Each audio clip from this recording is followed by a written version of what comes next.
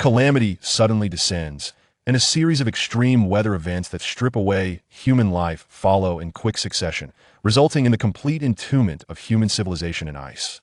In the aftermath of the apocalypse, the avaricious nature of the surviving humans is laid bare, with order utterly dismantled. Hong survived for 4 years in this frozen end of the world, unwittingly discovering the truth behind the survivor base. He was poisoned and met his demise. Yet, he unexpectedly finds himself reborn before the onset of the apocalypse, armed with the experiences of his previous life, activating the space within his ring and beginning to hoard supplies. He constructs a subterranean sanctuary akin to a fortress of copper walls and iron barriers. While others are still battling for mere sustenance, he reclines comfortably in his shelter, feasting on lamb legs and sipping cola. Enemies? Eliminate them all. Threats? Snuff them out in their infancy. Despicable individuals? To hell with them. Will this life of ease continue indefinitely? Faced with unknown foes, he must become ever more formidable. Chapter 1. Reborn before the apocalypse descends. In the endless darkness, accompanied by a piercing tinnitus, Hong slowly opens his eyes. After a moment of blurriness, he finally discerns everything before him. In disbelief, he gazes at his hands, unscarred and devoid of calluses. Before he can fully comprehend, a forceful slap strikes his right shoulder. Turning his head, he is confronted by a face he loathes to the core. His hypocritical uncle, Hong Minghu. His lips are moving, seemingly uttering something. Hong shakes his head vigorously, and the ringing in his ears gradually subsides. Everyone is waiting for you, Hong Minghu says with dissatisfaction. Hong scans the surroundings and realizes he is seated in a conference room, surrounded by a large table filled with people. Upon seeing familiar faces, he finally grasps the situation. He raises his hand to glance at the watch on his wrist. July 10th, 2223. What the hell? Reborn. After enduring over 4 years of the apocalypse, he has returned to the very moment it all began. This is utterly absurd. Hey, Hong what are you doing? Speak up. Hong Minghu's urging interrupts his thoughts. Hong casts a cold glance at the people before him. He recalls that July 10th is the date for the board vote for the position of executive director. Following the tragic death of his parents 2 months prior, 35 of Hong Sure Industrial's shares naturally fell under his ownership. Although he holds the majority, the leadership position still requires some formalities. Clearing his throat, Hong slowly speaks.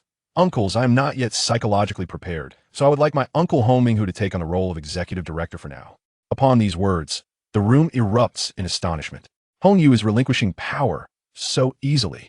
Hong Minghu is equally taken aback. After his meticulously crafted plan failed, he thought the company was beyond his reach. To his surprise, this foolish nephew has made such a decision, filling him with joy. He quickly turns his head to suppress the smile on his face, feigning sadness. My brother and sister-in-law have only just passed away. Hong is still adjusting, and I hope everyone can understand. Seeing the shareholders nod in understanding, Hong Minghu eagerly begins an impassioned speech, expressing his determination. Though merely an acting director, he wields considerable power and intends to maneuver cleverly, not to make it too easy. Hong cannot abide his hypocritical demeanor and rises to leave the conference room. Following his memory, he returns to his office. Standing before the floor-to-ceiling window, he gazes down at the bustling streets, reflecting on the vibrant scene. How lively it is! Yet this liveliness will come to an abrupt end in 3 months. Indeed, the apocalypse will fully unfold in October. At that time, this clamor will cease to exist, and the once bustling city will fall into an eerie silence. Having endured 4 years of the apocalypse, Hong mindset has undergone a profound transformation. Previously, upon encountering the enemies who murdered his parents, he would have recklessly charged at them without hesitation. Now he can calmly control himself. A great vengeance must be exacted, but not at this moment. As for the identity of the murderer, it is undoubtedly the treacherous Hong Minghu. This truth was only revealed to him at the onset of the apocalypse in his previous life. Hong Minghu, in collusion with the second largest shareholder of the company, meticulously orchestrated a traffic accident for the sake of the 35 shares held by his parents. Had it not been for unforeseen circumstances, he too would have perished alongside his parents. He sighed and approached his desk, pressing the call button on the landline. Please send a bottle of chilled cola. Certainly, Hong Dong. The sweet voice carried a hint of confusion. Shortly thereafter, a frosted bottle of cola was placed on the desk by the secretary. Once she departed, Hong locked the office door. He hurried to the desk and with a pop, twisted off the cap, eagerly taking a sip. The icy sensation combined with the unique effervescence of the carbonated drink brought a refreshing comfort to his body and mind. Hong Yu burped. So delightful. I haven't tasted this flavor in 4 years. He tilted his head back and gulped down several more swigs. After the apocalypse of his previous life, cola, once a ubiquitous beverage, had transformed into a luxury. He never had the chance to drink it again before his demise, let alone chilled. After finishing a few sips, he discarded the bottle into the trash. Lowering his gaze, he observed the unassuming ring on his right hand's ring finger, reflecting momentarily on his physical state. It seems the interior area should have reached 0. This ring, passed down through generations of the Hong family, is made of pure copper and intricately engraved with complex patterns. He had often heard his father refer to it as a family heirloom, and at that time, he thought it rather shabby to consider such a commonplace material as a treasured artifact. However, with the onset of the apocalypse, he finally comprehended the ring's extraordinary nature. He attempted to project his consciousness into the ring, but failed. Hong Yu smacked his forehead, realizing he had forgotten the most crucial step. He bit his left index finger, allowing his blood to drip onto the ring. As the intricate engravings filled with bright red blood, the ring emitted a dazzling light, albeit fleeting. His consciousness finally entered the ring's space. As he had anticipated, the size of the space had diminished alongside his physical abilities. Nevertheless, this initial 5,000 square meters was sufficient for his needs. The ring's space is unique, resembling a confined world with gravity, while above lies an endless void, allowing for infinite stacking of items, albeit with complications when retrieving them. In his previous life, the ring's space had been inadvertently activated after he was injured during the outbreak of the apocalypse. At that time, resources had dwindled to a critical level. Even if the ring's space was vast, it could only be considered a hidden backpack. However, beyond the space, this ring possessed an even more wondrous ability. It could be upgraded. With each upgrade, both the spatial area and his physical constitution would enhance. In his previous life, he struggled for 4 years to elevate the ring to level 2. The primary challenge lay in the scarcity of upgrade materials in such dire circumstances. To upgrade from level 1 to level 2, gold was required, and though he had never calculated the specific amount, it was undoubtedly substantial. He perished before he could comprehend the materials needed for levels beyond 2. He felt an inexplicable connection between his rebirth and this ring. Now that he has been reborn before everything began, coupled with 4 years of survival experience in the apocalypse, he is confident that he will thrive in the impending cataclysm. Reflecting on that woman and the base he once considered home, Hong Yu clenched his fists. He never anticipated that the seemingly united base could harbor such darkness, nor did he foresee that the woman he trusted most would betray him with poison. Ding dong. The notification sound from his phone snapped Hong Yu back to reality. He chuckled at himself, realizing it was premature to dwell on these matters. He would reclaim everything owed to him, one by one. He retrieved his long-lost phone from his pocket. Upon unlocking it, he noticed a heatwave warning. A nationwide heatwave is expected, with temperatures in some regions reaching up to 44 degrees Celsius, accompanied by intense ultraviolet rays. Please take precautions against heat and avoid outdoor activities during high temperatures. July marks the onset of extreme heat. By October, the true intensity of the heat will arrive. He must prepare adequately before then. Having lived through immense hardship in his previous life, he intends to stockpile abundant resources to comfortably endure the impending scarcity. Chapter 2. Acquiring more wealth drawing from the experiences of his past life, he was acutely aware that this extreme heat would persist until October. Once October passed, temperatures would uncontrollably continue to rise. He needed to hasten his preparations, for it would not be long before prices began to soar alongside the relentless heat. Hong Yu began to devise a plan for the necessary preparations ahead of the impending apocalypse. He diligently noted down his thoughts on his phone. For a poor memory is no match for a scribbled note, especially when it concerns matters of life and death in the aftermath of the world's end. Foremost on his list were provisions for sustenance and essential supplies. These were items that, in the post-apocalyptic world, could not be procured with mere currency, and which he had fought tooth and nail to acquire in his previous existence. Next on his agenda was relocating. The coastal city of Nanyuan, where Hong Yu resided, would soon succumb to rising sea levels following the onset of extreme heat. In his previous life, at least 1/3 of the Dragon Kingdom had been submerged. Thus, it was imperative to secure a property in a northern, high-altitude region, capable of serving as a sanctuary against both the sweltering heat and the biting cold. Lastly, he resolved to amass additional gold and enhance the capacity of his spatial ring. Concurrently, his physical prowess would also see significant improvement. In those dire times, when every individual was on edge, personal strength became a crucial factor, as humanity's innate greed would undoubtedly surface. With resources and shelter secured, means of survival would also be of utmost importance. As these thoughts coursed through his mind, he found himself reminiscing about various experiences at the base in his past life. Hong Yu swore that once he survived that perilous phase, he would personally obliterate that filthy and brutal base. After calming his tumultuous emotions, Hong Yu opened his mobile banking app to check his savings. Over 300 million, a legacy bestowed upon him by his parents. In his previous life, these funds were merely utilized to procure some food and water in the early days of the apocalypse. Once the network signal was lost, the value of these savings vanished entirely. Now, however, was their moment to shine, although they still seemed insufficient compared to the magnitude of what he needed to accomplish. He had to devise a way to acquire more wealth. Currently, his liquid assets consisted of several inherited properties and a collection of luxury vehicles in his garage. Suddenly, Hong Yu slapped his forehead, realizing he had almost overlooked the most crucial asset, his shares, while they paled in comparison to those of larger corporations. The shares of Hong's enterprises were still quite valuable at present. Selling his shares would undoubtedly provide enough resources to procure what he required. With a newfound resolve, Hong Yu exited his office and made his way to the conference room.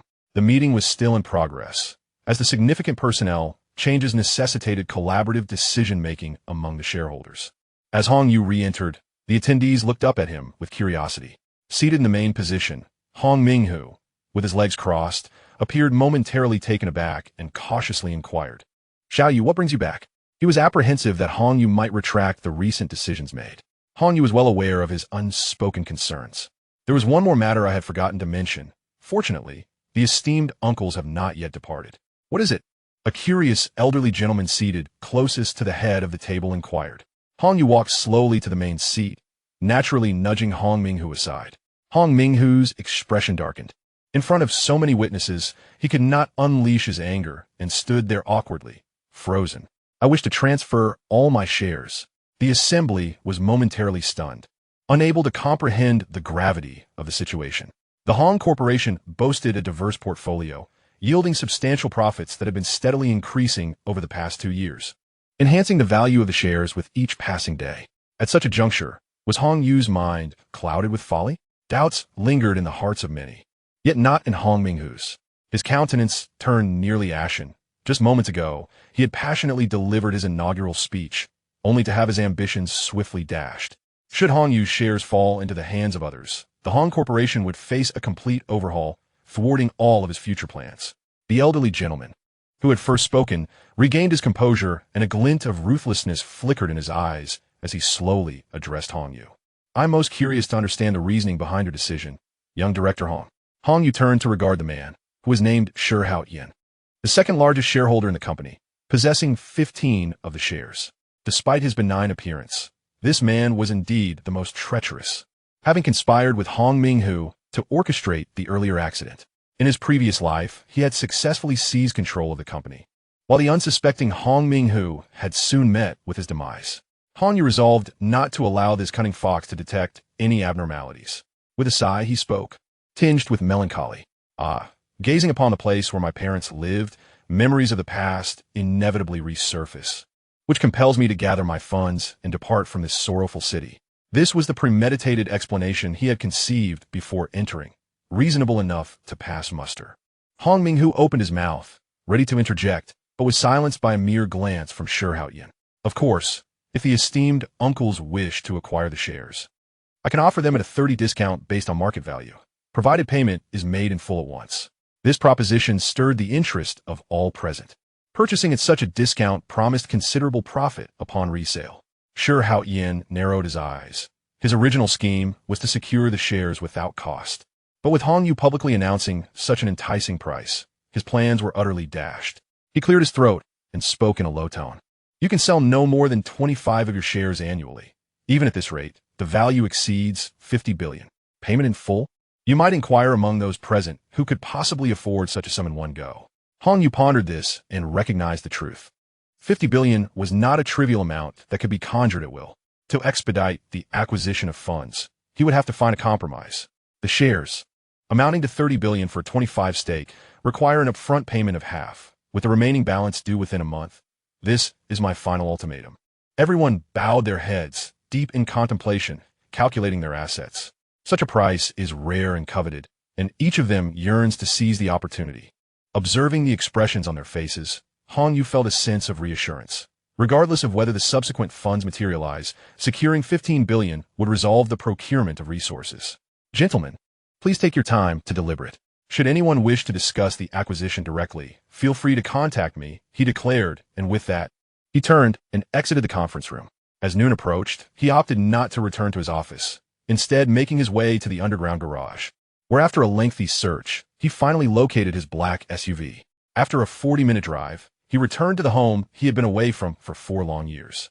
The electric gate opened automatically, and he parked in the courtyard. Stepping out of the vehicle, he gazed at the familiar potted plants surrounding him, flooded with nostalgia. After a moment's pause, he sighed and used his fingerprint to unlock the door. Chapter 3. Preparing to sell the house. Young master, you are back. Will you be having lunch at home? The housekeeper, Chun Li Juan, emerged from the kitchen upon hearing his arrival. The mere mention of food ignited a profound hunger within Hong Yu, one that had not been satisfied by a proper meal in 4 years, having subsisted only on small amounts of expired food. Please prepare more, he requested. Certainly, Chun Li Juan replied, hurrying back to the kitchen. Hong Yu removed his coat, tossing it onto the nearby sofa. As he looked at the family portrait hanging on the wall, a wave of sorrow washed over him. If only this rebirth could return him to the time before his parents' misfortune. Yet, reality is harsh. Heaven had already bestowed upon him the rare gift of a second chance. What more could he desire? Returning his gaze, he wandered through every room on both floors, nostalgia flooding his mind with memories of their family life within these walls. This house bore witness to countless cherished moments, and he found it difficult to contemplate selling it. But what alternative exists?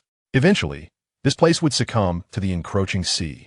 Resolving this dilemma, Hong Yu ascended to his parents' bedroom on the 2nd floor, gathering photographs and his mother's precious jewelry into a designated space.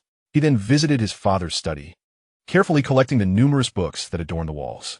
Afterward, he returned to his own dressing room, ensuring all his clothing was neatly stored. Just then, he heard Chun Li Juan's voice from downstairs. Young master, dinner is served. With a swift glance around the room, he turned and descended the stairs. The aroma of the meal wafted through the air, hastening his steps to the dining room. Upon seeing the spread before him, he began to devour the food with fervor. Chun Li Juan stood by, wide-eyed, watching her young master devour his meal with the fervor of one who had not eaten in ages. Hong Yu had no time to concern himself with others' perceptions. He was engrossed in relishing the long-missed delicacies. 10 minutes later, he finally set down his chopsticks, letting out a satisfying belch. Young master, what is the matter? Chun Li Juan inquired with a hint of confusion.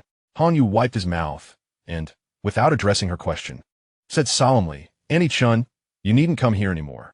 As he spoke, he pulled out his phone and began to fiddle with it. Chun Li Juan stood there, dumbfounded. Having worked here for 2 months, her tasks were light, preparing 2 meals a day and tidying up the rooms.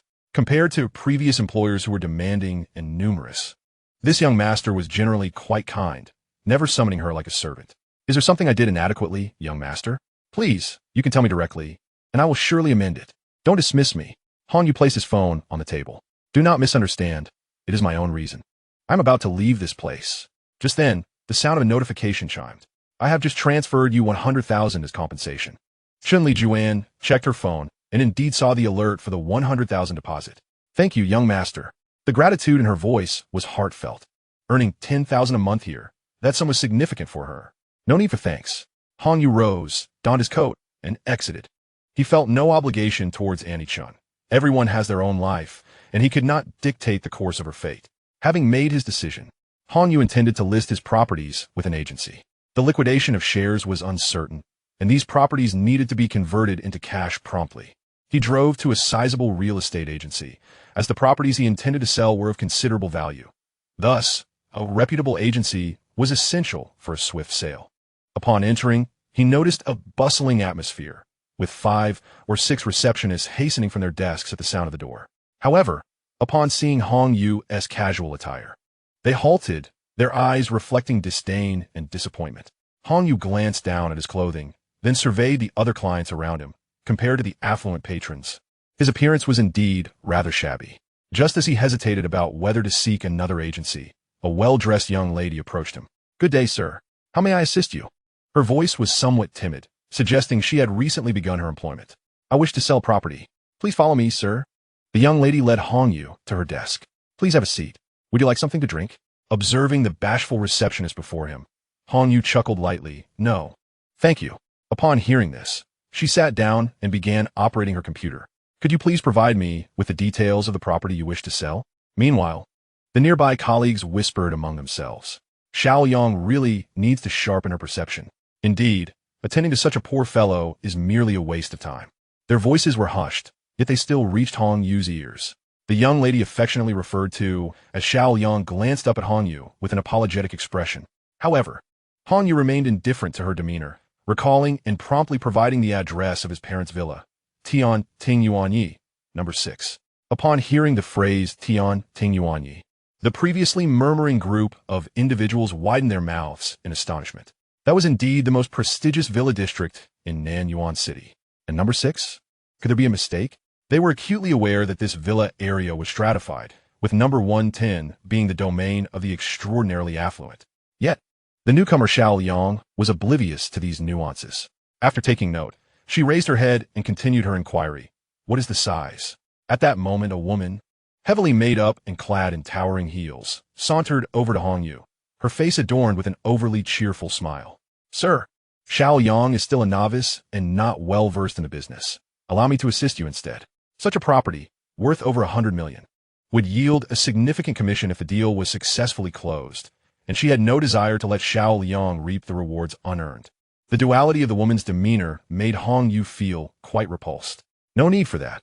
I won't waste your time with properties of my caliber." The woman froze momentarily, her face a mixture of embarrassment and anger as she stomped her foot and turned away. Hong Yu, having never bestowed a glance upon her, continued. "There are still 2 more villas, Shengshi Bi Yuan, number 26, and Huanan Shengjing, number 12. The group, who had previously been gossiping, felt a pang of regret upon learning that 2 more villas were up for sale. Had they not underestimated the man before them, the deal would certainly have been theirs. Xiao Yong, after diligently recording the information, began to search on her computer. The results astonished her. No wonder Sister Wu had come over with such eagerness to secure the deal. According to company policy, a 2-service fee would be deducted from the sale, and she would receive a commission based on that. If all 3 villas were successfully sold, her commission could easily exceed $1 million. "Sir, what price do you have in mind?" Chapter 4. The shopping spree. Thus, Hong Yu listed the 3 villas with the agency at a price 30 below market value, totaling 160 million.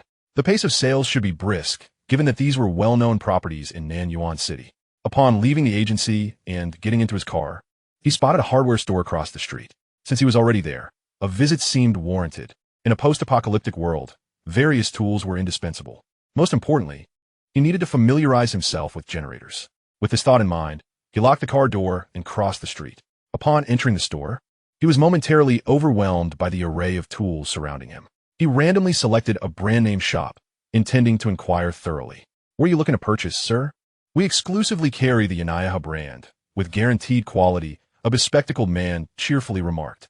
"I would like to see a generator. Could you provide some details? May I ask what specific applications you have in mind for it?" "If it is for household use, acquiring a compact gasoline generator would suffice. I have a project in hand that requires both small and large generators, and the quantity will not be insignificant. I have frequently heard commendations regarding the Yanaya brand. Hence I wish to seek thorough consultation." Hong Yu casually fabricated a tale, believing it would garner the owner's attention. Indeed, the bespectacled proprietor's eyes sparkled with interest. "Ah, so you are a significant businessman. Please, have a seat. Allow me to provide you with a comprehensive introduction." The proprietor's demeanor became considerably more cordial as he invited Hong Yu to sit in his executive chair, while he positioned himself on a small stool across from him. After sifting through a nearby catalog for quite some time, he finally extracted a volume and commenced his presentation. "For small-scale needs, I recommend a gasoline model. It is lightweight and effortless to transport. It can easily handle the load of typical small electric tools. Take a look at these models. They feature electronic ignition with a power output of 3,000 watts, all designed to operate quietly." Hong Yu glanced over the offerings, noting their portable nature, which indeed seemed practical for immediate access when needed. What about the larger models? He inquired, seeking a generator with a more substantial power output. Hong Yu envisioned establishing a larger generator in the shelter he was developing to provide daily electricity, recognizing that a small unit could not sustain continuous operation for 24 hours. For larger generator sets, diesel is essential, the proprietor replied, flipping through several pages. This one, with a 500 kilowatt output, is more than adequate for construction sites. Low power consumption, safe and reliable, with a low failure rate. It can operate continuously for a year without issues. Hong Yu nodded in agreement, acknowledging the practicality of the proprietor's suggestions. For the shelter he was building, a 500 kilowatt generator would indeed be excessive and would necessitate consideration of fuel consumption. What is the fuel consumption? Hong Yu inquired. The proprietor picked up a calculator and computed. At full load, it consumes approximately 130 liters of diesel per hour. Hong Yu could not suppress a gasp. 130 liters translates to nearly 1,000 yuan in fuel cost per hour. Truly formidable. Although this sum appeared inconsequential compared to his substantial savings, the issue of diesel availability loomed large. Once extreme heat descends, acquiring diesel would become nearly impossible. It seemed he must stockpile not only food and drink, but also fuel, for enduring a power outage could prove exceedingly arduous. Noticing the pained expression on Hong Yu's face, the bespectacled proprietor's eyes twinkled with an idea. Boss, are you concerned about the waste of fuel during idling? I can offer a suggestion. Although it requires an initial investment, you will find that it is entirely worthwhile in the long run. What is it? Hong Yu inquired. Batteries. Yes, you can directly charge the generated power into batteries. Once they are full, the generator will automatically shut down, and it will restart when the charge diminishes. This would effectively mitigate waste. After exiting the hardware store, Hong Yu stretched, reflecting on the fact that he had engaged in conversation with the proprietor for a full 2 hours. Having already expended 30 million, he procured 50 generator units, 100 small generators, and 50 sets of lithium battery packs capable of storing 100 degrees of electrical energy alongside a plethora of various electric tools. When the bespectacled proprietor first heard the magnitude of his intended purchase, he remained skeptical until the contract was signed and a deposit of 5 million was paid. Only then did he dare to believe in the veracity of the transaction. This delighted him immensely. For this single order from Hong Yu was equivalent to what he would earn in a decade. His earlier demeanor nearly suggested he was about to offer Hong Yu a massage. However, due to the substantial volume of the order, the import would take at least 15 days.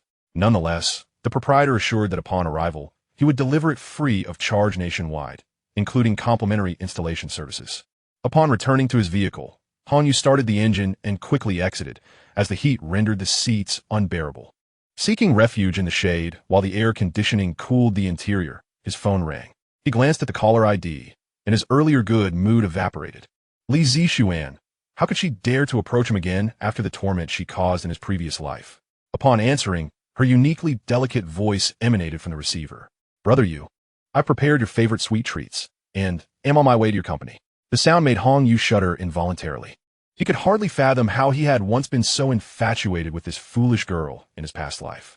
Reflecting on his prior naivety only heightened his sense of folly. Coldly, he retorted, Leave. Do not seek me out again. Brother Yu, have I upset you? She whimpered. Goosebumps prickled his skin as Hong Yu hastily ended the call and blocked her number. He had numerous matters to attend to and lacked the time to engage with such trivialities. Dismissing the heat, he flung the car door open and drove towards his next destination, a wholesale street. This particular thoroughfare was lined with wholesale shops, and it was the only place where he could procure supplies in bulk. It was quite a distance away, requiring a full hour of driving. Upon spotting a prominently located fast food wholesale store, he approached only to hear a cacophony of voices within. Pausing for a moment, he gleaned that the shopkeeper was being pressed for debts, leading to a heated exchange over the phone. Damn it, day in and day out, the pressure is relentless. If they have the time to chase me, why don't they pursue Olda? Now, they've set their sights on me as a guarantor. I told you before, Olda is nothing but trouble, but you didn't believe me. Now look, he has fled, and I'm left with the debt. Chapter 5. Acquiring the wholesale store. Quit the incessant nagging, ladies. Get that sign posted, he exclaimed. He has run away. Am I not capable of doing the same?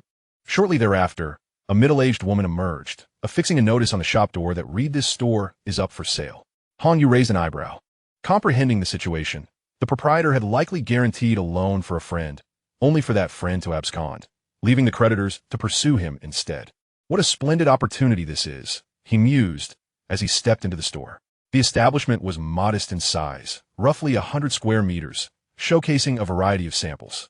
Upon noticing Hong Yu's entrance, the owner waved his hand, indicating that he was not conducting business today. Hong Yu shook his head softly. Wasn't he the owner looking to transfer the shop?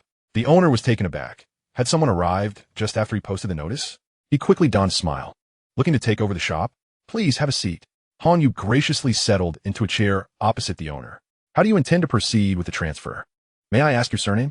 My surname is Hong. Ah, Brother Hong. Let me first take you to the warehouse to inspect the inventory, and then we may discuss the pricing. Very well. Hong Yu followed the owner to the rear of the warehouse, which was surprisingly spacious, measuring at least 1,000 square meters. The stock inside was quite ample. Xiao Lu, bring over the inventory list. A young man, busy organizing cardboard boxes, promptly delivered a paper list. Brother Hong, here is the list. Take a look. These items were added just recently, with the dates being current.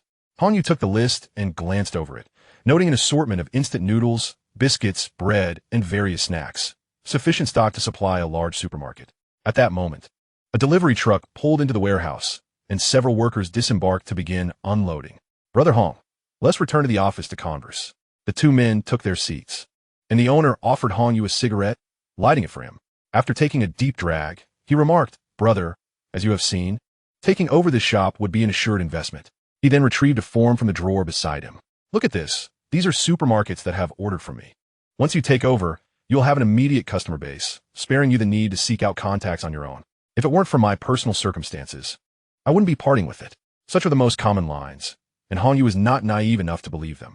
A glance at the client list revealed that the names belonged primarily to small stores, with order quantities likely being quite limited. However, that was of little consequence to him, as his intentions were not to generate profit. So what is the asking price? The rent for this location and the warehouse has just been renewed, accounting for the inventory. The total comes to $2,600,000. Upon hearing this figure, a smirk crept across Hong Yu's lips. The audacity of the request was remarkable. The value of the goods in the warehouse was hardly more than $200,000, and the rent for both the shop and warehouse could not possibly amount to $240,000. Observing the expression on Hong Yu's face, the owner chuckled awkwardly and explained, Brother, you must consider those clients. They're the result of my hard work in developing relationships. And that is where the true value lies. Hong Yu shook his head. $1,500,000 paid in one lump sum. Any higher, and I shall walk away. The owner's expression stiffened. Brother, you're striking at the very heart of my offer. Surely, we can negotiate a bit more. Not inclined to indulge him, Hong Yu rose and turned to leave. Wait, we can discuss further. All right, $1,500,000 it is. In truth, this offer exceeded his initial expectations by $20,000. The price has been agreed upon. All that remains is to sign the contract and conduct an inventory. An hour later, all formalities were completed, and the owner of the wholesale store officially took on the name Hong Yu. The previous owner was in a hurry, having received the payment. He left in a flurry. Xiao Lu stood in the store, bewildered, and cautiously inquired of the new owner, Boss Hong, what should I do now? He had been diligent in his work and certainly did not wish to lose his job just because of a change in ownership. What is your name? Are you familiar with procurement? Lu Peng, you could just call me Xiao Lu. I usually participate in the handover of goods with the suppliers. I know the people there. This was an excellent opportunity to showcase his capabilities, and Lu Peng eagerly promoted himself. Hong Yu nodded. What was your previous salary? $6,500 a month. Lu Peng replied truthfully. From now on, as long as you can complete the tasks I assign you well, your salary can be doubled. Lu Peng was momentarily taken aback, then exclaimed with excitement. Thank you, boss. Please feel free to assign me any tasks. Hong Yu approached the desk and picked up a list of suppliers. In addition to these, I need you to contact some other types of suppliers. Can you manage that? Absolutely. What types do you need, boss? This is quite simple. Just a few phone calls. Fresh meat, beverages, condiments, daily necessities, seafood, fruits, and vegetables. Lu Peng quickly took out a notebook and began to jot down notes. The breadth of the categories mentioned by the new boss astonished him. It was evident that there were plans for significant expansion. He was elated, believing that he could eventually become a supervisor or something similar. He paid close attention, ensuring he missed nothing. After detailing the categories, Hong Yu continued, contact several suppliers for each category, inform them of how much stock I will take, and notify me once you have made arrangements. I will handle the contracts. How much stock to take? Lu Peng thought he had misheard. Yes, from today onwards. All external sales will be halted. Write down my phone number. Having completed his directives, Hong Yu felt a pang of hunger and sought a nearby noodle shop for a hearty meal. After a day of hard work, the tools, power equipment, and food were preliminarily sorted out. Now, preparations for the shelter needed to begin. However, the current funds were certainly insufficient, as merely the food expenses would require a substantial amount of money. He needed to procure additional funds swiftly. While enjoying his noodles, Hong Yu contemplated whether to lower the share price further when his phone suddenly rang. It was Hong Minghu. Hello, is Xiao Yu not available? I wish to discuss something with you. Hong Yu's expression darkened. It was obvious that Minghu was intent on persuading him not to sell his shares. Please state your matter over the phone. Hong Yu's impatience puzzled Hong Minghu, who found it strange that this typically indecisive nephew had suddenly become so assertive. He cleared his throat. Xiao Yu, are you truly prepared to relinquish the company that your parents have tirelessly built? Your previous decision seems rather impulsive. Upon hearing Hong Minghu mention his parents again, Hong Yu felt a surge of anger. The disposition of my possessions is my prerogative. It would be best if you refrained from meddling. How can you address your uncle in such a manner? I am your elder, and my advice is solely for your future benefit. If that is all you wish to say, then I shall hang up. Hong Yu had no desire to endure such insincere rhetoric. Wait. Chapter 6. Sure how Ian's interest, since you have made up your mind, you ought to meet someone. He wishes to acquire your shares. Who? Sure how Ian. After hanging up the phone, Hong Yu quickly consumed the remaining noodles in his bowl. As anticipated, among those present at the time, only Sure how Ian possessed the means to readily provide such a substantial sum. His urgency likely stemmed from a fear of being outmaneuvered by others. Upon exiting the noodle shop, he drove swiftly to the prearranged location, a luxurious nightclub. Hong Minghu had arrived first and was waiting at the entrance. After disembarking, Hong Yu directly inquired, "Where is Sure how Ian?" "Follow me," Hong Minghu replied, furrowing his brow as he turned to enter the club. This nephew felt unfamiliar to him, as though he had transformed into an entirely different person, exhibiting a complete reversal in attitude that left him bewildered. The two ascended to the top floor of the nightclub via the elevator. The decor here diverged significantly from that of the lower levels. While still opulent, it bore a closer resemblance to a private villa. Before they could step further inside, a provocatively dressed woman approached them. "Please, gentlemen, follow me." As she spoke, she bent slightly, gesturing for them to enter, inadvertently revealing her ample assets. Hong Yu cast a fleeting glance before disinterestedly proceeding inside. He had no interest in such artificial allure. Hong Minghu merely glanced as well before trailing behind Hong Yu. Noticing their lack of interest, the woman, feeling slighted, hurried after them. Having worked there for several months, she was aware that those who frequented such establishments were not ordinary individuals. On one occasion, a patron had taken a liking to her, rewarding her with a generous sum for a single evening, which had fostered her hopes of similar attention during subsequent encounters. Yet, these two men seemed utterly indifferent to her. The woman led them to a poolside area where Sure how Ian reclined on a lounge chair, indulging in fruit fed to him by a beautiful woman, while another attended to his leg massage. Hong Yu scoffed inwardly at the extravagance of a man in his 50s engaging in such frivolity. Noticing their entrance, Sure how Ian waved his hand, instructing, "You may all leave." The two women beside him, along with the one who had guided Hong Yu and Hong Minghu, exited. Only then did Sure how Ian sit up straight. "Xiao Yu, I summoned you here for a purpose. Have you heard your uncle's words?" Hong Yu, unceremoniously, took a seat on the adjacent lounge chair. "Pray tell, how do you intend to proceed with the acquisition?" Chuckled the young man, his straightforwardness refreshing. "Very well. I shall not beat around the bush either. I am amenable to a price of 300 billion. However, I require time to liquidate my assets. At present, I can only present 100 billion, with a commitment to settle the remaining 200 billion within a month. Would that be acceptable?" "Certainly," Hong Yu responded with alacrity. The initial sum would nearly suffice for his procurement needs, and should the remaining funds materialize, it would be a welcome bonus. If not, he was unconcerned.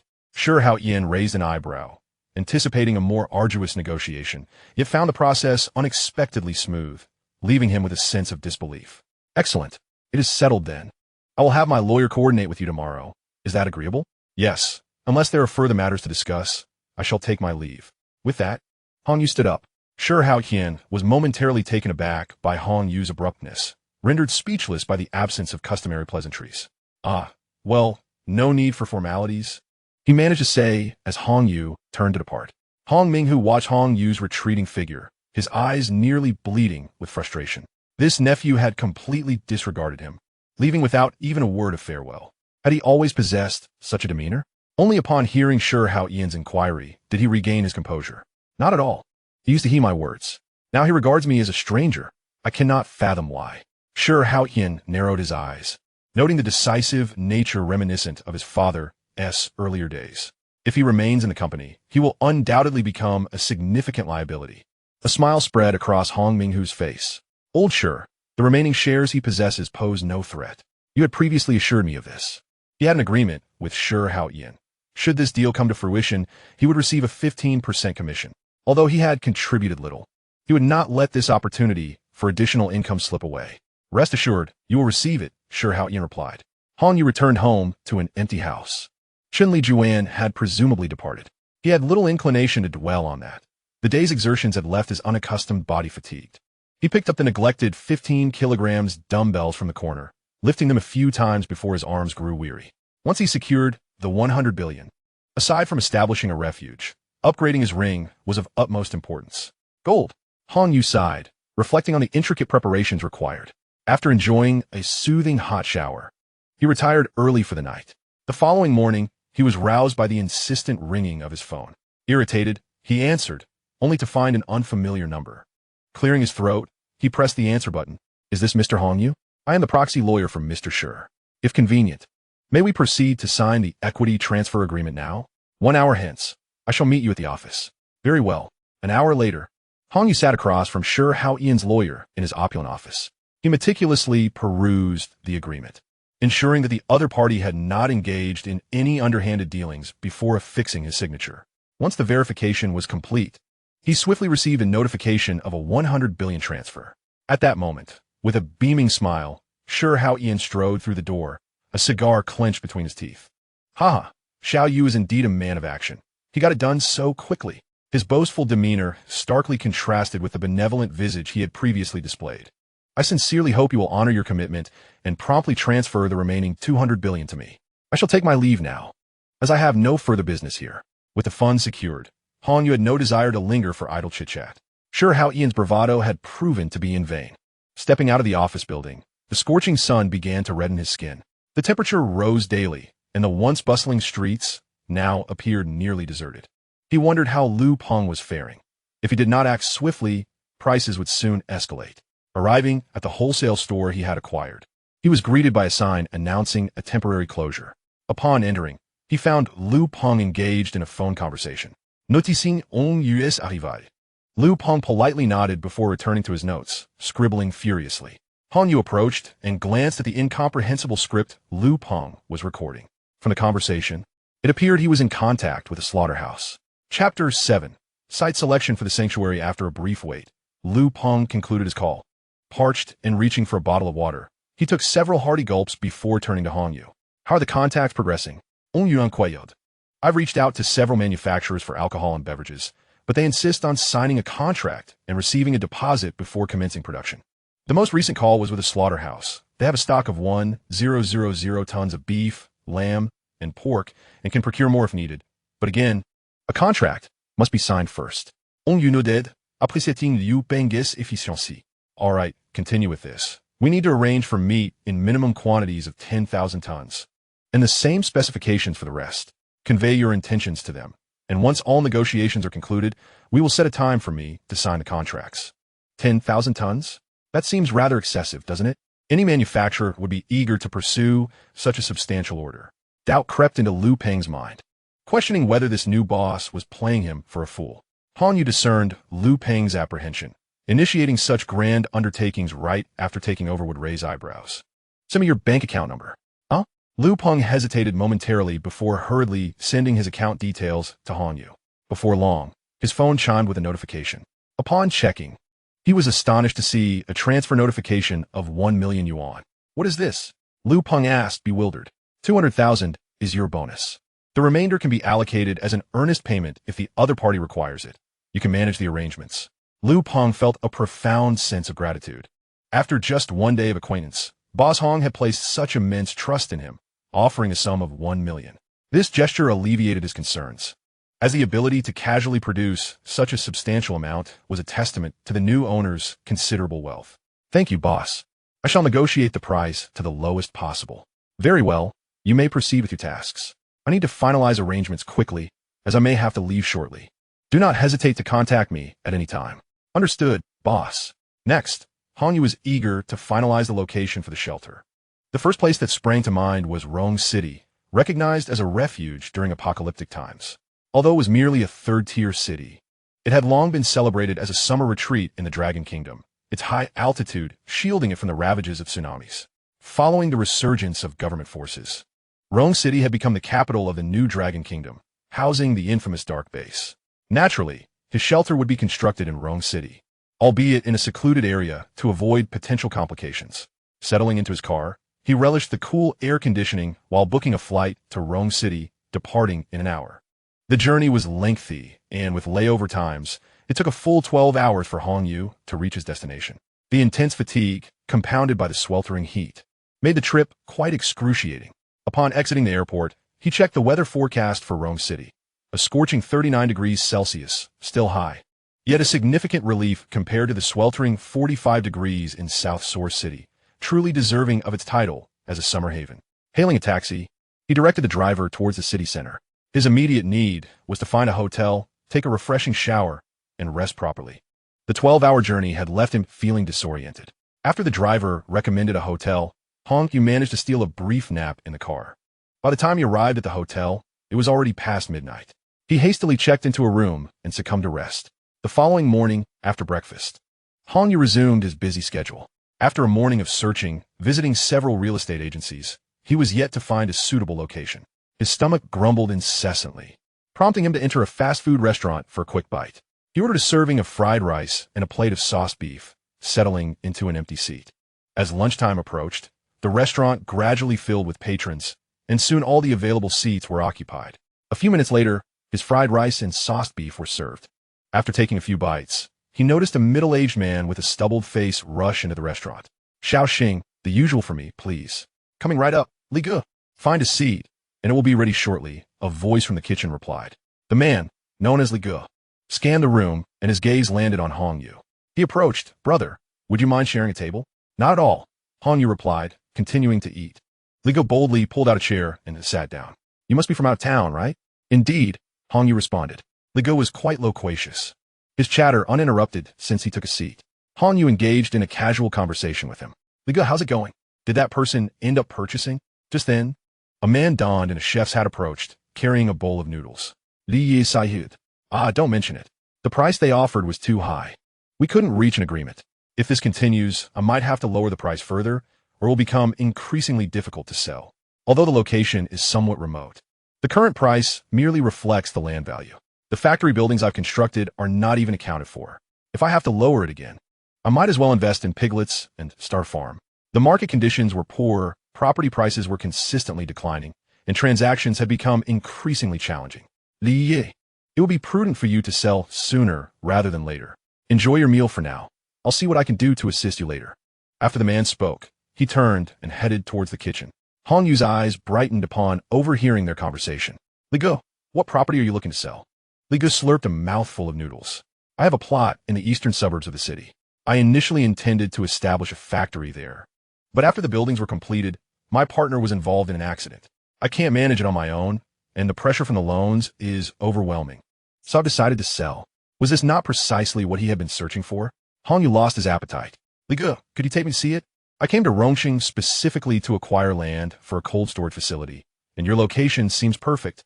Upon hearing this, Li Ge burst into hearty laughter. What a stroke of fate. "Let us go. We shall visit it right away." With that, he discarded his chopsticks and pulled Hongyu along as they headed outside. Before exiting, he called back, "Xiao Xing, put this young man's bill on my tab." Once outside, Li Ge pointed to a pickup truck parked by the roadside. "Cool, mate. Let's take my vehicle. The road over there isn't very good." After they settled into the truck, Li Ge eagerly began to introduce himself. "Young man, my name is Li Denyo, and I'm yet to learn your name." "Hongyu." "Hongyu. My land spans a total of 160 square meters, and it was approved as construction land during the permitting process, so expanding the factory or anything else will pose no issues. You want to build a cold storage facility, right?" A minor renovation to my existing buildings will suffice. They could be utilized perfectly. Water and electricity services are operational, and the surroundings are tranquil with forests nearby, ensuring that your investment will surely yield returns. Chapter 8. Acquiring a vehicle. As Hong Yu listened to Li Dinyo's description, his satisfaction with the land grew. It felt as though it had been tailored for him. Remote, with complete documentation, devoid of surrounding structures, and enveloped by forests on 3 sides. Was this not a natural sanctuary? The drive lasted a full hour before they arrived at Li Dinyo's factory. The location matched his description closely, though the nearby roads were a bit rough, consisting of gravel and dirt. After disembarking, Li Dinyo raised a hand to shield his eyes from the glaring sun, grumbling. This cursed weather is getting hotter by the day. A rain shower would be a welcome relief. After listening, Hong Yu thought to himself, once it truly begins to rain, you will no longer hold such a view. As he opened the gate, he surveyed the entire area. The size appeared to be just right, and the boundaries of his land were enclosed by iron railings that barely reached his height. Come on, brother, let us go take a look, said Li Dinyo, stepping inside first. He pointed to the 2 steel-framed warehouses situated in the middle of the courtyard. Each of these warehouses measured 1,200 square meters and was currently empty. Hong Yu was quite pleased with the location. The warehouses were of little consequence to him. What he valued was the land itself. Not too big, not too small, but perfectly suitable, and importantly, it was secluded. Brotherly, there is no need to look inside. Just give me a price. Li Dinyo was taken aback. This was the first time he had encountered someone as straightforward as Hong Yu. He promptly revealed the price that had been on his mind. 35 million. This was significantly less than Hong Yu's expectation of over 100 million. Brother, this is already the lowest I can go. I can only recoup the cost of the land and the utilities. I'm not asking for much more. Seeing Hong Yu remain silent, he hurried to explain further. On Yu shuka de softly. Brotherly, I accept this price. When can we proceed with the paperwork? What did you say? Li Dinyo thought he had misheard. I said, when can we proceed with the paperwork? Li Dinyo excitedly grasped Hong Yu's shoulders, utterly surprised that Hong Yu had agreed without any negotiation. Anytime. The documents are in the car. Not going to take another look? No need. Then shall we head there now? Of course, let us go. Li Dinyo eagerly pulled Hong Yu toward the car. In truth, Hong Yu was even more anxious. Constructing a fortress-like shelter required time, so it was imperative to finalize the location swiftly. They spent the entire afternoon at the Land Bureau to complete the necessary paperwork. After receiving the funds, Li Dinyo was all smiles as he handed the keys to Hong Yu, expressing his gratitude. Brother Hong, you truly are a straightforward person. Thank you, thank you. Haha, brother. You're too polite. If you need anything in Rongqing, just reach out to me. Don't hesitate. After politely declining Li Dinyo's dinner invitation, Hong Yu took advantage of the remaining hours before the 4S dealership closed, intending to purchase a vehicle for convenience, as taking taxis back and forth was rather bothersome. Upon arriving at the dealership and gazing through the glass at the cars in the showroom, he suddenly thought it prudent to acquire a few more vehicles to keep on hand for emergencies. Entering the showroom, a young man in a black suit approached him. Hello. Sir, I'm a sales consultant, Xiao Fei. Would you like me to introduce you to our offerings? On you know did. Do you have any vehicles with good off-road capabilities and a low failure rate? Considering future conditions and road situations, a sturdy, durable off-road vehicle would be far more practical than these high-spec sedans. Sir, you might consider these urban off-road vehicles. They offer ample space, low fuel consumption, and decent maneuverability. Hong Yu glanced briefly before shaking his head. It is unacceptable. I desire a true off-road vehicle. These urban SUVs, masquerading as off-roaders, are merely oversized sedans, lacking in power and off-road capabilities. Sir, I understand your sentiment. However, the price might be somewhat steep. I'm aware of that. Then please follow me.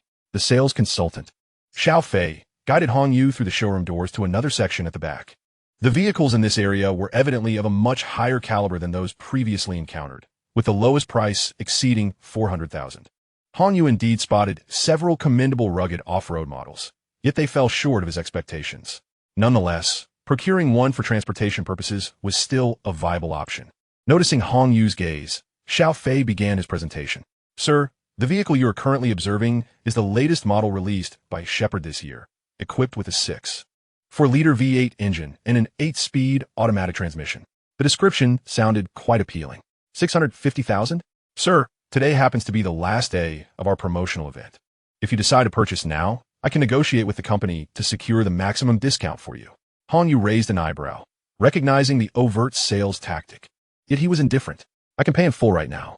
Xiao Fei, brimming with excitement, ushered Han Yu to the lounge area and thoughtfully brought him a cup of coffee. Sir, please hold on a moment. I will apply for you immediately. With that, he dashed out. As Han Yu savored his coffee, barely taking a few sips, Xiao Fei returned with a contract in hand, exclaiming triumphantly, Sir, I have successfully secured the maximum discount for you during this event. The bare vehicle price is 630,000, and you will receive 3 complimentary maintenance services. Han Yu set down his coffee cup. What is the total amount I need to pay for all the procedures? Does that include the registration? Yes. Xiao Fei retrieved a calculator and began to tally the figures.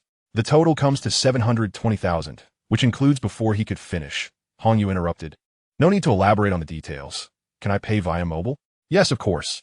After signing the contract and completing the payment, Han Yu departed from the dealership. Due to the late hour, he would have to wait until the following afternoon to collect the vehicle. As he stepped outside, the sun was nearing its descent. After dining at a restaurant, he took a taxi back to the hotel to recharge. For tomorrow, he would be scouring for teams capable of constructing a shelter. Exhausted from the day, he fell asleep as soon as his head hit the pillow. The next morning, before 7 o'clock, Han Yu was awakened by the heat. His bed soaked with sweat. Rising, he grabbed a towel to wipe the perspiration from his face. The room felt akin to a steam room. Hastily, he drew back the curtains. The sky was just beginning to brighten, yet the air conditioner seemed to be malfunctioning. As he searched for the remote control, he overheard the disgruntled voices of other guests from neighboring rooms. Why is there a power outage? The heat is unbearable. I urgently need a resolution. Chapter 9. Seeking a construction team, it turned out that the power outage was the cause. Han Yu ceased his futile efforts, took a cold shower, and hastily departed from the stifling room. As he descended the stairs, the hotel guests were in an uproar, with the manager desperately attempting to explain the situation. From what Han Yu gathered, the excessive heat and dryness had ignited a nearby high-voltage distribution box, resulting in the power outage. He could only manage a wry smile, recognizing that this was merely the beginning. Such incidents would undoubtedly become frequent. Outside, the oppressive heat was equally overwhelming. He gestured for a taxi. Brother, where to? Driver. Is there a larger renovation design company nearby? The driver pondered for a moment before responding. There is none in the vicinity, but I know of a more upscale one. The office building is quite impressive, though it's a bit far. All right, let's head there. Sure thing. Indeed, as the driver had mentioned, it was quite a distance, taking a full 5 kilometers to arrive at Jinhua Decoration Company, Limited. The office building was grand and modern, exuding a strong sense of technological sophistication. However, it appeared he had arrived too early, as they had yet to commence operations. Unable to endure the sweltering heat outside, he meandered about until he found a breakfast shop with air conditioning. He ordered 2 baskets of soup dumplings and savored a delightful meal while enjoying the coolness. After finishing breakfast, it was nearly 9 o'clock. Han Yu returned to the decoration company's premises. A security guard in uniform was directing incoming vehicles to parking spots. Upon entering the office building, he approached the front desk and articulated his desire to find a renovation design team, after which he was escorted to a reception room. Before long, a bespectacled gentleman, exuding an air of refinement, entered the reception room, clutching a laptop. Greetings, I am the business manager of Jinhua Decoration. My surname is Pang. I was informed by the front desk that you seek a comprehensive design and construction service, correct? Yes, but my requirements are quite high and rather unique. I wonder if you can meet them. Although Manager Pang maintained a smile, he felt a twinge of annoyance. Han Yu's remark directly questioned their company's capabilities. If our company cannot accomplish this, then no other in Rongqing can. Please, outline your specific needs and requirements. Han Yu remained unfazed by the tone. I need to construct an underground cold storage facility. Upon hearing this, Manager Pang's pride surged. I assumed it would be a more complex project. Currently, our company is responsible for designing and constructing the majority of cold storage facilities in Rongqing. You may review our case studies. As he spoke, he deftly navigated his laptop and turned the screen towards Han Yu. The display showcased their previous projects, which indeed appeared quite professional. However, this basic cold storage does not meet my standards. I require superior insulation materials to withstand extreme heat and cold. The insulation measures of this ordinary cold storage may ensure safety under the condition of having air conditioning or heating equipment. However, he was unwilling to settle for such mediocrity. If one is to undertake such a project, it must be executed to perfection. Oh, are you certain, sir? Such a choice may significantly elevate the budget, and I fear it may be beyond your means. Han Yu raised an eyebrow, sensing a hint of disdain. That is of no concern. Money is not an issue. You may proceed to take measurements and present me with a construction plan.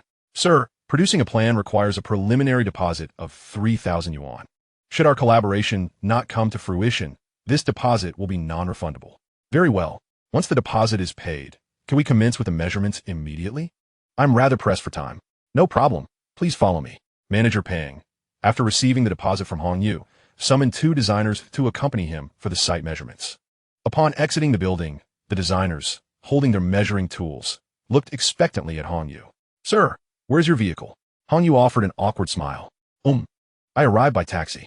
The designers exchanged glances, rolling their eyes at the revelation that a prospective owner of a large cold storage facility lacked even a car. One of them muttered in complaint, "It's rush hour. Hailing a taxi is nearly impossible. Are we expected to walk? Perhaps you could arrange for the company to send a vehicle?" Thus, Hong Yu hitched a ride with the decoration company's vehicle to the site. Upon entering the vast warehouse, which was his first time stepping inside, he was surprised by its spaciousness. The 2 designers, observing the emptiness of the warehouse, found their doubts regarding Hong Yu's financial capabilities deepening. Sir, could you briefly outline your requirements? Dismantle this prefabricated warehouse entirely. Then beneath it, expand a cold storage facility of the same area, and above that, construct a concrete structure for a single-story building. Around 100 square meters will suffice. The designers paused, taken aback. It was entirely feasible to create an above-ground cold storage facility based on the existing warehouse, and to dismantle and rebuild underground seemed a sheer waste of resources. Are you certain? You nodded affirmatively. Just measure according to my instructions. With the client's directive, the designers had no choice but to comply. They retrieved their tools and began measuring, capturing numerous photographs from various angles. By the time they returned to the decoration company, 3 hours had elapsed. The designers grumbled about the heat, and indeed, their clothes were soaked with perspiration. Hong Yu was not in a much better state. He lounged in the reception area, enjoying the cool air conditioning for a while. After about half an hour, Manager Pang entered, having just listened to the designer's descriptions. Any lingering dissatisfaction he had harbored towards Hong Yu vanished entirely. Such a substantial project was not something one would easily dismiss. He politely nodded towards Hong Yu. Mr. Hong, the preliminary plan has been developed. Allow me to present it to you. He laid out a stack of images on the table and began his explanation. This preliminary plan for an underground refrigeration facility has been devised in accordance with your requirements. The subterranean space measures 600 meters in length, 200 meters in width, and 3 meters in height, positioned 2 meters below the surface. The entire structure will be initially encased in concrete, followed by the application of polystyrene sandwich panels for thermal insulation. The interior walls will be adorned with moisture-resistant and fire-retardant decorative panels. The internal partitions will be dictated solely by the positioning of support columns, as indicated in the drawings. Chapter 10. The underground shelter finalized. As for the above-ground construction, I wish to inquire, Mr. Hong, why the decision to reduce the area and reconstruct with a concrete structure? It is entirely feasible to retain the existing steel-framed warehouse, which would significantly conserve a budget. Please proceed as I have suggested.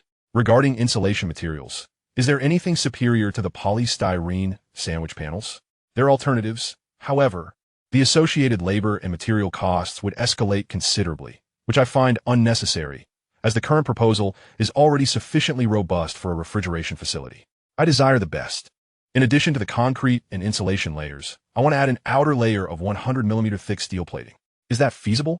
Yes, it is possible. But are you certain you wish to proceed in that manner? This will undoubtedly inflate the budget.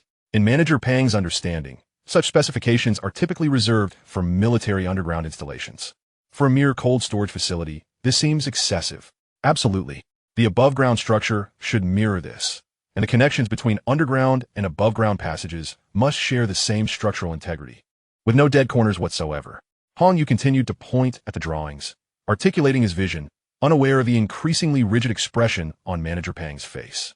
Furthermore, the existing fences must all be removed and replaced with 4-meter-high walls, which cannot be brick, but must be constructed of poured concrete. By the way, can you install surveillance cameras here? After a brief silence, noticing the lack of response, Hong Yu glanced up to find Manager Pang staring at him in a daze. Manager Pang? Ah, Mr. Hong, yes, our company is fully capable of executing these tasks. Excellent. That means I need not seek other companies. Do you have any additional specific requirements, sir? Subsequently, Hong Yu elaborated on numerous visions he harbored, including the layout of the entire underground electrical system and the positioning of backup generators, as well as the planning of the underground rooms. This space would ultimately become his home, offering both safety and comfort. The discussion continued until lunchtime, and as a valued client, the decoration company provided a sumptuous meal, featuring 4 meat dishes and 2 vegetarian options. Manager Pang sat nearby, his expression one of bewilderment. Han Yu was well aware of his thoughts. The layouts and plans previously discussed resembled a fortified underground bastion, increasingly detached from the notion of a refrigeration facility as the planning progressed. Yet, none of this mattered. As long as it could be constructed, the opinions of others were irrelevant. After clearing away the meat dishes before him, Han Yu regarded Manager Pang, who remained deep in contemplation. Manager Pang, I appreciate your hospitality. How much longer will it take for the budget to be finalized? I am rather anxious. Could you possibly expedite the process? Very well, I shall check on it. As Manager Pang stood to leave, he paused at the door, returning with a look that suggested he had something to convey. Manager Pang, feel free to speak your mind, I encouraged. Mr. Hong, may I inquire if you are? He asked, gesturing upwards. In his understanding, such stringent requirements were typically associated with military underground facilities, leading him to ponder whether this was indeed an official project. Hong Yu smiled enigmatically, opting not to provide a direct answer. Manager Pang, some matters are best left unexamined. Understanding dawned upon Manager Pang.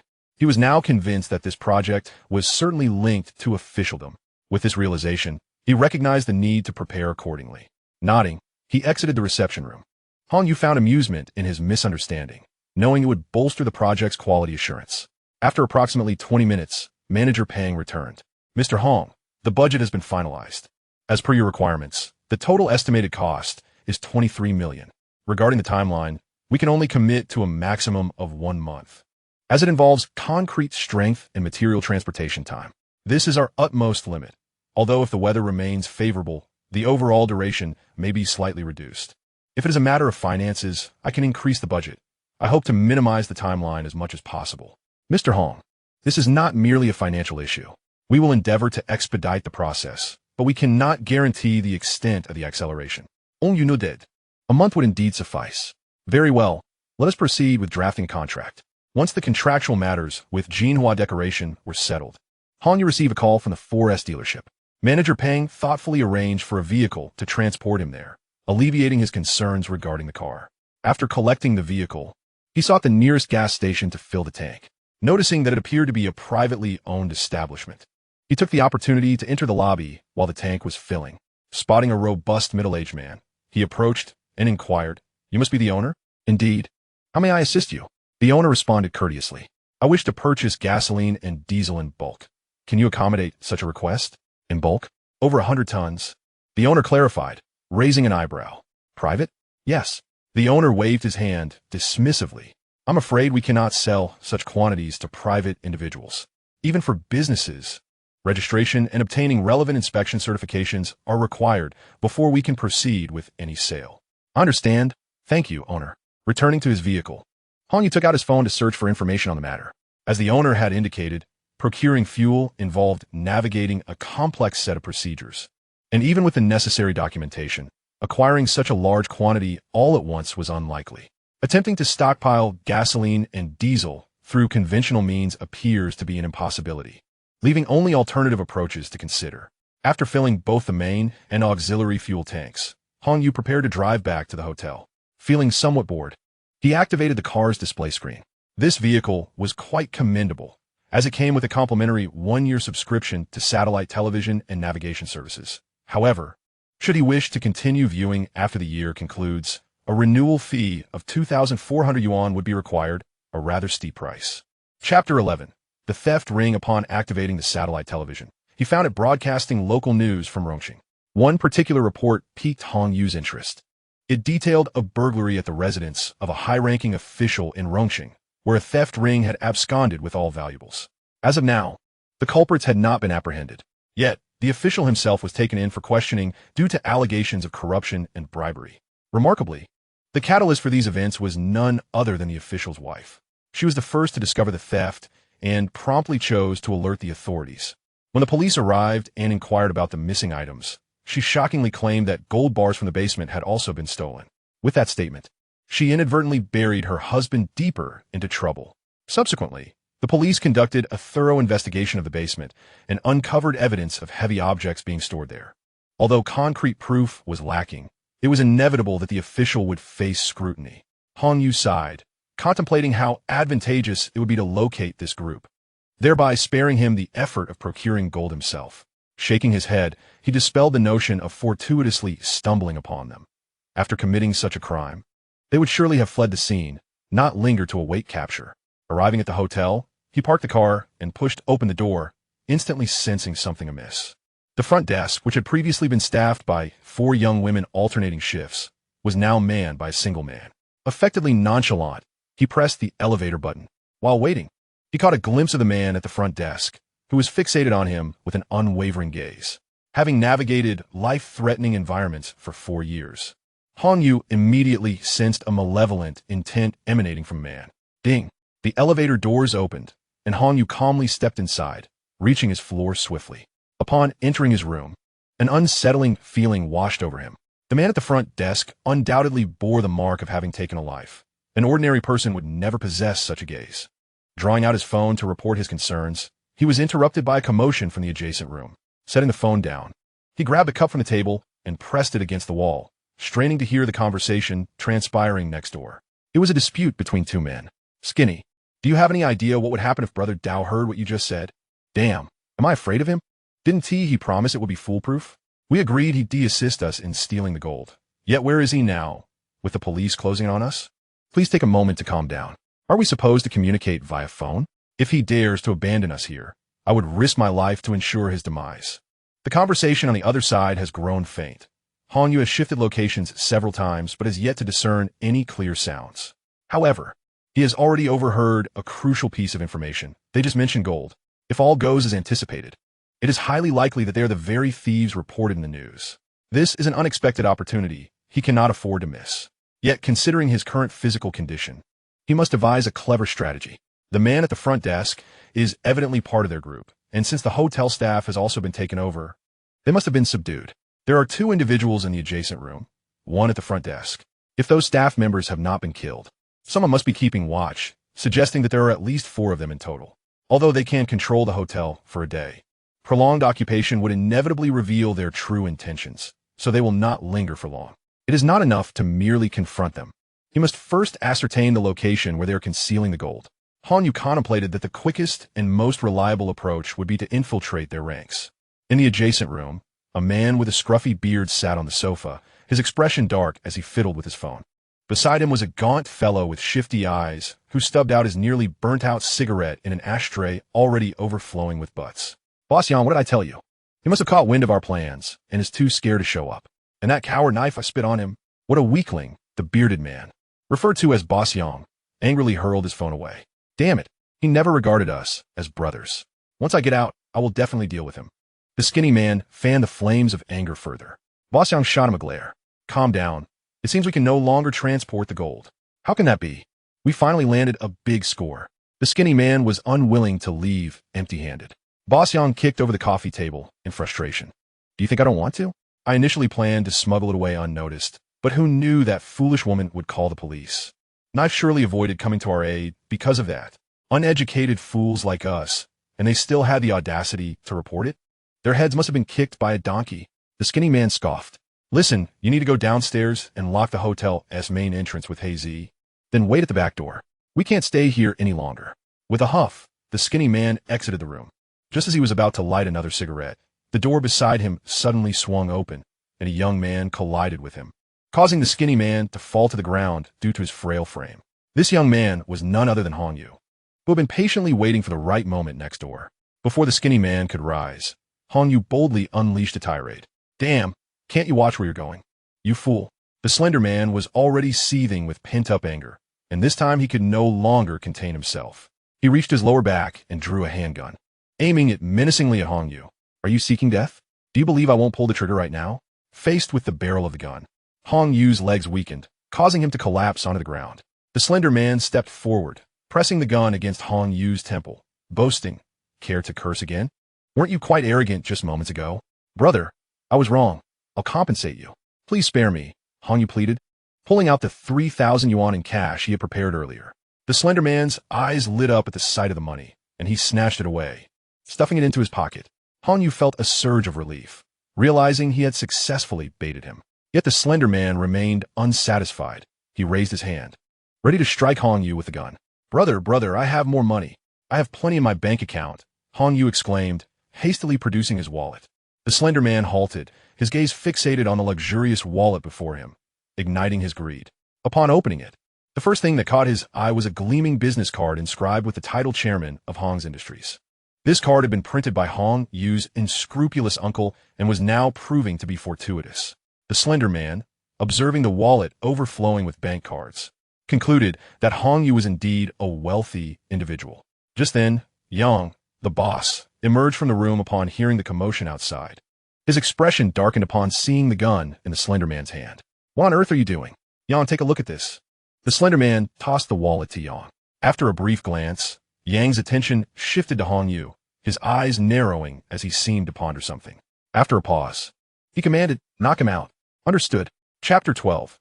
The deal. The slender man raised his hand to strike Hong Yu with the gun, but before he could do so, Hong Yu slumped down limply. The slender man leaned in and slapped Hong Yu's face, exclaiming, what a coward. How dare you act tough with such little courage? Young uproatet. And together they dragged Hong Yu into the room. After tossing him aside, they returned to their seats on the sofa. Yang's gaze remained fixated on the unconscious Hong Yu.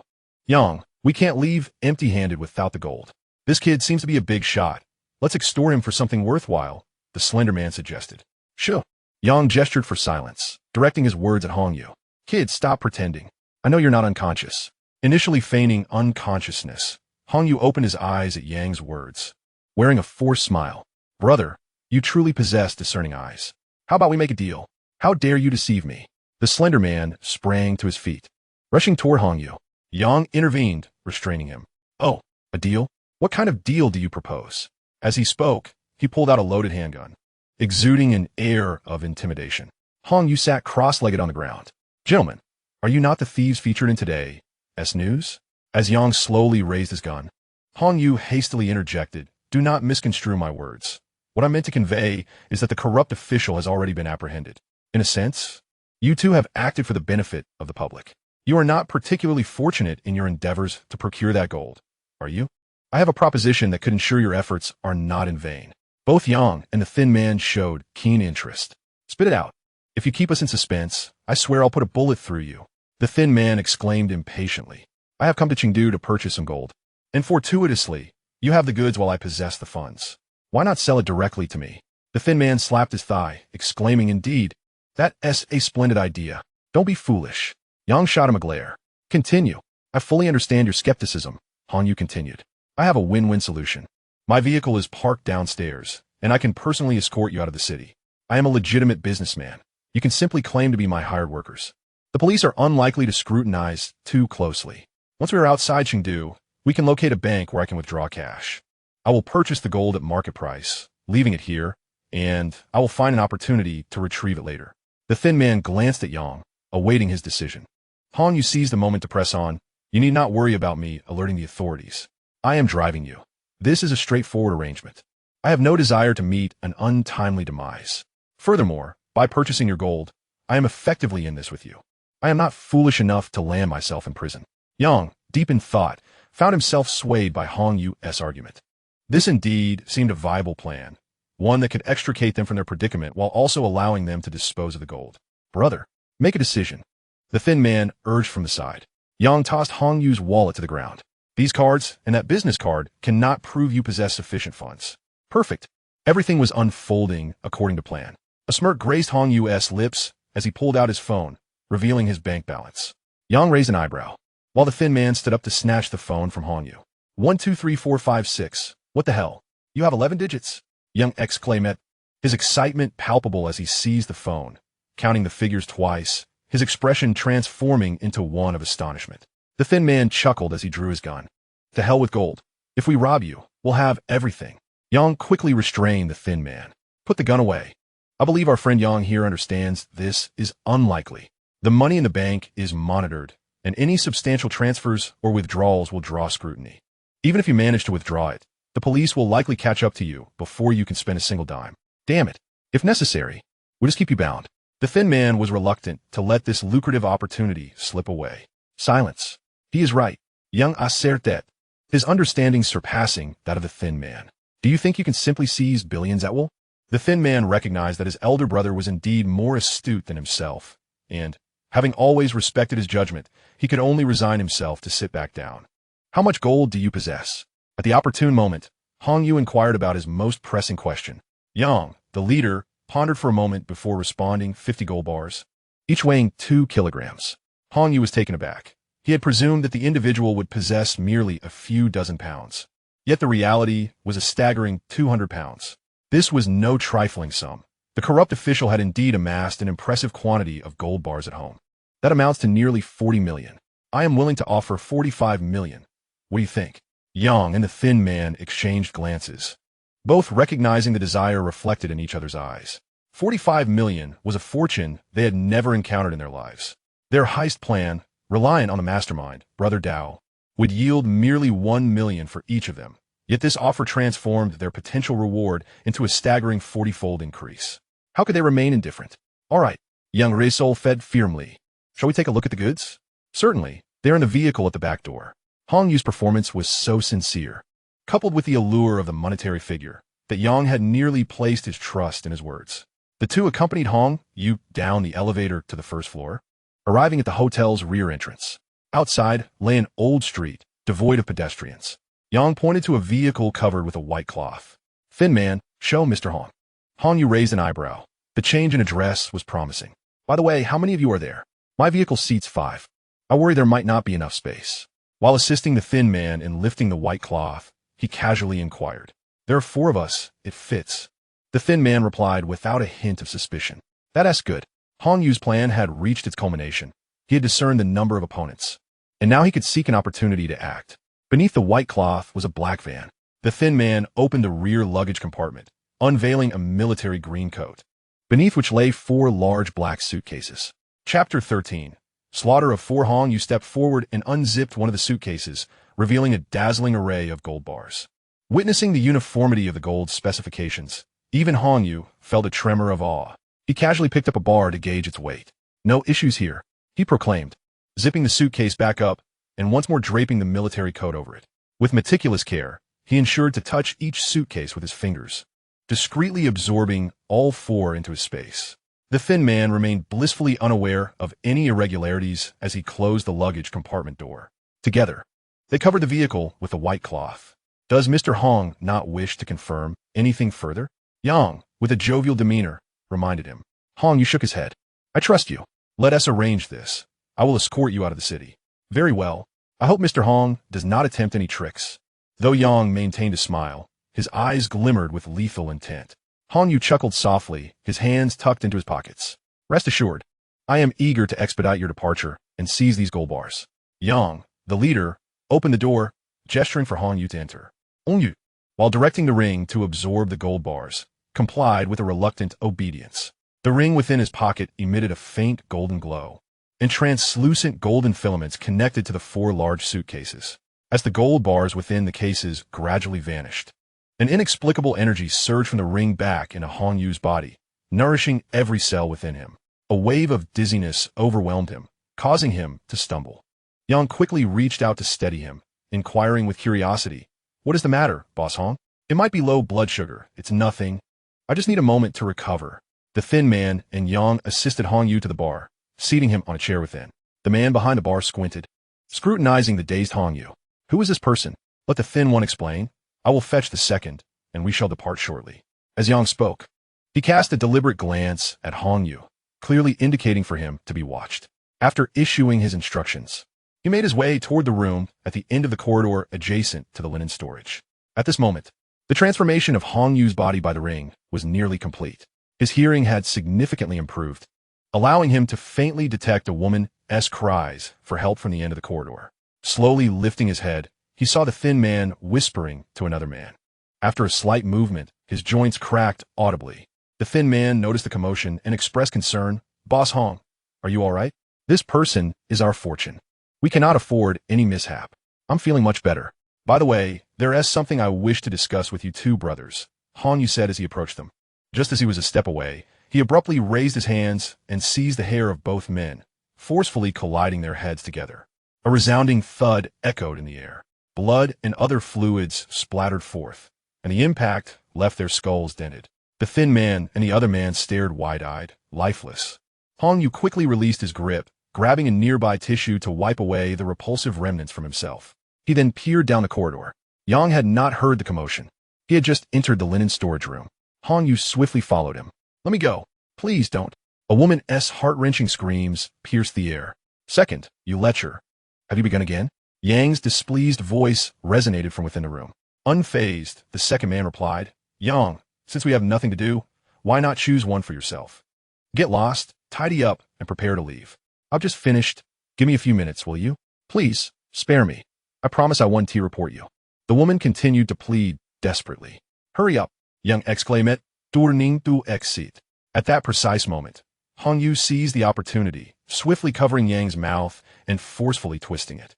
With a loud crack, Yang's head slumped, devoid of support.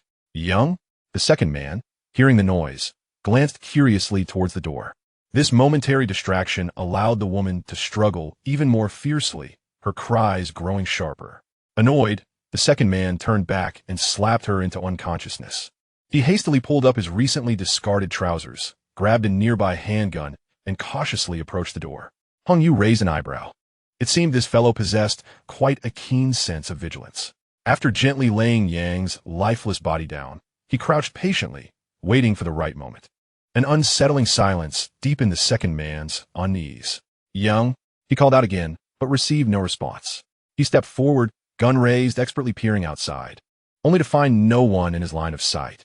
Below, Han Yu had anticipated this. He sprang up, seizing the second man's wrist with his left hand while delivering a powerful punch to his throat with his right. With a sickening crunch, the second man's neck caved in, and after a feeble struggle, he followed his three brothers into oblivion. Han Yu dusted off his hands and entered the linen room. In the corner lay 6 service staff, bound and unconscious, among whom was the most striking woman, lying naked on a nearby table. Han Yu cleared his throat, took a quick glance, and draped a sheet from the linen cabinet over her. He had arrived just in time. The second man had not yet had the chance to violate her, thus preserving her dignity. A brief glance should not be deemed excessive, right? After stepping over the bodies, Han Yu returned to the bar. His heightened physical capabilities had led him to become overly engrossed, and he had been unable to restrain himself. While the thrill was satisfying, he had just taken 4 lives. Should the police arrive, he would be in serious trouble. This was not the lawless world of an apocalypse. Even though his adversaries were criminals, murder was undoubtedly a crime. Fleeing? That was out of the question. Records of his stay would only heighten suspicion. Thus, he resolved to act as if he knew nothing. Fortunately, the hotel was nearly empty, likely due to the morning's power outage. After inspecting the surveillance equipment and finding it switched off, presumably disabled by this gang, Han Yu meticulously wiped away his traces and fingerprints before stealthily returning to his room. He took a shower, changed into fresh clothes, and stored the blood-stained outfit into space. While uncertain of what lay ahead, the day's achievements were undeniably rewarding. The ring had not yet reached level 2, but considering the advancements in the ring's space and his own growth, the progress was at least 50%. He threw a punch into the void, testing the newfound power. The force of this punch now rivals that of a top-tier professional boxer. And combined with the invaluable experience gained from life and death trials, he finally possesses a modicum of self-defense. Chapter 14. Returned in Anyuan City, Han Yu approached the bedside, and with a wave of his hand, 4 handguns materialized before him. The very weapons belonging to the 4 men he had just encountered. With no witnesses present, he could not afford to let such rare treasures slip away. Methodically, he unloaded each magazine, finding them all fully loaded. Satisfied, he returned the firearms to his spatial storage and reclined on the bed. Confident that the unconscious staff would surely alert the authorities upon regaining consciousness. Approximately an hour later, the sound of police sirens pierced the air as several patrol cars screeched to a halt outside the hotel. Soon after, Han Yu was escorted downstairs by the officers.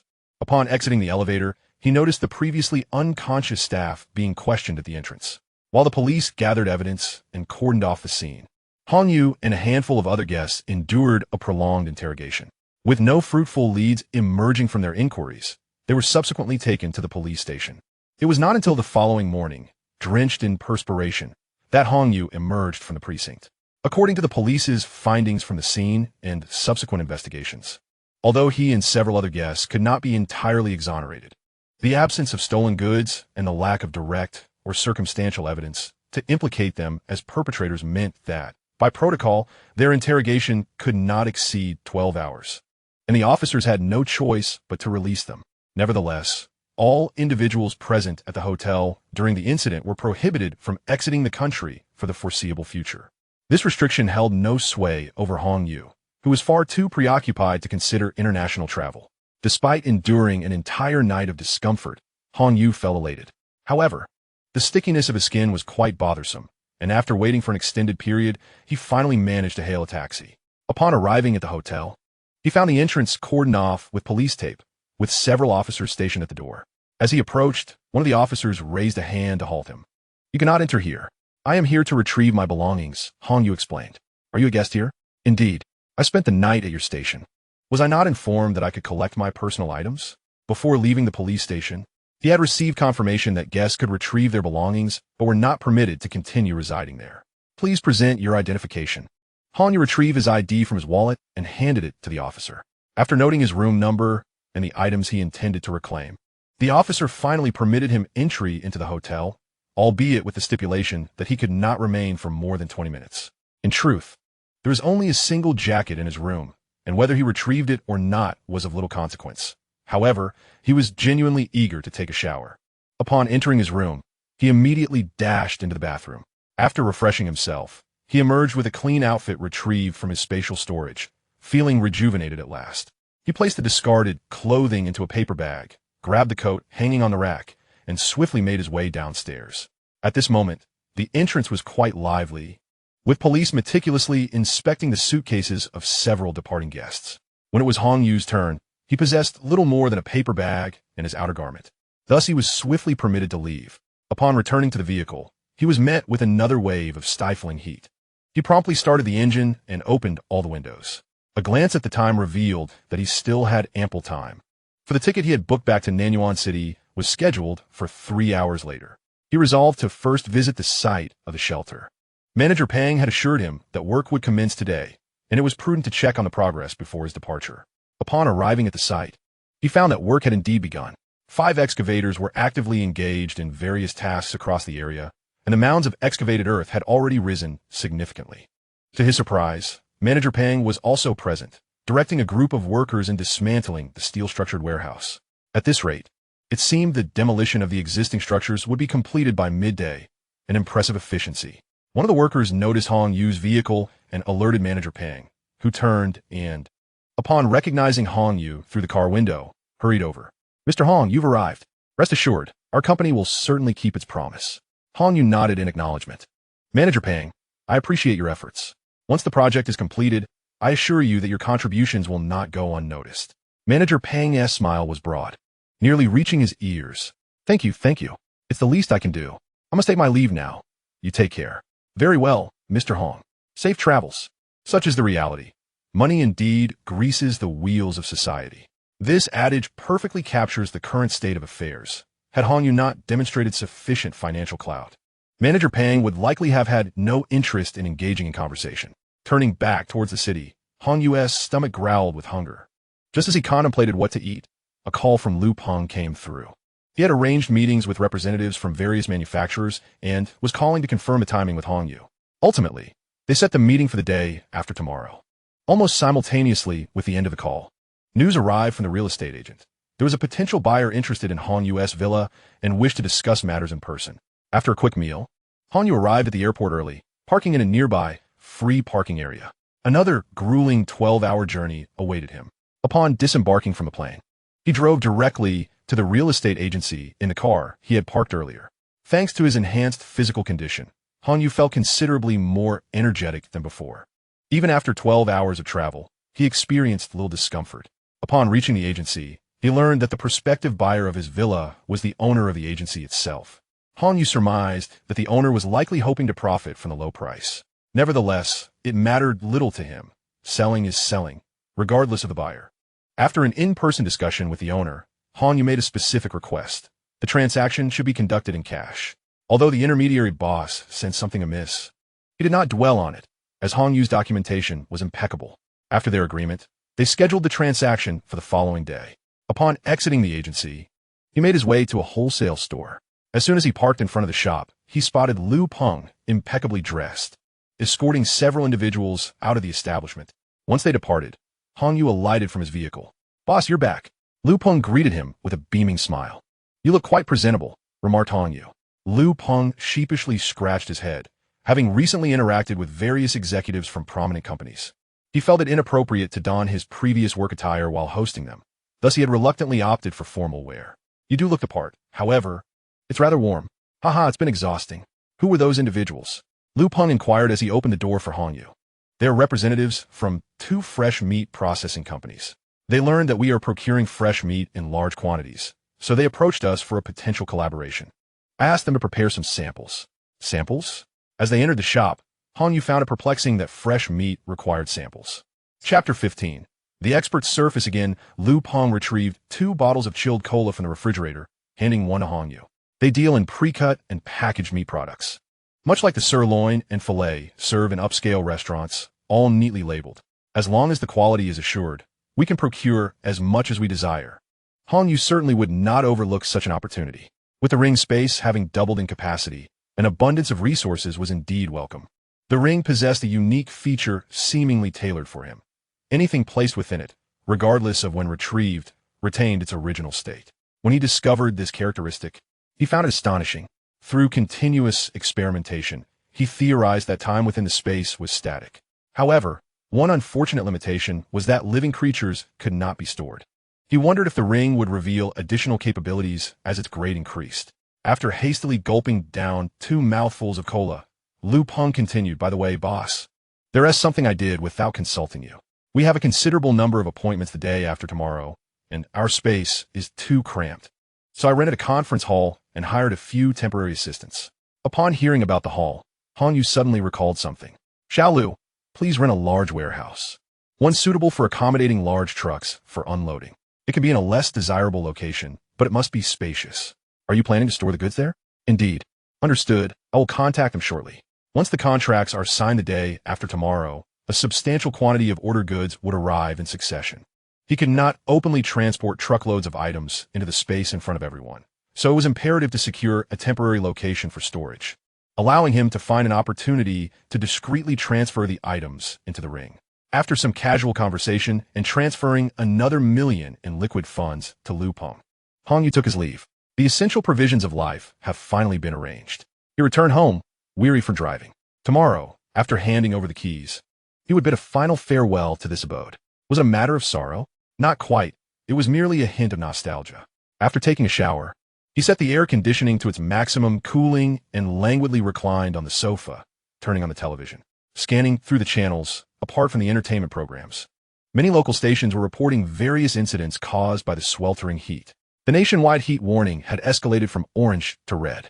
In the past, whenever such far-reaching events occurred, a plethora of previously unheard of experts would emerge. This time was no exception. The television screen was soon filled with individuals boasting impressive titles, confidently predicting when this heat wave would cease and when rain might arrive. Some even went so far as to recommend essential heat relief medications for households.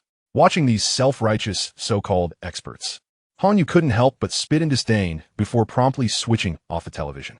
With just a casual mention, those medications would undoubtedly be snatched up in a frenzy. A cadre of pseudo-experts, propped up by capital, truly knew no bounds, willing to profit from any unscrupulous endeavor. What good was it to be indignant? They had their backing, and all Hong Yu could do was silently wish them ill in his heart.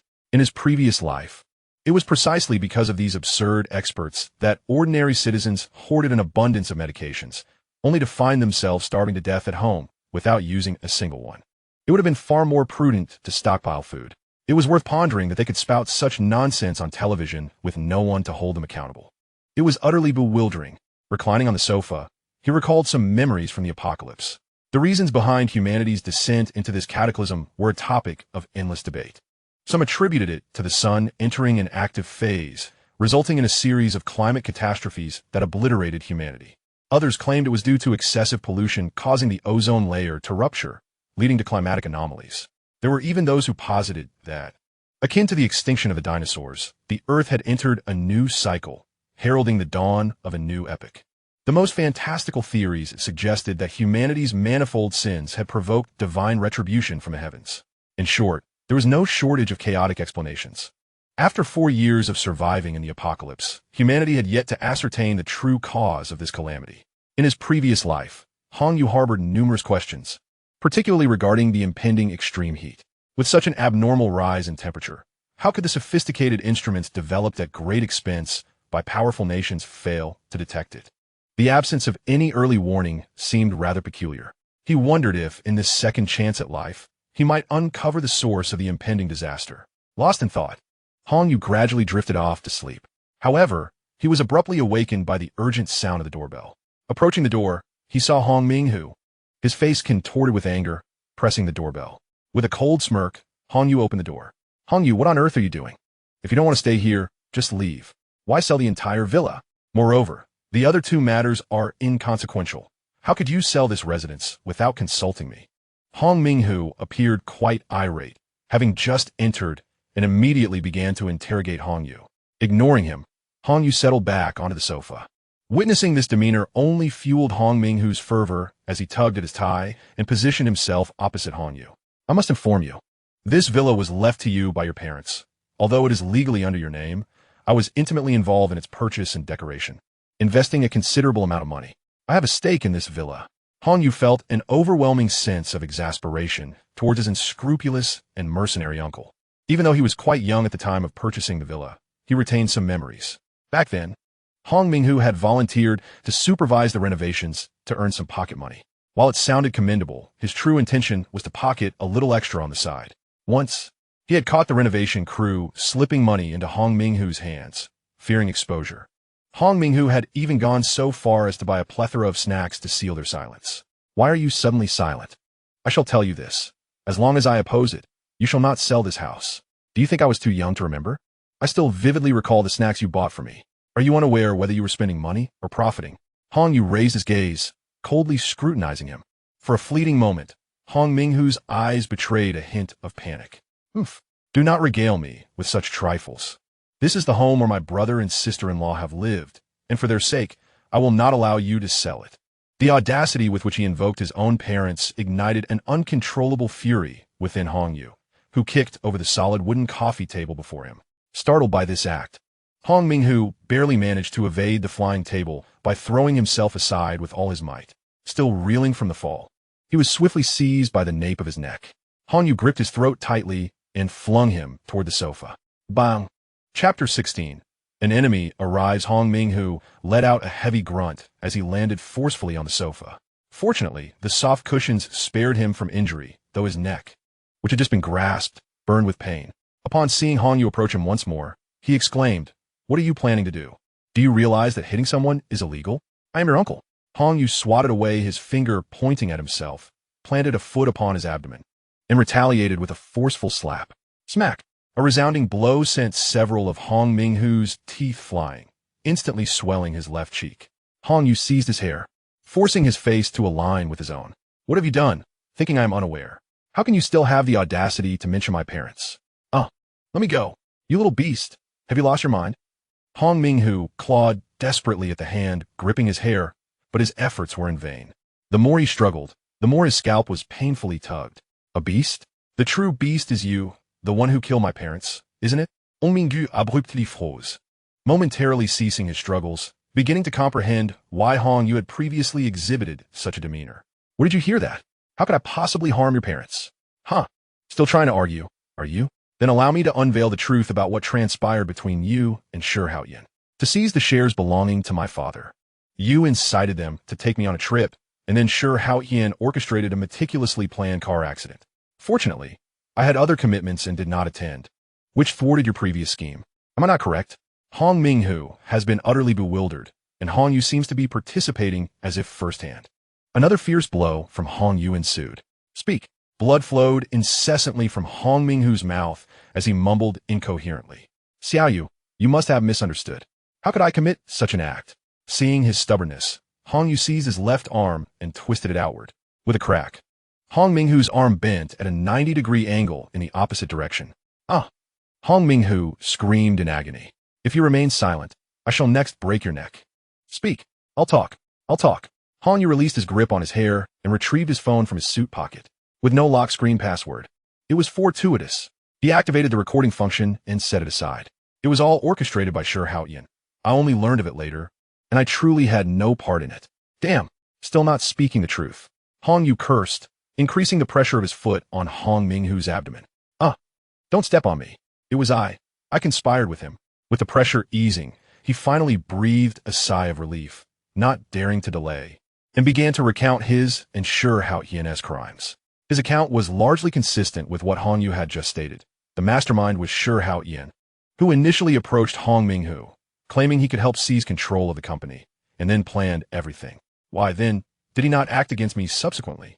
Shi Haoyan mentioned that your family was experiencing frequent mishaps, which would attract attention. He meant to wait a few more months. What cunning scheme. You both deserve to die. Hong Yu gritted his teeth. I am sorry. I realize my mistakes. I will turn myself in. Please, do not continue to strike me. Hong Minghu pleaded pitifully. Very well. Recite what I instruct you, and I shall refrain from further violence. Hong Minghu nodded eagerly, as if pecking at rice. I am sorry to my brother and sister-in-law. I hope they can hear my repentance from the heavens. I deserve to die 1,000 deaths. Noticing Hong Minghu's hésitation, Hong Yu intensified the pressure of his foot. Recite it. I am sorry to my brother and sister-in-law. I hope they can hear my repentance from the heavens. I deserve to die 1,000 deaths. Eventually, Hong Minghu stammered through his confession. Satisfied, Hong Yu nodded and once again gripped his hair. Hong Minghu trembled incontrôlablement, his eyes wide with terror. Did you not just say? Hong Yu shook his head. I do not intend to merely strike you. I mean to kill you. This isn't breaking my word, is it? With that, he delivered a powerful punch to Hong Minghu's chest. The sternum caved in, the heart ruptured, and Hong Minghu's complexion instantly turned ashen, yet his consciousness still lingered. How does it feel? Do you sense the dread of death? At that moment, Hong Minghu could scarcely utter a word. Regret consumed him, remorseful for seeking out Hong Yu merely to claim the villa. His awareness gradually faded, his pupils dilating, until mere seconds later, all vitality was extinguished. Hong Yu, feeling for his pulse and confirming the death, retrieved the recording phone lying nearby, turned, and entered the bedroom to extract a sheet, which he laid on the ground. He then cast Hong Minghu's lifeless body onto the sheet, discarding all items that could verify his identity into a spatial pocket, securing the bundle upon his shoulder before exiting to place it in the car. There was no necessity. He had no desire to store a corpse within his spatial realm. Perhaps it was merely a manifestation of his compulsions. After a brief drive, Hong Yu arrived at a secluded area within the woods behind the villa district, seeking a suitable location for disposal.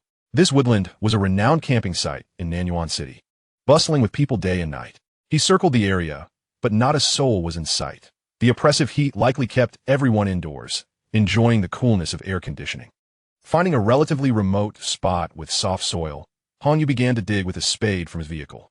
After excavating a grave sufficiently large to accommodate a body, he cast Hong Minghu into the pit. Following the burial, he made a simple disguise of the area. It would require close inspection to unveil any anomalies. With the weather only growing hotter, it was improbable anyone would venture into this stifling wood. If he could endure 10 days to half a month. Even if the decaying body was discovered, it would be nearly impossible to trace back to him in such a short span. Upon returning home, he stored the car, which had belonged to Hong Minghu, in a spatial realm and meticulously cleaned all traces of blood from the sofa and floor. Without bothering to change from his nearly soaked attire, he retrieved Hong Minghu's phone and began editing the recording made earlier. Extracting the segment where Hong Minghu confessed his crimes, along with their conversation, he posted it on social media via Hong Minghu's account. The primary purpose of this recording was to provide a plausible explanation for Hong Minghu's sudden disappearance, especially the final confession of guilt, which would easily suggest he might have succumbed to shame and taken his own life. Moreover, should the recording gain traction, public outcry would ensue, compelling relevant authorities to intervene, with Shi Haoyan inevitably facing the consequences. Having completed these tasks, Hong Yu numbly stepped into the shower, turning on the faucet without undressing.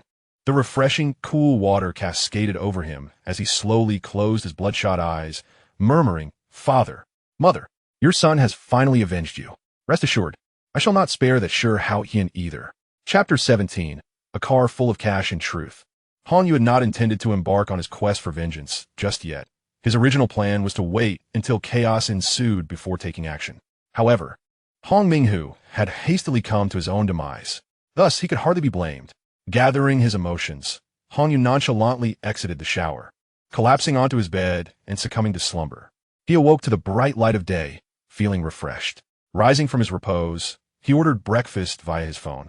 And while awaiting delivery, he took the opportunity to inspect each room, ensuring nothing was amiss. After his meal, he summoned Manager Chiu from the real estate agency, and together they meticulously accounted for the items in 3 properties before returning to the agency. Manager Chiu, brimming with delight, led Hong Yu to the office upstairs. "Mr. Hong, please," he gestured. Hong Yu, unreserved, settled onto the reception sofa.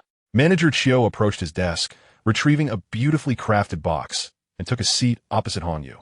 "Mr. Hong, this is a cherished Cuban Cohiba cigar from my collection. Care for taste?" Hong Yu shook his head, wholly disinterested in such indulgences. Manager Chiu lit one for himself, savoring the smoke momentarily before exhaling. "Shall we not sign the contract? I have other matters to attend to." Hong Yu's impatience began to surface at Chiu's leisurely demeanor. "Of course we shall sign, but Mr. Hong, you truly are a man of urgency. The funds and the contract will arrive shortly. There's no need to rush." "Let's not forget, I require cash," Hong Yu reminded him. "Indeed, your request has proven quite the challenge. I visited numerous banks yesterday just to gather the amount. May I inquire why you insist on cash, Mr. Hong?" "Absolutely not." On you repli de resolutely. Chiu paused, then burst into laughter. "Mr. Hong, you are quite the amusing character." At that moment, the female secretary entered. "Manager Chiu, the vehicle has arrived." Setting aside his cigar, Chiu rose. "Let's proceed, Mr. Hong, to verify the contents before we finalize the contract." Following him outside, Hong Yu found a small delivery truck parked at the entrance. Chiu approached and opened the truck's rear, revealing it filled to the brim with cash. "Mr. Hong, 160 million is all here. Please take a moment to count it." He observed Hong Yu with a wide smile. Hong Yu casually picked up a few bundles, glanced at them, and closed the truck door. "No need to count. I trust your integrity, Manager Chiu. Let us go inside to sign the contract." Although Chiu maintained a smile, he inwardly cursed Hong Yu's nonchalance, thinking, had I known he would be so dismissive, I would have offered less, as his demeanor suggests. Upon returning to Chiu's office, the secretary presented a thick stack of contracts. After signing the tedious documents, Hong Yu was assured that he need not be present for the subsequent transfer of ownership. Chiu rose, extending his hand. "Mr. Hong, it has been a pleasure collaborating with you. Should you wish to sell any further properties, please do not forget about me." Hong Yu reciprocated the handshake. A fruitful partnership. Chiu escorted Hong Yu to the door, gesturing towards the delivery truck. "The truck is a gift from Mr. Hong. Otherwise, it would be inconvenient for you to handle the money. All the necessary paperwork for the vehicle is in order, and you may dispose of it as you see fit." As he spoke, the truck driver descended and handed the keys to Hong Yu. Holding the keys, Hong Yu was taken aback by Mr. Chiu's generosity. "Then I must express my gratitude to Mr. Chiu." "Not at all. It is I who should be extending my thanks. I shall leave my vehicle here for the time being. I will arrange for someone to collect it shortly." "Very well, Mr. Hong. Travel safely, Mr." Chiu responded with a forced smile. After they shook hands once more, Hong Yu placed his car keys onto his vehicle and drove away in the truck. Once the truck had distanced itself, Mr. Chiu's smile vanished, and he gave a knowing glance to the driver who had just been operating the truck. The driver understood and entered another black sedan. Initially, Mr. Chiu intended merely to profit from the price difference, but upon hearing Hong Yu mention cash yesterday, he concocted an alternative plan. Hong Yu navigated the truck through a secluded alley devoid of pedestrians and surveillance, then concealed the entire vehicle within a spatial dimension. Afterward, he retrieved his phone and sent the intermediary his current location. Soon after, Lu Peng arrived at the alley's entrance in his car. As he settled in, Lu Peng cheerfully announced, "Boss, I have secured a warehouse. I rented it for a month, located near the shipping terminal, and it comes equipped with hoisting machinery, making loading and unloading remarkably convenient. On you know that, excellent. By the way, given your extensive network, have you heard of any channels for smuggling gasoline or diesel?" "Smuggling?" Lu Peng thought he misheard. Upon seeing Hong Yu's affirmative nod, he pondered for a moment. I don't know anyone involved in that, but I know a place where you might find out more. Hong Yu's eyes brightened. He had only asked casually, not expecting Lu Peng to possess actual knowledge. For several days, he had been contemplating how to procure fuel, and after much consideration, smuggling was the only avenue that came to mind. His insistence on cash payment from Mr. Chiu was part of this strategy. Take me there now. Meanwhile, in the intermediary's office, Mr. Chiu was savoring a high-end cigar, appearing as though he were anticipating a fortuitous event. Just as he was about to open another bottle of red wine, his phone rang. Hello, is the location confirmed? Brother.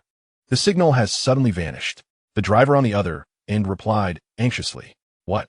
Damn it, didn't I instruct you to procure the best? How could it possibly disappear in such a short time? Mr. Chiu slammed his fist on the table. Brother, I bought the best. The seller assured me it was satellite-tracked and could be monitored nationwide. I have no idea what went wrong. Discarding his cigar, Mr. Chiu shouted, You better rush to the location where the signal was lost. Perhaps you can locate it, and, if not, use your connections to see if the license plate can be traced.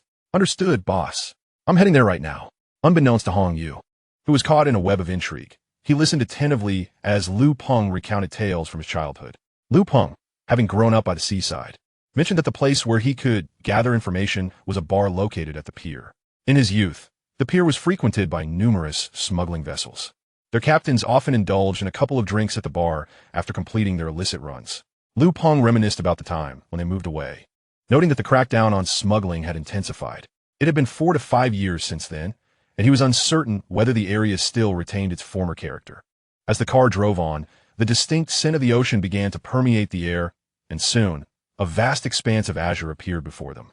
Observing the dilapidated houses surrounding him, Hong Yu realized he had never heard of a dock capable of accommodating large vessels in this area. They followed a bumpy road until they reached the coastline, where Lu Peng parked the car in front of a wooden house. Its exterior suggested it had weathered many seasons. The sign above the entrance simply read bar, devoid of any embellishments. Chapter 18. The wooden house bar. The two men alighted and approached the entrance of the wooden house bar. As they pushed the door open, a strong odor of smoke and tar enveloped them. Inside, a few patrons sat, their dark skin and fierce expressions betraying a vigilant demeanor as they scrutinized the unfamiliar faces of Hong Yu and Lu Peng. Lu Peng, undeterred, strode directly to the bar, addressing the bustling proprietor. Uncle Qingquan, it's been a long time. Qingquan glanced back at Lu Peng, a smile spreading across his face. Ah, is it you, Lu Peng? You've grown. It must have been 4 or 5 years since I last saw you. Lu Peng scratched his head, chuckling. Yes, I've been busy and haven't had the chance to visit you old neighbors. Qingquan appraised Lu Peng's formal attire with a knowing look. With that getup, I presume you've struck it rich? Seeing the camaraderie between Lu Peng and the owner, the previously wary gazes of the patron softened. Lu Peng did not respond, but instead retrieved 500 yuan from his pocket, placing on the bar. Uncle Qingquan, 2 ice colas, please. Having operated the bar for many years, Qingquan was astute. Glancing at the money, he surmised that Lu Peng had come for a specific purpose. He turned, retrieved 2 clean glasses, filled them with ice, and poured in the cola. Let us move to the private room for a drink. It's been ages since we last met. It's the perfect opportunity to chat. After pocketing the 500 yuan, Qingquan led them to a small inner room. Though termed a private room, it was more akin to a lounge, furnished with a table, several stools, and a single bed. Take a seat and speak your mind, Qingquan said, casting a sidelong glance at Hong Yu before leaning in to murmur. Little Peng, if you have something to discuss, feel free to tell me directly. We've been neighbors for so many years, no need for formality. As he spoke, he placed the 500 yuan on the table. Lu Peng pushed the money back towards Qingquan. Uncle, please accept this money. I am aware of the customs. I have come here to inquire about a matter. What would you like to know? Are there still smuggling vessels operating at the docks recently? Qingquan did not respond directly, but instead glanced at Hong Yu. Lu Peng understood his hesitation regarding Hong Yu's identity and quickly reassured him. Uncle, rest assured, he is my employer, not an outsider. Qingquan raised an eyebrow, noting that Hong Yu's casual attire hardly suggested he was a boss. He tentatively inquired, Young man, what business are you in? Before Hong Yu could respond, Lu Peng interjected. Our boss engages in substantial enterprises. Recently, I have signed orders worth billions for procurement alone. As soon as he finished speaking, Hong Yu cooperatively placed 20,000 yuan on the table, having retrieved it from his pocket. I am of the same generation as Xiaoping, so I shall also address you as uncle. I am here to procure some goods through alternative channels. Once the transaction is successful, You will certainly receive your share. Consider this a consulting fee. Qingquan, trusting Lu Peng, decided not to dwell on the matter further, especially given Hong Yu's generous approach to inquiring. All right, what kind of goods are you looking for, young brother? Fuel, gasoline, and diesel. Qingquan's expression turned somewhat troubled. What is the matter? Is there none? Hong Yu asked. There is. But these items are difficult to resell, and the risks are significant. What do you intend to do with them? Hong Yu casually fabricated a rationale. I have just completed procurement on my end, and will need to establish a transportation fleet to deliver goods nationwide. However, domestic fuel prices are exorbitantly high, inflating costs significantly. Thus, I wish to explore whether I can acquire some at a lower price through this avenue, allowing me to save a considerable sum. Qingquan understood and pondered before stating. There is someone who specializes in this, but, Uncle, please do not leave your statement half-finished. But what? Lu Peng urged, anxious. Qingquan hesitated, then said, this individual is quite unreliable. I advise you against engaging with him. It's too perilous. In what way is it dangerous? Hong Yu's curiosity was piqued. This person has a notorious reputation in our circle. There were several ship owners involved in smuggling fuel, but ever since he appeared, those ship owners have mysteriously vanished one after another. Many claim that he has eliminated them through underhanded means. Moreover, I have heard that he has repeatedly taken money from people without delivering the goods. Qingquan revealed the harsh truth. Hong Yu furrowed his brow. Indeed, this seemed rather precarious. The price was irrelevant to him, but he feared the goods might not materialize. Are there no other trustworthy sources? Qingquan sighed. For other goods, I could certainly assist you, but as for fuel, to my knowledge, he is the only one in Nanyuan City.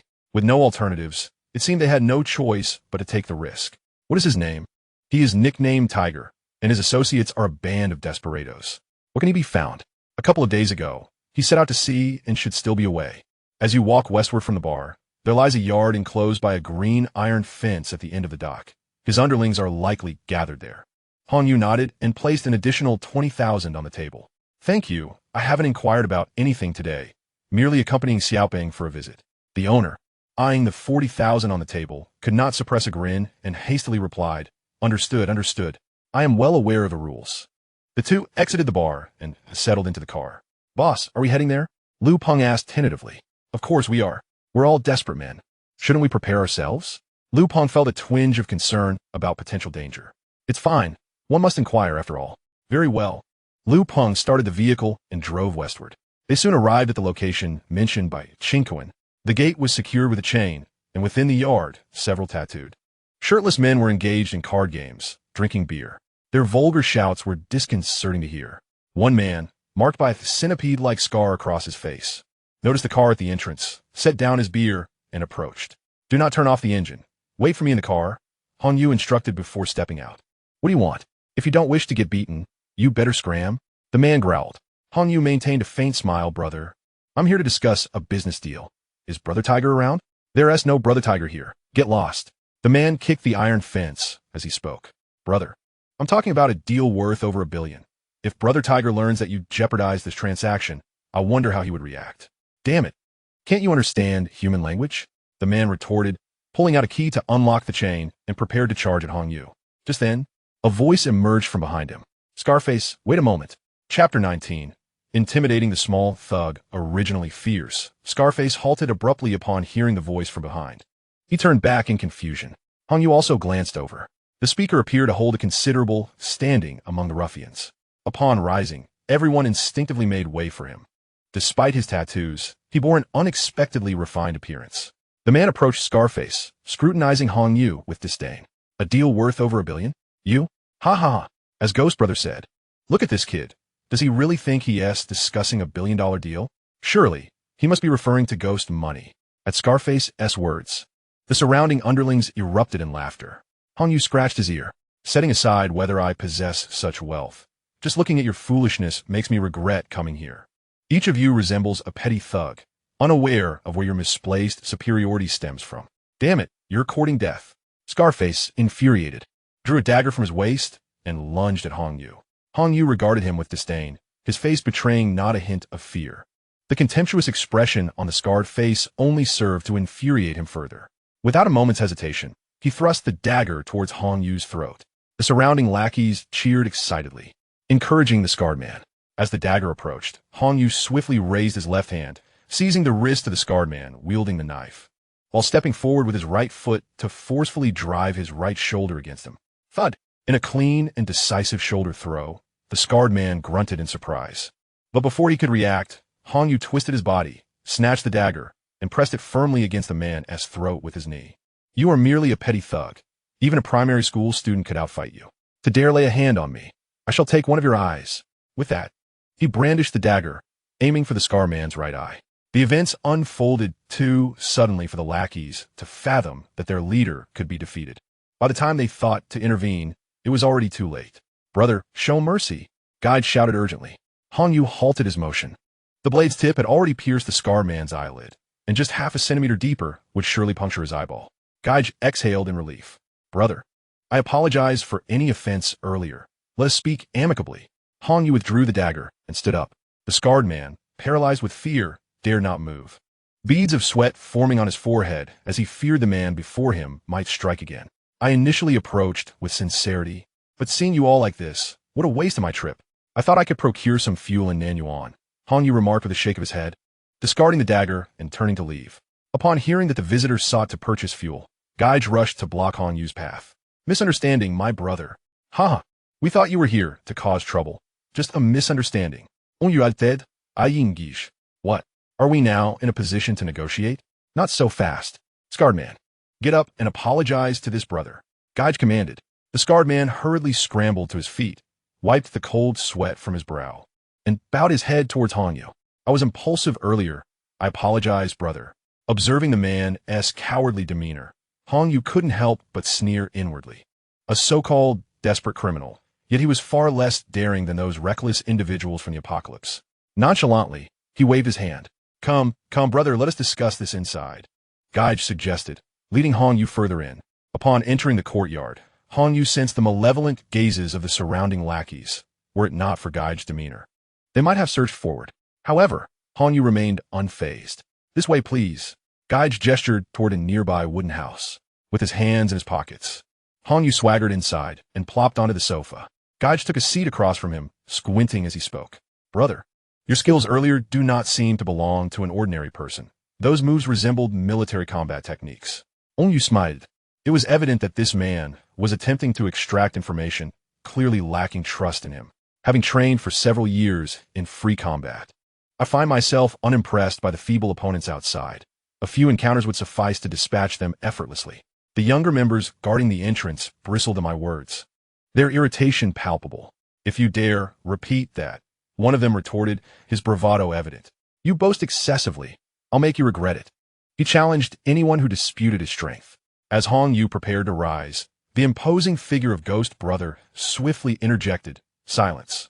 Everyone keep your mouths shut. His authoritative presence quickly quelled the surrounding noise. My apologies, brothers. We are all men of the blade, and our tempers can be volatile. Might I inquire about your identity? You are aware of the stringent checks nowadays. Verifying your identity is essential for us to proceed. Ghost Brother remained cautious in the presence of the unfamiliar Hong Yu. After a moment's contemplation, Hong Yu produced his glittering business card. Ghost Brother accepted it, glancing at the card, his expression shifting dramatically. Hong Se Enta Bi, he exclaimed. This is my former card. I have since liquidated my shares and become independent. Should you have any doubts, feel free to verify, Hong Yu clarified. Ghost Brother chuckled awkwardly. Boss Hong, please pardon our caution. Given the nature of our dealings, we must exercise prudence, do we not? With that, he approached the entrance, handing the card to one of his subordinates before instructing others to fetch a couple of cans of beer. Boss Hong, let's enjoy a cold one to stave off the heat. Hong Yu accepted the drink, took a sip, and expressed his impatience. Please expedite this. Your establishment lacks even air conditioning, and the discomfort is unbearable. Ghost Brother, unfazed by Hong Yu's complaints, continued to drink at his leisure. After approximately half an hour, the subordinate who had departed with the business card returned, exchanging a significant glance with Ghost Brother. Nodding apologetically to Hong Yu, Ghost Brother exited the wooden cabin. Ghost Brother, we have confirmed it. Indeed, it is Hong Yu of Hong's Enterprises. As he stated, he recently sold his shares, reportedly for 300 billion. The subordinate stammered slightly at the staggering figure. Ghost Brother, equally astonished, had never interacted with someone of such stature. His earlier doubts evaporated. Someone controlling 300 billion would hardly engage in any petty entrapments for the police. Ensure everyone remains composed. We cannot afford to provoke this significant client. He quietly instructed before hastening back to the wooden cabin. My sincerest apologies, Boss Hong. Thank you for your patience. Your identity has been thoroughly verified, and we can proceed with our discussion. Hong, you promptly addressed the matter at hand. Excellent. You should be able to procure both gasoline and diesel, correct? What are the specifics regarding pricing and quantity? Indeed, we can guarantee quality, but the price will depend on how much Boss Hong requires. Naturally, the more the better. I will take whatever you can deliver. Huh. Boss Hong certainly has a hearty appetite. Do you realize how much fuel one of our ships can transport? Ghost Brother's tone brimmed with pride. How much? Ghost Brother spread his hands wide. 50,000 tons. Ah, are these individuals engaged in smuggling? The audacity to transport a vessel capable of carrying 50,000 tons is quite brazen. Regardless, the more the merrier. It saves them from seeking elsewhere. What is the price for this ship, and how shall the payment be made? A slight smile graced Brother Guay's lips. Naturally, cash is the method of payment. The specific price must be negotiated with our ship owner, as I lack the authority to decide. When may I have the opportunity to meet your ship owner? This posed a challenge for Brother Guay. We have our own protocols here. Mr. Hong, please return and await further developments. I shall convey your situation to our ship owner, who will reach out once he is informed. Hong Yu glanced towards the entrance, retrieving 50,000 from his pocket and placing it on the table. Brother Guay, I'm not well versed in your customs, but I hope for a prompt response. Upon successful completion, a generous reward awaits. Brother Guay's eyes sparkled with interest as he swiftly covered the cash with a garment. Mr. Hong, you are too kind. Allow me to share a piece of insider information. A fully loaded ship will dock tonight. I assure you that I will promptly inform Brother Hu of your circumstances. However, the ultimate outcome is contingent upon Brother Hu's own decisions beyond my influence. Hong Yu rose to his feet. Very well, I shall return and await news. The price is negotiable, but we must ensure that there is no deception of payment without delivery. Brother Guay's smile faltered. Our Brother Hu's reputation is well known in the industry. He would never jeopardize his own standing. You can rest easy, Mr. Hong. How dare he speak of reputation, when inquiries would reveal otherwise? I shall take my leave. Mr.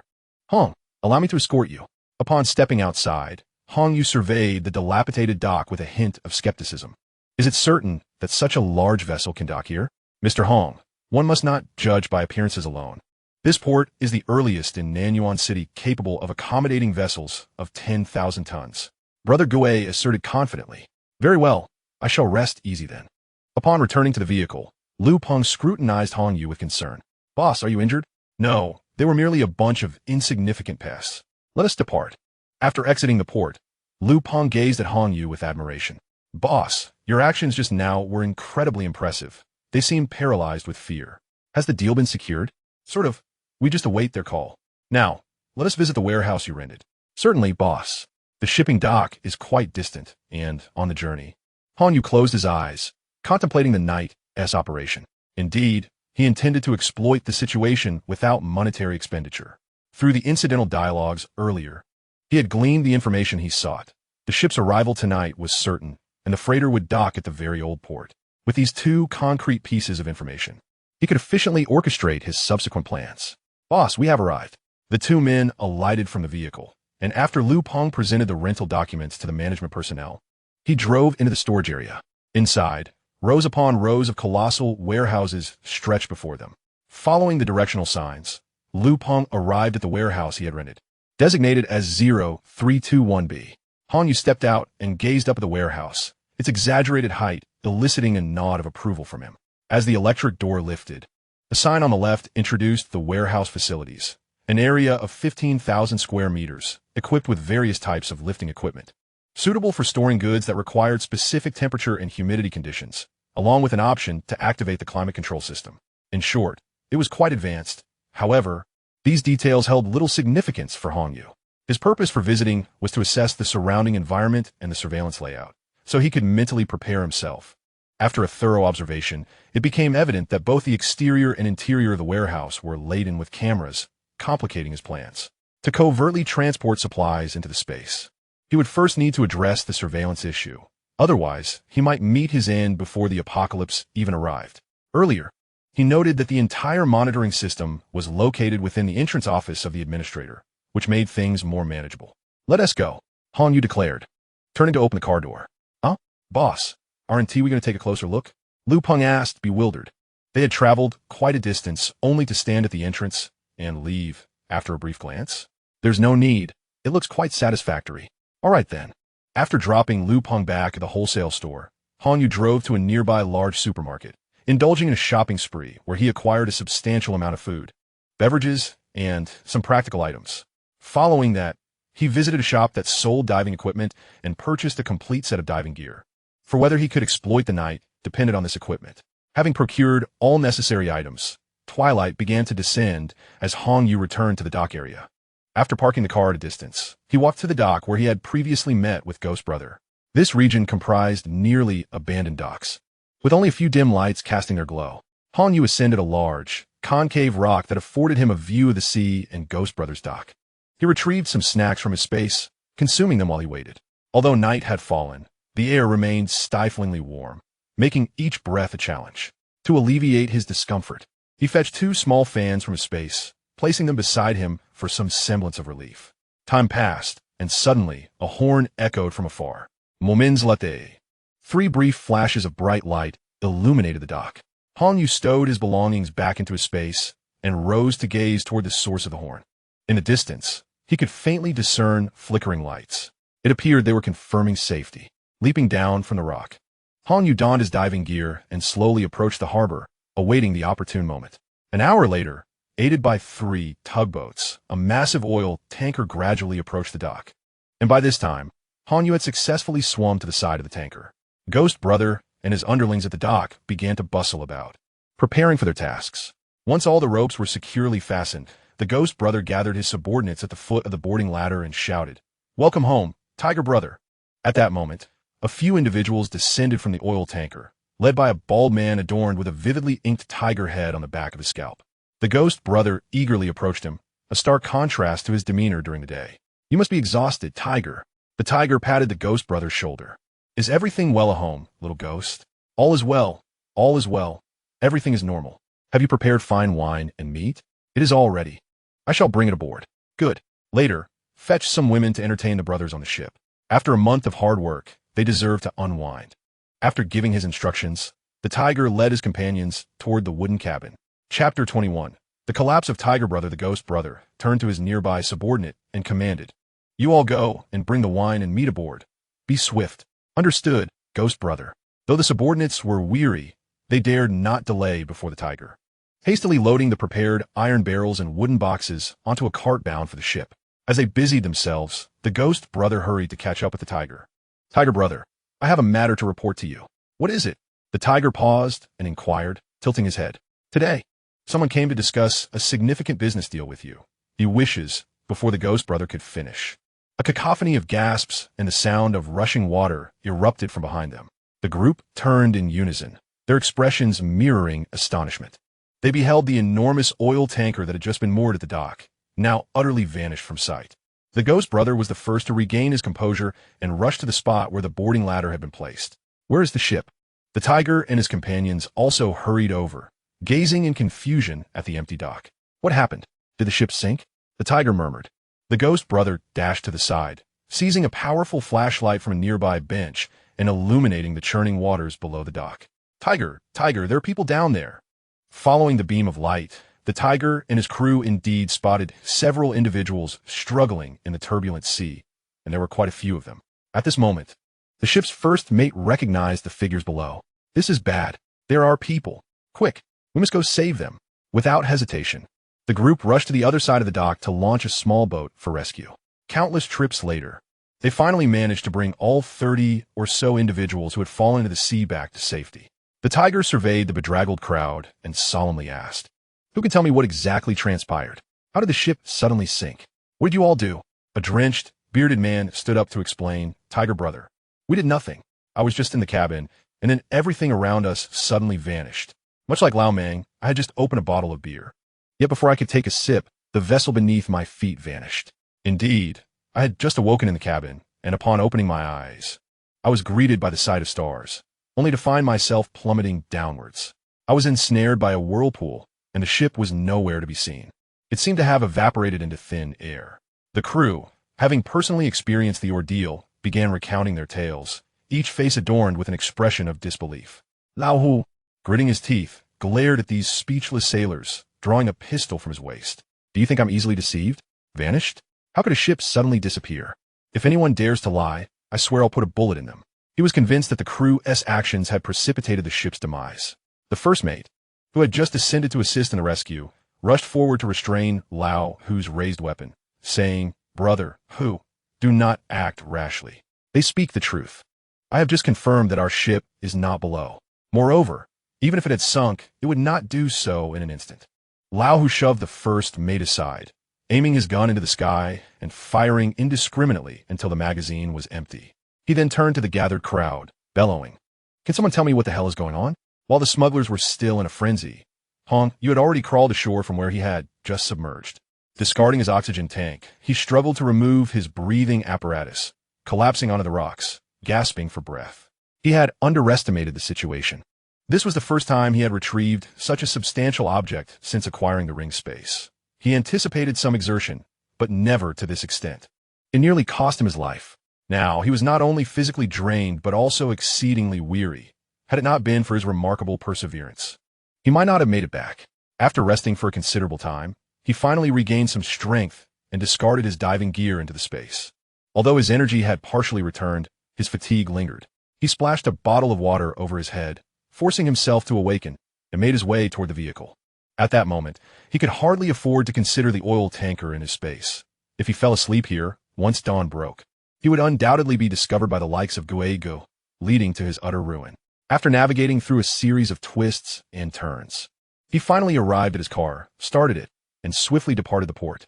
Passing through a park, Hanyu could no longer endure the fatigue and parked in a public space, resting his head on the steering wheel and succumbing to sleep. He slumbered deeply for 6 hours before gradually awakening. Rubbing his face vigorously, he realized he had left the engine running. The fuel warning light was illuminated, and the dashboard indicated an outside temperature of 46 degrees Celsius. Fortunately, the engine had remained on, keeping the air conditioning functional. Otherwise, he surely would have suffered heat stroke. Glancing at the time, he noted it was already 9:30. Remembering his obligation to finalize agreements with the suppliers that day, he hastily retrieved his phone from space. As soon as the device was in his grasp, notification alerts rang incessantly. Upon checking, he found an array of messages from Lu Peng. "Boss, why can't I reach you by phone? Don't forget, the signing is at 9 o'clock. Boss, where are you? Everyone is almost here, just waiting for you. Boss, I can't hold them off much longer. Please return my call swiftly. Damn it." After exclaiming in frustration, Han Yu hurriedly made his way to the Marriott Hotel, where Lu Peng had reserved a business conference room. By the time he arrived at the hotel's entrance, it was already 10 o'clock. Without even exiting his vehicle, he spotted Lu Peng at the door, engaging a crowd in explanation.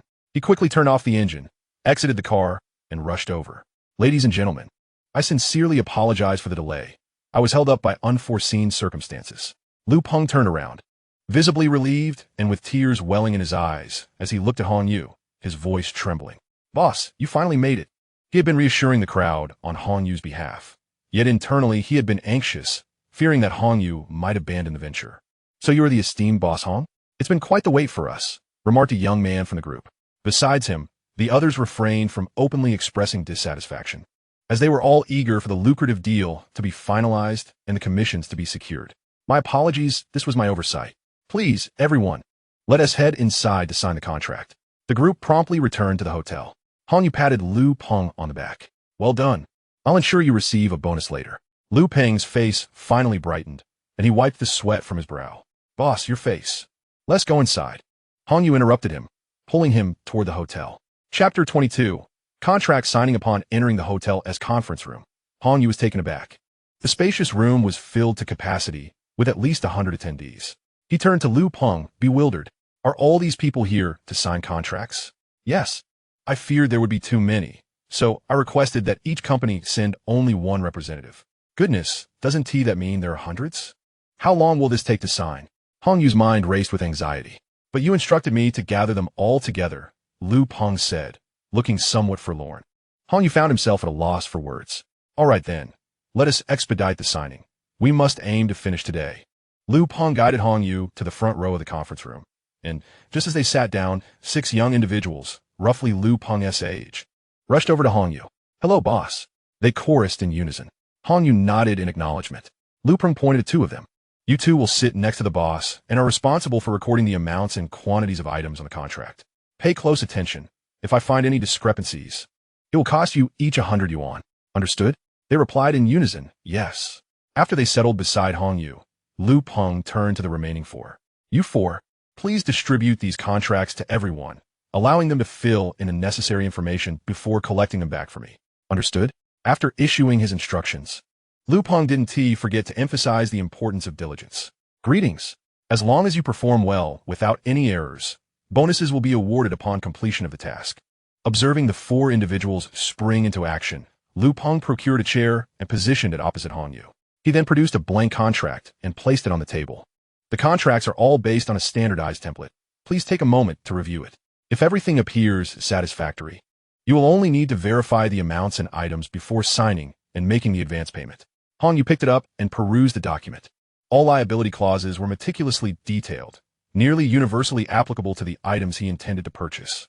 Lu Peng's strategy was astute, significantly reducing the time spent on contract scrutiny and enhancing efficiency. Before long, multiple contracts were being handed to Lu Peng. Everything proceeded in alignment with his rhythm, orderly and swift. Each contract could be finalized in no more than 3 minutes, with the most time-consuming step being Hong Yu's advance payment. As lunchtime approached, they had successfully completed 30 contracts. With no breakfast consumed, Hong Yu's stomach growled in protest. Sensing Hong Yu's plight, Lu Peng made a phone call, and shortly thereafter, several hotel staff members wheeled in a food cart. Each person in the conference room received a meal consisting of 2 meat and 2 vegetable dishes. During the meal, Lu Peng could no longer contain his curiosity and inquired, "Boss, why do you have 2 letters imprinted on your forehead since you arrived?" Hong Yu was taken aback. "What letters?" He pulled out his phone and activated the selfie camera, revealing 2 faint red marks on his forehead, which could barely be discerned as 2 M's. Reflecting on the incident, he realized these were the letters from the car's emblem, undoubtedly left after he had rested his head on the steering wheel while sleeping. He had been signing contracts all morning with 2 letters on his forehead. No wonder people had been looking at him oddly. He shot a glare at Lu Peng. "Why didn't you mention it sooner?" "I intended to, boss, but you never gave me the chance," Lu Peng replied. The temporary workers at the table stifled their laughter. After a simple meal, the afternoon's signing commenced, and they worked diligently until dark. At last, all contracts were signed, with Hong Yu disbursing a staggering 460 million as an advance payment. The temporary workers settled their wages with Lu Peng before departing. Hong Yu rubbed his sore arms while listening to Lu Peng report the total amounts for all purchased materials. Daily necessities such as shampoo, skincare products, toothbrushes, toothpaste, toilet paper, and wet wipes amounted to 37 million. Seafood and meat totaled 300 million. Packaged fast foods came to 69 million. Snacks reached 130 million. Electronic kitchen appliances accounted for 8 million. Packaged beverages and alcohol summed to 400 million. Military camouflage gear cost 6 million. Fresh fruits and vegetables were 36 million. Rice, flour, and cooking oil totaled 180 million. The grand total reached an astonishing 1,336 million. Lu Peng, having recited the figures, found it hard to believe that he had secured contracts exceeding 1 billion. In contrast, Hong Yu wore a satisfied smile. For the moment he stored these items in his space, he no longer needed to worry about expiration dates. He could indulge in gluttonous feasting every day, and it would sustain him for a lifetime. Suddenly, Lu Peng's expression changed. "Boss, this won't do. The warehouse we rented simply cannot accommodate this volume of goods. Even if we rented 30 more, it would still be insufficient. Not to worry. The warehouse is merely for temporary storage. I observe that their supply cycle is no shorter than half a month.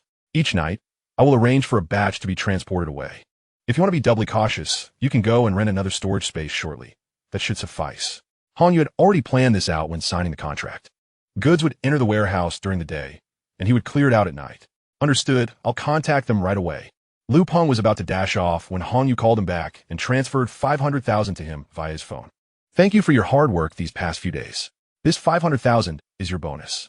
The fatigue on Lu Peng's face vanished instantly. "It's no trouble at all. It's my duty. However, there is something I haven't mentioned to you." Feeling a bit guilty about Hong Yu's generosity, Lu Peng hesitated for a moment, but ultimately decided to come clean. Some suppliers promised me a kickback, but don't worry. I've meticulously selected those with whom I signed contracts today, and their quality is absolutely guaranteed. Han Yu smiled slightly. No need to explain. I trust you to handle matters. As for the kickbacks, you should accept them. They can be considered part of your bonus. Lu Peng was taken aback, followed by a wave of excitement. Thank you, boss. If there is nothing else, I'll contact the warehouse now. He felt compelled to show his gratitude. As the kickbacks were no trivial sum, combined with the suppliers, his savings were rapidly approaching the millions, something he had never even dared to dream of before. Go ahead. After Lu Peng left, the hotel staff began to clean the conference room. Han Yu returned to the car, burdened with thoughts. Another pressing issue weighed on his mind. The space in his ring was insufficient. He had just entered the space with his consciousness and discovered that the massive oil tanker occupied 2/3 of the area. If he didn't find a solution soon, there would be no room for the essential supplies to come. He drove to a nearby hotel and booked a suite. Chapter 23. Unexpected gains upon entering the room. Han Yu immediately sank into the sofa and delved into the space within the ring. The colossal oil tanker loomed inside, and on its vast deck, there was only one structure at the stern, which housed the bridge and crew lounge. The second floor of the building was cluttered with beer and barbecued meat that had been delivered by Gu and his crew the previous night. The crew lounge was in utter disarray, hardly a place for human habitation. To his astonishment, Han Yu discovered several drugs and firearms in some of the crew lounges, indicating that true fugitives were likely aboard the ship, while Gu and his group were merely scraping by as laborers. Han Yu's primary concern regarding fuel truly did not disappoint him. Beneath the deck, there were a total of 8 fuel storage tanks, divided equally between diesel and gasoline, offering an ample supply. The 2 types of fuel were channeled through separate pipelines, each equipped with dedicated pumps, allowing him to access them at his convenience. With the fuel issue thoroughly resolved, however, space began to feel increasingly constrained. As he contemplated procuring some gold the following day, a collection of rectangular and square dark green wooden crates in the captain's cabin caught his attention. Based on his experience, such crates typically contain munitions. The number of crates was considerable, occupying more than half of the spacious captain's cabin. To ascertain their contents, Han Yu retrieved one of the rectangular crates from the space and placed it on the coffee table in front of him. He then found a crowbar on the ship to pry open the crate's lid, releasing a distinct scent of gun oil. Indeed, as he suspected, the crate housed munitions, 8 pristine AK rifles arranged neatly inside. This Tiger brother was truly remarkable, capable of acquiring not only fuel but also firearms, which was quite an eye-opener.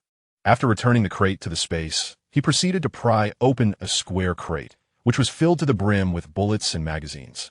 Subsequently, he transferred all the crates from the ship to a more visible area within the space. In total, he counted 20 crates of firearms and 60 crates of ammunition, in addition to 20 aluminum boxes secured with combination locks. He placed one of the boxes on the coffee table, which groaned under the weight. Curious, Han Yu grasped one of the handles and tested its heft. How heavy? It must weigh at least 200 pounds. And it was not particularly large. Could it possibly contain missiles? His eyes lit up with curiosity, and he eagerly began to carefully dismantle the combination lock with the crowbar.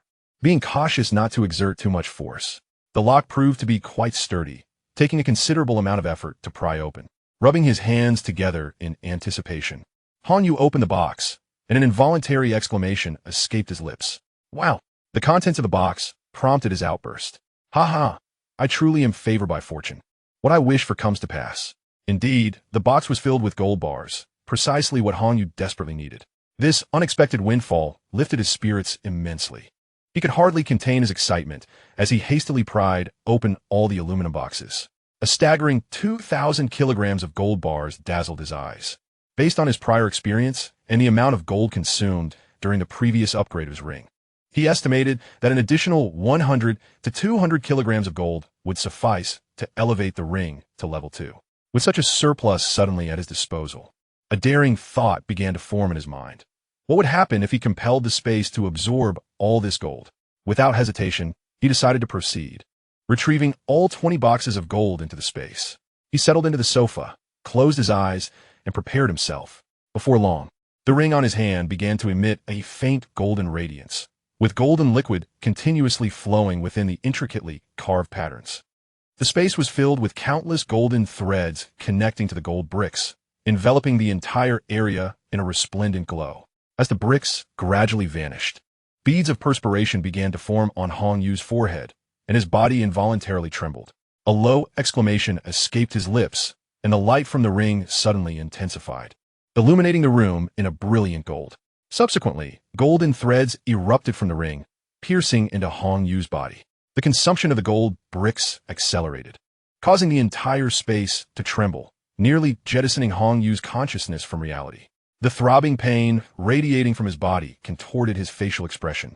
Yet he gritted his teeth and endured. Sweat had thoroughly soaked his clothes, and gradually, the clear perspiration seeping from his pores transformed into a crimson hue, dyeing him as if he were immersed in red fuel. The number of threads emitted by the ring multiplied, nearly saturating every part of Hong Yu's body. This process persisted for half an hour. Suddenly, Hong Yu let out a piercing scream. In an instant, the golden threads vanished, and he collapsed limply onto the sofa. After an indeterminate period, Hong Yu, now covered in blood scabs, opened his eyes, the gleam within them sending chills down the spine. Slowly he sat up, the sound of cracking bones echoing around him. As he moved his arms, he glanced at the ring on his hand.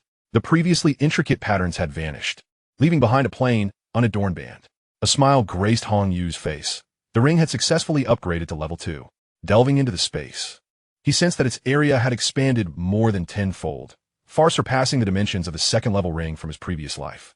Examining his condition, he noted that although it was also a second level, the degree of enhancement was incomparable. However, the agony endured was equally proportional. During the final phase, he felt as though his body were on the verge of being torn apart. Nevertheless, the sacrifice was worthwhile.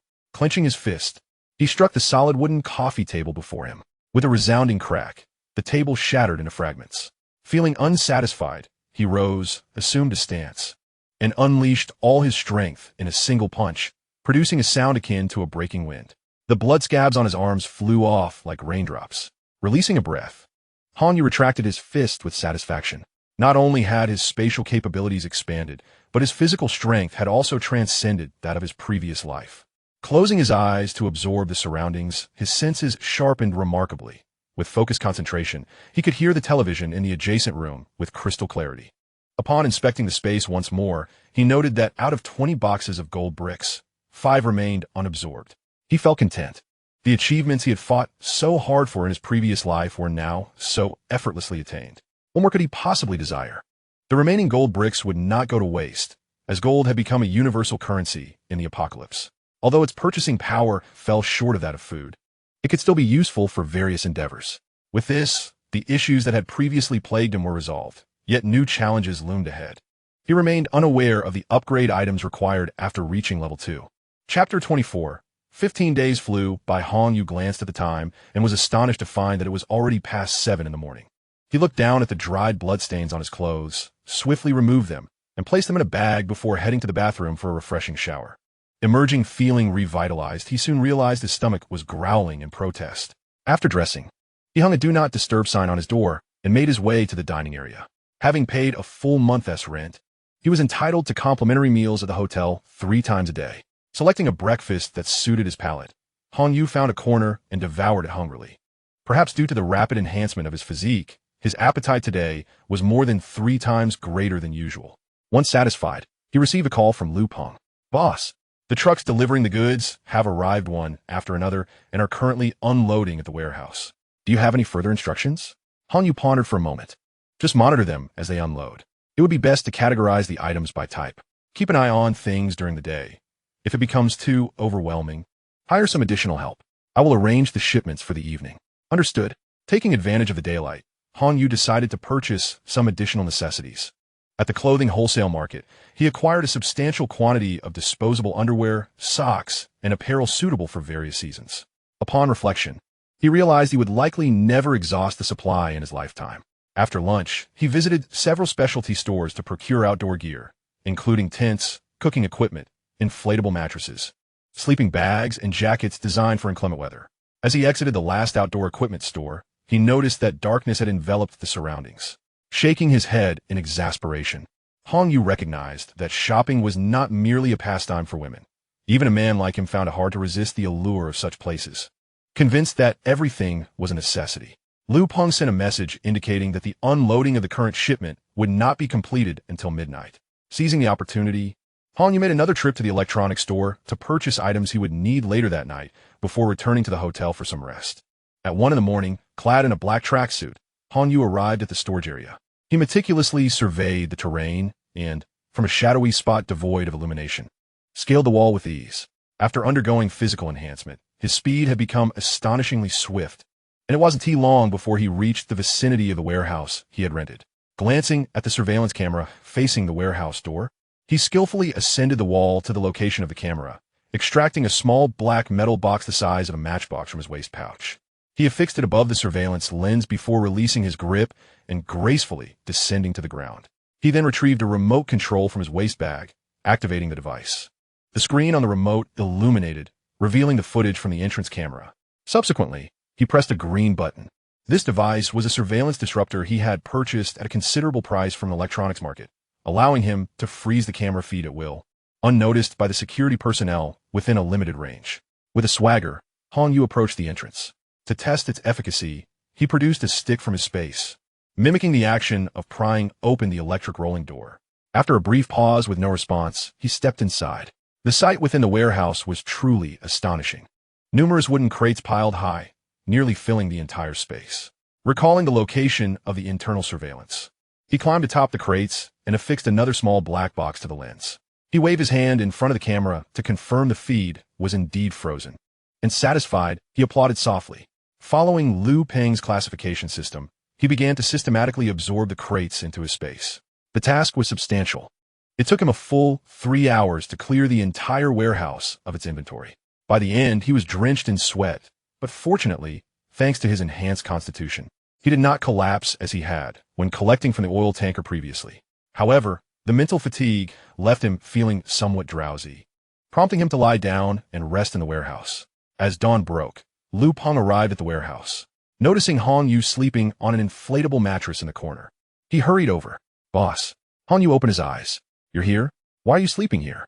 After glancing around, he exclaimed, "Boss, has all the cargo been transported?" Han Yu sat up and stretched lazily. "Ah, yes." Lu Peng was taken aback. The administrator had informed him that no vehicles had entered or exited the warehouse the previous night. Where could the cargo have gone? Despite his curiosity, he refrained from voicing his questions. Before they could continue their conversation, a line of long trucks arrived at the warehouse entrance. Lu Peng glanced back. "Boss, you should return to rest. I can handle things here." "All right." For the subsequent half-month, Han Yu spent his days leisurely shopping for practical items he had previously overlooked, returning to the warehouse at night to collect supplies. When the final batch of goods arrived, he finally felt a sense of relief. He was exceedingly pleased with Lu Peng's performance during this period. Han Yu sensed that Lu Peng had begun to find the daily emptying of the warehouse somewhat peculiar, yet he did not voice his suspicions. This aspect is greatly appreciated by Han Yu. The distinction between what should and should not be asked is inherently something a subordinate ought to recognize. To express his gratitude for Lu Peng's unwavering assistance, Han Yu treated him to an exquisite meal. After indulging in a hearty feast, the two returned to the wholesale store. Lu Peng was the first to enter, uncapping a chilled bottle of cola and offering it to Han Yu. "Boss, do we need to continue placing orders?" he inquired. The sheer volume of goods, amounting to billions, had been completely resold through various means, which left him in deep admiration. Han Yu chuckled softly. "Little Lu, from now on, this shop belongs to you. You may handle it as you wish, whether to sell or to continue its operation." "Huh? What do you mean, boss?" Lu Peng, reveling in his current role, perhaps buoyed by the rewards bestowed upon him by Han Yu, had never imagined that work could be so enjoyable. He was reluctant to see it come to an end. Han Yu, at a loss for how to explain, concocted a reason. "With the completion of this order, I have no further plans, so this must be where it concludes." Seeing the crestfallen expression on Lu Peng's face, Han Yu took out his phone and transferred 5 million to him. Upon receiving the notification, Lu Peng protested, "Boss, you need not do this. What you've already given me is more than sufficient." Han Yu rose and patted his shoulder.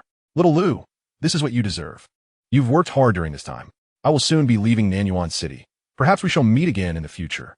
Lu Peng's eyes glistened with unshed tears, his lips quivering as he fought back emotion. Han Yu sighed. "Oh, do not be like this. Boss, I truly will miss you." Chapter 25. Departing Nanyuan City. As Han Yu settled back into his vehicle, The memory of Liu Peng's reluctance to part stirred a pang of sentiment within him, tinged with irony. How could a person he had only recently met evoke such feelings? What kind of heart could his uncle possess to harm his own brother and sister-in-law? Hong Yu did not rush to leave. After a fervent internal struggle, he ultimately made a decision. He pulled out his phone and typed a message. Liu Peng. Having known you, I offer you a piece of advice. Relocate your family to a northern city and stock up on provisions. After editing, he pressed send. This was the extent of his warning. Whether Liu Peng would grasp the gravity of the situation rested upon his own fortune. Had it not been for their time spent together and Liu Peng's admirable conduct, he might not have offered even this much caution. After all, human hearts are inscrutable. As of today, there was no longer any reason for Hong Yu to remain in Nanyuan City. He booked a flight to Rongqing through his phone. On his drive to the airport, he found a secluded spot to conceal his car, turning to gaze at the city that had been his home for over 20 years. He reflected on the myriad joys and sorrows it had witnessed. This departure may very well be a final farewell. Collecting his thoughts, Hong Yu hailed a taxi to the airport. Just after passing security, he received a call from the eyewear shop owner at Wujin City. Upon answering, a cheerful voice greeted him. Mr. Hong, all the items you ordered have cleared customs. Please send me your address, and I will arrange for delivery. After pondering for a moment, Hong Yu replied, I am en route to Rongqing. Can you manage the delivery there? The eyewear owner readily affirmed, absolutely. Very well. I shall send you the address once I arrive in Rongqing. Safe travels, Mr. Hong. Everything seemed to be progressing smoothly, and the timing was impeccably aligned. Any lingering melancholy within Hong Yu dissipated, and he found himself humming an unfamiliar melody. However, the arduous journey ahead would soon dispel this newfound cheer. Fortunately, this would be his final long-distance trek. After disembarking, it was already past midnight, and Hong Yu had no choice but to find a hotel to rest. Retrieving his car, which had been parked at the airport, he made his way to the city center. Upon checking into a hotel, he was taken aback to discover that the room rates had surged by at least 20% compared to 2 weeks prior. Additionally, he noted through a delivery app that the prices of all goods had risen significantly. Indeed, the adverse effects of the sweltering heat were gradually becoming apparent. He couldn't shake the feeling that these changes were occurring earlier than in his previous life.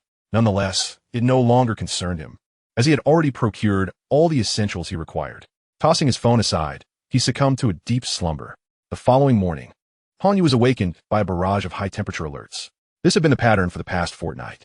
Moreover, recent news reports indicated that numerous regions were suffering from drought, with crops perishing. This was undoubtedly a severe blow to the farmers and one of the contributing factors to the soaring prices. All in all, the situation was becoming increasingly chaotic. After a modest breakfast at the hotel's buffet, Hong Yu proceeded to the construction site of the shelter. Approaching, he noticed tall, surrounding walls and several workers toiling under the relentless sun, applying fresh coats of paint. He parked his vehicle in a vacant space, and just as he stepped out, Manager Pang approached him, holding a sunshade and jogging to greet him. Mr. Hong, you're here. Why didn't you give me a call? It's sweltering here. If you'd like to see the progress, I can send you a video. He raised the sunshade above Hong Yu's head with a hospitable gesture. This display of attentiveness was directly linked to the generous 50,000 yuan red envelope Hong Yu had sent him 10 days prior as a token of gratitude. Unable to tolerate someone shielding him from the sun, Hong Yu gently pushed Manager Pang's hand aside. No need for that. Just tell me how the progress is going. Due to the consistently pleasant weather, the overall progress has been remarkably swift. The underground structure and drainage facilities are nearing completion, and this afternoon, we are set to commence the drilling of a deep water well. I intended to call you in the past couple of days to confirm whether there are any large pieces of equipment needed. If not, we shall proceed directly with the pouring of the floor slab. As the two men entered the courtyard, a protective sunshade covered the entire construction site, providing significant relief from the direct sunlight. The underground structure is now clearly visible, with workers below diligently completing the finishing touches. The integrity of the walls is assured. Every aspect has been executed according to Hong Yu's specifications, and I dare say they could withstand even artillery fire. Excellent. Do not concern yourselves with the equipment. Simply adhere to the schedule. The introduction of large machinery poses no issue for Hong Yu. He can accommodate anything within his spatial capacity. Very well. Do examine the details and let me know if any adjustments are necessary. Adjustments?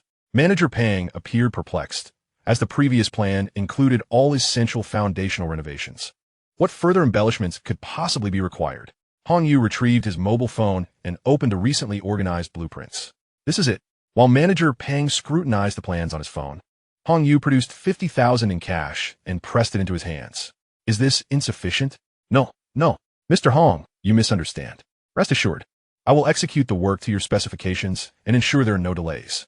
Please send me the blueprints at your convenience, and I shall replicate them precisely. After all, who would quibble over money?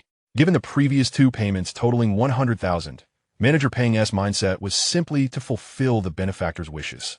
The additional renovation budget should be added to the overall price. I will require your continued assistance in overseeing matters until the project's completion, and I shall ensure you are handsomely rewarded afterward. Mr. Hong, I will personally supervise daily to guarantee early completion.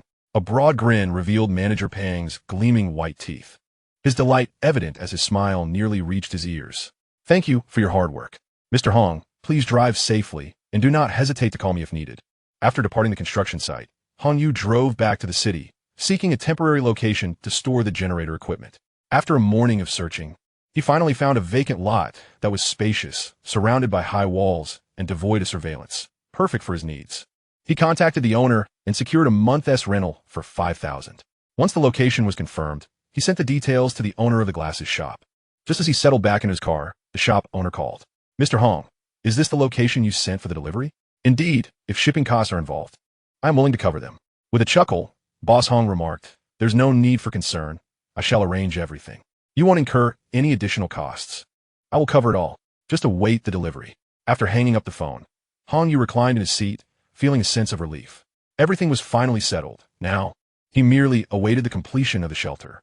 Chapter 26. Steaming hot meals. After lounging in the car with the air conditioning on, Hong Yu was startled by a sudden beep from the dashboard. Sitting up, he discovered it was the fuel warning. With a sigh, he lamented the dreadful weather. He had dared not turn off the engine, and now both the main and auxiliary fuel tanks were completely drained.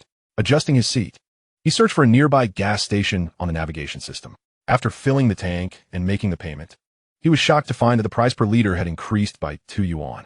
Such a significant hike was unprecedented. It seemed that the national authorities were finally intervening. On his way back to the hotel, Hong Yu remained observant, taking in the surrounding streets. He noticed a stretch filled with upscale restaurants and century-old establishments. One particularly charming place, named Sanwaizhai, caught his eye with its antiquated facade.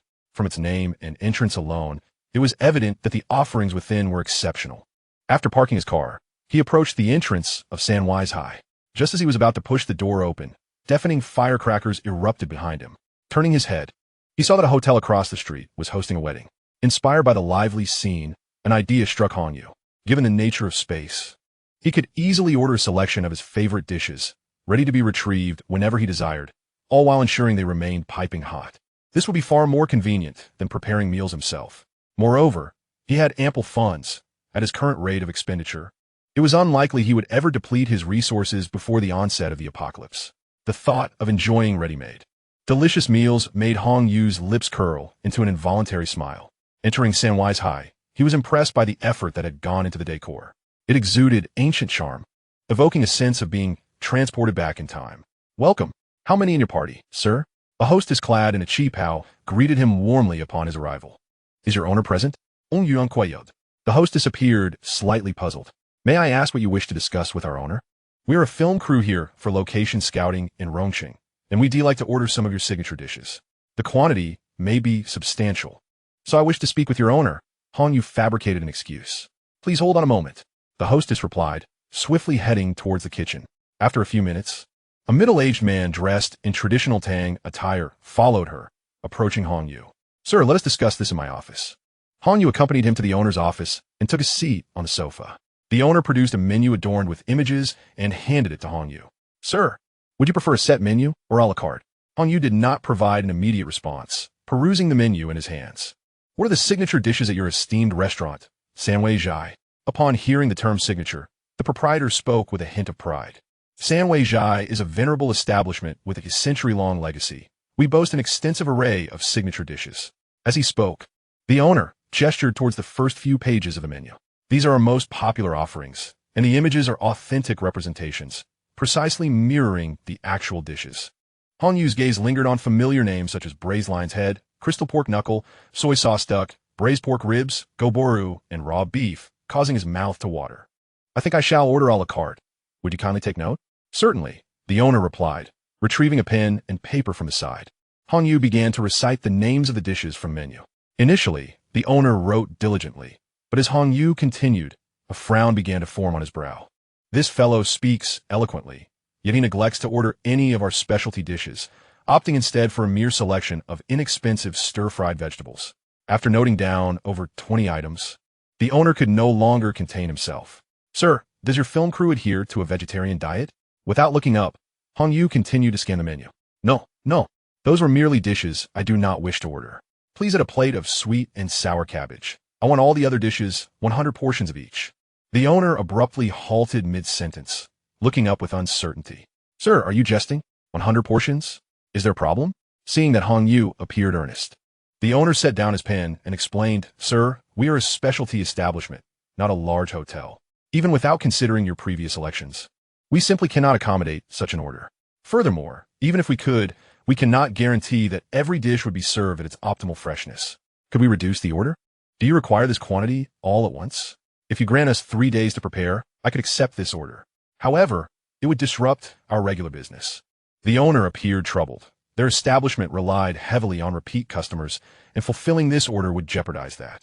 2 days, 50 portions each day, and I will pay double the price, Hong Yu declared, displaying his financial prowess.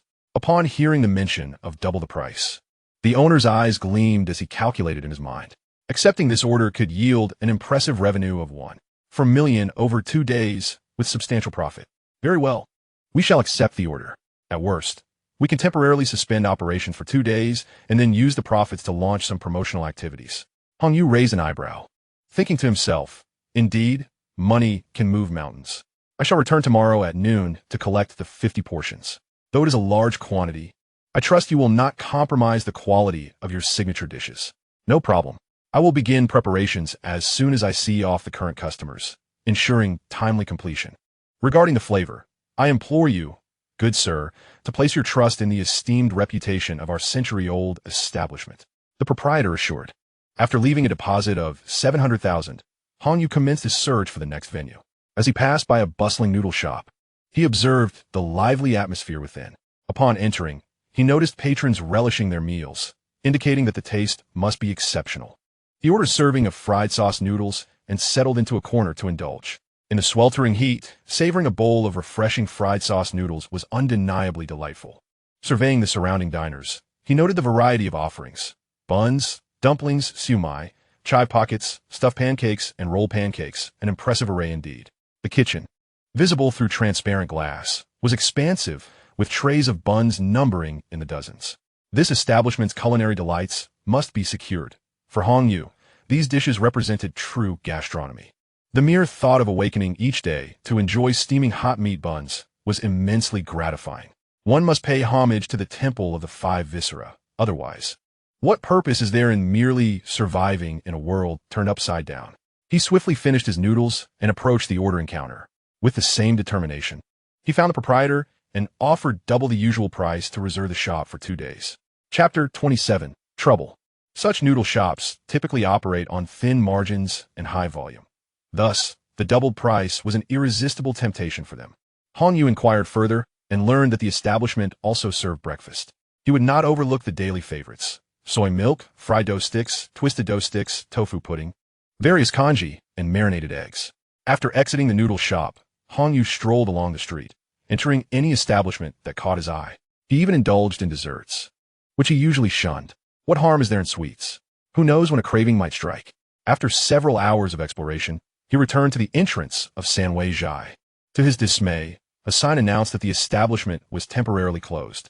Glancing back, he noted that many shops were taking similar measures in anticipation of his substantial order. Previously, he had only consumed a bowl of fried sauce noodles, now long digested. Recalling the braised lion's head from the menu, he felt an urge to return and stepped inside Sanwei Zhai. Upon entering, he found the hall eerily empty. Even the welcoming hostess was absent. Is anyone here? Hong Yu called out. The proprietor, now clad in a chef's uniform, emerged from the kitchen and recognized him. Mr. Hong, did you forget to convey something? He inquired. Hong Yu scratched his head. No, I merely wished to ask if I could have a serving of braised lion's head, as I am rather hungry. Of course. Please wait a moment while I arrange for the kitchen to prepare a portion for you. While other customers may be turned away, your request is one I must honor. Han Yu found a corner table to sit at. Shortly thereafter, the previous hostess returned, presenting him with braised lion's head, a small cold dish, and rice. Sir, should you require anything further, do not hesitate to call for me. After giving instructions, she swiftly turned and dashed towards the kitchen. At this moment, the young lady had undergone a remarkable transformation, although she still donned that elegant cheongsam. A small white cap, traditionally worn by waitstaff, adorned her head, and her high heels had been exchanged for comfortable cloth shoes, complemented by an apron tied around her waist. Wait, bring me another bottle of chilled cola. The welcoming hostess promptly retrieved a bottle from the refrigerator and hurried back. Observing her flurry of activity, it was evident that the entire staff at Sanwei Zhai was mobilized for Hong Yu's order. Hong Yu picked up his chopsticks and sampled a beautifully presented lion's head meatball. Indeed, his instincts had proven correct. He had not chosen the wrong place. It was utterly delightful. In a post-apocalyptic world, anyone fortunate enough to savor such a dish would surely be moved to tears of joy. He polished off 3 of the sizable meatballs in just a few bites and was preparing to grab a fourth when the roar of a sports car echoed from outside. Moments later, a young man clad in designer attire and wearing an expensive watch strode in. The young man surveyed the empty hall and called out, "Where is everyone?" "Boss." The owner, busy in the kitchen, hurriedly emerged. Upon seeing the visitor, a sycophantic smile spread across his face. "Young Master Qin, you've arrived. What is the situation outside?" "I sincerely apologize, young Master Qin. Our establishment is currently undergoing renovations in the kitchen and cannot operate today." "Oh, I see. Very well then." The young man exited, and the owner let out a deep sigh of relief.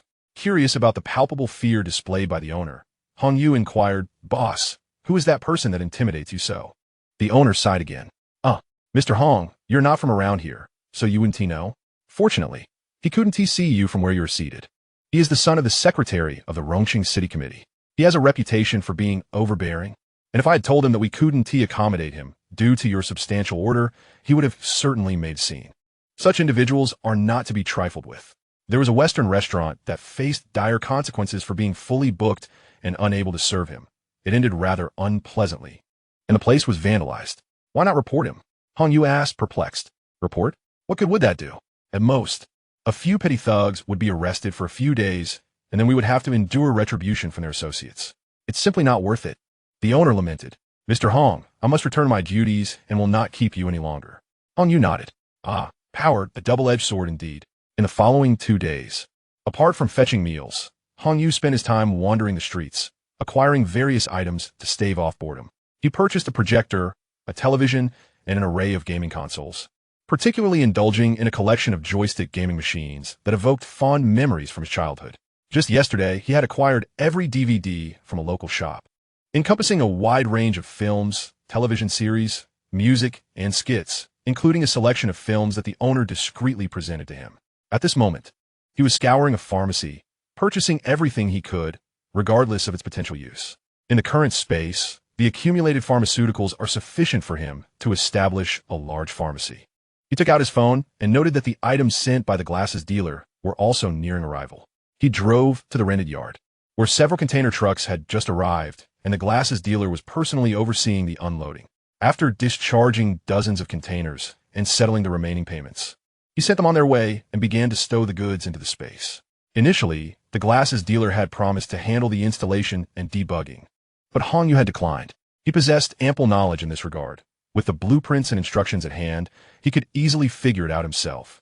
It was unavoidable that the engineering team would become aware of the shelter. However, it was prudent for others to avoid such knowledge as much as possible. Once all the containers were stored away, the day's tasks were concluded, and he returned to the hotel early to rest. The following morning, he arrived again at the street of Sanwei Zhai to collect the final order. Just as he parked, a group of spirited young men, sporting bowl-shaped haircuts, tight t-shirts, cropped pants, and casual footwear, surrounded him. One young man, clutching a small leather bag under his arm, approached and knocked on Hong Yu's car window. "Get out!" Hong Yu did not immediately comply. Instead, he pondered whom he might have offended in Rongqing, but after a thorough reflection, he could not pinpoint anyone specific. After confirming that the driving recorder was activated and enabling his phone as recording function, he finally exited the vehicle. The young man with the leather bag arrogantly prodded Hong Yu's shoulder with his finger. Kid, you're quite audacious, aren't you? Do you even realize you've offended someone? Hong Yu found himself perplexed by the question and took a step back to create distance, genuinely concerned that this slender, insect-like youth might injure himself with his own aggression. I suggest you refrain from any physical confrontation and clarify the matter first. Who have I offended? Damn, you're quite the arrogant one. A newly wealthy outsider. Do you even know how to write the word death? As he spoke, the young man attempted to push Hong Yu.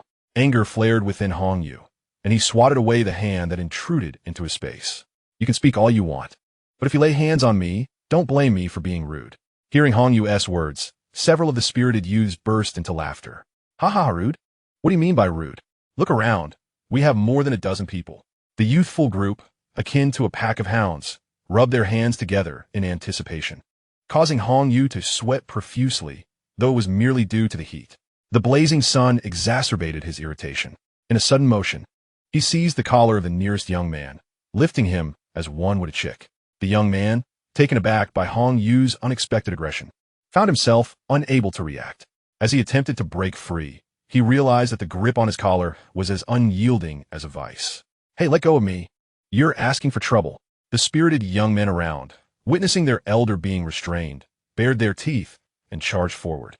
With a cold sneer, Hong Yu seized the slender dog, lifting him off the ground. The tight-fitting t-shirt constricted the slender dog's breathing, and he desperately flailed against the grip that held him. But to no avail. Instead, he only succeeded in bruising his own hands. As he observed the approaching throng of spirited youths, Hong Yu brandished the slender dog as if he were a weapon. Little did the slender dog dream that he could be transformed into such an instrument of combat. In no time, the group of spirited young men lay prostrate on the ground, their cries echoing as the scorching heat of the pavement overwhelmed them. Hong Yu glanced at the slender dog, whose complexion had turned a ghastly shade, eyes rolling as if he were on the brink of unconsciousness. Hastily, he released his grip. The slender dog collapsed to the ground like a noodle boiled in water, gasping for fresh air. The unbearable heat compelled him to scream. Yet every attempt to shout was met with relentless coughing. Hong Yu stepped forward, placing his foot upon the slender dog's calf, which was no thicker than his wrist. Cough, cough. It hurts, cough, cough, hot. The slender dog cried out, his voice faltering in pain. Hong Yu's patience was wearing thin. Quit the nonsense. Who sent you here? Qin, young Master Qin. Hong Yu was taken aback. Young Master Qin? What sort of person was that? He rifled through his memories and recalled a certain individual, the second-generation official mentioned by the owner of Sanwei Zhai, but he couldn't fathom how he had offended him. What have I done to wrong him? Brother, please don't step so hard. It hurts, it's burning.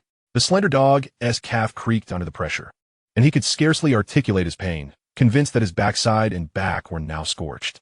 Hong Yu lifted his foot. The slender dog quickly retracted his leg, struggling to rise, but fearful of inciting the wrath of this formidable figure. He squatted on the ground, looking up at Hong Yu with wide-eyed terror.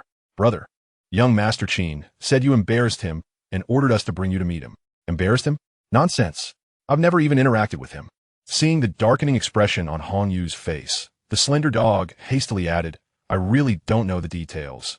We're merely doing him a favor. Tell that Qin fellow that I have pressing matters today, and he should meet me at Beishan Park tomorrow morning at 9. Since he has come all this way, we ought to have a proper discussion. I'm quite curious about how I've offended the son of this municipal secretary. Now be gone. The slender dog stood up with a sigh of relief, beckoning to the other spirited young men who were still crouching on the ground, and they limped away hastily. Hong Yu quickly sought refuge in the shade, as the sun blazed down upon him with unbearable intensity. After retrieving his final breakfast, he returned to his vehicle. Drenched in sweat, just as he engaged the reverse gear to back out, a deafening explosion erupted. A deafening explosion reverberated behind him, causing the entire vehicle to tremble. He turned swiftly to behold a shop at the end of the street engulfed in flames, while numerous bloodied individuals screamed as they fled toward safety. The blast's magnitude was evidently significant, with debris strewn about, and the windows of nearby establishments shattered into countless fragments. Several bodies lay motionless on the ground, their fates uncertain. Hong Yu sighed, suspecting this was yet another incident spurred by the sweltering heat. Fortunately, he was at a considerable distance. To perish in such a senseless manner would be utterly tragic. He pressed the accelerator and departed from another street corner, making his way back to the hotel without pause. Upon entering his room, The first order of business was to discard his sweat-soaked clothes and lower the air conditioning to its coldest setting. Once the air cooled, he retrieved a portion of rice and braised fish from his supplies, indulging in a delightful meal. The recent explosion served as a stark reminder to Hong Yu that such accidents could transpire at any moment. He needed to be vigilant regarding the safety hazards in his surroundings. After nearly a month of diligent preparation, it would be a lamentable fate to meet an untimely demise now. Post-meal, he lazily collapsed on a bed, delving into his storage space to inventory his supplies and assess what additional items he might require. However, after a thorough inspection, he found no deficiencies, as the essentials were abundantly stocked. He took out his phone and searched for must-have supplies for an apocalyptic scenario, which surprisingly yielded a substantial list. He saved screenshots of the items he lacked, including thermal clothing, gas masks, oxygen tanks, inflatable boats, solar panels, and military-grade night vision goggles and binoculars. Early the next morning, he ventured out in search of these items. Unfortunately, besides the solar panels and gas masks, the rest proved elusive. By midday, he had only managed to procure the night vision goggles and binoculars, though he did indulge in a plethora of hamburgers and fried chicken. Dejected, he returned to the hotel, only to sense an unsettling atmosphere upon entering the lobby. A crowd had gathered at the front desk, and their demeanor suggested they were not of the most amiable sort. Choosing to disregard the commotion, Hong Yu made his way directly to the elevator. "Hey, you stop right there," shouted a voice, directed at him. He halted and glanced at his black t-shirt before turning back. A dozen burly men with tattoos approached him menacingly, led by a bald giant who brandished a phone, seemingly comparing it to Hong Yu's appearance. "You're Hong Yu, aren't you?" he sneered. It was evident that the trouble he was about to face stemmed from the infamous Qin Gongzi. The bald man stepped closer, looking down at Hong Yu with disdain. "Kid, you're the first in the entire Rong City to stand up the esteemed Qin Gongzi." Stand him up?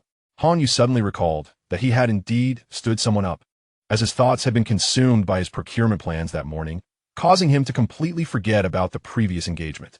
"Alas, I became so preoccupied that I forgot. Where's that fellow Qin?" "Who are you calling fellow?" The bald man's companion, a burly figure with a dark visage, was displeased. The bald man raised his hand to stop the burly man from advancing. "Young Master Qin has instructed us to escort him intact. Let us refrain from hasty actions for now." Chapter 29. At last, "We can make our move." The bald man cast a menacing glare at Hong Yu and said with malice, "You boy, come along with us." He gestured with his chin, and the two burly men behind him received the cue to apprehend Hong Yu. Hong Yu is gaz sharpened. He yearned to knock each of these fools down with a single punch.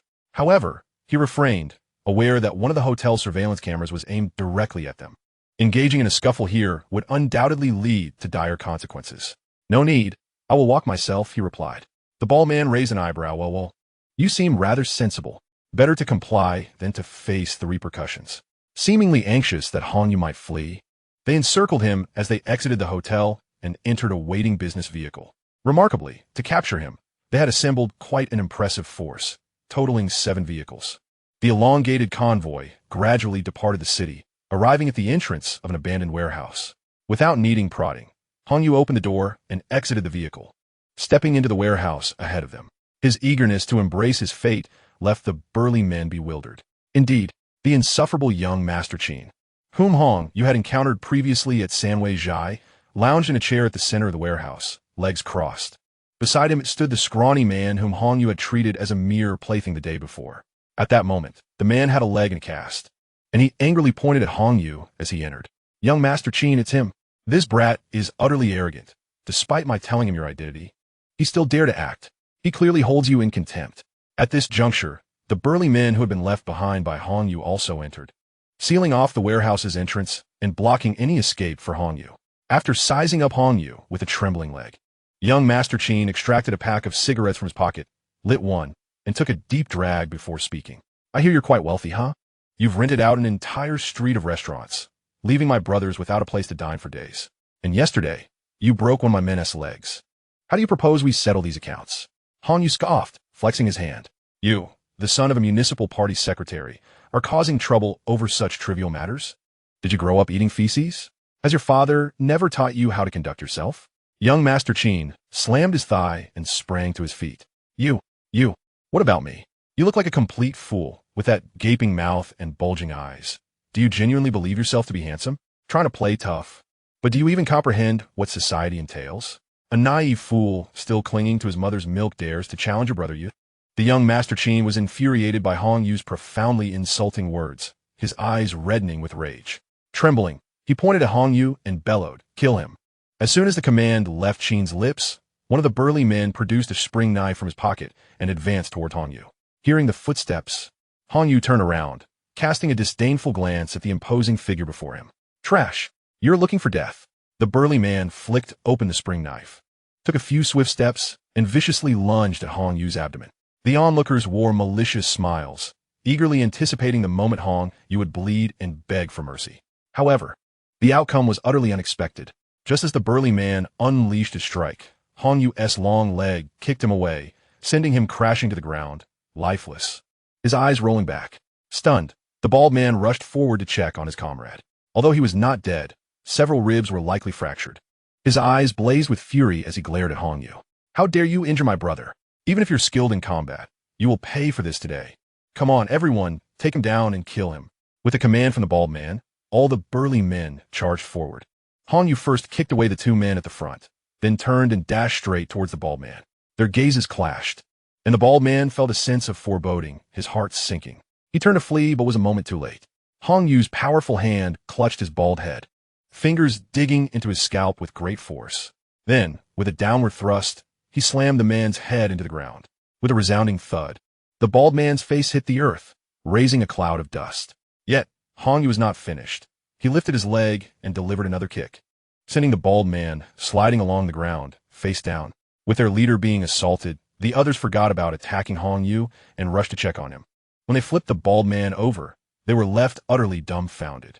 His face was a grotesque mess, bloodied and bruised, his nose completely crushed, and his lips mangled by his own teeth, nearly all his teeth shattered. Hong Yu disdainfully brushed his hands together. "To think that though he's bald, his scalp is still greasy. How disgusting." He chuckled. "You were so boastful, and yet it turns out you're just trash." The burly men were struck with fear by Hong Yu's ruthless display, and none dared to speak up. Yet, witnessing this, young Master Qin was incensed. He shouted, "What are you fools standing around for? Get him. Whoever brings him down will earn a reward of 100,000, with the lure of money." The burly men again surrounded Hong Yu, though none were willing to strike first. Hong Yu chuckled, "Come on, let us see if that 100,000 is enough to cover your medical expenses. Don't be afraid, brothers. This time we charge together, no matter how formidable he is. He cannot defeat us all." One of the burly men gritted his teeth and spoke. As soon as he finished speaking, Hong Yu swiftly stepped forward and delivered a powerful punch to his face. The man spat out several broken teeth before collapsing to the ground. The others were once again struck by Hong Yu's speed and strength. By the time they reacted, another comrade had already fallen. "A bunch of cowards," Hong Yu exclaimed before disregarding the burly men and striding directly towards the flustered young Master Qin. Upon seeing Hong Yu approach, young Master Qin was terrified and hurriedly shouted, "You, quickly, stop him." However, no one paid him any heed. Even the petty accomplice beside him had retreated to a corner. As he watched Hong Yu advance towards him, young Master Qin trembled in fear. Hong Yu delivered a kick to his abdomen, causing him to topple backward and shatter the chair behind him. Clutching his stomach, he rolled on the ground in agony, while his other hand rubbed his backside, tears streaming down his face. Hong Yu crouched down, a smirk playing on his lips as he regarded the still youthful visage of young Master Qin. At such a tender age, engaging in such affairs. "Do you truly believe your father can sway everyone? Speak. Why are you so intent on provoking me?" I just wanted to find you and get some money," young Master Qin confessed. Chapter 30. Inspection of a shelter the restaurants young Master Qin frequented had recently closed for various reasons. After some investigation, he discovered that a man named Hong Yu had spent millions to acquire all the distinctive establishments on that street. Through further inquiries, he learned that Hong Yu was an outsider, habitually lavish with money. He thought to employ his usual tactics to extort some funds from Hong Yu.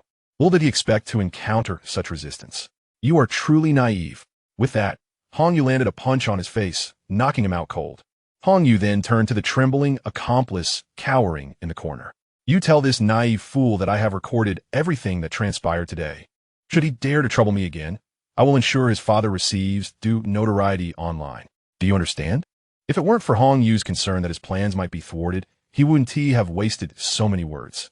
The accomplice, intimidated by Hong Yu's presence, nodded vigorously like a chick pecking at grains. With his hands in his pockets, Hong Yu walked out of the warehouse, and no one dared to obstruct him. He then got into their business vehicle and drove straight back to the hotel, leaving the car unlocked in the parking lot. Whether anyone dared to retrieve, it was of no concern to him. In the following days, it seemed young Master Qin had heeded Hong Yu's warning and refrained from seeking further trouble. Hong Yu reemerged, embarking on his shopping journey. After nearly 10 days of diligent efforts, he had indeed amassed a considerable bounty. Previously captured images were acquired through various channels, albeit in limited quantities. Fortunately, as these items are not everyday essentials, they suffice for his personal use.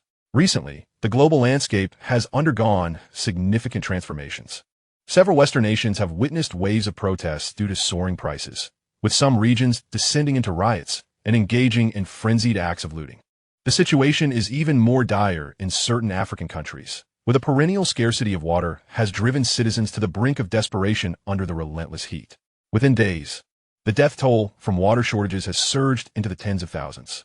This oppressive climate has also expedited the spread of infectious diseases, overwhelming nations with inadequate healthcare systems. In the Dragon Kingdom, some regions are also grappling with water scarcity. In contrast to other nations that champion freedom, the populace of the Dragon Kingdom remains relatively obedient, avoiding civil unrest.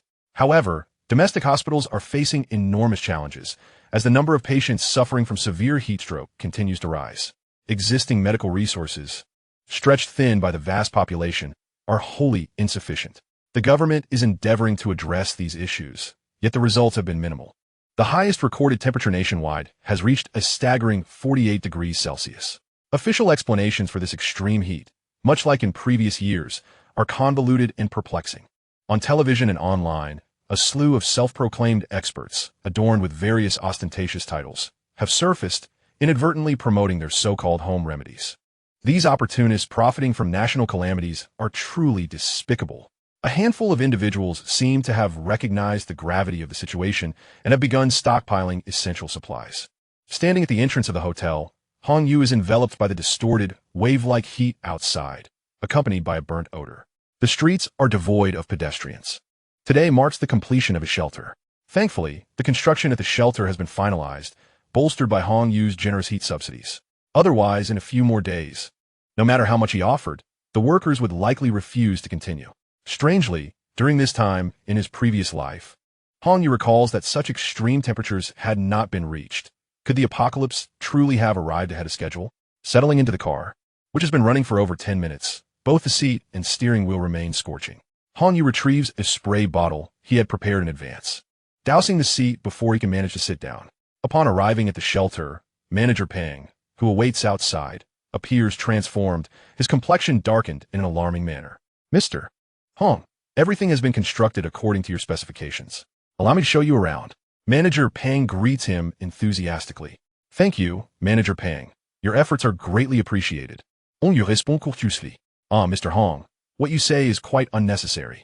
You are our esteemed client, indeed our lord, and I shall endeavor to serve you to the utmost of my abilities. Observe the robustness of this surrounding wall. Even a vehicle would inflict no damage upon it. The main gate is fortified to withstand explosions. Mr. Hong gazed at the formidable iron door, nodding in satisfaction. Its strength was nearly comparable to that of a safe. Manager Pang pressed a button on his remote control, and the iron door slowly swung open. This entrance could be operated both electronically and manually, though the latter was somewhat slower. The two men stepped through the gate.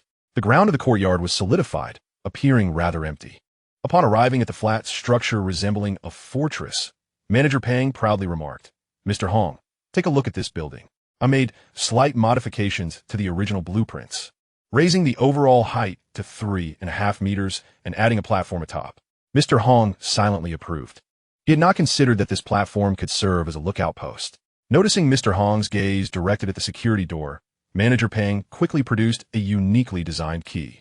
He approached, inserted it into the lock, and with a forceful twist, the 30-centimeter thick stainless steel door swung open with a loud clang. Grasping the handle, Manager Pang exerted nearly all his strength to pull the door wide. After exhaling, he explained, this door boasts the highest security level in the world, featuring a purely mechanical structure without any electronic components. It functions normally in both extreme low and high temperatures. However, its weight necessitates manual operation. Although Mr. Hong had previously requested a high security level for this door. He did not anticipate Manager Pang achieving such an impressive standard. Manager Pang handed the key to Mr. Hong. The key was large and heavy. The most complex key Mr. Hong had previously encountered was a cross-shaped one. Yet this one was star-shaped and appeared to be crafted from a special alloy, notably dense. Mr. Hong, this door is operable only with this singular key, so please guard it well, Manager Pang advised before stepping inside. The interior space matched their earlier discussions, spanning around 100 square meters without any partitions, featuring only 6 load-bearing columns. The windows on all 4 sides were smaller than usual, crafted from 28mm bulletproof glass, resulting in reduced light transmission. Light transmission? Mr. Hong was unconcerned with such matters. Safety was paramount above all else. Chapter 31. Arrangement. Manager Pang walked to a corner of the room and bent down to open a hidden door in the floor. Below lay a staircase leading underground. At the end stood another security door, similar to the previous one. This door, too, was entirely mechanical. As he spoke, Manager Pang produced another key and proceeded to unlock the door. Upon descending underground, a vast expanse unfolded before my eyes, the temperature remarkably comfortable. Upon entering, I was greeted by an expansive hall, its floors and walls adorned with solid wood, illuminated by seamless lighting that rendered the entire space as bright as day. In accordance with your specifications, all lighting employed here mimics natural sunlight, as assured by the manufacturer, fully capable of supporting photosynthesis in plants. As he spoke, he approached a corner where 20 large cardboard boxes were stacked. Here lie the 20 sets of spare bulbs you requested. With a typical lifespan, they will suffice for a century. On you noted appreciatively. What about the heating and cooling systems? He inquired. Rest assured, Mr. Hong, everything has been constructed to your specifications. The floors, walls, and ceiling are equipped with the highest quality heating pipes available on the market, and the entire underground facility utilizes a cooled air system, allowing for individual temperature adjustments in every room. I will provide you with a detailed explanation later. Let's first explore this area.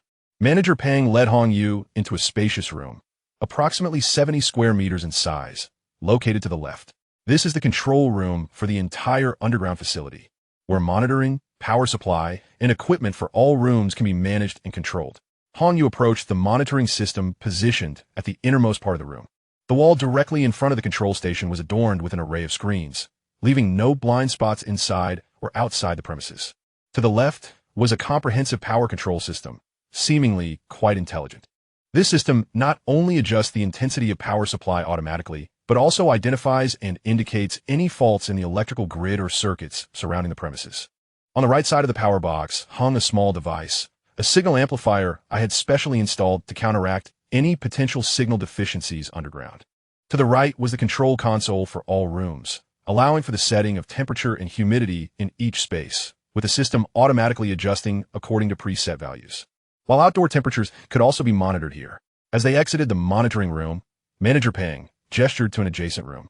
This is the generator room, where all electrical lines have been pre-installed and labeled for ease of identification. The room is equipped with independent ventilation, alleviating concerns about air pollution. He then pointed to the opposite room. This is the restroom, with a wastewater well designed as a self-draining system as per your request. Routine usage poses no risk of overflow. Adjacent to it is the water well room, housing a deep water well and a 5-ton pressure storage tank, adequately fulfilling all water requirements for the underground facility. The remaining rooms were currently empty, and Manager Pang guided Hong Yu to the innermost chamber of the basement. This room was nearly the same size as the grand hall upon entry. To the left stood 2 central air conditioning units, while to the right was an electric boiler, both energy efficient. Given that the central air conditioning would emit substantial heat, this room also possessed independent ventilation, automatically initiating circulation when temperatures exceeded optimal levels. Concluding his tour, Manager Pang indicated the long shelves flanking the door. Here lie all the components organized by category. All easily replaceable parts for the basement facilities have been prepared in accordance with your specifications. After speaking, Manager Pang surveyed the surroundings. There is nothing else, Mr. Hong. Please check once more to see if there are any areas that require our rework or rectification. I am quite satisfied and find no need for modifications. Thank you for your hard work, Manager Pang. I will transfer the remaining payment to your company's account shortly. As for the promised reward, Hong Yu retrieved his phone and executed a transaction, transferring 200,000. I hope the amount is not deemed insufficient. Manager Pang's peripheral vision had already registered the substantial sum. "Mr. Hong, you're truly too kind. This is merely part of my responsibilities," he replied with a facade of selflessness, although the greed evident on his face betrayed his true sentiments. With the employer's satisfaction and the promised benefits secured, Manager Pang was ready to take his leave. "Mr. Hong, I shall take my leave now. Should any issues arise, please feel free to contact me." Once Manager Pang departed, Hong Yu drove the car into the courtyard and secured in the space. After confirming that the main gate was securely locked, he descended to the basement. This would henceforth be his sanctuary, and it required thoughtful arrangement. What delighted Hong Yu most was the basement's temperature, which was refreshingly cool, akin to being in an air-conditioned room. He retrieved the plush carpet he had previously purchased from the space and laid it in a corner of the hall. He then placed an L-shaped fabric sofa atop it. This particular sofa was chosen by Hong Yu himself. He found its fabric material far more comfortable and softer compared to exorbitantly priced leather sofas. Removing his shoes, he reveled in the softness of the carpet before collapsing onto the sofa. The experience was simply exquisite. After a moment, he sat up, extracting a solid wood coffee table from the space and positioning it in front of the sofa, atop which he placed a hygrometer. Stepping off the carpet, he donned his shoes and measured approximately 4 meters from the coffee table, retrieving a large, movable iron rack from the space. This was the mobile television stand Hong Yu had sourced after visiting several stores. It not only accommodated a television, but also featured numerous shelves on either side for additional storage. Equipped with tools, he mounted his 108-inch television onto the stand. Subsequently, he arranged the gaming console and various discs on the shelves. In no time, the rack was filled to the brim. After spending some time connecting all the cables, he realized that the fiber optic internet was not yet connected. Thus, he resorted to using his mobile hotspot to link the television to the internet. He switched to the news channel, allowing it to broadcast in the background while he busied himself with other tasks. The opposite side of the hall remained rather vacant. Hong Yu meticulously arranged various potted plants and positioned over 20 assorted joystick gaming machines against the wall. He also set up a billiard table and a dining table at a suitable distance. At last, the hall began to take shape and was visually pleasing. Next, it was time to commence the assembly of the power generation equipment. Hong Yu entered the generator room, positioning a brand new generator in place before meticulously connecting the wiring according to the manual. This undertaking was relatively intricate, yet it posed no challenge to him. A man of science and engineering, after 3 hours of diligent effort, he successfully completed the connections. The storage battery, capable of holding 100 degrees of electrical charge, was also properly installed. Hong Yu opened the fuel tank of the generator. With a flourish of his right hand, a pipe materialized from thin air. This was the fuel line connecting to the fuel truck. Such a remarkable ability was something he had discovered by chance in his previous life, proving to be quite a boon. Chapter 32. The rumor video. After filling the generator's fuel tank, Hong Yu returned to the monitoring room. He turned off the mains power input switch within the power system, and in the next instant, the automatic regulating knife switch transitioned to generator mode. The lights dimmed momentarily before illuminating once more. The generator roared to life, operating smoothly. The battery's charge remained at 90% and was currently in the process of recharging. Perfect. Hong Yu could not suppress his laughter, feeling fortunate that his diverse interests had equipped him with a myriad of skills. Otherwise, he would have struggled to navigate these devices. After the generator had been running steadily for 10 minutes, Hong Yu activated the mains power. The automatic regulating knife switch reverted back to the main supply. He then cut off all power to the other rooms, except for the functional spaces. Once the surveillance video was adjusted to shared mode, he returned to the Grand Hall. He then retrieved a smaller television stand and mounted a 63-inch television upon it, settling onto the sofa to connect it to the monitoring equipment. Now, he could observe the surveillance footage while reclining on the sofa, eliminating the need to venture to the control room. In truth, there were still 10 vacant rooms available. Yet he had no intention of creating a bedroom. The hall was spacious, and all entertainment facilities were conveniently located there. Sleeping on the large sofa would be comfortable, and he could keep an eye on the outside world at any time. However, one essential element could not be overlooked: the kitchen. Hong Yu found an empty room and arranged various kitchen utensils within, preparing for future organization. The facilities in the bathroom were already complete, so there was no immediate need for additional items. After changing out his oil-stained clothes, he reclined on the sofa, munching on steamed buns while watching news reports about disaster incidents. Unbeknownst to him, he drifted off to sleep. When he awoke, it was already 10 o'clock the following morning. After freshening up, Hong Yu decided to venture out to purchase some plant seeds or seedlings, as well as soil for planting. This idea had come to him in a dream the previous night, reminiscent of running across a grassy field. It might prove useful in the future. Better to be prepared than to be caught unawares. As he opened the underground security door, a wave of heat washed over his face. And stepping outside, the stifling warmth nearly extinguished his desire to shop. Struggling against discomfort, he arrived on the first floor, where the stifling heat intensified. The valve-like doorknob on the security door felt almost scalding to the touch.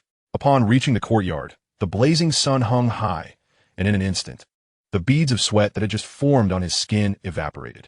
This situation was becoming increasingly absurd.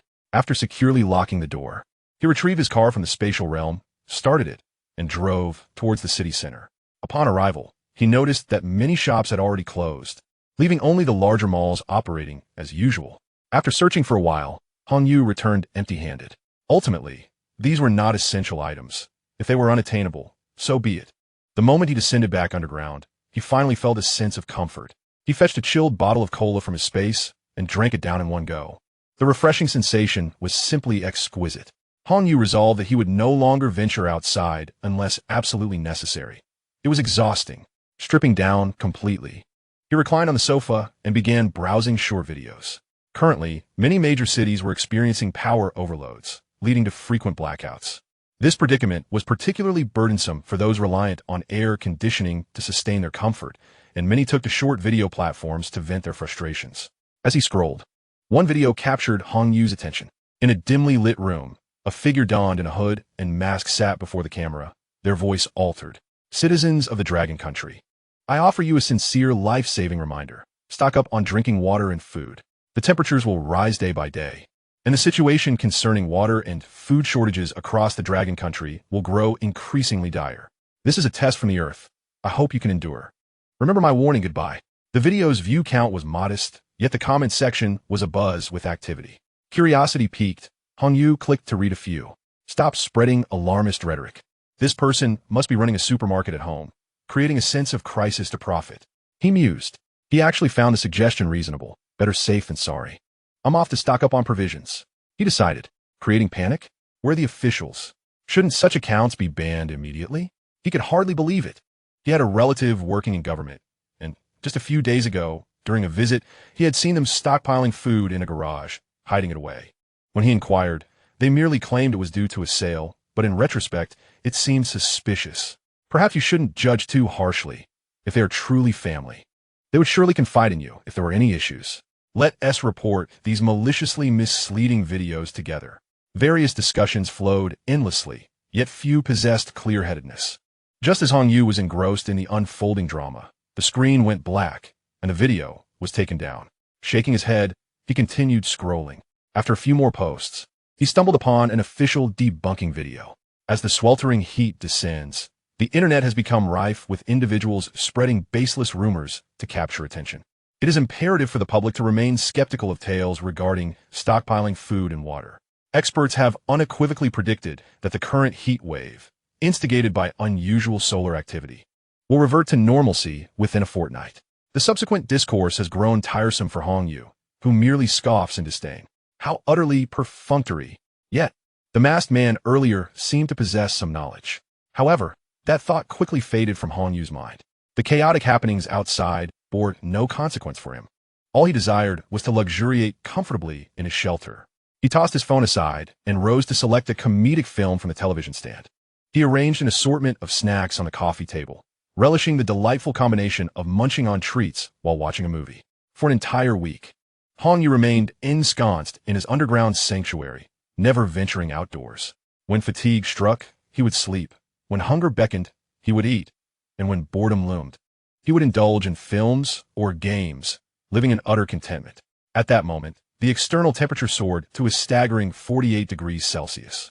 Although the internet had not yet succumbed to complete failure, power outages had begun intermittently since yesterday. Hong Yu languidly retrieved his phone to engage in his daily ritual of watching videos.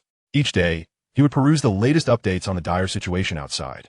Drawing from his past experiences, it appeared that the extreme heat had indeed arrived ahead of schedule. Power and water outages had become the norm in many areas.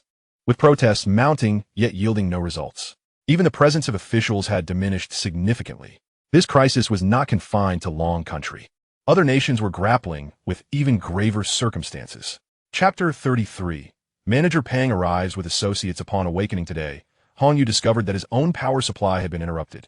5 hours had passed with no signs of restoration. He retrieved a hamburger and fried chicken from his provisions and was savoring his meal when he noticed 3 vehicles arriving on the surveillance feed, halting at the entrance. To his surprise, the first individual to disembark was none other than Manager Pang. After stepping out, Manager Pang unfurled an umbrella and waved toward the camera, mumbling something. Hong Yu set down his hamburger and made his way to the control room to activate the audio on the surveillance feed. "Mr. Hong, please open the door. There are important figures here to speak with you." "Mr. Hong? I know you're inside." Hong Yu muted the sound, confirming the status of the power grid before returning to the hall to continue his meal. His concerns materialized as Manager Pang had begun to covet his sanctuary, and he had come with others in tow. Judging by the value of the vehicles, it was evident that they were not of ordinary standing. After finishing the remainder of his hamburger in a few bites, he took a couple of swigs from a bottle of mineral water and returned to the screen, intently observing the next moves of these individuals. Manager Pang continued to address the surveillance camera, his demeanor hinting at a potential eruption of frustration. He stood at the doorway for a full 5 minutes before a middle-aged man finally emerged from the luxury vehicle. Approaching Manager Pang, he exchanged a few words, prompting a darkening of Pang's expression as he retrieved a remote control from his own car. Hong Yu recognized the remote's appearance, his gaze sharpening with realization. To his dismay, there indeed existed a backup remote. He had considered this possibility before, but given the smooth progress of the operation, he had dismissed it. Initially, he contemplated cutting off the power to the iron gate, but reconsidered, deciding it would be more prudent to resolve the matter entirely rather than endure repeated harassment, especially with the current state of disarray. Drawing a handgun from his space, he checked the ammunition as the iron gate slowly opened. Several vehicles drove directly into the courtyard. Hong Yu took refuge in a corner of the building, crouching down with his gun aimed at the entrance. Given the existence of a backup remote, it was conceivable that a spare key for the security door might also be in possession of the other party. A dull thud resonated from outside, following the sound. He saw Manager Pang peering through the bulletproof glass. It seemed unlikely that Pang possessed a key to the security door. Otherwise, he would have simply opened it earlier. Hong Yu rose, concealing his weapon behind him as he approached the communication device by the security door to converse with the outside. Upon seeing Hong Yu's figure, Manager Pang's face lit up with excitement, and he hurried back to the entrance. "Mr. Hong, you are indeed here. I sincerely apologize for entering the premises without your consent, but I had no choice. An important individual wishes to meet with you." "Oh, who wishes to see me?" The occupants of the 2 luxury cars seemed to have overheard the conversation. A total of 6 individuals alighted from the vehicles, each unfurling umbrellas to welcome a well-dressed, middle-aged man with slick-back hair. Noticing the arrival of the dignitary, Manager Pang wiped the sweat from his brow and scampered over. Hong Yu stepped outside through the security door. Conversing from a distance proved too cumbersome. He preferred to confront them face-to-face for a swifter resolution. The bespectacled man approached Hong Yu, holding a small fan, flanked by 6 sycophants who closely followed with umbrellas in hand. Such a procession was indeed befitting of someone of considerable stature. Hong Yu shielded his eyes from the blazing sun with one hand, turning slightly to reach inside for an umbrella from his space, which he opened and held over his head. His gaze turned icy as he cast a glance at Manager Pang, who, feeling guilty, could not meet Hong Yu's eyes. The slick-back man arrived before Hong Yu, surveying the interior from the doorway behind him. "Mr. Hong, I am Qin Hanyong.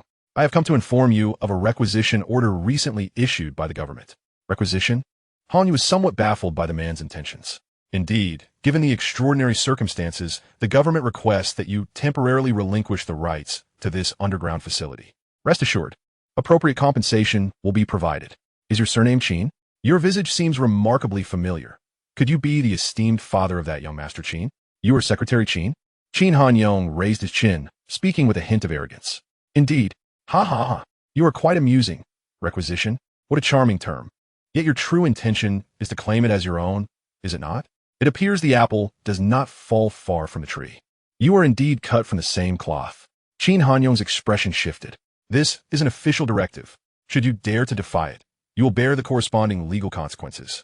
Do you believe I cannot ensure you spend the rest of your days in prison with but a few words? Just days prior, Qin Hanyong had received some internal intelligence. This catastrophic heat wave is set to persist and intensify, prompting many high-ranking officials to seek refuge with their families in underground shelters. Individuals of his rank are decidedly ineligible for such privileges. Coincidentally, on the day he received this news, Manager Pang had approached him for his signature to approve the previous project funds and mentioned that a fortress of impenetrable defenses was under construction here. After meeting with Manager Pang today and learning about the facilities within the underground stronghold, his desire to seize control became even more resolute. What is this? If covert acquisition fails, shall we resort to overt theft? On you tunted. Qin Hanyong realized that Hong Yu would not cooperate and, weary of further discourse, stepped aside, gesturing to the 6 individuals behind him.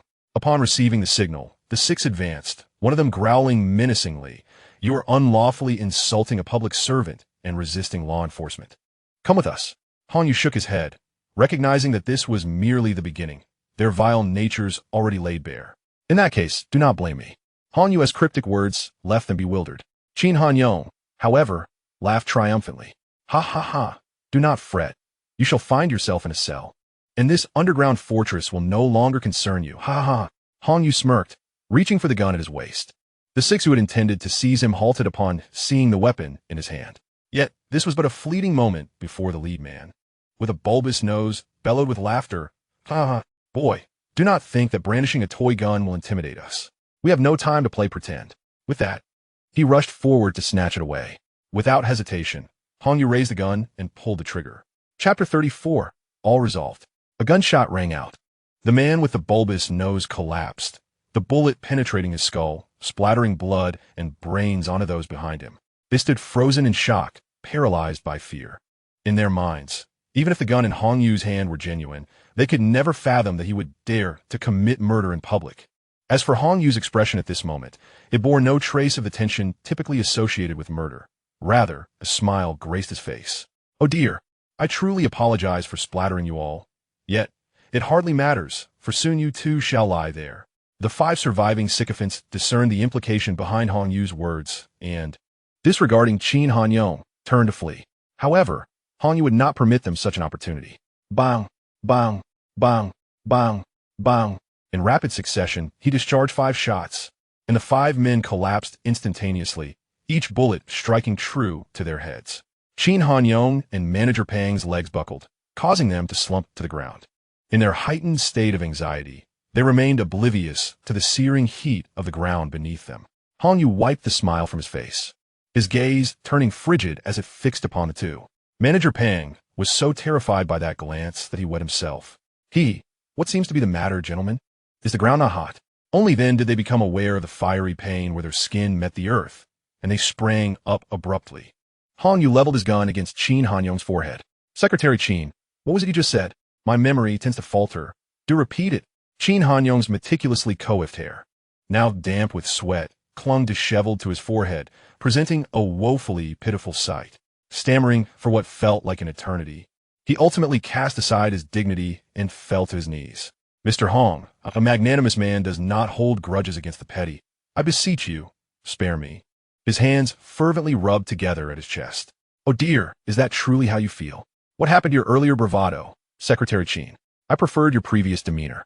Exuding such confidence." He urged, "Now, stand tall." Qin Hanyong dared not utter a word, fervently bowing his head. Manager Pang, seeing this, followed suit. "On you sit on scuffed? Huh? Humanity can be so wretched at times. Stand up." The 2 complied without hesitation, rising as if they were chastised children, their heads bowed in feigned submission. "Now, go and move the bodies outside." Upon hearing this command, the 2 trembled uncontrollably. "Hurry, on you shooted." Reluctantly, they gritted their teeth and began to drag the bodies forward.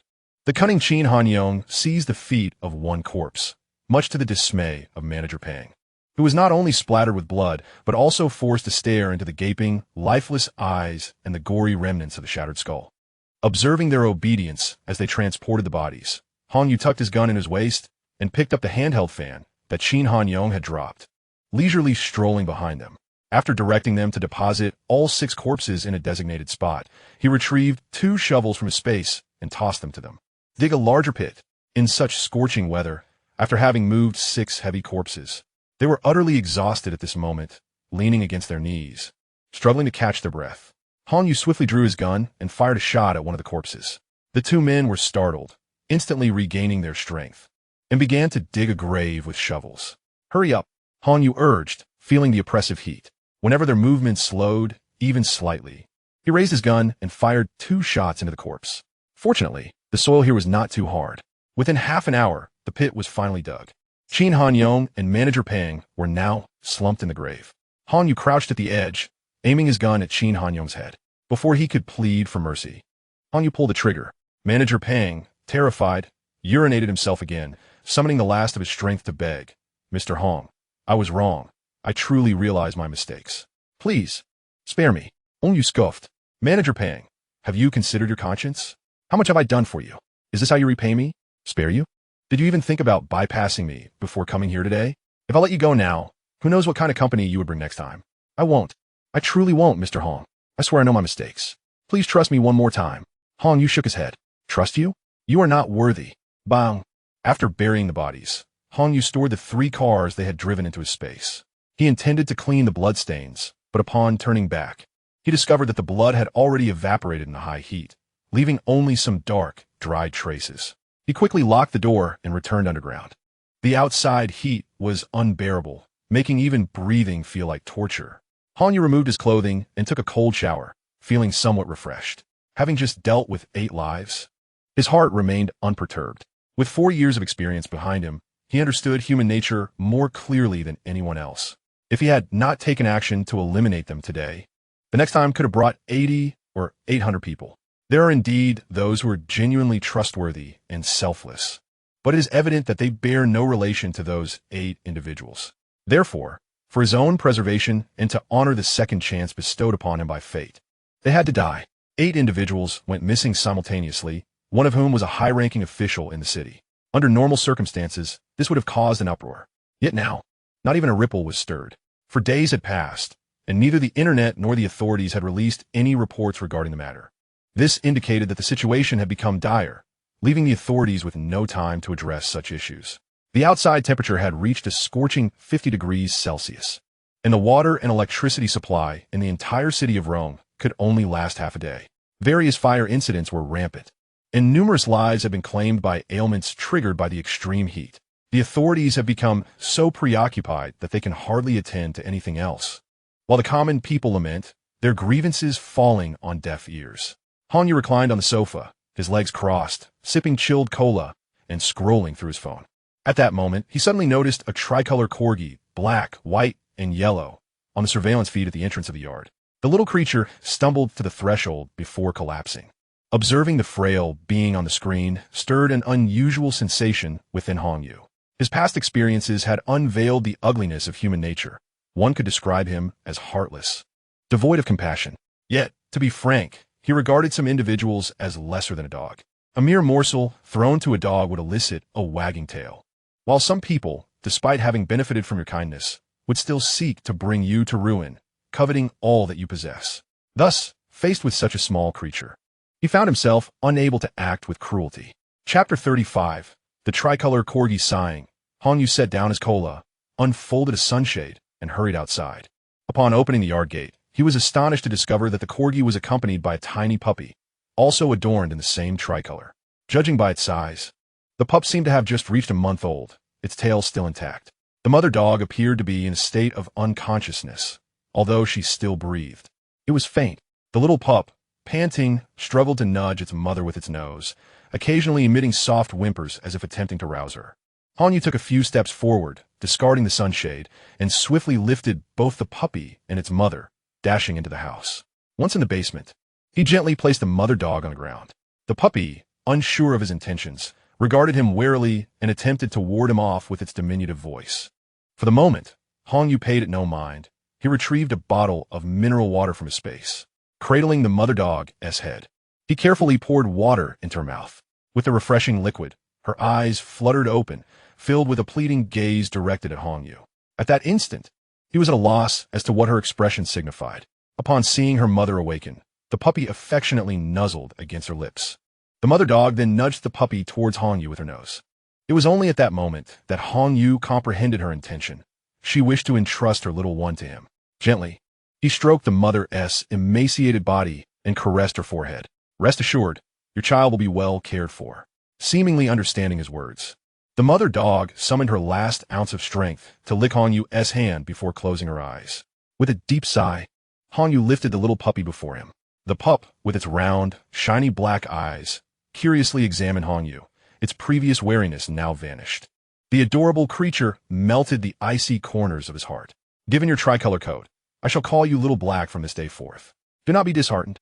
Perhaps death may indeed serve as a form of liberation. From now on, you shall accompany me. I am your father. Oh, wait a moment. Why does this feel like a self-deprecating remark? Hong Yu collected the lifeless body of the mother dog into his space, intending to find a suitable place for burial once the sweltering heat abated.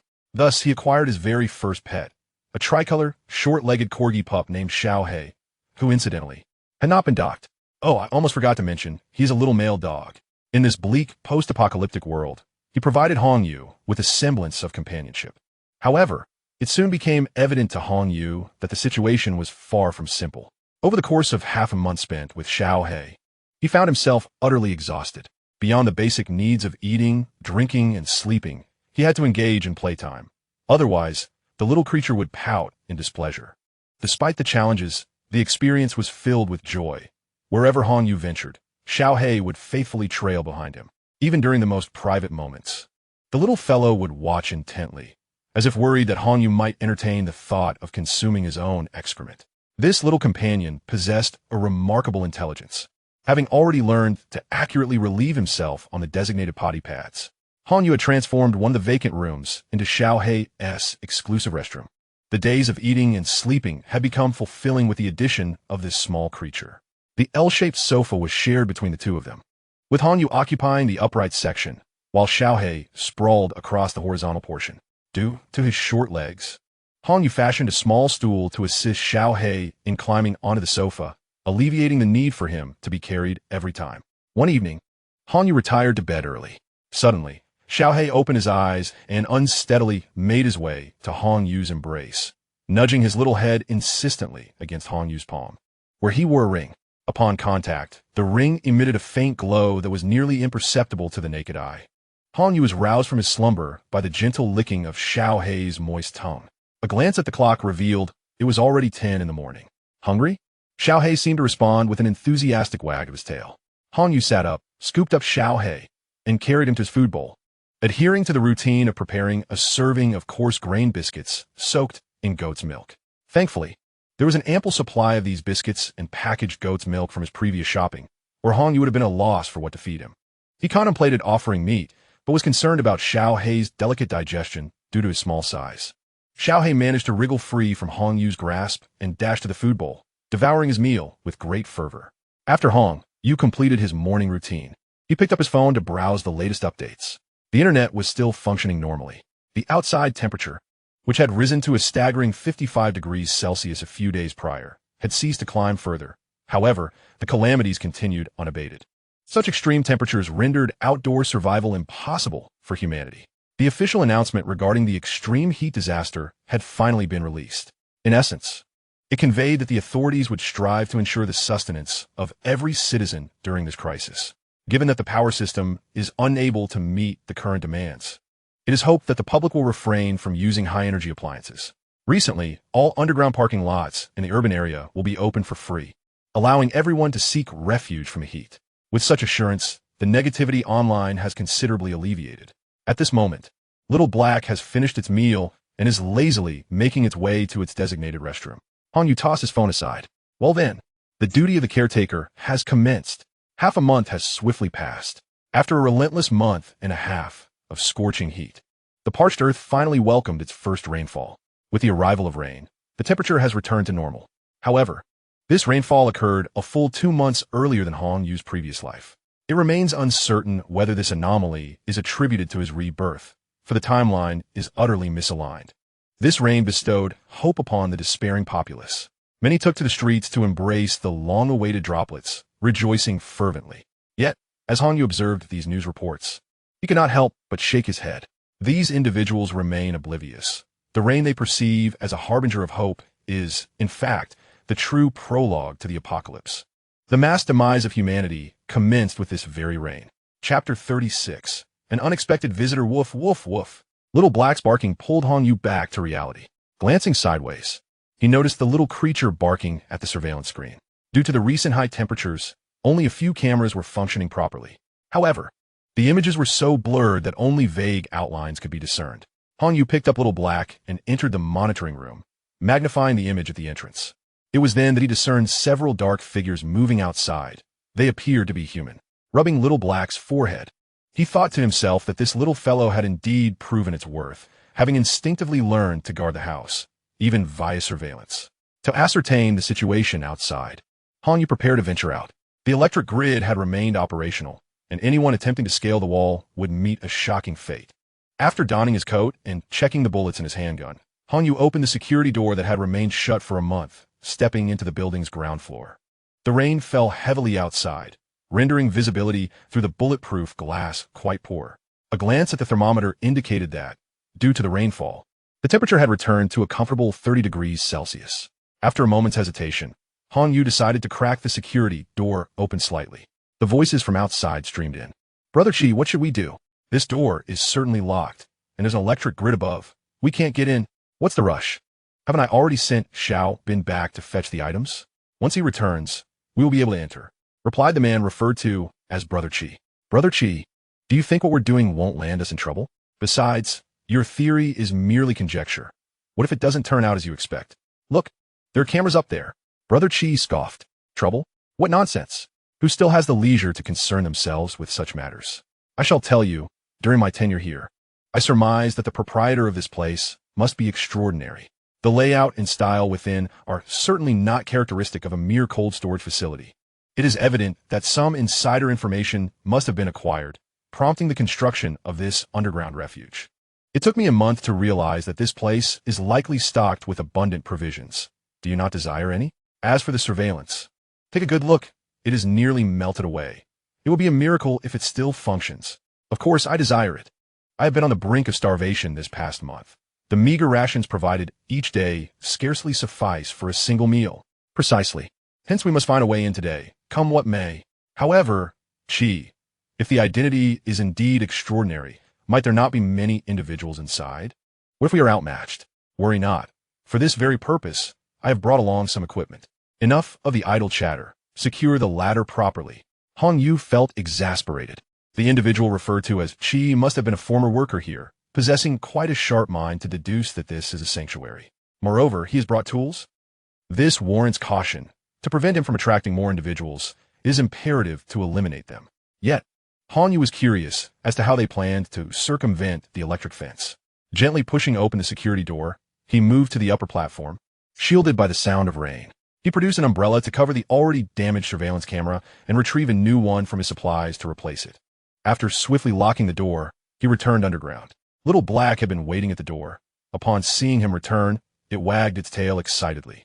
Hong Yu shed his drenched coat and tossed it aside, scooping up Little Black as he made his way to the surveillance room. At last, a clear image emerged, revealing the entrance to the courtyard and the front of the building. Hong Yu fetched a chair, propped his feet up on the control panel, and shared a bag of snacks with Little Black, each taking turns to munch. After approximately 20 minutes, sounds emerged from outside. He observed a carpet-like object being tossed over the electric fence from the wall. Upon closer inspection, it appeared to be made of rubber. Indeed, it seemed quite thick. These individuals are rather experienced, having thought to use rubber as an insulator. Before long, a head poked through, scanning the courtyard. Once assured of safety, he sat atop the rubber mat and discarded a length of black rope tied with numerous knots. As he descended the rope, 2 more individuals followed suit. The trio arrived at the entrance, and their conversation finally became audible. Little Black bared its teeth, as if it had spotted an adversary, growling softly. Hong Yu stroked its head to soothe it. One of the men, with a sharp, angular face, inspected the security door. "Chi, this door resembles something from a heist movie. Can it be opened?"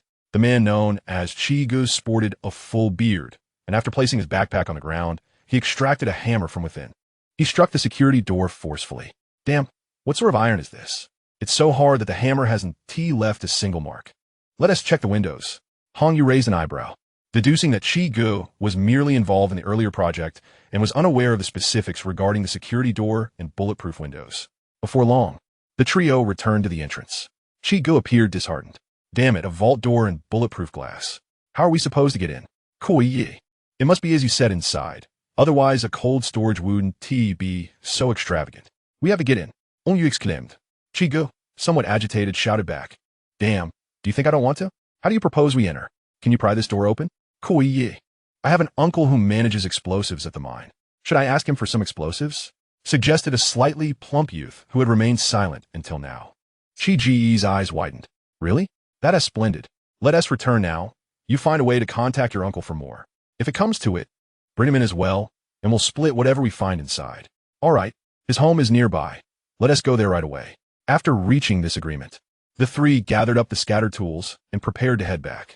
At that moment, a sudden clang echoed behind them. Turning around, they were astonished to see the previously impenetrable iron door had swung open. The trio gasped in excitement. Still need explosives?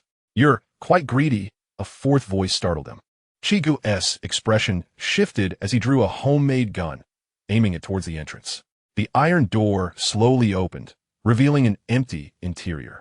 Chi Gu shot a glance at the sharp-faced man and cautiously approached the threshold. After hesitating for a moment, he stepped inside. Seizing the opportunity, Hong Yu kicked the sharp-faced man in the stomach, sending him flying. He collided with Chi Gu, who was holding the homemade gun. The violent impact caused the gun to discharge unexpectedly, striking the slightly plump youth nearby. Amidst the ensuing chaos, Hong Yu drew his weapon and eliminated the remaining Chi Gu and the sharp-faced man. Rain washed away the trio's blood, forming a dark crimson stream that flowed into the drain. Thus, 3 lives consumed by greed bid farewell to this world. Hong Yu retrieved a length of rope and bound the legs of the 3, dragging them out of the courtyard. Chapter 37. Hope? After dealing with the bodies, Hong Yu found a large tree and dug a pit roughly a meter deep. He placed the previously stored corgi mother inside and buried her. After all, it was a life. She could not remain in storage forever. It was better to lay her to rest in the earth. After completing his tasks, Hong Yu took advantage of the wooden ladder set up outside to replace the surveillance camera at the courtyard entrance. He then discarded the insulating mat and ladder into the yard. The existing cameras inside and outside the courtyard sufficed. Any additional ones would have little impact. Securing the safety door on the ground floor, he turned around and noticed that Xiao Hei had somehow slipped out. The dog was intently sniffing the air, clearly intrigued by the scents beyond the threshold. Hong Yu raised an eyebrow. Do you wish to go outside? Woof. It's raining out there. You might regret it. With that, he reopened the safety door. Xiao Hei approached the entrance, but hesitated, glancing back at Hong Yu as if seeking confirmation. Go ahead. It may be a long time before you can venture out again. With Hong Yu's encouragement, Xiao Hei dashed outside, joyfully sprinting through the rain. The sight of the exuberant dog made Hong Yu yearn to join in the frolic. After a spirited 10 minutes of running around the yard, Xiao Hei returned, panting with his tongue lolling out, shaking off the raindrops before nuzzling Hong Yu's legs. Ah, you rascal. Tired from running, yet still seeking affection? How overly sentimental. Despite his teasing, Hong Yu couldn't help but indulge in the dog's affection, lifting Xiao Hei into his arms. Back in the underground shelter, he changed out of his soaked clothes and took Xiao Hei with him to the bathroom for a refreshing shower. The torrential rain had persisted for 3 consecutive days, showing no signs of abating. During this time, coastal cities faced catastrophic disasters. Despite official efforts to evacuate the populace, the death toll and number of missing persons continued to rise alarmingly. A tsunami. This was the primary reason Hong Yu had chosen to come Orochi. The prolonged extreme heat had triggered the melting of glaciers, leading to widespread movement and collapse. The occurrence of a tsunami was inevitable. Hong Yu's hometown, Nanyuan City, had already been engulfed by the rising sea levels. He couldn't help but wonder about the fates of those 2 despicable individuals, Li Zixuan and Shi Haoyan. Li Zixuan was unlikely to escape the tsunami, but Shi Haoyan was a different matter. He possessed a significant fortune and would undoubtedly have received advance warning. Yet, it mattered little. Even if he evaded this disaster, Hong Yu doubted he could escape the next calamity. Though the rain continued to fall, the order of daily life outside began to gradually restore itself. Compared to the prior heat wave, the rain had not significantly disrupted daily routines, and the streets were slowly returning to their usual bustle. Drinking water and electricity had been restored, seemingly indicating a positive turn of events. However, to the discerning observer, Many details revealed that the current situation was far from optimistic. On the first day of the rain's arrival, high-ranking officials from various countries delivered impassioned speeches on television and online to commemorate the occasion. However, in the following days, news regarding these officials vanished entirely, signaling an underlying message. Han Yu prepared himself a plate of Kung Pao chicken over rice, simultaneously scrolling through his phone. A foreign video disclosure fortuitously corroborated this signal. The footage contained numerous chilling revelations. In recent days, Country L has been clandestinely transporting food supplies to a military base located in the northern region of the country, supported by various hidden recordings and undercover footage. Furthermore, leading experts from diverse fields such as medicine, research, geography, biology, and physics, along with their families, mysteriously vanished overnight. More explosive revelations surfaced as it was uncovered that a recent video released by the higher-ups of Country L had been pre-recorded. Presently, the entire nation is rife with apocalyptic rhetoric. The government suppression efforts have not only failed, but have also incited public outrage, plunging Country L into chaos. Influenced by the turmoil in Country L, a wave of apocalyptic fervor has swept across the globe, with looting and destruction becoming commonplace, and societal order gradually disintegrating. Of course, none of this bears any relation to Han Yu, who likely ranks among the world's most comfortable individuals at present. Comparatively, the order in Dragon Country remains relatively intact. After 2 days of tranquility, Han Yu's sanctuary was unexpectedly visited by 2 uninvited guests arriving in a police car. 2 men clad in black raincoats exited the vehicle and began inspecting the perimeter of the compound. Han Yu activated the surveillance system to listen in. After a thorough inspection, they returned to the entrance, where the older of the 2 men gazed at the iron gate and remarked. Qin Rui mentioned that Secretary Qin was supposed to come here before his disappearance. We circled the area, and this is the only building. It must be here. Captain Zhou, there are cameras. There must be someone inside, right? The speaker pointed to the surveillance camera above the gate. Captain Zhou looked up at the camera and then knocked firmly on the iron gate. Is anyone there? After a lengthy pause, there was no response from within. Captain Zhou, this place resembles a prison. Not only is the wall high, but they've even installed barbed wire on top. Indeed, it does seem rather peculiar. Let us return and investigate who owns this property. After the police car departed, Han Yu settled back onto the sofa, tearing open a packet and popping a potato chip in his mouth. Qin Rui must be the son of Qin Hanya. It appears he reported his father missing and pointed to Han Yu's location. With the fire incident subsided, the authorities finally had the opportunity to investigate. The sudden disappearance of the head of Rong City is unlikely to be resolved easily. The land is registered in Han Yu's name. It seems trouble is on the horizon. However, this did not impose any pressure on Han Yu. He allowed them to carry on with their antics. After all, gaining entry to the sanctuary was no trivial matter. Rising and humming a cheerful tune, he made his way to the kitchen to prepare steak. Before long, the delightful aroma wafted through the air, drawing Little Black, who eagerly clutched his food bowl, scampering over with his short legs. Recently, Little Black had grown quite a bit, and his diet had gradually aligned with that of Han Yu. He vividly remembered the taste of steak from their last meal together, saliva dripping from the corners of his mouth, while his tail wagged like a propeller. Almost forgot about you. Han Yu retrieved another steak from his storage and began to cook it. Minutes later, the savory scent filled the space. He cut the portion without any seasoning into small pieces and placed them in Little Black's bowl.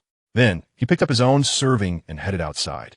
Little Black, displaying remarkable intuition, did not immediately dive into his meal upon seeing Han Yu leave. Instead, he clumsily carried his bowl, struggling to keep up, observing the little creature's carefulness. Fearing his food might spill, Han Yu chuckled softly. You little rascal, do you have to eat with me? Little Black set down his bowl and looked up at Han Yu. Woof. All right. I'll help you carry it. Woof woof. Han Yu felt fortunate that day he had brought Little Black home. Now, whether it was mealtime, bedtime, lounging around, using the restroom, or bathing, Little Black remained by his side, bringing joy to his otherwise monotonous life. Chapter 38. As if assisted by divinity after finishing their meal, the man and his dog reclined on the sofa, contentedly watching television. For reasons unknown, Little Black had developed a fondness for being patted by Han Yu's ring-clad hand. Whenever they were on the sofa, he would insistently nestle beneath Han Yu's palm. If denied, he would throw a tantrum. Han Yu was engrossed in a horror film. Just at the moment when the ghostly phone call scene unfolded, suddenly, his phone, which had been silent for ages, rang. startling him so much that he nearly tossed it aside. Upon answering, he found it was a completely unfamiliar number. Fearing it might be the police from earlier, Hong Yu quickly hung up and switched his phone to silent mode. This maneuver left Captain Zhou, who was investigating the disappearance of Qin Hanyong, utterly speechless. Since the homeowner had not answered the call, he had no choice but to apply for a search warrant. However, when he attempted to do so, he was met with a stern reprimand from his superior, who criticized him for seeking trouble in such a manpower-strapped situation. Nevertheless, the next day, Captain Zhou returned, equipped with tools for breaking locks and accompanied by a locksmith. Yet, despite their efforts over the course of more than half an hour at the iron gate, they were unable to devise a method to open it. The locksmith wiped the rain from his face and shook his head in resignation. It is futile. This door is completely locked by a gear mechanism. Without a matching remote control, it cannot be opened. If only we had cutting equipment, sighed Captain Zhou, furrowing his brow. Retrieving the cutting apparatus would waste time and potentially earn him a reprimand. He lifted his gaze to the imposing wall nearby. Perhaps we should simply scale it. The other team members nodded in agreement. They selected a relatively slender member to form a human ladder. Be cautious. The barbed wire above may be electrified, Captain Zhou cautioned. The locksmith, overhearing their exchange, produced a voltage tester from his toolkit. Here, try this, he offered. The team member accepted the tester, standing upright with utmost care to take a measurement. The light on the tester illuminated, startling him and causing him to lose his balance and tumble down. Captain Zhou promptly reached out, preventing him from falling in an ungraceful manner. Damn, it really is electrified. This fellow named Hong, you must have truly fashioned a prison, speculated one of the individuals who had accompanied Captain Zhou. Captain, do you think he specializes in kidnapping and extortion? Secretary Qin may genuinely be imprisoned inside. Captain Zhou pondered for a moment, his brow furrowed in thought. This possibility cannot be dismissed. We cannot enter today. The rain is simply too heavy. Let's find a ladder for a more secure approach. He sighed, exasperated. What a day. It feels as though the sky has sprung a leak, and the rain is relentless. Who could have foreseen such widespread rainfall? It's truly peculiar, Captain Zhou remarked. Captain, it's not just our country. It's raining all over the world. Another replied, what a year of calamities. We barely endured the sweltering heat, and now we are beset by torrential rains. Very well. Let us retreat. The group gathered their belongings and boarded the vehicle. The engine roared to life, but barely 10 meters into their departure, the previously near-fallen slender officer exclaimed urgently, Stop the car. I can't hold it anymore. Laughter erupted among them. Could it be that you were frightened earlier? Captain Xiao gestured. Upon halting, the slender officer hastily dashed into the adjacent thicket. Before he could steady himself, he began to unfasten his belt, perhaps due to his modesty. He ventured far into the woods before finally relieving himself. Upon his return, he began to complain, I have no idea what is lurking in that thicket. It smells dreadful. Smells? Captain Zhou inquired, puzzled. Yes, there's a putrid odor. Captain Zhou lowered the car window and inhaled deeply. Indeed, a foul stench permeated the air. After several days of rain, such a strong odor was alarming. With years of investigative experience, he sensed something was amiss. He quickly beckoned the team to disembark. Gulme, let us investigate.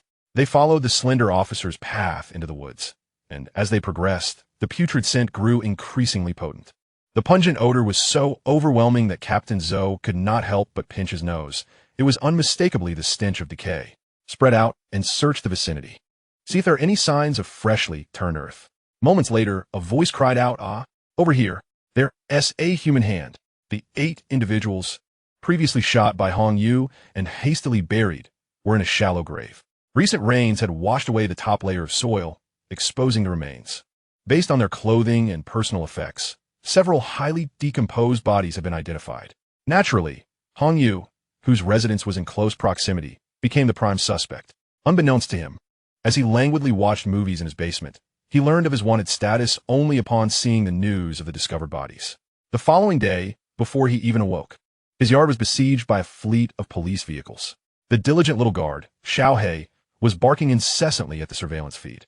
Only then did Hong Yu slowly stir awake, yawning and glancing at the monitors.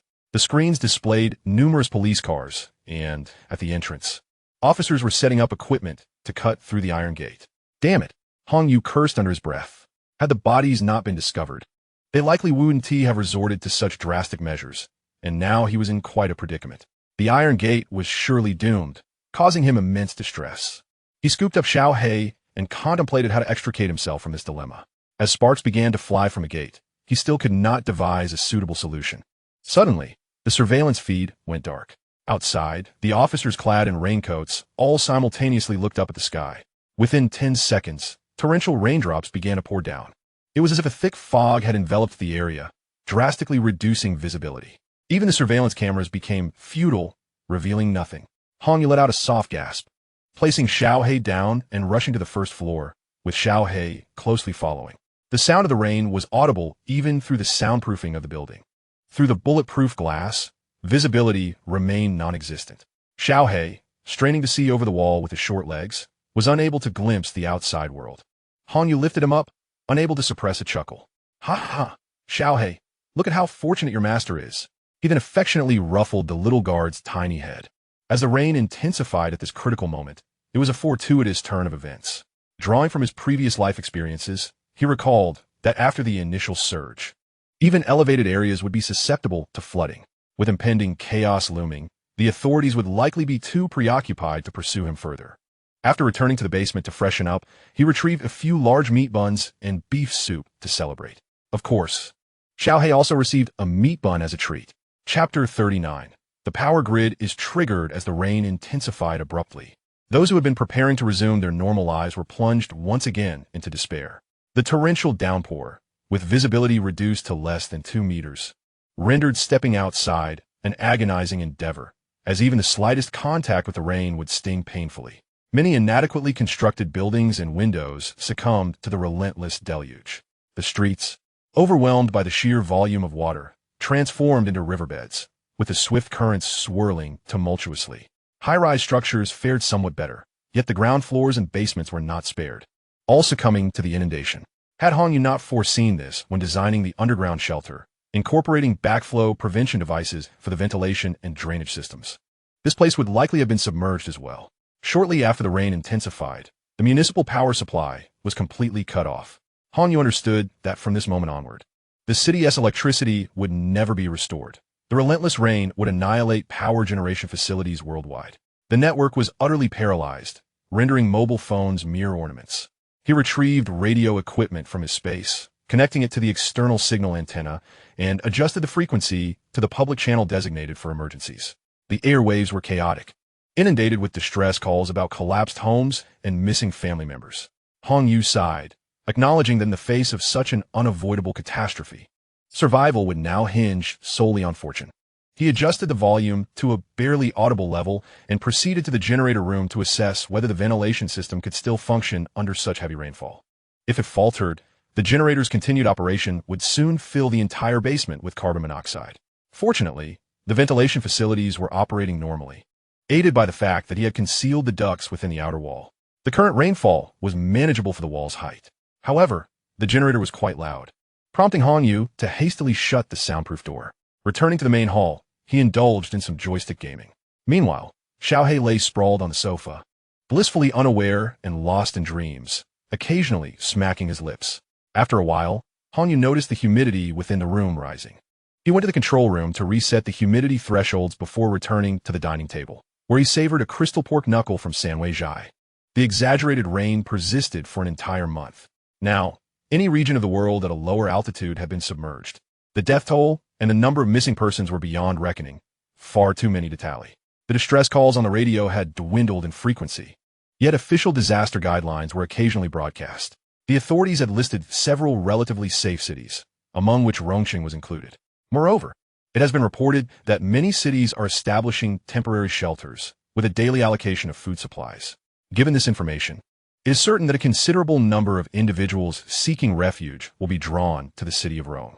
Currently, Hong Yu's only means of acquiring information is through the radio, which severely limits his understanding of the situation. Unbeknownst to him, Rome City had already witnessed an influx of countless refugees whose homes had been devastated. More than 10 days prior, the officially established temporary shelters are utterly incapable of accommodating such a large number of people. The highland forest where he resides has been visited by numerous guests.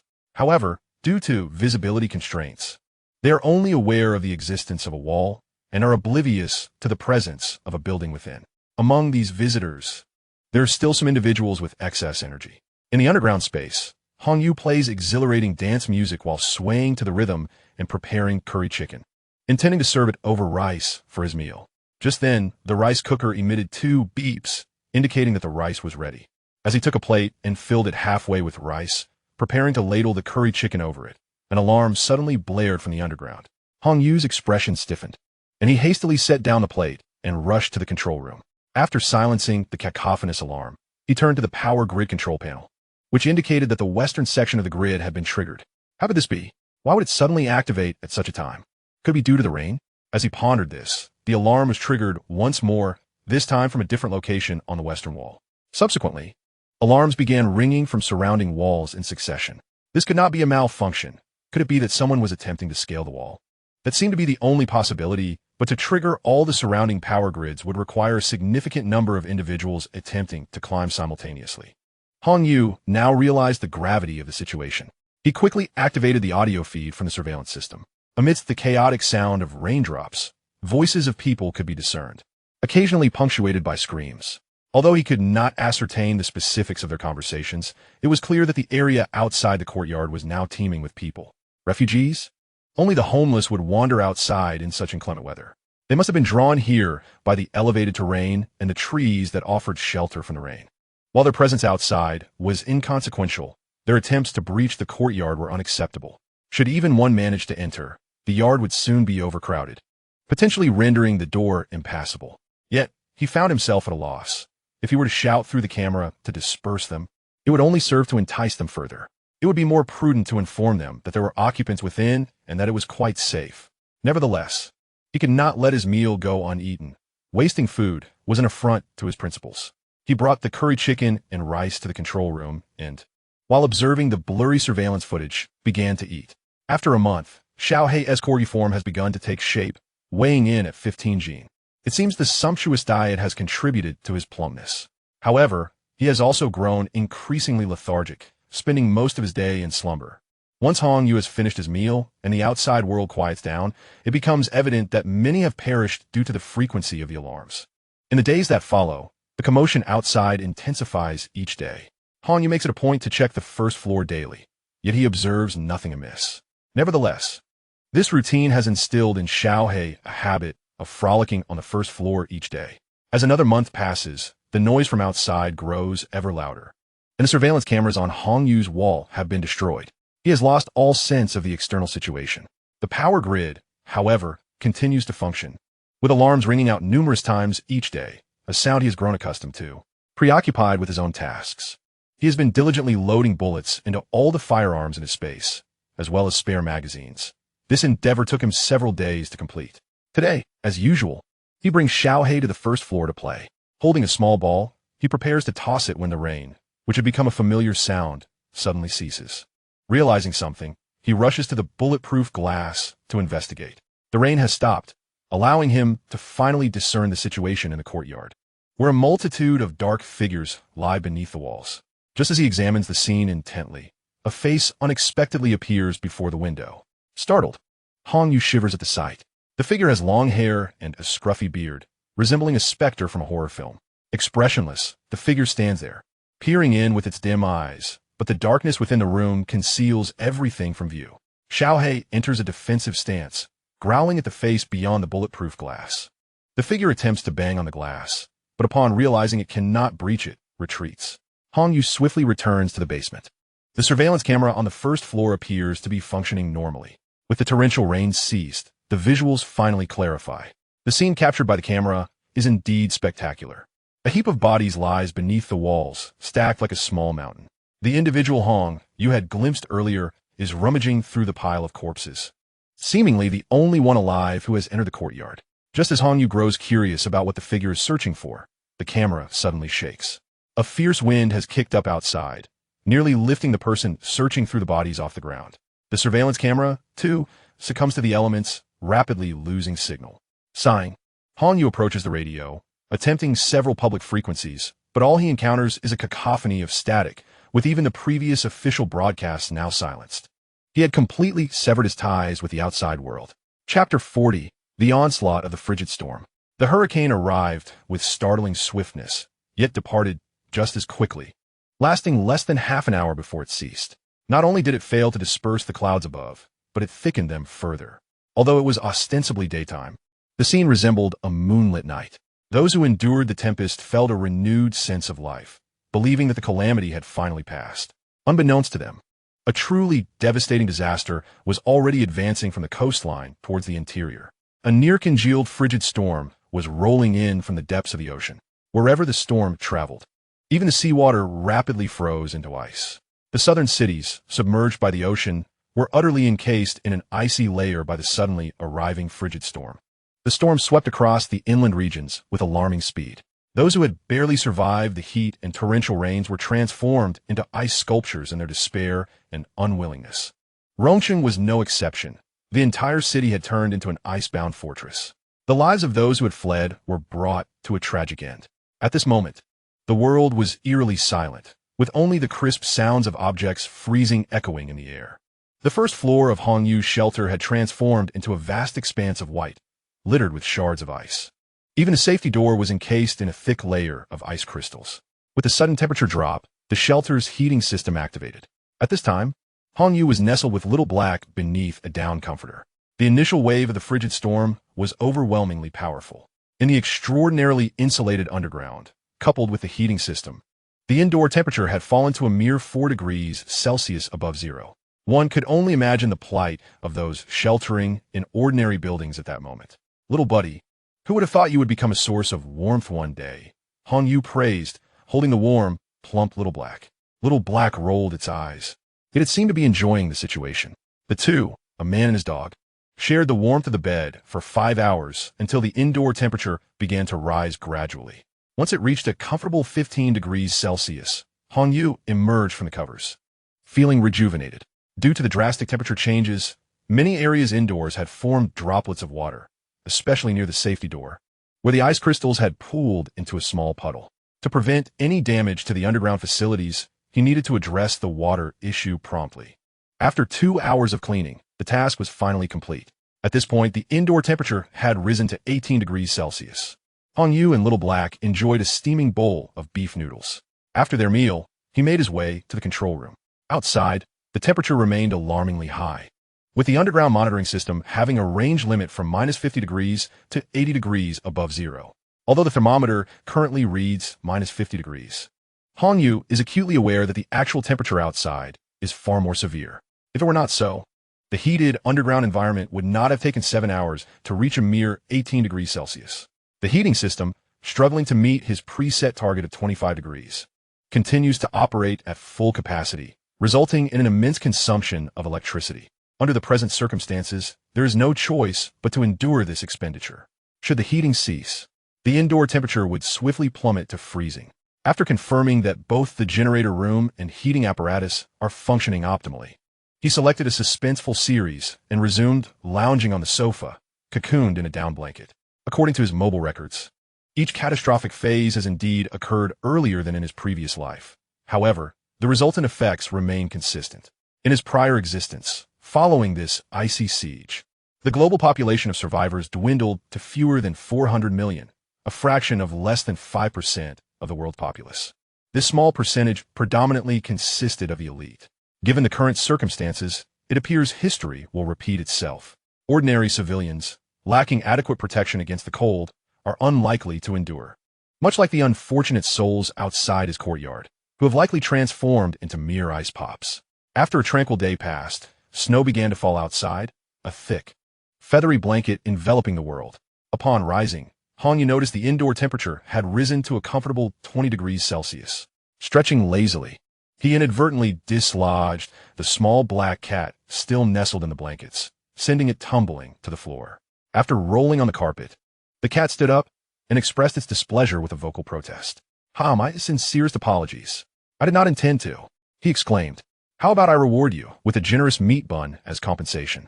The small black cat ceased its cries, casting a haughty glance at Hongyu before grooming its fur, which stood on end due to static electricity. After washing up in the bathroom, he noted that the plumbing remained unaffected by the frigid outside temperature. The costly antifreeze measures he had implemented were indeed effective.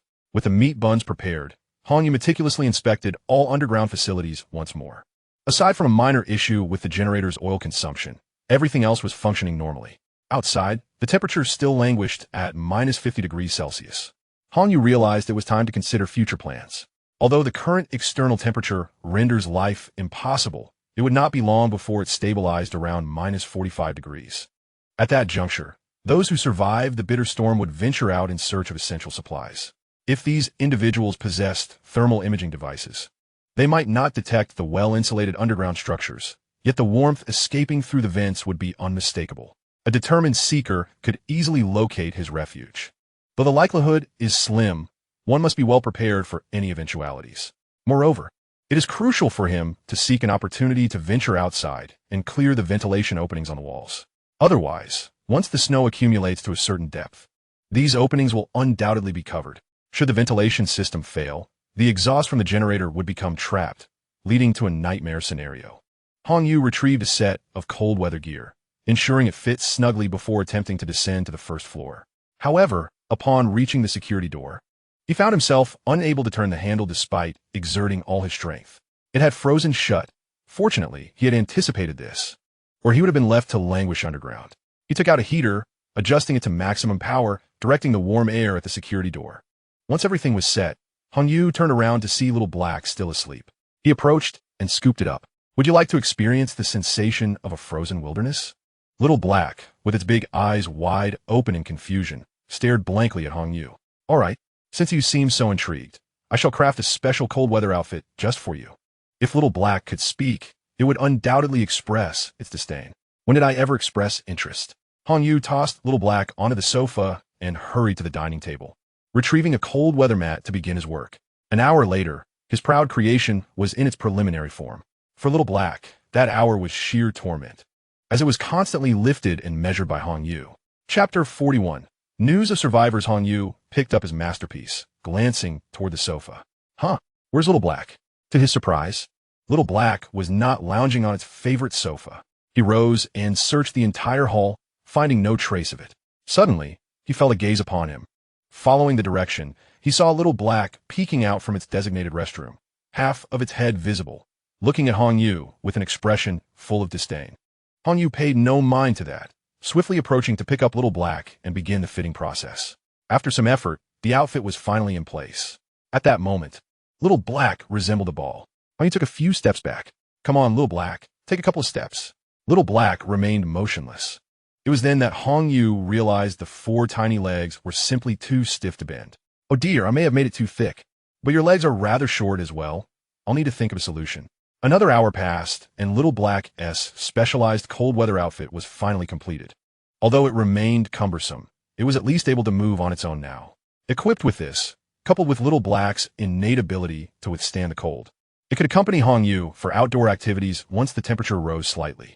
After liberating Little Black, Hong Yu approached the security door to assess the situation. He attempted to turn the handle again, and to his surprise, it opened. A chilling gust swept through the narrow crack, forcing him to quickly close the door once more. This would not do. As the door swung open, a frigid breeze immediately surged into the grand hall, threatening to swiftly diminish the hard-won warmth. Contemplating the door, Hong Yu resolved to create a buffer zone at the entrance.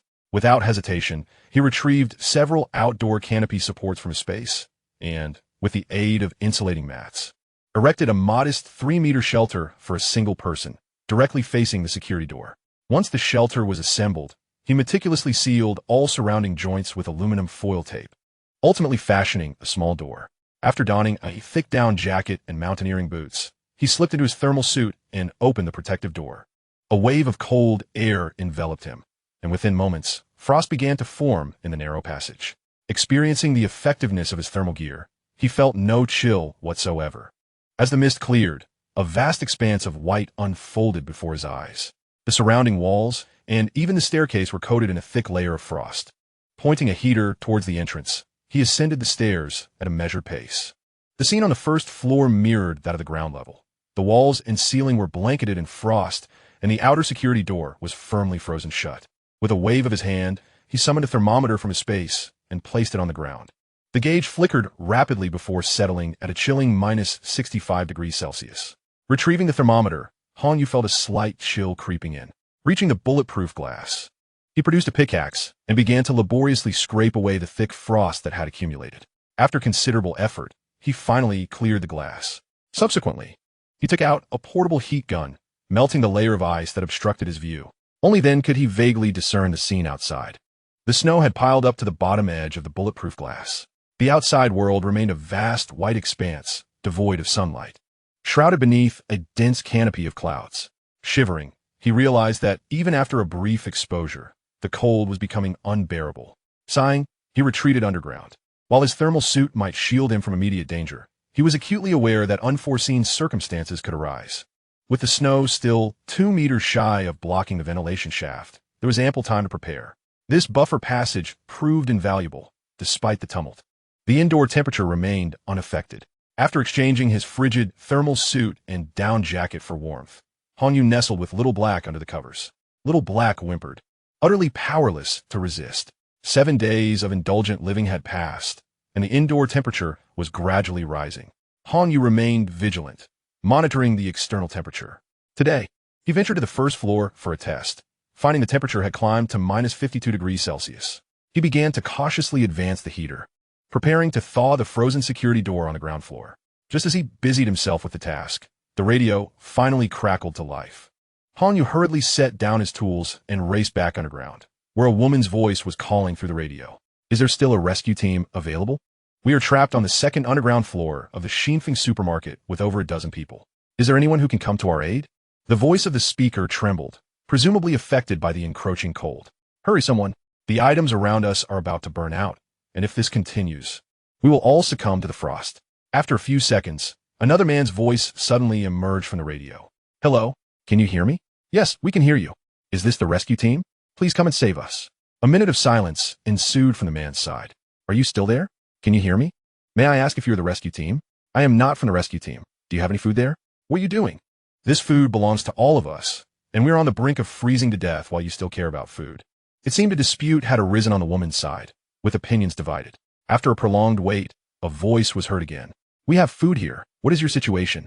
We are currently at the gas company in the south of the city, where we have heating, but we are out of food. Following the negotiations, both parties began discussing the logistics of food transportation. However, due to the thick snow and frigid temperatures outside, the discussion stretched on for a considerable time. Ultimately, as the supermarket group had sufficient warm clothing, it was decided that everyone from the supermarket would bring as much food as possible to the gas company in the south. This course of action seemed reasonable. Hanyu chuckled softly, surprised at how swiftly news of survivors had emerged. With the deepening exchange of needs, the ominous organization lurking in the shadows should soon make an appearance. After that, the radio fell silent, and he resumed his tasks. After several hours of effort, the temperature on the first floor began to rise. Although it remained below freezing, Hanyu no longer felt the cold. The ice crystals on the safety door had mostly melted away. Chapter 42. Clearing the snow, Hanyu attempted to use his immense strength to turn the handle. With a series of crisp sounds, the wrench slowly turned. The lock of the safety door finally clicked open. However, the snow outside was exceedingly thick, and no matter how hard he pushed, he could not open the door. This posed a dilemma. Would continuing to heat the area suffice to melt the snow on the other side? It was a considerable undertaking, and whether it could be accomplished remained uncertain. Hanyu stood with his hands on his hips, exasperated, and kicked the door forcefully. The safety door emitted a dull thud, but remained unmoved. Yet, his kick did dislodge a small cover from the safety door. What? This is the highest grade safety door, and yet it can be kicked off so easily? Just as he was complaining, Hanyu suddenly fell silent, noticing that the fallen cover seemed to conceal a switch. Curiously, he approached and pulled it open. The hinges of the safety door creaked in response. Then, the door swung inward. What the? How remarkably advanced. The ability to switch the method of operation is truly impressive. Hanyu had to concede that he had previously overlooked the sophistication of the security door. Standing to the side and fully opening the door, he found that the snow outside did not collapse inward as he had imagined.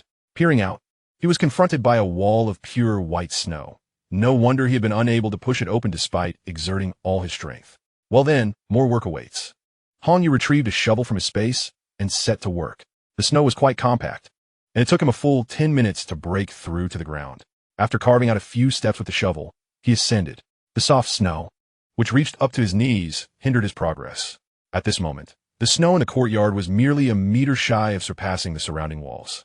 The ventilation opening was particularly well concealed. Under normal conditions, it was nearly impossible to detect without close inspection. However, it was easily discernible now, as icicles had formed above it. After using a hammer to break off the icicles, Hanyu meticulously cleared away all the ice crystals within. He then began to remove the surrounding snow. The thickness of the snow was quite daunting. Even with his extraordinary physical prowess, the task proved to be exceedingly slow. Sweating profusely, he finally managed to clear a layer of snow. Below, however, he had no desire to delve further, for beneath lay the bodies of those previously electrocuted. He decided to let those unfortunate souls rest in peace. After all this labor, Hanyu still felt warm. He retrieved some inconspicuous white surveillance cameras from his space and replaced all the damaged ones in the vicinity. The camera above on the first floor was upgraded to one with a cloud platform feature. By the time he completed his outdoor tasks and returned underground, dusk had gradually set in. Little Black greeted him enthusiastically. It was the first time since being adopted that it had been left alone for such a long period. Whining and acting adorably, it seemed as if it felt abandoned by its master. Hanyu shed his heavy clothing, scooped up Little Black for a moment of comfort, and placed it on his shoulder. He prepared himself a cup of coffee. The exertion had indeed drained him, and he experienced hunger once more. After a lengthy selection process in his space, he finally produced a wrap and fried chicken. Just as he settled down, Little Black leaped onto the dining table, its big eyes glistening as they fixated on the fried chicken before him. You can't have such greasy food. On you admonished. However, Little Black remained undeterred, drooling eagerly at the corner of its mouth. Unable to withstand such a fervent gaze, Hanyu conceded and stripped the crispy coating off a chicken leg, tossing it to Little Black. The little creature triumphed at last, deftly grasping the chicken leg and jumping down using an adjacent empty chair, placing the leg into its bowl to enjoy a hearty meal. As he observed the little black dog relishing its food, Hanyu couldn't help but feel that this creature might soon attain a level of sentience. Not only did it learn everything with remarkable speed, but he also sensed that it understood him during their mundane conversations, though he wondered if it was merely a figment of his imagination. Little Black, you shouldn't eat bones, he admonished. Woof. It seemed the little rascal was truly responding. Dismissing it, Hanyu returned to his meal. After devouring 2 burritos and 3 fried chicken legs, he savored a warm cup of coffee. The satisfaction of a hearty meal after a day of toil was unparalleled. Stretching his limbs, he turned to see Little Black sprawled on the couch, licking its paws. The food bowl was entirely empty, with not a morsel left behind. Shaking his head, Hanyu realized he had perhaps overestimated the dog's intelligence. No matter how clever it appeared, it remained just a dog. As he tidied up the table, he approached the trash, only to be taken aback. There lay a chicken leg bone. With astonishment, he glanced back at Little Black, still preoccupied with its grooming. Could it be that this creature was truly on the brink of becoming something extraordinary? It had refrained from eating bones when he instructed it, and even disposed of the bone in the trash. However, if it did gain some form of intelligence, perhaps it could assist him in the future. In accordance with his routine, Hanyu checked all the equipment, finding everything in optimal working condition, including the newly replaced probe, which displayed a clear image. He selected a martial arts film and reclined on the couch. Little Black instinctively nestled its head in Hanyu's palm.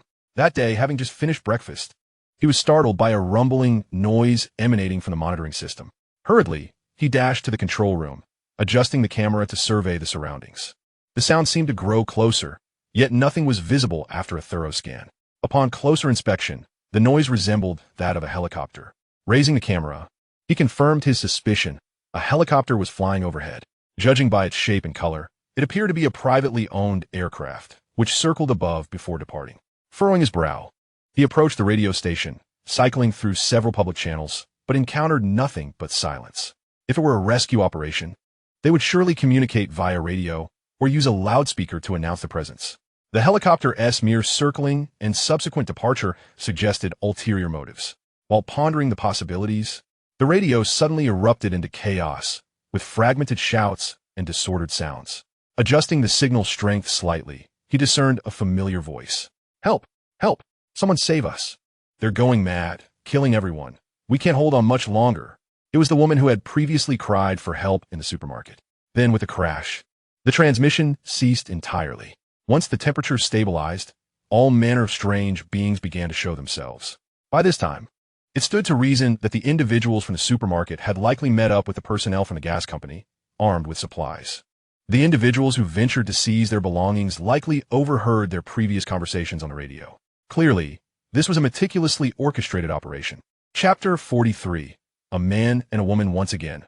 A sense of crisis loomed over Hong Yu, compelling him to contemplate the enhancement of his ring. In his prior existence, he had been unable to discover the materials necessary for the next level. He had experimented with countless rare metals, yet the ring remained unresponsive. Nevertheless, he was certain that the ring could indeed be upgraded.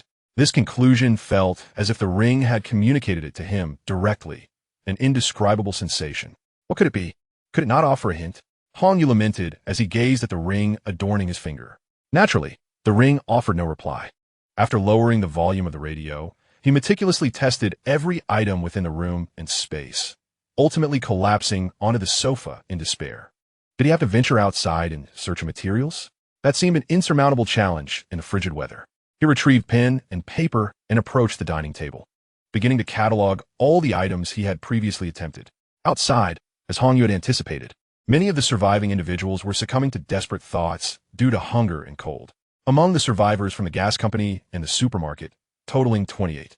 All the men had perished, except for a few women. The perpetrators of these heinous acts were ordinary citizens who had merely survived by chance. Once regarded as law-abiding individuals, they had now awakened the darkness buried deep within their hearts in the struggle for survival. A week later, icicles had formed once again at the ventilation ducts captured by surveillance, and the accumulated snow was nearing the time for removal. After shutting off the power grid, Hong Yu donned his gear once more, preparing to venture outside to clear the snow. Aside from the recent murder incident, the radio had remained unusually quiet over the past week. The temperature outside stabilized at a chilling -48 degrees Celsius, with continuous snowfall, albeit lighter than before. Today, he intended to allow Xiao He to experience winter. Cradling the fully armed Xiao He, who bore a perplexed expression, he stepped into the vast, white world. Upon exiting, Hong Yu tossed Xiao He into the thick snow. In an instant, the little dog vanished from sight. After a moment, it struggled back to Hong Yu through the snow, its head adorned with a thick layer of snow that had accumulated on the mask Hong Yu had personally designed and sewn. After shaking vigorously, the somewhat flimsy mask became dislodged. Clearly displeased with the sudden ambush, it barked at Hong Yu. Woof, woof, startled by the sight of the fallen mask. Hong Yu was relieved to see that the little creature was otherwise unharmed. Animals possess a far greater resistance to the cold than humans. After all, he had merely wrapped a scarf around his neck. All right, go play. If you get cold, just come inside, understood? The door is open.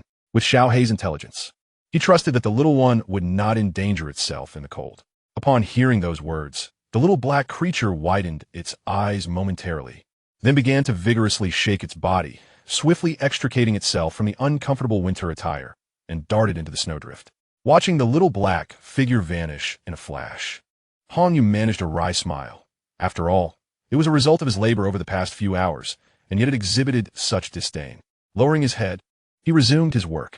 For this snow-clearing endeavor, Hong Yu had previously crafted a snow-pushing tool, allowing him to clear the accumulated snow layer by layer, rather than shoveling it scoop by scoop as he had done previously, which saved him considerable effort.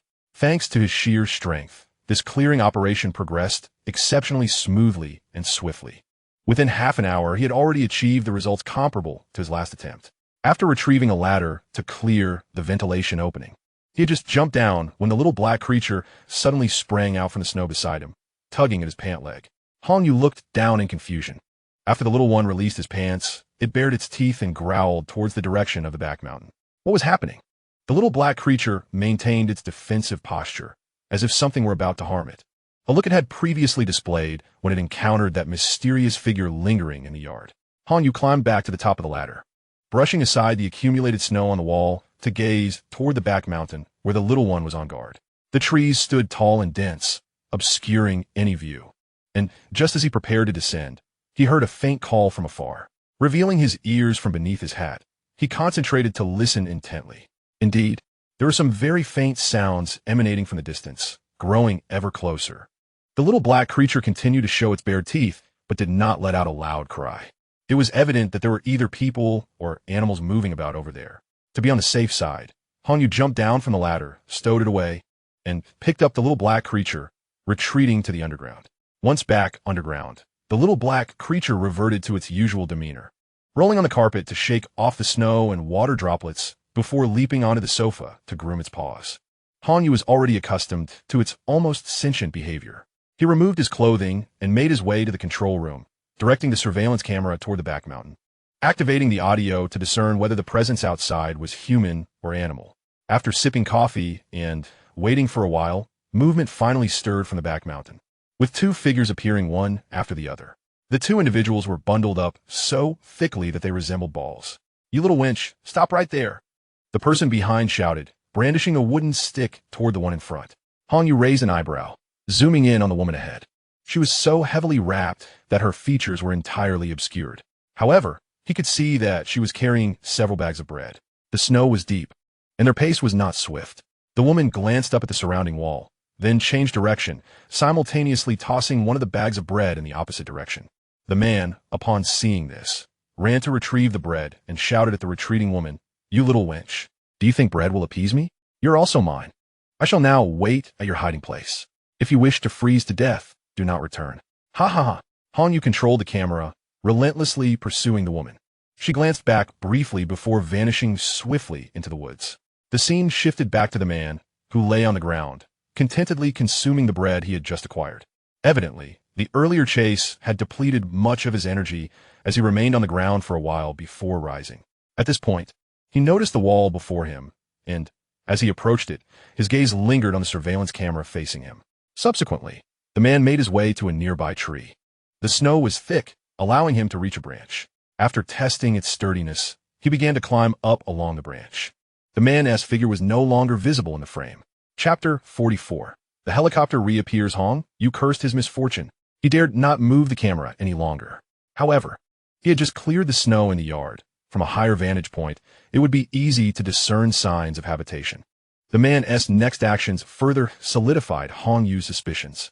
He leaped down from the tree and began searching for broken branches beneath the weight of the snow. Clearly, he intended to scale the wall to investigate the situation. As Hong Yu activated the electric fence, he readied his pistol. If the electric fence failed to incapacitate this man, he would have to confront him personally. This man must not be allowed to escape. Once the man entered the vicinity of the wall, he once again vanished from the surveillance feed. A minute later, the electric fence emitted a blinding flash, accompanied by the sound of an alarm. A heavy thud echoed. It was the sound of a weight crashing to the ground, likely the man having been electrocuted. After observing the monitor for a while and confirming there was no movement, Hong Yu deactivated the electric fence. He donned his clothing and stepped outside. From the opposite direction, a few footsteps treaded across the yard. He then stealthily maneuvered around to the back of the mountain. The earlier man had fallen utterly silent, with wisps of smoke still emanating from him. Hong Yu withdrew a dagger from his space and approached cautiously. The man lay face down on the ground, his right sleeve charred, with faint embers still glowing. Hong Yu delivered 2 forceful kicks to his ribs, the sound of cracking bones resonating, yet the man remained unresponsive. He discarded a branch from the wall and seized the man by the collar, dragging him away. He then dug a deep pit in the snow. After tossing the man into the pit, still feeling uneasy, he plunged the dagger into the man's heart before burying the body. The motive behind such actions stemmed from his concern about the possibility of the man having accomplices. Just as Hong Yu stowed the shovel back into his space, an unsettling sensation of being watched washed over him. He lifted his gaze towards the western mountain. All he could see were trees and an expanse of white. Was it merely an illusion? Hong Yu shook his head and, with his remarkable strength, scaled the wall back into the courtyard. He sought to ascertain whether the unsettling sensation of being watched was merely a figment of his imagination. He swiftly returned to the control room to review the surveillance footage. Upon viewing the replay, his expression darkened significantly. The footage revealed that as he buried the body, the woman who had just departed reappeared along the path where they had previously chased one another. By the time Hong Yu looked up, she had vanished. It was evident that she had witnessed his act of burial, signaling yet another unforeseen complication. Just then, the sound of a helicopter pierced the air once more. Hong Yu directed the surveillance towards it. The aircraft bore the same design as the previous one. Strangely, this time the helicopter circled his refuge several times before departing. It seemed that his tranquil existence had come to an irrevocable end. The helicopter's flight pattern unmistakably indicated that it was surveying his courtyard. Perhaps their next encounter would culminate in a direct confrontation. Reactivating the electric fence, Han Yu returned to his studies on upgrading the ring's materials. He maintained the surveillance focus on the mountains to the west. Should that woman reappear, he would have no choice but to take the initiative. Within an underground stronghold, a young man removed his coat and tossed it to someone behind him before stepping into a side room. The air was thick with the scent of alcohol, and a corpulent man was indulging himself in a hedonistic manner. The young man appeared unfazed by such a scene, his expression betraying no sign of discomfort as he calmly addressed the man. "Brother, it has been confirmed." The corpulent man, reluctant to release his hold on the two women beside him, instructed, "Let the two lovely ladies leave for now. I need to discuss something important with my brother. We can indulge later." Once the scantily clad women exited, the lewdness on the man's face faded. "Lin Hao, take a seat and speak." Lin Hao settled onto a nearby sofa. "Brother, what Mr. Zhou said is accurate. There is indeed a prison-like structure in that location, and the snow in the courtyard has been cleared. That person named Hong Yu may truly exist." The corpulent man pondered for a moment, resting his chin on his hand. "Regardless of the circumstances, if someone is alive, there must be resources available. Our primary objective now is to scour the surrounding area for all usable supplies, leaving no potential location unchecked." "Understood, brother. It seems that recently, Xing Xiaowei and his group have had quite a bounty." "Haha, indeed. They managed to seize everything from a large supermarket and even brought back a substantial amount of natural gas. Oh, and there were women as well. You should consider selecting a couple yourself." "Then I shall not hold back," Lin Hao replied, his eyes gleaming as he licked his lips and exited with purpose. After a night of uneasy tranquility, Han Yu awoke and immediately rushed to review the surveillance footage once more. As he had anticipated, the woman from yesterday reappeared in the same spot early this morning, where she lingered for a full 10 minutes before departing. The feeling of being watched left Han Yu profoundly unsettled. After consuming a few meat buns, he donned his attire and ventured out, adhering to his current motto, to nip any potential trouble in the bud before it escalates. However, as soon as he stepped outside, a gust of wind, at least a force 6, swept through, sending snow swirling in the air. Visibility was limited.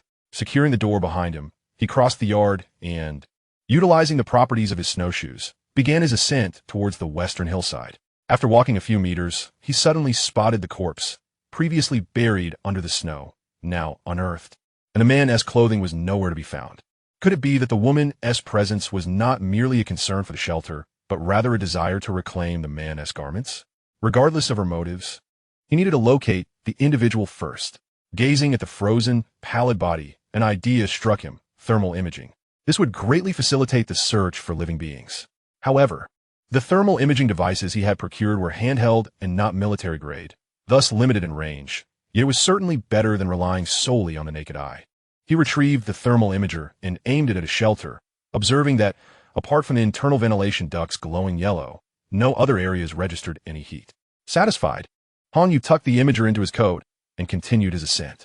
Reaching the summit, where the woman had previously stood, he scanned the surroundings with the thermal device. Yielding no results, he examined the footprints on the ground, which were still somewhat discernible, and followed them deeper into the woods. However, after half an hour, the footprints were completely obscured by the snow and wind. With the thermal imager revealing no anomalies and visibility diminishing further, he found himself akin to a headless fly. In front of him stood a tree, thick enough for two to embrace, and he sought refuge on its leeward side, sitting down. Removing his gloves, he took out the thermos he had prepared before leaving and sipped a few mouthfuls of slightly scalding coffee. Chapter 45. Materials needed to find a ring. Having been out for such an extended time, coupled with the biting cold of the day, he felt an acute chill despite being adequately dressed. The weather was unkind. It seemed he would return empty-handed once more. After resting a moment, he braced himself against a large tree to stand up when an unexpected event occurred. Han Yu felt his hand slip from the tree, and in the instant he lost his balance, a substantial volume of accumulated snow cascaded down. He hastily discarded the thermos and forced his body to pivot, propelling himself forward. After rolling in the snow, he turned back and was rendered speechless. The tree that had been there moments ago had vanished, replaced by a deep pit, with the freshly fallen snow barely filling a quarter of it. At that moment, he felt a tingling sensation from the ring on his finger. Startled, he lifted the hand that had just removed the gloves. Could it be that he had inadvertently drawn the tree into his space? As his consciousness entered the space, he was greeted with a delightful surprise. The towering tree indeed resided within this realm, Yet at that moment, countless emerald threads extended from the surrounding void, connecting to the majestic tree. This scene was all too familiar to him. The materials required for the next level of the ring's enhancement had finally manifested. A wave of joy washed over Hong Yu as he realized that the materials he had diligently researched for so long turned out to be trees. What a serendipitous revelation. He closed his eyes to savor the moment. As the colossal tree slowly disintegrated, he sensed a peculiar surge of power coursing through him. The sounds of falling snow and the whispering wind became increasingly vivid, amplified by this newfound strength. His hearing had improved at least twofold. How wondrous! Hong Yu couldn't help but exclaim. He then hastened toward another tree, pressing his palm against its bark. After a moment of anticipation, however, there was no response. Actively commanding the ring to absorb the tree before him yielded no results. The emerald threads remained absent. Strange. Could it be that it was not a tree? Yet, that previous tree had been completely consumed without leaving a trace. He continued to attempt with several more trees, but the outcome remained unchanged. After numerous failures, doubt began to creep into his mind. Just as he contemplated another attempt, the wind and snow intensified. Shivering slightly, he decided to temporarily abandon his efforts. Donning gloves and goggles, he swiftly retraced his steps while visibility remained. The storm grew fiercer, and it took him nearly half an hour to return to the shelter. Little Black, with a forlorn expression, gazed at him from the sofa.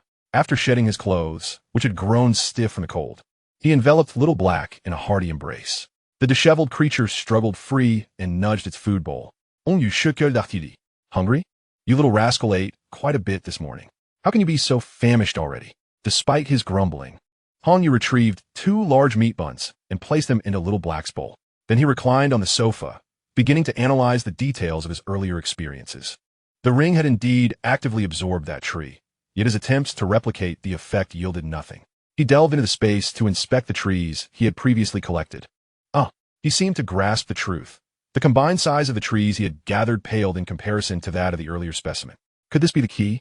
The age of the tree. It must be so. Only trees of a certain age could suffice. The previous tree was likely over 1,000 years old. If it were essential for the trees to be millennia old, the task would become quite complicated.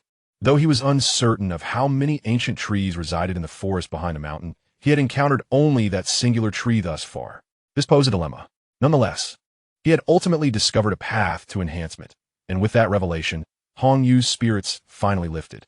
Deciding to wait for the wind and snow outside to cease before embarking on a thorough exploration of the mountains behind, he also intended to search for that woman. He began to hum an unfamiliar tune once more, retrieving a serving of Kung Pao chicken to enjoy atop a mound of rice.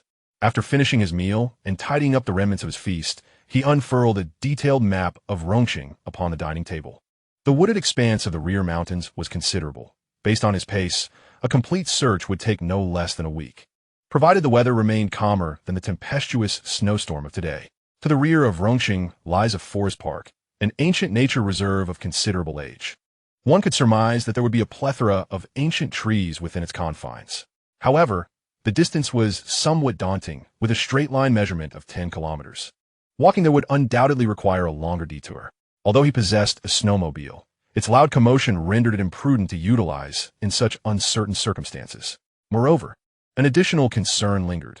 The Beishan Forest Park was home to a war relic, with a labyrinth of air raid shelters embedded within the mountains. Should there be any survivors in that area, the difficulty of his undertaking would only escalate. Yet, the western mountains did not suffice for the enhancement of his ring. Thus, he resolved to take the risk. At worst, he could pitch a tent upon reaching Beishan and reside there for a few days. For he had ample supplies of battery power and a heating device in his storage space, ensuring he would not suffer from a cold. The relentless blizzard outside did not permit him to languish idly. He attempted to continue playing his uncompleted console game, which he believed was titled God of War. After several hours of effort, he found himself stymied yet again by the final boss of the last level. Just then his phone alarm sounded, the sole remaining utility of his device. This alarm served to remind him of the passage of time, for he feared losing track of day and night while underground. Oh, already 7 o'clock? How time flies. Xiaohei lay sprawled on the sofa, soundly asleep. Having barely moved in the afternoon, he felt no pangs of hunger. He rose and approached the television, switching off the game console. He inserted a movie disc, for films had become an essential component of his nightly ritual, a necessary soporific before slumber. having risen early at 6 o'clock due to an early night. He was greeted upon opening his eyes by the sight of Xiao He stealthily devouring the remnants of his Kung Pao chicken from the previous day. "Hey, that's spicy. Are you sure you can handle it?" he exclaimed. Xiao He merely shot him a glance before resuming his meal. With a resigned sigh, he acquiesced. There was hardly any left. So why not let him enjoy it? This peculiar creature had a remarkably robust digestive system. Since joining him, it had consumed all manner of oddities without ever experiencing an upset stomach. After a yawn, he made his way to the bathroom for a hot shower. Emerging from the steamy sanctuary, he felt an indescribable sense of rejuvenation and took a carton of milk to the control room to check the weather outside. The winds had subsided. Unfortunately, the yard bore the scars of night spent under the relentless storm. It seemed he would have to begin working once more. Setting aside the pursuit of the ancient millennium-old trees, the immediate necessity was to clear the accumulated snow to ensure the normal operation of the underground. After enjoying a breakfast of fried rice and some grilled skewers, he placed 2 boiled chicken legs into the bowl of his dog, Little Black. Chapter 46. A bountiful harvest before departing, Hanyu filled the generator's fuel tank, preparing for a day away from home. Little Black, guard the house well. I shall return. After issuing his instructions to the dog, he stepped outside to commence his tasks. The quantity of snow blown in by the fierce winds was overwhelming. It had to be relocated beyond the walls, or else the yard would soon be buried beneath the drifts. Just as he was about to retrieve his shovel, a sudden thought struck him. What if he could store the snow in his spatial realm and then carry it out of the yard? By heavens! Hongyu smacked his forehead, lamenting why he hadn't thought of it sooner. Recalling his previous, laborious shoveling efforts made him feel rather foolish. He approached the highest pile of snow at the corner of the wall, and with a mere thought, he absorbed all the snow within a designated area into his space. While he couldn't collect a vast expanse at once, the efficiency was incomparable to that of a shovel. He proceeded to gather the snow, section by section, into his spatial realm. After surveying the now pristine yard, he felt an urge to laugh heartily. Clearing snow would no longer be a laborious task. A simple stroll would suffice to resolve it effortlessly. Exiting the yard, he donned his goggles and snowshoes. Although the wind had ceased, the snow continued to fall incessantly, irritating his eyes as he journeyed. Arriving at the pit where the grand tree had once stood, he cast the collected snow into the hole and then ventured deeper into the woods. After a while, he encountered a tree nearly as thick as a person can embrace. Likely over a century old, he approached it to test its viability, but alas, it was unsuitable. It seemed he needed to find a tree closer to the girth of the previous one. Continuing deeper into the forest, he walked for about a kilometer without spotting any trees that met his criteria. Reflecting on the mental map in his mind, he surmised that he was currently situated in the southern outskirts of the expansive woodland. To ensure he did not overlook any trees, he followed his current path for another kilometer. At this point, he could ascertain that the perimeter of the forest was lined with trees planted in recent decades, and he had yet to see many that were over 100 years old. Without hesitation, he decided to redirect his course toward the forest center. After trudging through the snow for another hour, he was finally gratified to find that the surrounding trees were predominantly aged over a century. Encountering relatively thicker specimens, he would approach to test them, yet none proved successful. The snow around him bore no signs of human activity, which put his mind at ease. Focusing intently on his unusually acute hearing from the previous day, Hanyu listened for a considerable time, but discerned no other sounds. He resolved to deploy a drone. For the inefficiency of a foot's search was apparent. Wandering aimlessly for an entire day might yield no suitable trees. Without hesitation, he set about his task. After all, he was already far from his shelter. Should he inadvertently attract attention, he could simply eliminate any threat. He retrieved several unopened drones of the same model, dismantling them all. Selecting one with a full battery, he connected the remote control and initiated the ascent. The drone's whirring echoed in the tranquil forest, a sound that pierced the silence. Hanyu, wary of lingering, swiftly maneuvered the drone in a circle before hastily bringing it down, opting to land at some distance away rather than return home. With such a commotion, anyone nearby would undoubtedly hear it. If he were in their shoes, his first instinct would be to track the drone's landing site. Thus, he chose to abandon it. Settling in the snow, he reviewed the footage captured by the drone. Although the aerial view remained a vast expanse of white, he could barely distinguish the varying heights of the trees. After consulting his map and confirming his position, he marked several particularly prominent trees. 5 in total. This made his search more focused. Rising, he set off toward the nearest towering tree. After approximately half an hour, he finally beheld his first colossal tree of the day, equally impressive as the one he had previously encountered. Assessing his surroundings and ensuring safety, he removed his gloves and gently caressed the bark. In an instant, the magnificent tree vanished. Hong Yu instinctively leaped aside, dodging the snow that cascaded from above. A familiar prickling sensation surged once more. Moments latte. A sharp pain pierced his eyes, akin to being simultaneously pricked by countless fine needles. The agony intensified, compelling him to sit on the ground, hands pressed against his eyes, stifling any cries of distress. After enduring this torment for what felt like an eternity, Hong Yu's contorted visage finally relaxed. Exhaling deeply, he cautiously opened his still somewhat uncomfortable eyes. As his eyelids parted, a fleeting blindness enveloped him, and a glimmer of emerald light swiftly disappeared within his pupils. He blinked vigorously, and the world around him transformed from a state of distortion and blur to clarity. Not merely clarity, but a qualitative enhancement akin to the difference between 480p and 1080p resolution. He could even discern the intricate shapes of the snowflakes resting upon his clothing with just his naked eye. Surveying his surroundings, he noted the distinct texture of the tree bark a mere 10 meters away with perfect clarity. His body felt as it had before, exhibiting no abnormalities, and the dimensions of his environment remained unchanged. This time, similar to the last, the ring has only enhanced one aspect for him. However, there has been a slight alteration to the ring on his hand. A faint green line now encircles the center of the ring. The earlier exertions had left him parched, prompting him to take a few gulps from a bottle of mineral water. He also consumed a dozen meat skewers to quell his hunger. He resolved not to repeat such recklessness. The ring's absorption was entirely beyond his control. Reflecting on the experience now instilled a sense of dread. Had an enemy appeared at the moment his eyes had stung, it would have been utter chaos. He glanced at the map.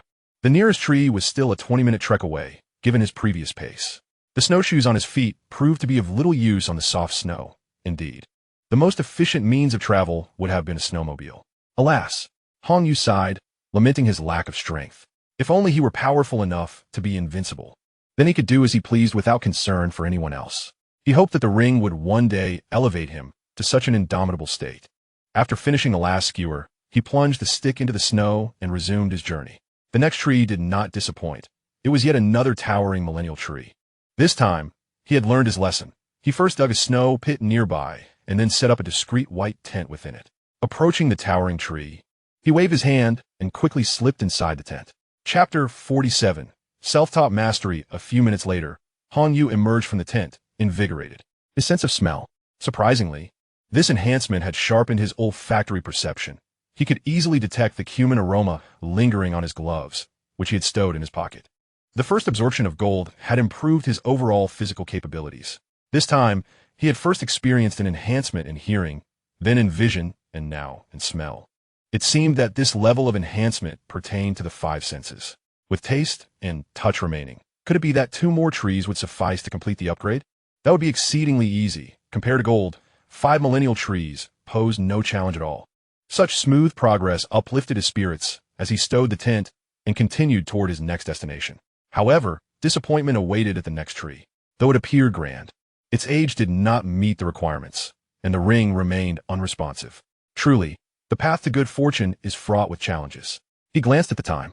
It was nearly 2 in the afternoon. He needed to hasten his pace, pressing onwards to the next location, which was also where he intended to control the drone's descent. As he approached the target, Hong Yu became increasingly cautious, slowing his steps and utilizing his newly enhanced vision to scrutinize his surroundings. In the snow beneath his gaze, aside from the drone, which was partially buried, there were no other signs of disturbance. He did not rush towards the drone. Instead, he drew his pistol and completed a thorough sweep of the vicinity. Only after confirming that there was no threat nearby did he approach and retrieve the drone into his spatial storage. In a place where the snow was sufficiently thick, he excavated a pit using the method he had previously employed and set up a simple tent. Once again, he repeated the process. This time, the sensation rendered him utterly numb. For several minutes, his limbs felt completely disconnected from his mind, and his skin burned as if subjected to vigorous scraping. The tactile sensations were strikingly vivid, as if his body had been reborn. When he reached out to touch his cheek, he was surprised to discover the presence of every single hair that typically went unnoticed. He then caressed the pristine snow before him, its delicate texture intoxicating him. Although each enhancement brought a measure of pain, it was undeniably worth the effort. He continued his search for the next target, only to be met with disappointment. This was the last objective that had been locked onto by the drone during its prior reconnaissance, and Hong Yu was not permitted to continue searching. The day's gains were already substantial. If he persisted, darkness would soon envelop the landscape, and the nighttime temperatures could plummet to minus 55 degrees Celsius. He had no desire to wander outside in such frigid conditions.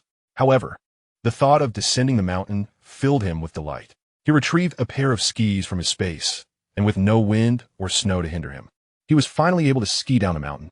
Securing his skis, he pushed off with his poles, gliding down the gently sloping terrain. As his speed increased, his vision and tactile awareness sharpened significantly. He could now execute numerous complex maneuvers that had previously eluded him, and while skiing at full speed, the scenery appeared as if it were unfolding in slow motion, remarkably clear. With such enhanced vision and control, there was no need to slow down when confronting steep descents. Within less than an hour, he returned to the shelter. Upon entering the underground refuge, his acute sense of smell immediately detected the unique scent of Little Black, a fragrance typically discernible only when close to it.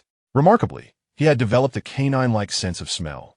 Little Black remained asleep, undisturbed by the noise of the door opening and clothes being shed.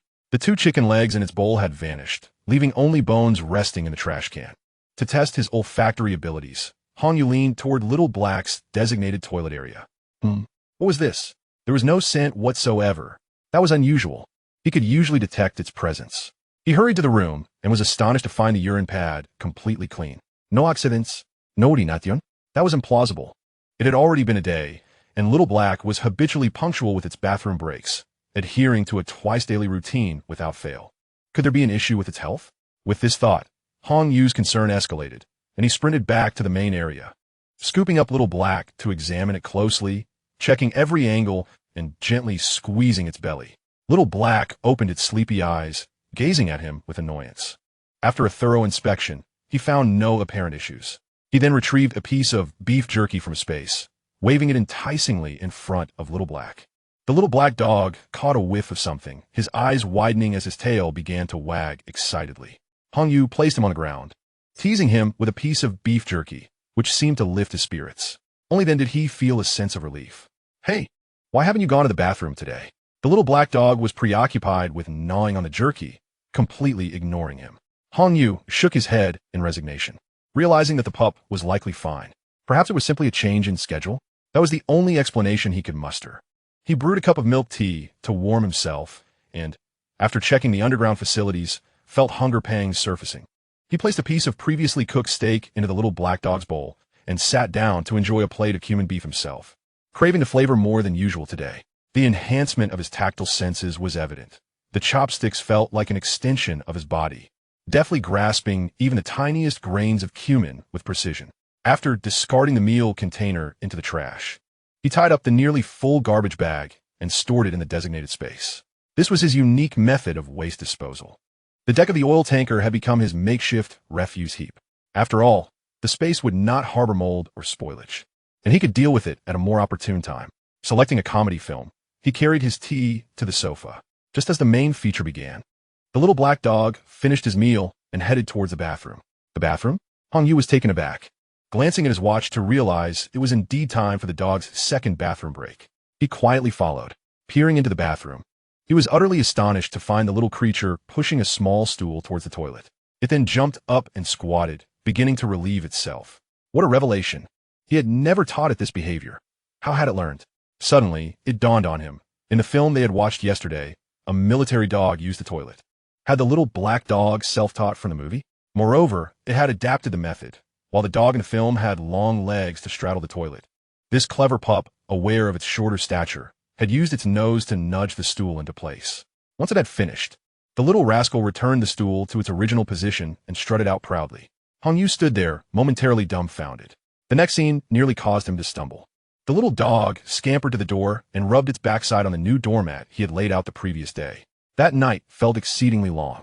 While watching the film, Hong Yu kept a close eye on the Little Black dog, yet observed nothing unusual.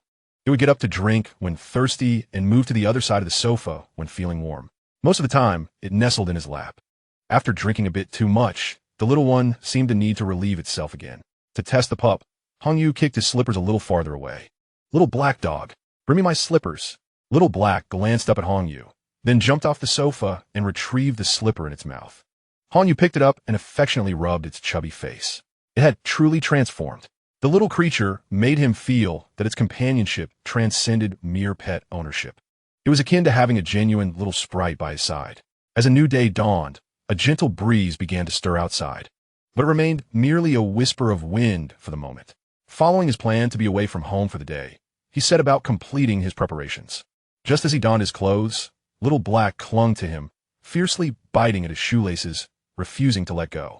"Do you wish to go outside as well?" Woof woof. After a moment's contemplation, Hongyu realized it was indeed feasible. It would serve as a preliminary exercise for the little one. If it became too cold, they could simply return. After all, he was but one tree away from completing his objective, and time was plentiful. Not to mention, the area he had scoured yesterday was merely a quarter of the entire forest. With 3/4 left to explore, he was confident in finding a suitable tree. "Very well. You may accompany me, but you must behave," he cautioned. Woof. To shield Little Black's paws from the biting cold, Hongyu prepared to fashion a rudimentary, shoe-using self-adhesive bandage. Little Black was incredibly cooperative, eager to venture out. Once he wrapped one paw, it eagerly lifted the other for him. Hongyu retrieved a backpack, slinging it across his chest, and placed Little Black inside. He meticulously checked the equipment on the ground one last time before stepping outside with his companion. Upon leaping over the garden wall, he set Little Black down. The little creature was ecstatic, darting joyfully through the snow. Yet it adhered to Hongyu's instruction, maintaining a distance of no more than 5 meters at all times. Before long, however, its low chassis made running tiresome. It clung to Hongyu's leg, seeking a cuddle. Reluctantly, Hongyu returned it to the backpack. He had anticipated this. Given its height, it resembled a bulldozer in the snow, and it was no surprise that it was fatigued. Luckily, Hongyu possessed ample stamina, and the added weight was hardly a burden for him. He considered zipping up the bag to keep Little Black warmer, but after several attempts thwarted by its stubborn head, he decided to forego that idea. This time, he chose a different direction and, after walking a distance, produced a drone to capture footage of the area. He released the drone farther than before, and it recorded 3 trees that appeared to meet his criteria, the nearest being over a kilometer away. Everything around them was a marvel to Little Black, who constantly gazed curiously to either side. Hongyu glanced down at the small creature, which could fit into a backpack. "Ah, if only your legs were longer, you could pull a sled," he mused. Little Black rolled its eyes at him. After an hour of walking, the majestic tree finally came into view. The familiar pattern reemerges. This time the entire oral cavity and throat endure torment. Amidst his profound suffering, Xiaohei remains vigilant at his side. The agony persists for several minutes before gradually subsiding. Once the intensity diminishes, Hongyu senses something amiss. Although his 5 senses have been entirely heightened, he does not experience the sensation of ascending to a new level. Upon closer introspection, he realizes the ring has not conveyed any information regarding an upgrade in rank. Could it be that the enhancement of his senses does not signify the pinnacle of this stage? Cradling the worried Xiaohei, he presses on. Whether this is true or false will be revealed with the next tree he encounters. Contrary to his hopes, the second target fails to meet the criteria. He continues towards the final objective. At last, it aligns with his requirements, and upon testing it, he discovers he can still absorb more. This time, the process is devoid of suffering. He merely perceives a slight enhancement in his senses. It appears his previous assumptions were overly simplistic. Each level is indeed more challenging than the last. He wonders how many more trees will be necessary, judging by this minute increase. The quantity is likely to be considerable. Thus, venturing to the North Mountain is imperative. Hongyu resolves to retrieve the drone first. Identifying the next direction, he continues onward, but after taking only a few steps, Xiaohei in his backpack suddenly becomes restless, sniffing the air. With a low growl audible only to Hongyu, he alerts him to an anomaly nearby. Hongyu hastily crouches behind a tree, concentrating to listen to the sounds around him. Minutes later, the wind shifts, and with it, he catches a faint scent of smoke. Damn, the dog-esque sense of smell is impressive. Even against the wind, it can detect such subtleties, a feat he cannot compare to. The presence of smoke indicates there must be someone upwind. Is it that woman? Hong Yu decides to investigate, cautiously making his way towards the source of the smoke. The forest is dense, obscuring his view, yet he notices numerous broken branches on the surrounding trees. After a short while, he can clearly see white smoke rising. Navigating around two large trees, a mound of earth comes into view. Less than 10 meters away stands a 1-meter-tall chimney, from which the white smoke billows. The area around the mound is littered with chaotic footprints. Before he can continue his observation, a muffled groan escapes from the ground. Frowning, Hong Yu hears a man's voice from within. Damn it, how dare you bite me? A little action won't kill you. You must be seeking death. What a waste of such a beautiful body. Moments later, a door opens on the opposite side of the mound. Out steps a disheveled man clad in a military green coat. After surveying the sky, he seems to recall something and mutters to himself, damn, I can't let this opportunity go to waste. I might as well take advantage of the warmth for a quick release. Chapter 49, Scoundrels. They must perish in the most excruciating manner. One need not guess the intentions of the man, for it is evident. Hong Yu, though cold-hearted, cannot abide such filth. Stepping forth from behind the tree, he found himself face to face with the turning man. Initially taken aback, the man's expression transformed into a grin upon noticing Hong Yu clad in his winter attire. Ah, what a rare sight to encounter a living soul. Young man, this must be fate. Come in, it's quite warm inside. Let's share a cup of hot water. Hong Yu scoffed. Scum. The man's demeanor shifted abruptly as he bent down to extract a dagger from his boot, a cruel smile gracing his lips. Kid, it seems you've heard me. Indeed, I just disposed of a woman, and I'm on my way to have some fun. How about it? Afraid? With that, he licked the bloody blade. Most would tremble in the presence of such brutality, but who is Hong Yu? He is not one to be intimidated by trifles.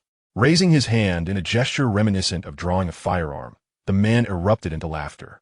Ha ha, kid. Are you frozen, silly? Using your hand as a gun? Why don't you take flight? Before he could finish, he fell silent, his gaze caught by the sudden appearance of a handgun in Hong Yu's grasp.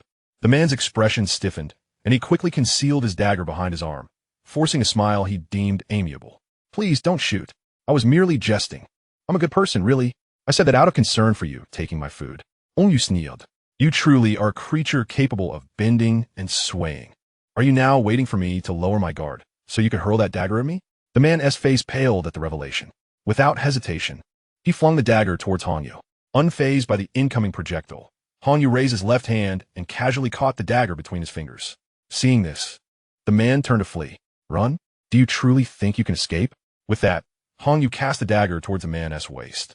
A sharp pain surged through him, causing him to lose his balance and collapse to the ground. Turning back, he found Hong Yu advancing relentlessly, and he knelt, gritting his teeth. Please, brother, spare me. I have plenty of bread and instant noodles at my place. I'll give you everything, just don't kill me.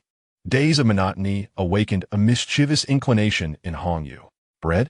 Instant noodles? Do you think I care for such trifles? With a flick of his wrist, the handgun transformed into a steaming roast duck. The aroma of the roast duck wafted towards the man, causing him to swallow hard. Hong Yu tore off a leg. Taking a bite, the crispy skin giving way to a burst of oil, and the enticing fragrance enveloped the air. Observing the man's vacant expression, Hong Yu took another bite and inquired, Is it delicious? The man instinctively nodded, his mind too occupied to ponder how the roast duck had come into existence. It had been several months since he had tasted anything savory, and all he desired was to take a bite. You are unworthy, Hong Yu declared, delivering a kick to the man's face while simultaneously claiming the entire roast duck for himself. The man's yellowed teeth shattered upon impact, and with a dagger embedded in his back, he twisted his body and collapsed sideways.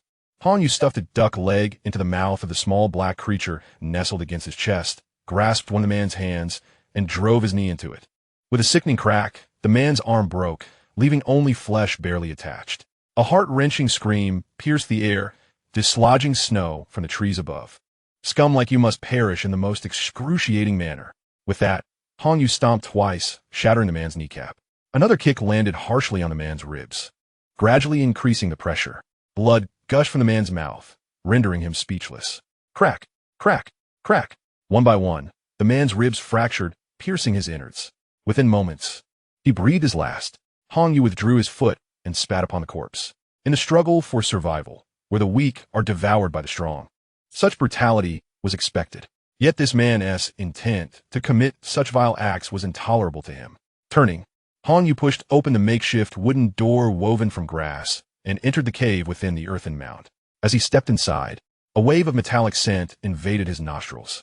The space was modest, likely a den used by some wild beast for hibernation. He crouched low and, after rounding a corner, found a slightly larger chamber. The ground was littered with dried twigs, and at the center stood a small hearth constructed from sand and stones, with embers still flickering within. In the far corner, on a wooden bed, lay a woman with a knife wound in her chest. Recognizing her from the surveillance footage, Han Yu noted her disheveled clothing. Beneath her, a filthy cotton coat served as her makeshift mattress. Seeing the garment, Han Yu couldn't help but sigh. It seemed that the woman's second appearance had not been motivated by desire for a sanctuary, but rather a desperate attempt to take the man's clothing for warmth. She was merely striving to survive. Alas, each person has their fate, and perhaps this was hers. In such dire circumstances, perhaps death would be the ultimate release. Exiting the cave, Han Yu surveyed the surroundings and discovered a trail of footprints leading in the direction the man had attempted to flee, extending deep into the woods. Judging by their size, they belonged to the very man he had just encountered. Now, the sequence of events began to crystallize in Han Yu's mind. The man must have been drawn by the smoke, and upon harboring ill intentions, had killed the woman when she resisted and bit him in anger. Was it possible that other accomplices lurked nearby? At this moment, the little black dog had finished devouring the duck leg, discarding the bone from the backpack, and let out a satisfied burp. Han Yu gently patted its head, lost in thought for a moment. Since he was still active in these woods and had discovered footprints, it would be prudent to eliminate any potential safety hazards. Resolute, he followed the footprints deeper into the forest. After approximately 20 minutes, he came upon a small clearing where a structure resembling a guard post stood. Chapter 50. The emergence of a new foe below was a square brick house with a chimney still billowing smoke. Above it was a wooden watchtower. The faded words "Forest Guard" barely discernible on the wall. Could that man have been a ranger? Perhaps. After crouching behind a tree and observing for a while, the little black dog seemed restless, darting out of the backpack and heading directly toward the building in the clearing. If the dog showed no signs of apprehension, it must be safe. Han Yu hurried after it, arriving at the door and kicking it open with a forceful shove. Inside, he found it surprisingly empty, save for a frost-covered lid on the floor. Lifting the cover revealed a cellar, small yet adequately furnished, with several bags of instant noodles stacked nearby. Judging by the signs of habitation, it appeared that only one person resided there, which relieved Han Yu. No accomplices meant fewer complications. He felt no inclination to take anything from within. The noodles piled high in the cramped space were of little concern, especially given the unpleasant odor permeating the air. Just as Han Yu replaced the cover, he caught a whiff of a familiar stench. Turning around, he saw the little black dog squatting in a corner of the building, relieving itself. This clever little creature certainly knew how to find a suitable spot. No wonder it had been so urgent earlier. It must have been unable to hold it any longer. The smell was quite potent, prompting Han Yu to exit the building briskly and ascend the watchtower. He retrieved his binoculars and scanned the surroundings, discovering two relatively tall trees to the west. Jumping down from the watchtower, the little black dog trotted out behind him, eagerly leaping back into the backpack. Han Yu then set off toward the two trees he had spotted. They were both ancient trees, thousands of years old, enhancing his senses once again, though not as markedly as before. Suddenly, his stomach protested, emitting grumbling noises. He retrieved the previously cooked duck, missing a leg, and shared it with the little black dog, washing it down with some hot tea before preparing to head back. Consulting his map and compass to ascertain his direction, Han Yu decided to take a different route home, hoping to scout for other suitable trees along the way. However, the journey proved quite nauseating, as all the trees were indeed good, yet somehow fell just short. After 2 hours of trekking, he finally reached a slope suitable for skiing. Just as Han Yu was securing his skis, a faint sound emerged from a distance. A helicopter? The subtle, thumping noise resembled the whirring of helicopter blades. Pausing his actions, he waited for a moment, noticing that the sound showed no signs of approaching him. Strapping on his ski goggles, he ensured his backpack zipper was secure and glided at full speed toward the shelter. Beneath the goggles, Han Yu furrowed his brow, apprehensive that the helicopter was indeed heading in his direction. As fate would have it, the closer he approached the shelter, the louder the helicopter's roar became. Reaching an elevated vantage point, he spotted the red private helicopter he had seen earlier, descending slowly within 20 meters of his refuge. Once the rotor blades ceased their whirring, The cabin door swung open, and 5 individuals emerged, each armed with a rifle slung over their shoulders, surveying the wall before them. In frustration, Hanyu struck the nearby tree. Damn it, they really are coming for me. And 5 of them at once. As he observed, he edged closer to the shelter. After circling the vicinity, the 5 individuals retrieved a folding ladder from the aircraft and leaned it against the wall. Once the ladder was secured, one of them donned thick insulated gloves, grasped a massive pair of pliers, and ascended the ladder to sever the electric fence. Once the individual had breached the fence, the remaining 4, equipped with tools, followed suit. Hanyu quickened his pace, removing his skis and stowing them away. At this point, he could clearly discern their conversation within the yard. How good? This place isn't simple. The electric fence was still live just moments ago. Look at the top of this wall. It seems to be a ventilation duct, and there's a scent of diesel. The people down there must be living quite comfortably. Indeed. Now we have a chance to score big. No way. How goo. The door and windows are custom-made and can't be easily breached. Then let's break through the wall. Didn't we bring a pickaxe? All right then. The sound of the pickaxe striking the wall echoed, causing Hong Yu's heart to ache. He crouched low and stealthily approached the helicopter. To his surprise, he discovered the aircraft was devoid of any occupants, not even a pilot.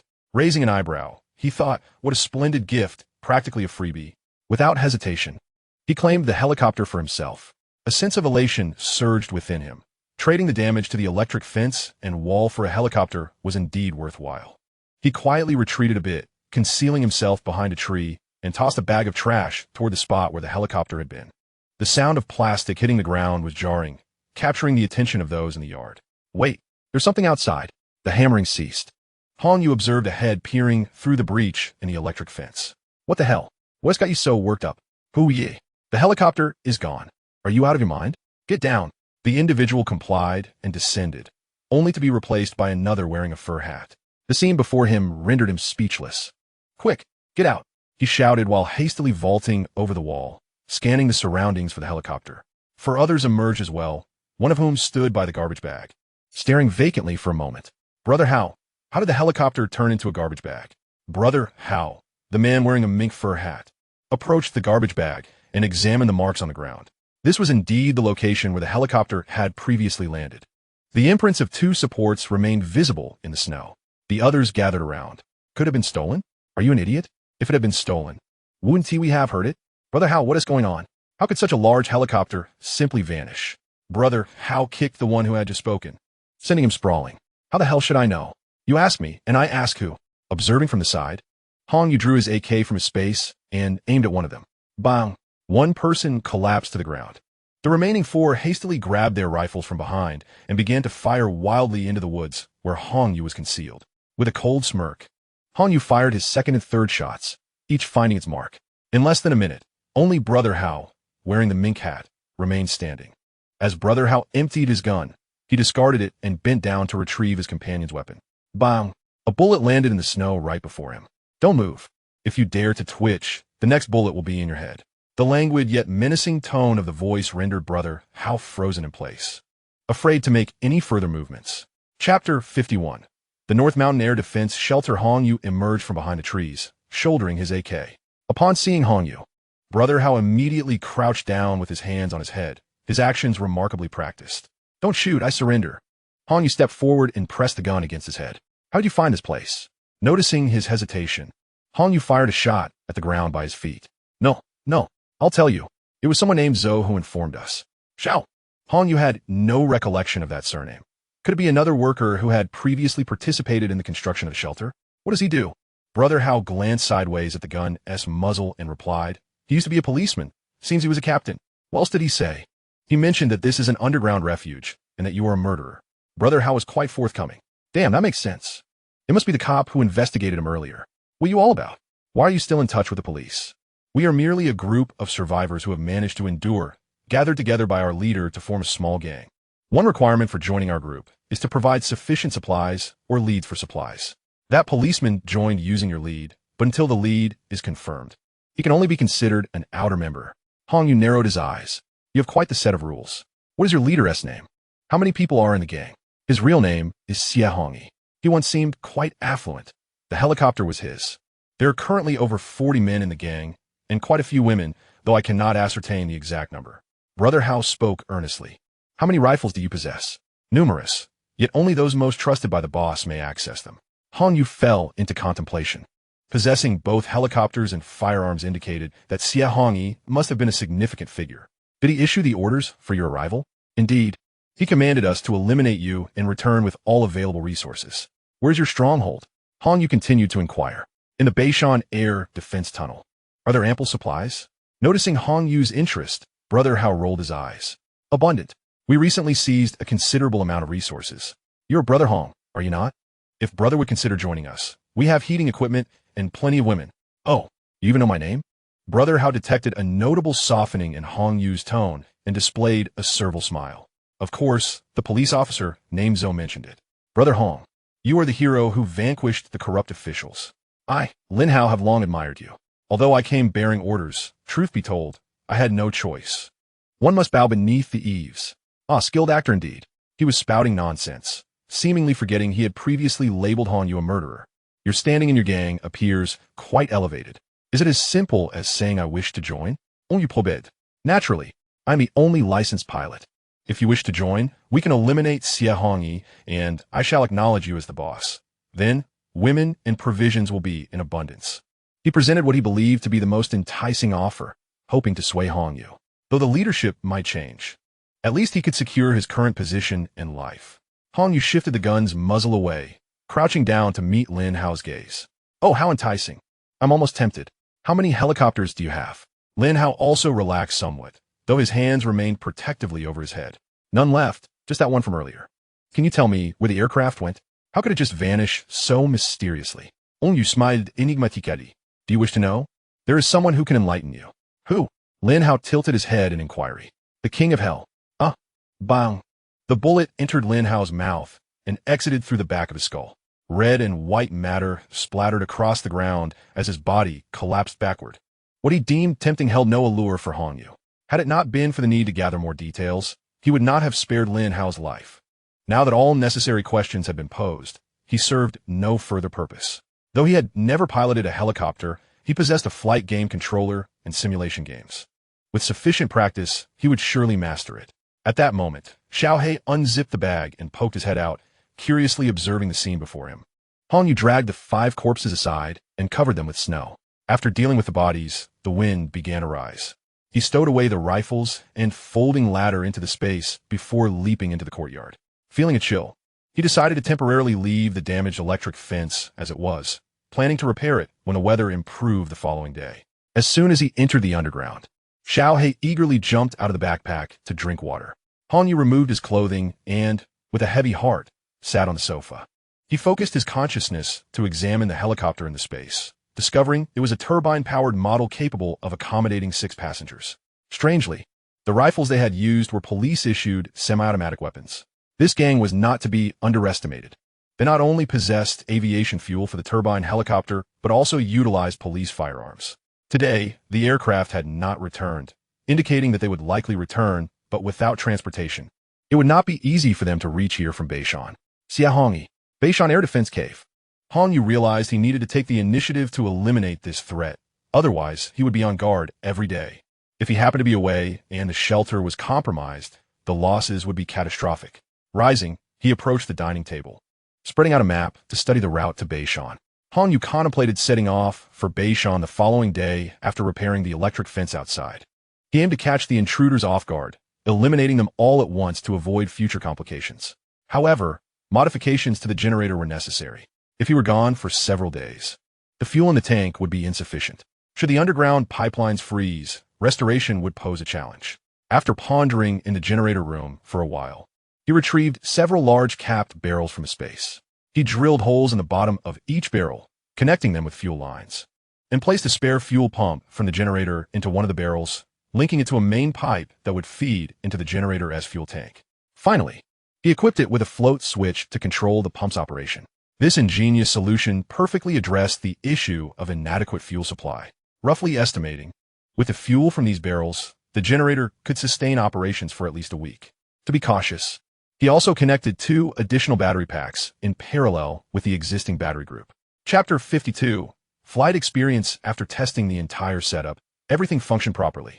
Han Yu wiped the oil from his hands with a tissue and then headed for a shower, with Xiaohei joining him after several days without a wash. After both returned to the hall post-bath and consumed some food, Han Yu began to examine the flight simulator joystick he had yet to use. He selected a flight simulation game to compare with the helicopter in the space. Although there were some differences, the control methods were fundamentally the same. Perhaps due to his heightened senses, he quickly adapted to the game, mastering the controls of the armed helicopter and performing intricate maneuvers within half an hour. Flying the aircraft proved to be far easier than he had ever imagined. After several hours of practice, feeling that he had grasped all the essential techniques, he unearthed a game that had previously eluded his completion. To his delight, he found that he effortlessly conquered several levels that had once trapped him at the final boss.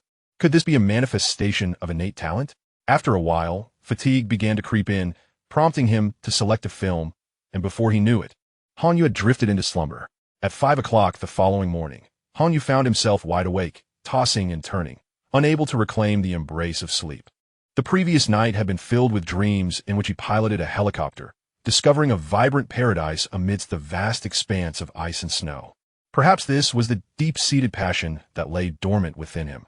He could hardly contain his eagerness to take the helicopter for a spin. Gently setting aside the sleeping little black dog nestled in his arms, he donned his clothes and stepped outside, retrieving the helicopter from his spatial pocket. He eagerly opened the cabin door and settled into the cockpit. Gazing at the array of instruments and controls before him, Han Yu felt a surge of excitement. Recalling the simulated flight from the night before, he flipped the power switch, releasing the rotor brake. He started the engine, increased the throttle, and disengaged the clutch, watching as the blades began to spin. Once the engine had warmed up, he continued to increase the throttle until the blades reached their maximum rotational speed. Gently manipulating the collective control stick, the helicopter gradually lifted off the ground. Han Yu's heart raced with exhilaration. This sensation was truly magnificent. He raised the collective further, ascending to an altitude of 30 meters. Pressing down on the tail rotor pedal, he tested the sensitivity, executing a 180-degree turn and slowly pushing the cyclic control stick forward to commence flight. Apart from the physical sensations, everything else mirrored the simulated game perfectly. Checking the instrument data, he noted an alarm for the outside temperature, yet everything else appeared normal. However, being a novice pilot, Han Yu dared not ascend too high, choosing to hover just above the treetops before beginning to circle. At such a modest height, even if an anomaly were to occur, he felt confident that he could jump to safety with minimal injury. After flying several circles around the shelter, he glanced at the noticeably declining fuel gauge. Feeling a pang of concern, aviation fuel was scarce in his spatial pocket. Each use diminished his supply. Returning to the previously cleared area, he gently descended, finding the landing remarkably effortless. After allowing the engine to cool slightly, he stowed the helicopter back into his spatial pocket. This experience would undoubtedly remain etched in his memory for a lifetime. It was infinitely more thrilling than driving a car. Aviation fuel. He hoped there would be ample supplies in the northern mountains. Once the test flight concluded, Han Yu set to work repairing the electrical grid. Fortunately, it was not overly complex. He simply needed to reconnect the severed sections with pliers. He also took the opportunity to clean out the ventilation ducts. Descending underground, he roused the still sleeping little black dog and prepared a breakfast rich in calories. Han Yu meticulously inspected all the underground lines and equipment once more. After completing the thorough examination, he filled up the fuel tanks. He then entered the control room and lowered the preset indoor temperature to a brisk 15 degrees Celsius, a measure that would conserve electricity while ensuring the pipes remained unfrozen. This journey was long and fraught with the possibility of encountering adversaries, necessitating a change of attire. He donned a white winter outfit designed for camouflage in snowy environments, accompanied by a matching white backpack. Little Black was also ready. Before Han Yu could even secure the backpack, the eager creature nestled inside. Securing the door behind him, he stepped outside to retrieve a silver snowmobile from his spatial storage, starting it without hesitation. With the circumstances as they were, there was little left to consider. On foot, the distance would likely lead to unforeseen delays and potential complications. With a twist of the throttle, the snowmobile surged forward with exhilarating speed. This time, Little Black remained nestled quietly within the warm confines of the backpack. Han Yu opted for the outer ring road of Rongqing. Although traversing the city center would have been shorter, the towering buildings harbored numerous unknown dangers. The open outer ring, albeit a longer route, offered safety, enabling a swift escape in the event of any sudden incidents. After over an hour of unimpeded progress, the North Mountain loomed ahead, prompting him to dismount and store the snowmobile away. He sought refuge behind a low wall, consulting a map to confirm his subsequent hiking route. Previously, entry to North Mountain had required a ticket, with only a single access point. However, Hanyu was not foolish enough to approach through that sole entrance. Instead, he planned to navigate through the adjacent shantytown before scaling the safety barrier to enter the North Mountain forest. The open stretch of road leading to the shantytown revealed snow that was not as soft as that on the mountains. Hanyu released Little Black, who had been pent up for too long, allowing the spirited creature to run freely. He tossed a piece of beef jerky to Little Black and took a bite of one himself as they headed toward the shantytown. Along the way, he frequently employed binoculars and a thermal imaging device to survey their surroundings. In such weather, the presence of warmth indicated human activity, making it easy to discern potential threats. As they journeyed into the shantytown, it was more accurate to say they were traversing atop it. The snow had nearly buried the entire area, with only the roofs of taller buildings peeking above the surface. In their vicinity, neither Hanyu nor Little Black heard any sounds or signs of life. The snow bore no footprints. Little Black led the way, demonstrating an uncanny understanding of their path, ensuring Hanyu felt no impediment during their passage. Traversing the shantytown, a solitary figure accompanied by a dog arrived at a barrier, beyond which lay a dense forest. The towering enclosure now revealed only a little over a meter above ground. Cradling the small black dog, he stepped inside, where each tree loomed magnificently. The shelter was utterly incomparable. After surveying the surroundings, Hanyu unpacked a warm tent. Having trekked for much of the day, he felt not fatigue, yet his body temperature had plummeted severely. He needed to warm up or risk the perils of hypothermia. Entering the tent, he laid down a thick insulating mat. The small black dog sat nearby, panting with its tongue lolling out, frost clinging to its whiskers and mouth. Clearly exhausted as well, Hanyu hurriedly connected an outdoor power source to a heater. Within moments, the temperature inside the tent began to rise. He took a towel to dry off the dog's damp fur, then removed his own garments, hanging them from the tent's apex before settling cross-legged. Luncheon was no trivial affair. He prepared 2 steaming bowls of meatballs, leaving him in a sweat as warmth coursed through him, banishing the chill within. The dog ate more slowly, yet seemed to relish the meal. With ample space and provisions, Hanyu found comfort outdoors, though it lacked the safety of the shelter. His body had warmed sufficiently. He retrieved the backpack he had previously stored in his space, addressing the small black dog. "Come on, the journey ahead will be arduous." "Into the backpack you go." The dog appeared to understand, scampering inside as soon as the zipper was pulled. He affixed 2 heat packs within the backpack before stepping out and withdrawing the warm tent along with its contents into his space. Donning snowshoes, he set off towards the nearest air raid shelter. Along the way, he observed many suitable trees, but refrained from taking any. Removing a tree along with its roots would leave a conspicuous pit in the ground, easily noticed. It would be prudent to wait until he had thoroughly dealt with that group before returning. Their heating apparatus likely burned coal, the air thick with the scent of smoke. Exiting the towering woods, Hanyu encountered a small, artificially planted grove, its trees young and sparse. Scattered footprints marked the snowy ground. Ahead loomed a prominent hillside, and through the gaps in the trees, he glimpsed a half-buried, semicircular concrete archway, now largely concealed by snow. Hanyu, with his keen vision, discerned that the area around the arch bore the most concentrated footprints. Fortune favored him. He had found the entrance to the first air raid shelter. Utilizing a thermal imaging device, he scanned the vicinity of the arch and found no heat signatures. Rising swiftly, he approached the archway, but upon glimpsing the interior, he could hardly suppress an expletive. The massive arch extended 10 meters into the mountainside. At the innermost part stood a wall of concrete, with a pair of rust-streaked iron doors at its center. What vexed Hanyu was not the iron doors themselves, but the corpses piled within this passageway, which measured less than 10 meters in depth. There were over 20 bodies, all stark naked and female. These vile creatures exhibited a complete lack of humanity. Although the corpses were frozen and had turned a shade of blue, the marks of grasping hands were still discernible on their vital areas. Upon approaching the iron doors and listening closely, he could only hear a faint buzzing sound from within. The doors had no handles on the outside, suggesting they could only be opened from the inside. Kicking them open? Impossible.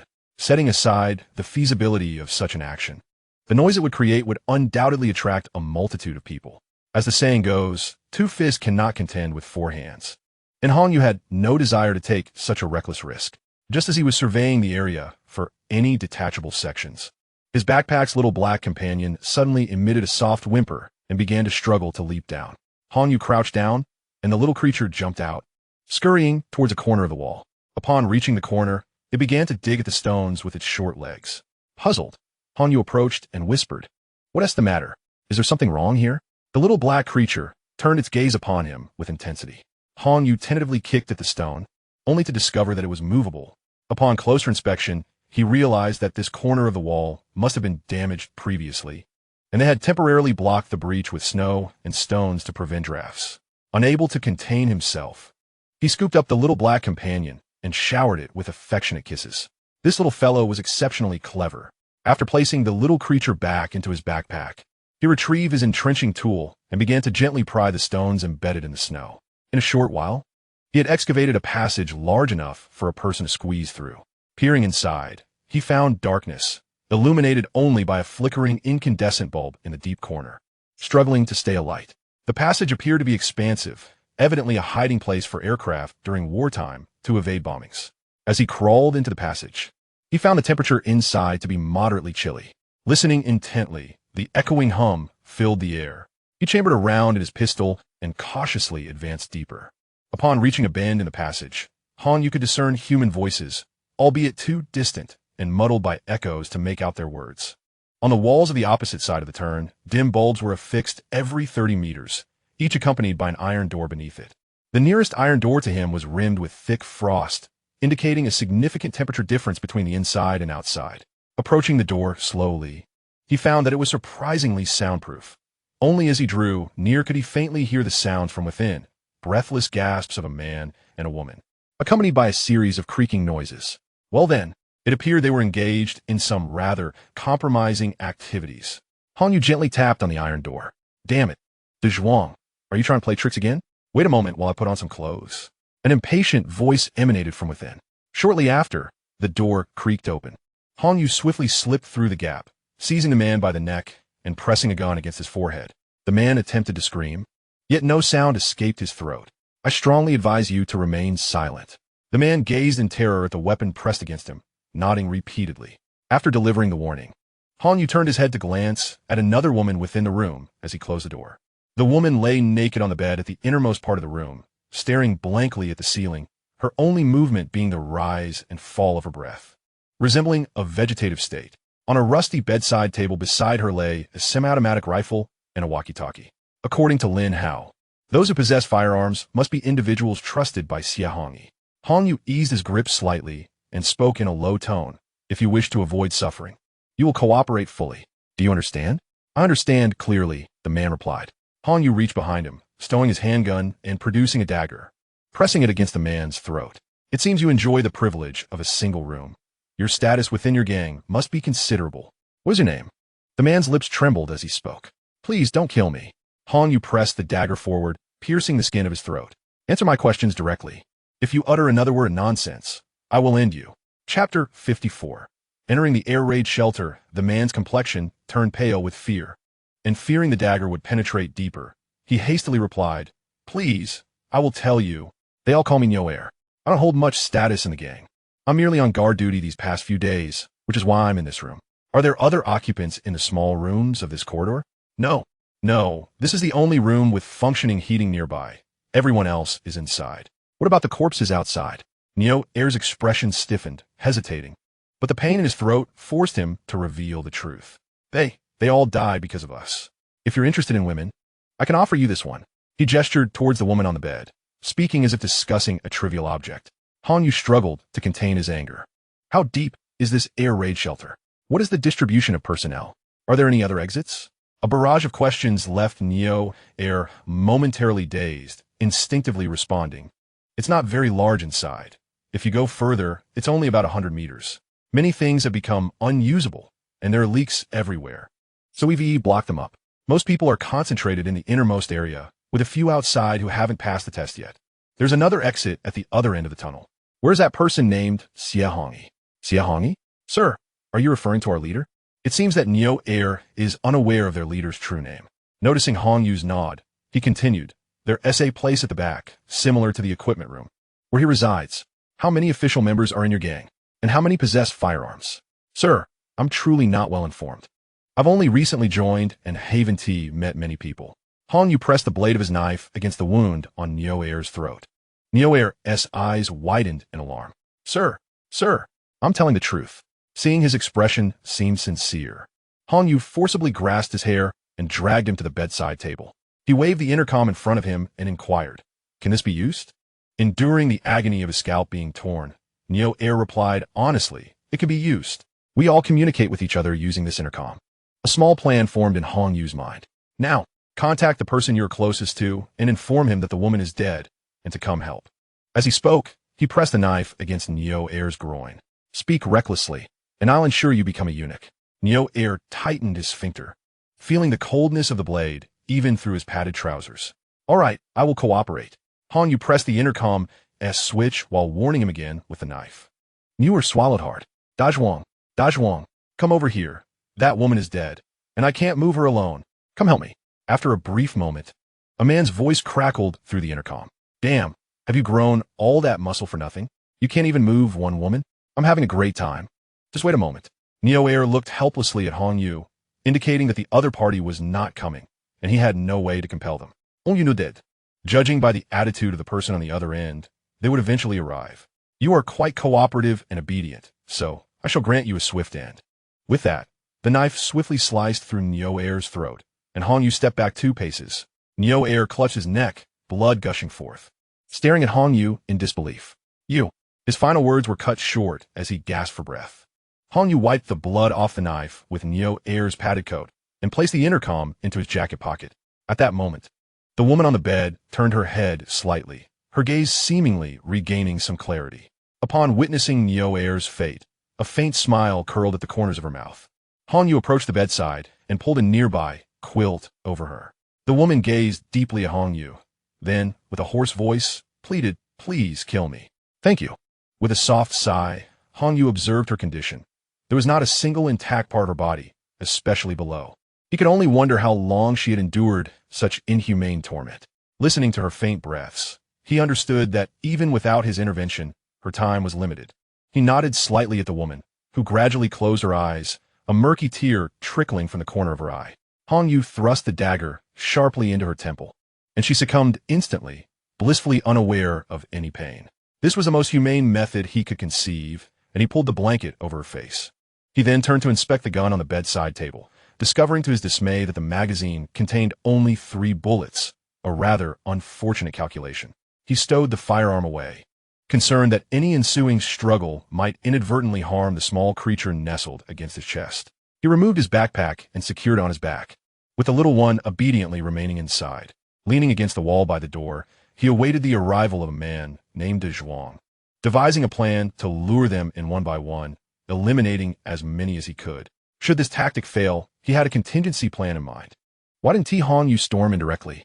He was not so foolish. He valued his life too dearly. The situation inside remained uncertain, and this vast, open tunnel provided no cover, while the adversaries were numerous and armed. Such a reckless venture was not one he would undertake. After a 10-minute wait, footsteps finally echoed from outside. Only one person. A smirk crept across Hong Yu's lips. "Knock, knock, knock." "Neo Air, open the door. It's freezing out here." This was the moment Hong Yu had been anticipating. He swiftly yanked open the iron door, catching the outsider off guard as he seized the collar and pulled him into the room. Dazhuang he acted quickly, grasping Hong Yu's hand that held him and attempting to twist away. Hong Yu watched him with an amused expression. Despite Dazhuang exerting all his strength, he could not budge that grip. "Let go of me, damn it," he exclaimed, preparing to kick Hong Yu. At that moment, a gleaming dagger appeared before him, causing his foot to freeze mid-air, apprehensive to make any further move. Dazhuang glanced at Hong Yu's unfamiliar face, giving a slight nod. Suddenly, he caught a whiff of blood and turned his gaze to the ground, where Neo Air lay lifeless in a pool of crimson. "Brother, let us talk this over," he stammered. Chapter 55. The Master of Throats. Hong Yu scoffed, bemused by the societal norms of these individuals, who, despite their age, addressed each other as brother or elder. He lifted the dagger and tapped it against Dazhuang's face. "Where's your walkie-talkie?" Dazhuang cautious of his movements, pointed to his pocket. Take it out. Slowly. De Zhuang retrieved the walkie-talkie from his pocket and handed it to Hong Yu. Brother, what can I do for you? Just let me live, and I'll comply with your every command. Yet, Hong Yu did not take it. Instead, he tightened his grip on De Zhuang's collar, sneering coldly. Hee, that's easy to say, as long as you cooperate. Da Zhuang secretly breathed a sigh of relief. Understood. Just give the orders, brother. Do you have anyone familiar with you? Bring them here, and don't try to play tricks on me. Da Zhuang hesitated for a moment. Hong Yu pressed the knife against his face, gradually increasing the pressure. Da Zhuang strained to lift his head, but with his collar being gripped tightly, he had no way to evade. The blade had already pierced his skin. A warm trickle of blood flowed down his face. Brother, stop. I'll call. Isn't that enough? Hong Yu showed no signs of relenting, continuing to apply force until the blade sank nearly 2 centimeters into his flesh before he finally halted. This is a punishment for your hesitation. The excruciating pain radiating from his face made his legs tremble uncontrollably. Brother, I was wrong. I'll call right now. Do you want me to bring just one person? Hong Yu raised an eyebrow. How many can you summon, other than Yo Air? I have 2 other acquaintances who are quite close. They will definitely come to help. 2. That of no consequence. They pose no threat to him. Do they have guns? No. Apart from the guards on duty, none of us are qualified to carry firearms. The guns are all in the hands of a few big shots. Da Zhuang answered quite readily this time. Big shots? How many are there? Da Zhuang recalled briefly, feeling the knife press against his face again, and he hurriedly replied. I know only about a dozen, and they're all ruthless individuals who wouldn't hesitate to kill. Hong Yu raised an eyebrow. Do you know Lin Hao? Brother, you mean Hao Ge, right? Of course, I know him. He holds significant power here and can even fly a plane. Hong Yu had a rough idea in his mind. Can your walkie-talkies directly contact those big shots? Yes, they can. Channel 1 is exclusively for them, but it has a password, which I don't know. They occasionally issue tasks through our channel. Xia Hongyi's management style is quite professional. Individuals at different levels can only access information pertinent to their status. Weapons are also strictly controlled. Those of lower status, who cannot be fully trusted, can only access guns while on duty, and the ammunition is very limited, hardly capable of causing any disturbance. Call those 2 over, providing a reason that 1T aroused their suspicion. As he spoke, Hong Yu pressed the knife against the other side of Da Zhuang's uninjured face. Da Zhuang, disregarding the blood seeping from his face, pressed the switch on the walkie-talkie. Gao Chong, Lao Li, can you hear me? Yes. Da Zhuang, just spit it out. Da Zhuang glanced at the knife pressed against his face and continued. Come to the guardhouse. There is something important that requires your assistance. There was silence on the other end. Da Zhuang looked anxiously at Hong Yu and cautiously spoke. Rest assured, my friend, they will undoubtedly come. Before he could finish his words, Hong Yu plunged the dagger into his chest. Once he breathed his last, Hong Yu discarded the body beside Nyo Air and took his position at the door, remaining vigilant. As he steadied himself against the wall, the intercom crackled to life once more.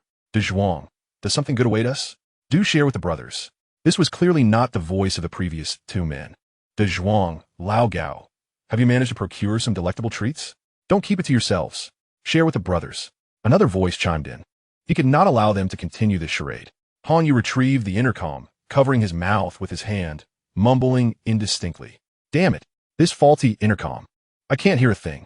Just as silence fell on the other end, Hong Yu detected the sound of approaching footsteps outside, gripping the dagger in reverse. He switched off the nearby light. He had no intention of leaving any witnesses. Those on the other side of the intercom had already begun to react, and he could not afford to employ the same tactics again. The 2 individuals approached the door, ready to knock when they noticed it ajar. Da Zhuang? Could there truly be something good happening? The graying-haired Lao Li pushed the door open and stepped inside. What's the situation? You didn't call us here to change a light bulb, did you?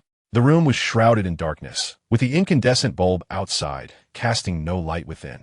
He could not see the 2 bodies on the floor. Jie Chong, who followed closely behind, shoved him into the room and produced a lighter to illuminate the space. What's going on? Not a sound to be heard.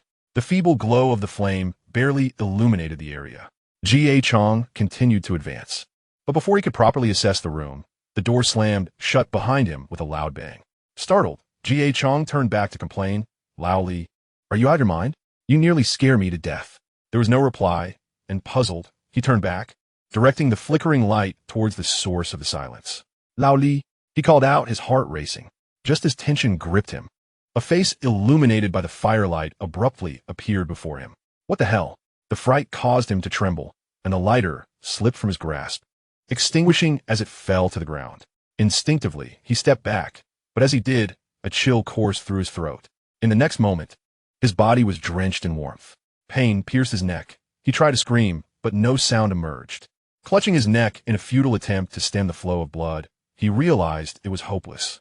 Within moments, he collapsed backward, coughing twice before falling silent. Hanyu turned on the light. The earlier Lao Li was quietly slumped against the wall in the corner, a pool of blood gathering beneath him. Hanyu flicked the dagger, stepping out of the room. After securely closing the door, he retrieved a handgun from his space and drilled several screws into the iron door's perimeter. After confirming that he could not forcibly pry open the door, he swiftly turned and dashed towards the exit. He could only proceed with the next step of his plan. Upon reaching the iron gates, he twisted the handles to simultaneously swing open the heavy doors. Chapter 56. Who just fired the gun? As the doors creaked open, a gust of cold air rushed into the tunnel. The hinges connecting the doors to the wall were nearly rusted through, causing them to jam and fail to open fully. With a surge of strength, Hanyu pulled the doors down from their hinges. He replicated the effort on the opposite side. Stepping outside, he placed several large trees, previously stored in a spatial pocket and too large for the ring to absorb, at the entrance as makeshift cover. After arranging the trees properly, he found a spot with excellent visibility yet ample concealment, laying down a thermal mat. Once this was accomplished, he removed his backpack, unzipped it, and gently checked on the sleeping Xiaohei. Xiaohei, it might get a bit noisy soon, so prepare yourself. The little creature looked up, licked his hand in response, and resumed his slumber. Hanyu positioned the backpack to his right, away from any potential disturbances, which conveniently aligned with his predetermined escape route.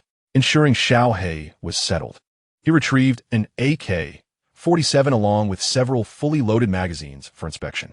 His subsequent plan was to lie in wait. Earlier, he had gauged the temperature in that room, which hovered around 16 or 17 degrees, rather lackluster for a heating system.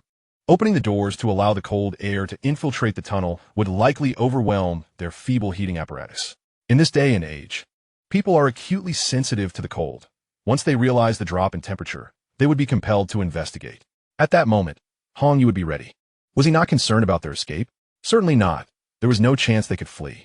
In this current situation, finding another underground refuge would prove exceedingly difficult. Moreover, with the aircraft gone, where could they possibly go? Abandoning this place would inevitably lead to a frigid demise. Hanyu speculated that the person named Xie Hongyi would first dispatch some inconsequential pawns to assess the situation. The demise of these individuals would not deter his resolve to escape. Hanyu's goal was not to annihilate them entirely, but rather to diminish their strength. The temperature would need to drop to an uncomfortable level before they would take notice. So he consumed a bit of beef jerky and sipped on some hot tea to maintain his energy and warmth. Just as he finished a few bites, he noticed a stir from his backpack. It seemed the little creature could no longer resist the enticing aroma of meat.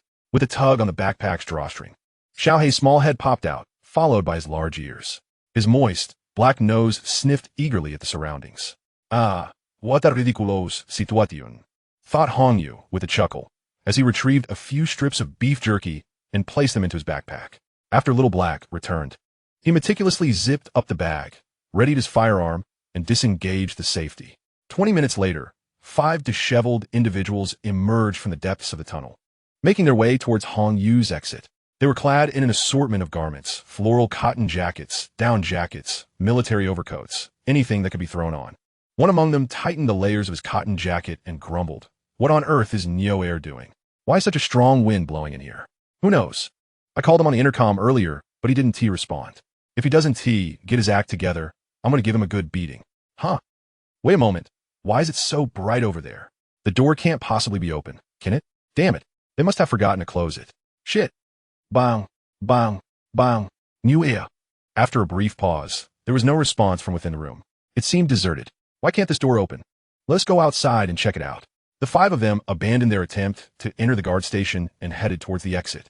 Hanyu listened to their conversation, a smirk forming on his lips as he raised his gun, aiming towards the corner. As the 5 rounded the corner, they were greeted by the sight of the ajar door. Dazuong, are you trying to get yourself killed? The temperature inside has dropped several degrees. Hurry up and close the door. As soon as he finished speaking, Another one with sharp eyesight noticed something amiss and cautioned, "Wait a second, bro. It looks like the entrance is blocked by something. Let us go see." As they approached, all of them could clearly see the situation at the doorway. "Uncle, how could there be a tree here? Could it be that Zhuang and the others were asking for help to chop down trees, just now?" With all five now within shooting range, Hong Yu licked his lips. Without hesitation, he pulled the trigger. Bang, bang, bang, bang, bang. The resounding gunfire echoed through the empty tunnel. The five men who had come to investigate fell to the ground, unable to even let out a scream. Simultaneously, in a room at the end of the tunnel, Xia Hongyi abruptly rose from the sofa, swiftly grabbing the intercom on the table. "Who fired that shot?" After a few seconds, someone replied, "Brother, we're all in the dining room." No one went out. "Could it be from the back door?" Xia Hongyi furrowed his brow. "Quick, go check the situation at the back. Who the hell is wasting bullets, shooting randomly? You're all to be executed on sight." "Understood."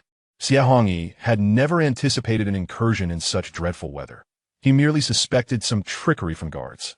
Resuming his seat on the sofa, he lit a cigarette and placed it between his lips, continuing to knead the soft flesh of the lady beside him. The one who had just conversed with Xia Hongyi set down his drink, picked up his gun, and addressed his two companions. "Let us go. You two, come with me to check the back door." Upon rising, he cast a glance at the inebriated individuals surrounding him and declared, "You all should refrain from drinking. Split up and check the situation at the front gate and in the dormitories." "Ah, Brother Leopard, we've finally enjoyed a delightful evening of drinking. This seems rather excessive. Doesn't he it? I suspect it's merely a misfire from the guards over there." A young man, clearly intoxicated, retorted, downing the last of his beer defiantly. "Oomph. Lusan, this is a command from the elder brother. If something truly occurs, I will relay your words to him verbatim. You ought to be aware of the elder brother's methods." Lusan shivered at the thought, recalling the fate of someone who had been stripped and cast outside, only to become an ice sculpture before being shattered due to inadequate performance. The alcohol's effects swiftly diminished, and he dared not voice further dissent. Grabbing his firearm, he rallied those behind him and proceeded to investigate the situation as per Brother Leopard's earlier instructions. As they exited the dining hall, Brother Leopard instructed the person beside him, "Inquire with those miscreants about what transpired at the back door." The individual promptly produced a walkie-talkie, adjusting it to the frequency utilized by the miscreants. Chapter 57. Cautious Brother Leopard did not wait for him, leading another person out of the dining hall. The two made their way toward the back door, which was in the direction of Hong Yu's current location. Upon entering the tunnel, after only a few strides, he felt an unsettling chill and tightened his coat around him. At that moment, the individual who had contacted the miscreants caught up. Brother Leopard, they reported that a sudden cold wind swept through the tunnel near the back door, but they had been unable to reach Gardajwang. Indeed, the temperature in the tunnel had dropped significantly. Have they sent someone to check? They did. But after the gunfire erupted, we lost all contact with them. Brother Leopard paused, his brow furrowing as he sensed that something was amiss. While the loss of contact with Dazhuang could be attributed to a malfunction of the walkie-talkie, the subsequent loss of communication was far from coincidental. Moreover, it occurred post-gunfire. He meticulously recalled the events. During the toast, he had merely heard the gunfire but could not discern how many shots were fired. He turned to the other two. "How many shots did you hear just now?" It was either 4 or 5. The shots were quite continuous, and with the commotion in the dining hall at that time, "I cannot be entirely certain."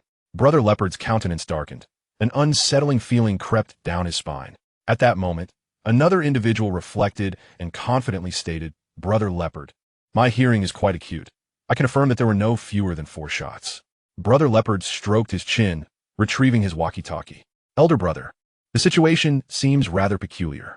I fear outsiders may have infiltrated." "What? Outsiders? Can you be certain?" Xia Hongyi's voice conveyed urgency. "I cannot be 100% certain, but the guards' firearms were loaded with only 3 bullets, yet the gunfire we heard was at least 4 shots. Furthermore, those we dispatched to investigate have ceased all communication. I am now preparing to confirm the situation with my team." "Very well. Exercise caution. The opposing party, armed as they are, is undoubtedly formidable. If possible, we should capture them alive. Do not take unnecessary risks. First, send some expendable individuals to assess the situation." Brother Leopard is indeed the right-hand man of Xia Hongyi, and he is the most trusted among the entire gang. He would not wish for his loyal confidant to meet an untimely demise without reason. "Understood, boss."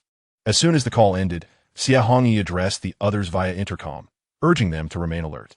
Ensure the front door is securely locked. No one is to enter or exit. Should anyone dare to cause trouble, I will deal with them ruthlessly. Understood. All right, boss. I'm heading to the front door now. Meanwhile, Hong Yu, waiting outside, grew increasingly impatient. The gunfire had erupted 5 minutes ago, yet there was no sign of activity within. He stretched slightly, just as he was about to sip his hot tea, when suddenly, footsteps echoed through the tunnel. The sound reverberated, indicating a considerable number of individuals approaching. He quickly returned to his position, taking aim at the tunnel once more. After a few minutes, a group of over a dozen individuals armed with clubs appeared around the corner of the tunnel. They advanced cautiously, splitting into 2 teams as they pressed against the walls. Edging closer to the entrance, observing closely, Hong Yu noted that none of these newcomers bore firearms. As he had surmised, the core members were indeed exercising caution.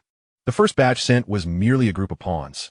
Hong Yu retrieved another AK, one in each hand. Given his strength, he had no concerns about recoil. He contemplated giving these intruders a warm welcome. The leader of the group, upon seeing the 5 bodies and the situation at the entrance, spoke into his intercom. Brother Leopard, we have a situation. All 5 sent earlier are dead, and the main door has been breached. Go, check the entrance and ascertain the circumstances, came the response. He hesitated, glancing back at his followers when a furious roar erupted from the intercom. Damn it, we feed and house you for nothing, and now you're afraid? Fine. You are hereby disqualified from our ranks. The leader was taken aback, quickly pleading, Brother Leopard, no, we will go now. All right. Whoever can capture the intruder alive will gain entry to the core and enjoy feasting and revelry. These men relied on their meager rations to survive each day, and the thought of being expelled from the shelter was terrifying. They had experienced the pangs of hunger and cold before and had no desire to relive that ordeal. The leader rallied them. Do not be afraid. If we do not go, we will surely starve or freeze. There is still a glimmer of hope if we act. You heard it. If we achieve merit this time, we will enjoy the finest food and drink, with the promise of wine and meat enticing them. The group's courage surged, and they began to advance. As they approached the bodies, they noticed the bullet holes. Brother, perhaps we should reconsider. The leader, at this moment, was engulfed in hesitation. Suddenly, gunfire erupted with a series of deafening bangs. Hong Yu, with both hands gripping his firearm, unleashed a barrage upon the crowd. The piercing cries of agony reverberated through the tunnel as individuals fell one by one, prompting others to turn and flee. Unfortunately, the desolate tunnel offered no cover, and their escape speed could not surpass that of the bullets. Unsurprisingly, within a mere 10 seconds, several lives were extinguished. After neutralizing these individuals, Hong Yu swiftly reloaded and fired again, aiming to create the illusion of overwhelming force from the invaders. He had an ample supply of ammunition and was unconcerned about the expenditure. After depleting the second magazine, he quickly took cover in a blind spot to the right, retrieving the items strewn on the ground and shouldering his backpack once more. Subsequently, he summoned several large trees from his space to barricade the entrance, leaving no passage. Not even the small tunnel overlooked. Once he confirmed that no one could pass through, he donned his skis. This was part of his premeditated plan. Based on the markings on the map and the descriptions provided by the previous 2 individuals, he had pinpointed another exit of the air raid shelter. Conveniently, the route to this exit was downhill, allowing him to travel at full speed on his skis. The recent gunfire had intensified the atmosphere within the air raid shelter. Xie Hongyi had also emerged from his sanctuary, accompanied by a group of subordinates, taking cover behind wooden crates while aiming their weapons at the back door of the tunnel. Given the recent gunfire, it was apparent that their adversaries were numerous. Leopard, inform those at the front entrance, leave 2 behind to guard it, and have the rest come here for support. After a nod, Brother Leopard took up the radio to contact those at the front. Chapter 58. Impersonating Lin. How Hong Yu maneuvered with agility, gliding as swiftly as possible, yet it took him a full 20 minutes to reach the vicinity of his destination. After navigating around several large trees, the other exit of the air raid shelter finally came into view. The cement archway, identical in specifications to the previous one, confirmed that he had arrived at the correct location. The snow at this entrance had been meticulously cleared, revealing a patch of ground where a large wheeled trailer rested. Judging by the marks on it, it seemed to have been used for pushing helicopters into the shelter, perhaps due to its orientation. This side's iron gate appeared far more intact than the other, with minimal rust present. The 2 grand doors stood firmly closed. Hong Yu removed his skis and approached the entrance with brisk steps. He produced a thermal imaging device and scanned the area. Fortunately, This layer of doors did not impede the device's capabilities. On the other side, only two figures emitted heat signatures. Aside from these two individuals, Hanyu detected no other sources of warmth. Perfect. This was precisely the outcome he desired. The recent, nonsensical act of aggression successfully captured their attention. With a swift kick against the iron gate, a voice shouted, "Who is inside? Open the door immediately." Who? Who is outside? Came the immediate response from within. "It's me, Lin Hao." Hanyu called out Lin Hao's name, confident that given the young man's status, they would not be overly cautious.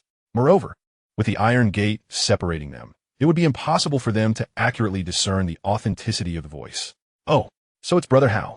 Indeed, the attitude of the other party underwent a complete transformation. "Brother Hao, you have finally returned. Our boss was nearly about to send us out to search for you yesterday." "Enough of this nonsense. Open the door quickly."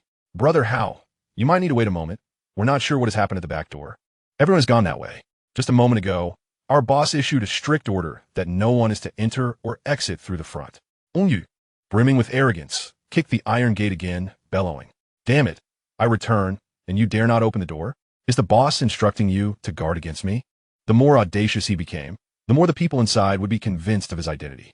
"Brother Hao, you know our boss's nature. We wouldn't dare defy his orders. Please hold on, I will contact Brother Bao." This was troubling. The other party was unexpectedly cautious. He must not be given the chance to communicate with anyone inside. Hanyu continued to strike the door, shouting, "Contact your mother. You fool. Open the door for me now.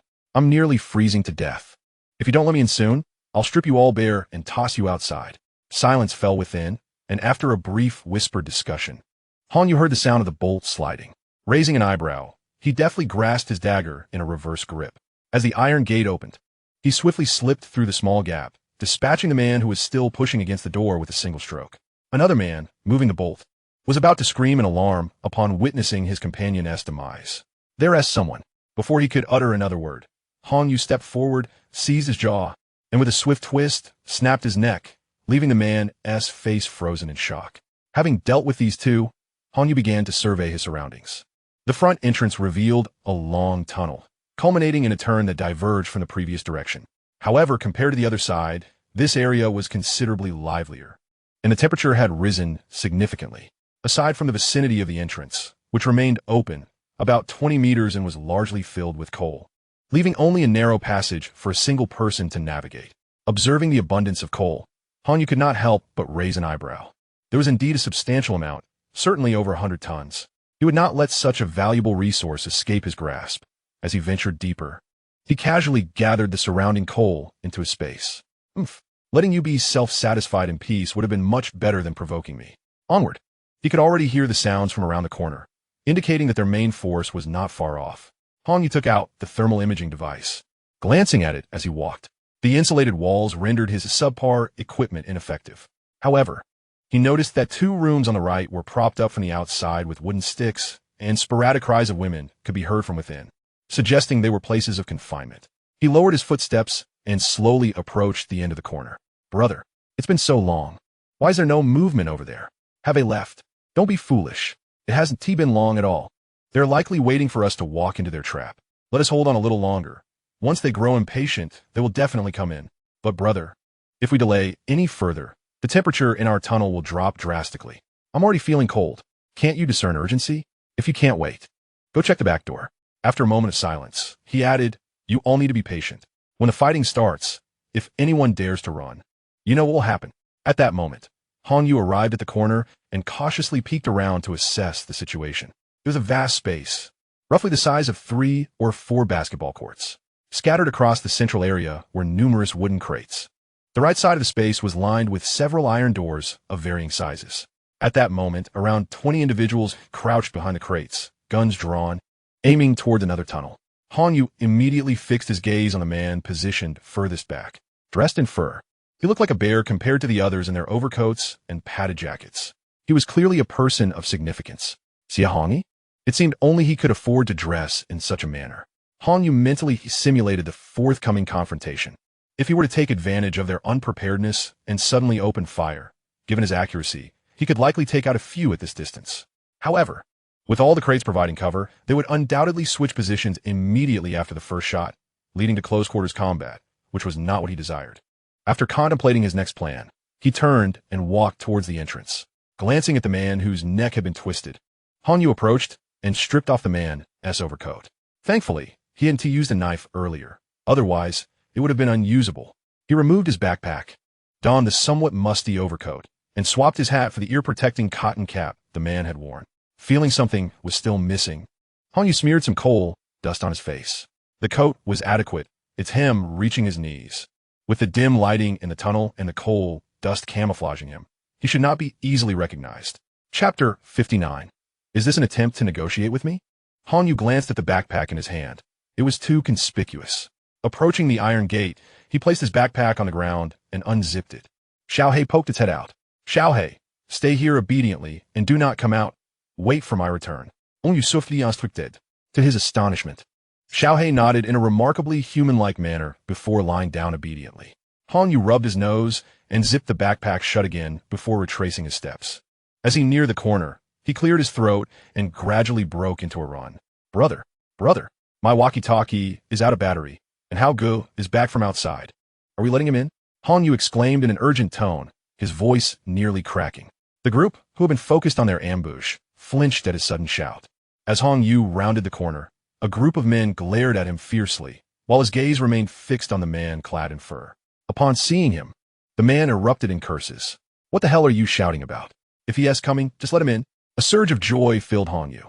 Though he hadn't noticed it during the earlier exchange, he could now ascertain through the voice that this man was the gang leader, Xia Hongyi. Brother, did you not just say that no one is allowed in or out? Han Yu continued without breaking his stride, even quickening his pace. Xia Hongyi, about to turn his head, leapt to his feet in anger. What are you shouting about again? Can't you understand human language? Why are you stopping that kid, Lin Hao? Hurry up and let them in. Han Yu, as if deaf to the command, sped up even further. The others ignored him, turning back to face the tunnel. Xia Hongyi frowned as he watched Han Yu approach. Are you deaf? I told you to go back. At 15 meters. Then 10, then 5. Brother Bao, who had been watching the situation closely, suddenly noticed the pristine white mountaineering boots on Han Yu's feet and instinctively called out, Brother, be careful. This kid is up to something. Unfortunately, it was too late. Before Xia Hongyi could react, Han Yu propelled himself forward, appearing before him in the blink of an eye. With his left hand, he reached out and locked Xia Hongyi's neck in the crook of his arm, while a brand new dagger materialized in his left hand. He plunged it into Xia Hongyi's right shoulder, swiftly taking cover behind the gang leader's massive frame. In the next moment, he swung his right hand, revealing an AK, and unleashed a barrage of gunfire ahead. Everything unfolded in a heartbeat. By the time those facing away from Xia Hongyi realized what was happening, it was far too late. In the ensuing chaos, only one person survived, Brother Bao, who had been the first to sense something amiss with Han Yu. He quickly sought refuge behind a nearby box, watching in horror as his brother was used as a human shield. Han Yu discarded his spent AK and pulled out a fresh one, firing several rounds towards the crate where Brother Leopard was hiding. At that moment, tears streamed down Xia Hongyi's face from the excruciating pain.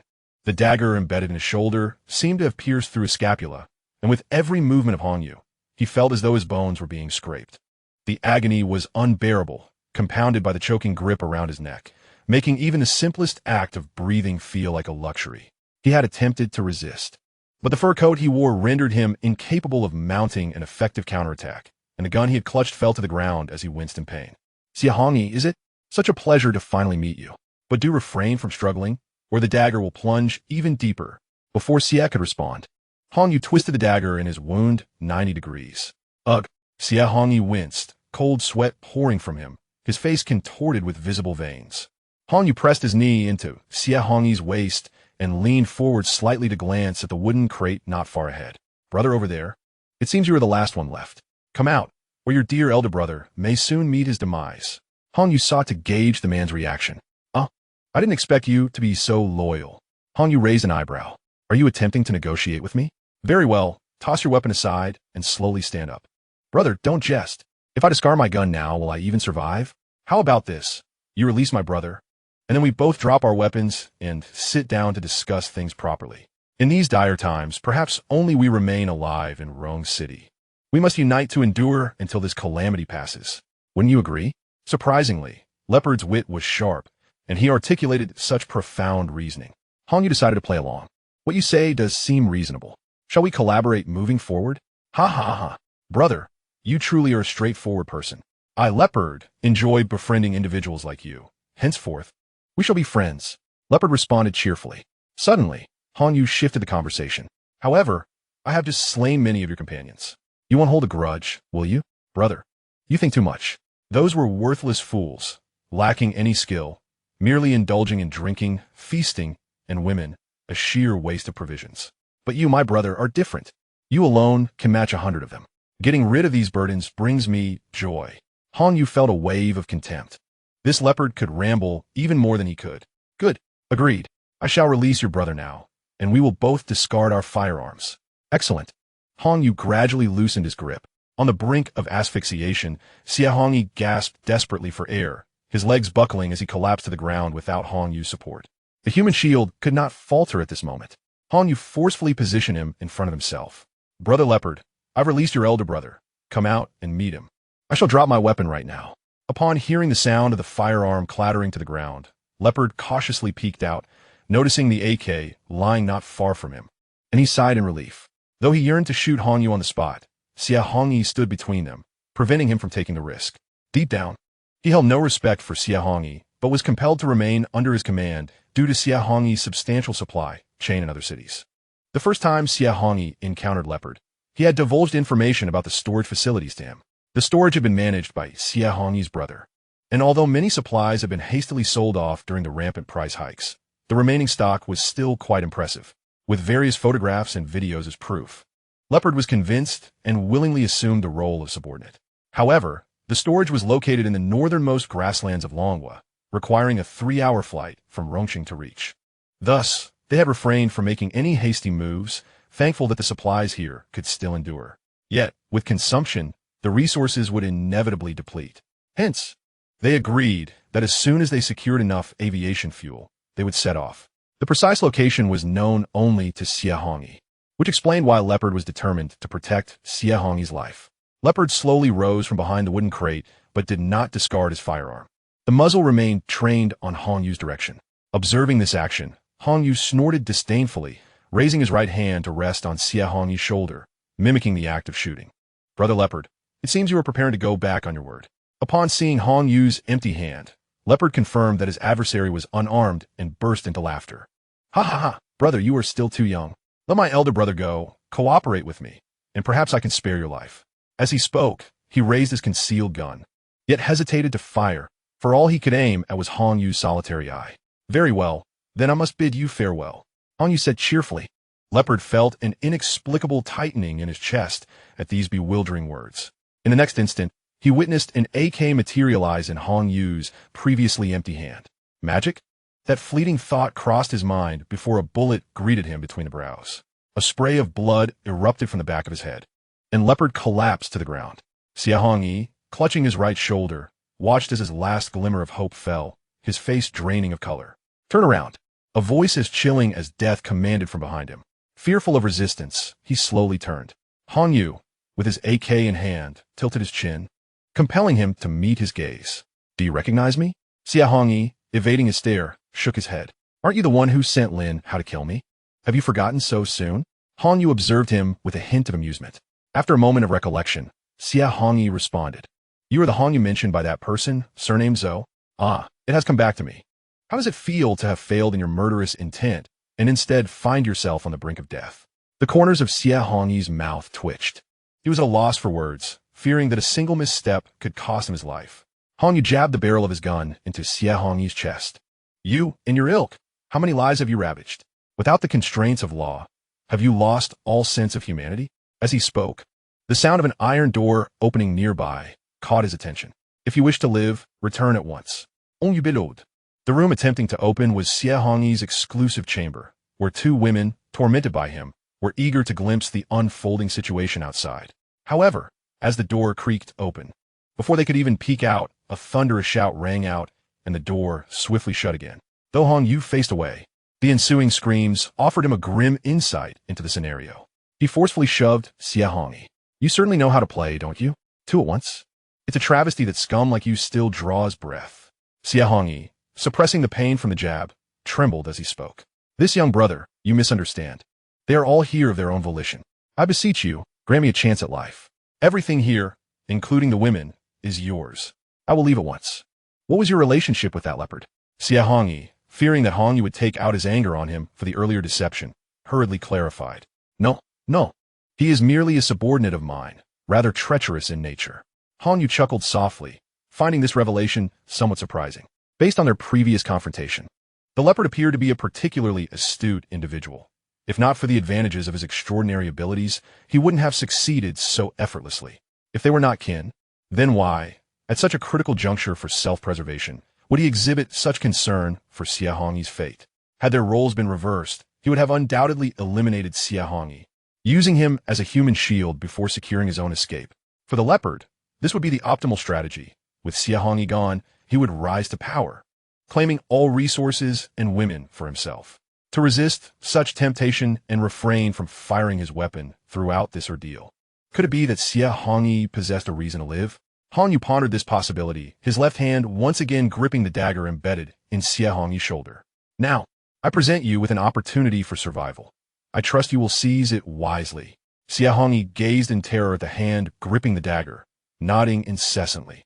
Brother, speak freely. I will certainly comply. Apart from this place, do you possess knowledge of any other locations where essential supplies are stored? Upon hearing his words, Xia Hongyi's expression froze, and his previously trembling body came to an abrupt halt. Hongyu, observing his reaction, realized his conjecture was correct. In the face of such perilous circumstances, only the promise of survival could wield such immense allure, compelling the leopard to capitulate willingly. I shall grant you but one chance. If you are honest, I shall spare your life. Rest assured, I am a man of my word. Really? Hongyu slightly shifted the dagger. No. I will tell you.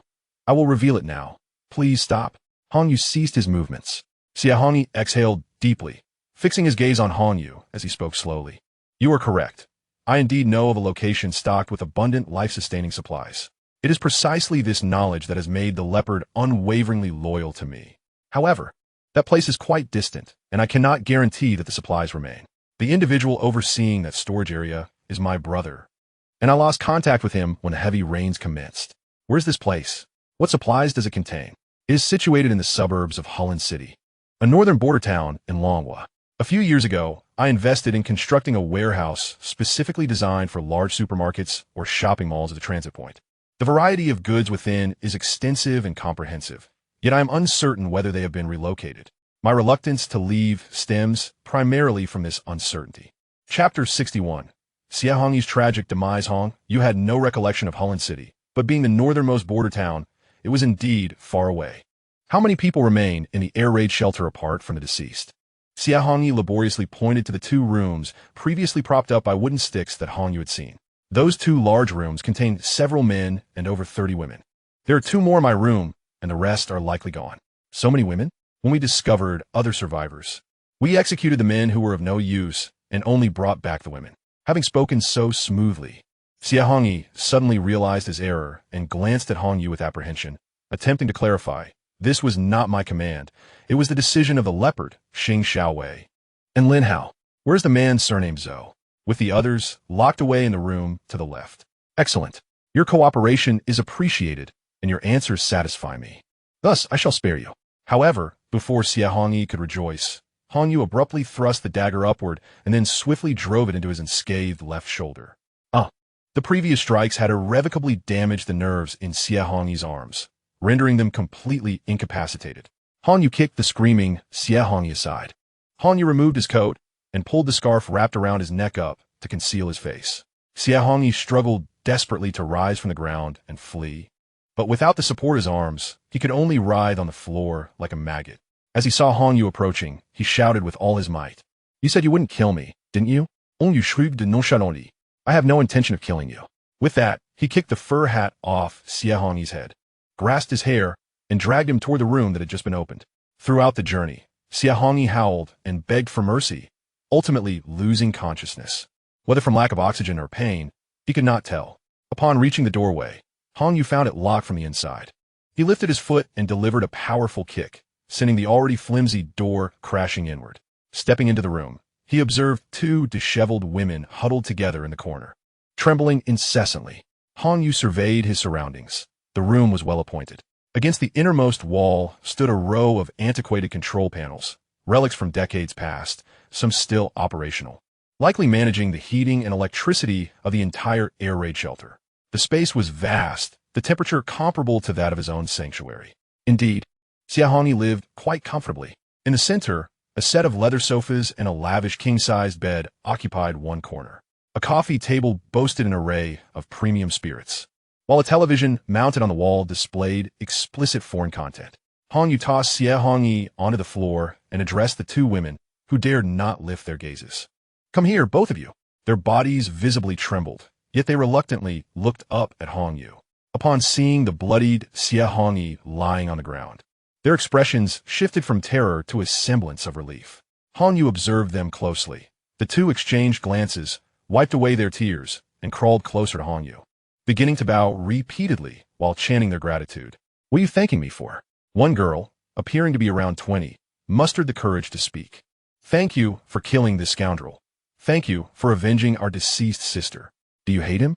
"Of course we hate him. We wish we could tear him to shreds, but we are afraid. I do not wish to die." Just then, the unconscious Xiaohongyi suddenly stirred awake. "Brother, you promised me you wouldn't kill me. You can't go back on your word." The two women were terrified, retreating into each other's embrace once more. Hongyu stepped before Xiaohongyi, looking down upon him, and placed a foot upon his mouth. "You, with your incessant whining, are truly bothersome. I promised not to kill you, but I never said others couldn't." Xiaohongyi's mouth was nearly shattered, and he could barely utter a coherent word, his eyes brimming with resentment and regret. Hongyu cast the dagger before the two women, saying, "Come, avenge this grievance yourselves." The girls, with trembling hands, picked up the dagger, but upon witnessing Xiaohongyi's relentless struggle on the ground, they hesitated to strike. At that moment, another woman, who had remained silent until now, raised her gaze toward Hongyu. "Benefactor, I beseech you, save my sister." "Sister?" It was then that Hongyu discerned the woman's features, which bore a striking resemblance, 7 or 8 parts, to the woman he had slain previously. With a heavy sigh, he replied, "Your sister is already dead. You may confirm this for yourself at the guardhouse by the entrance." Upon hearing this dreadful news, the woman collapsed to the ground, her face etched with despair, tears streaming uncontrollably from her eyes. As if entranced, she murmured incessantly, "Dead, dead, my sister is dead. What meaning does my life hold now?" Hongyu adjusted the scarf draped over his nose. "In a moment, I shall eliminate all the men here. Whether you can continue to live will depend solely on you." With that, he turned and exited the room, unable to bring himself to harm the women who had already suffered so much and posed no threat to him. Just a few steps out, anguished cries akin to those of slaughtered pigs echoed from behind him. Hongyu entered the adjacent room to survey the situation. It appeared to be a boiler room for heating and electricity generation, with a considerable pile of coal nearby. Not interested, he proceeded to another large room, which seemed to be a dining area, where disordered tables were strewn with half-finished beers. In the innermost part of the room lay some packaged foods and beverages. Too little, and still no interest. Next door was a locked room, which Hongyu forcefully kicked open. Inside was a warehouse, and even he was somewhat astonished. Various packaged foods nearly filled the expansive area of almost 100 square meters. Additionally, there were numerous firearms and ammunition. Hongyu gathered all the weapons into his space, then took half of the food as well. Although there were enough provisions within the space to last a lifetime, the future remained uncertain, and he knew that not everything would proceed according to his plans. He was no philanthropist. Leaving half of those women was already an act of great mercy. In the subsequent room, he finally discovered his target, aviation fuel.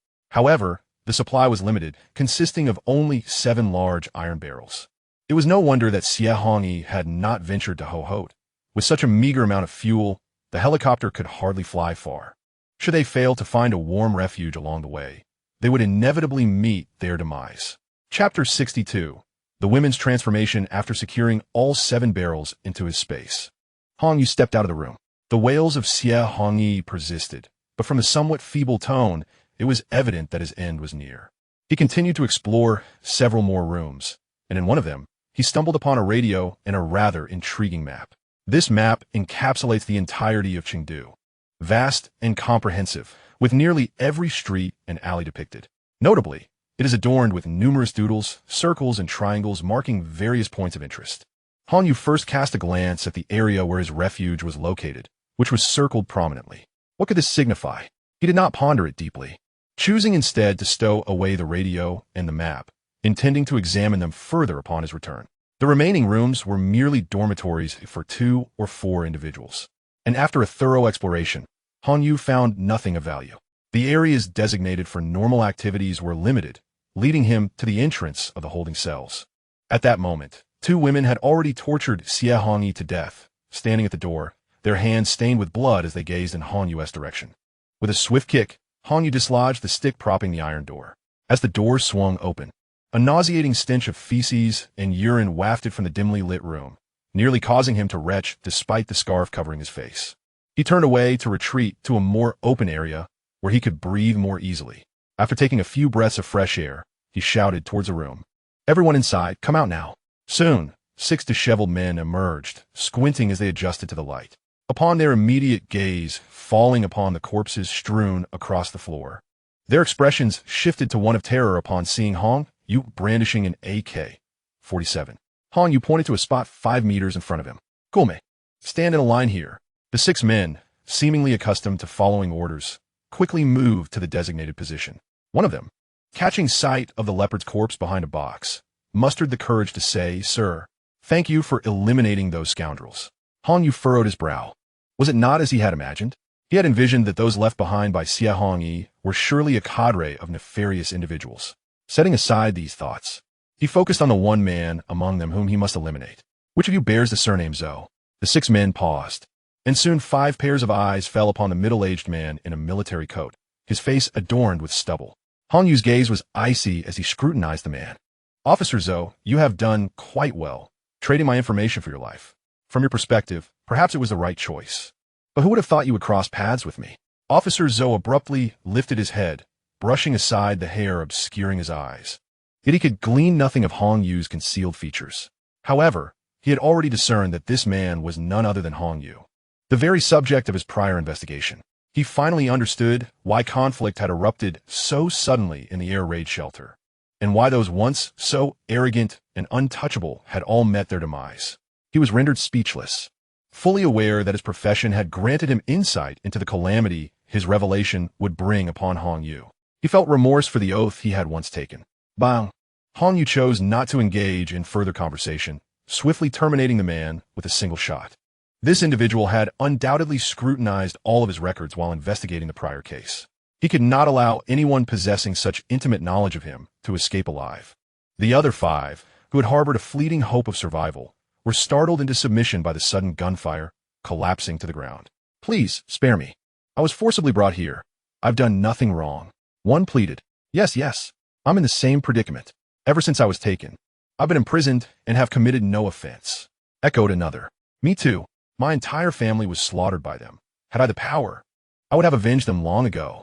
With one voice raised, the rest hastened to proclaim their innocence, while the 5 lamented their fates, recounting their tragic tales. The woman who had lost her sister suddenly dashed into the open, seized a firearm from the ground, and then, with an impassive demeanor, unleashed a barrage upon the 5 seemingly innocent men. At the moment she grasped the weapon, Han Yu had already aimed his gun at her, ready to eliminate her at the slightest indication that she might turn it on him. Fortunately, after dispatching the 5 men, she discarded the gun to the side. She turned to face Han Yu, who furrowed his brow, scrutinizing her. How peculiar. Just moments ago, upon learning of her sister's demise, she had appeared utterly despondent, as though she wished to forsake life. Yet in such a brief span, she seemed transformed, her gaze sharp and frigid, inducing a chill within him. The woman cast a fierce glance at the lifeless bodies she had just executed. They were a wretched lot, surviving by delivering their wives and daughters to be toyed with by these men.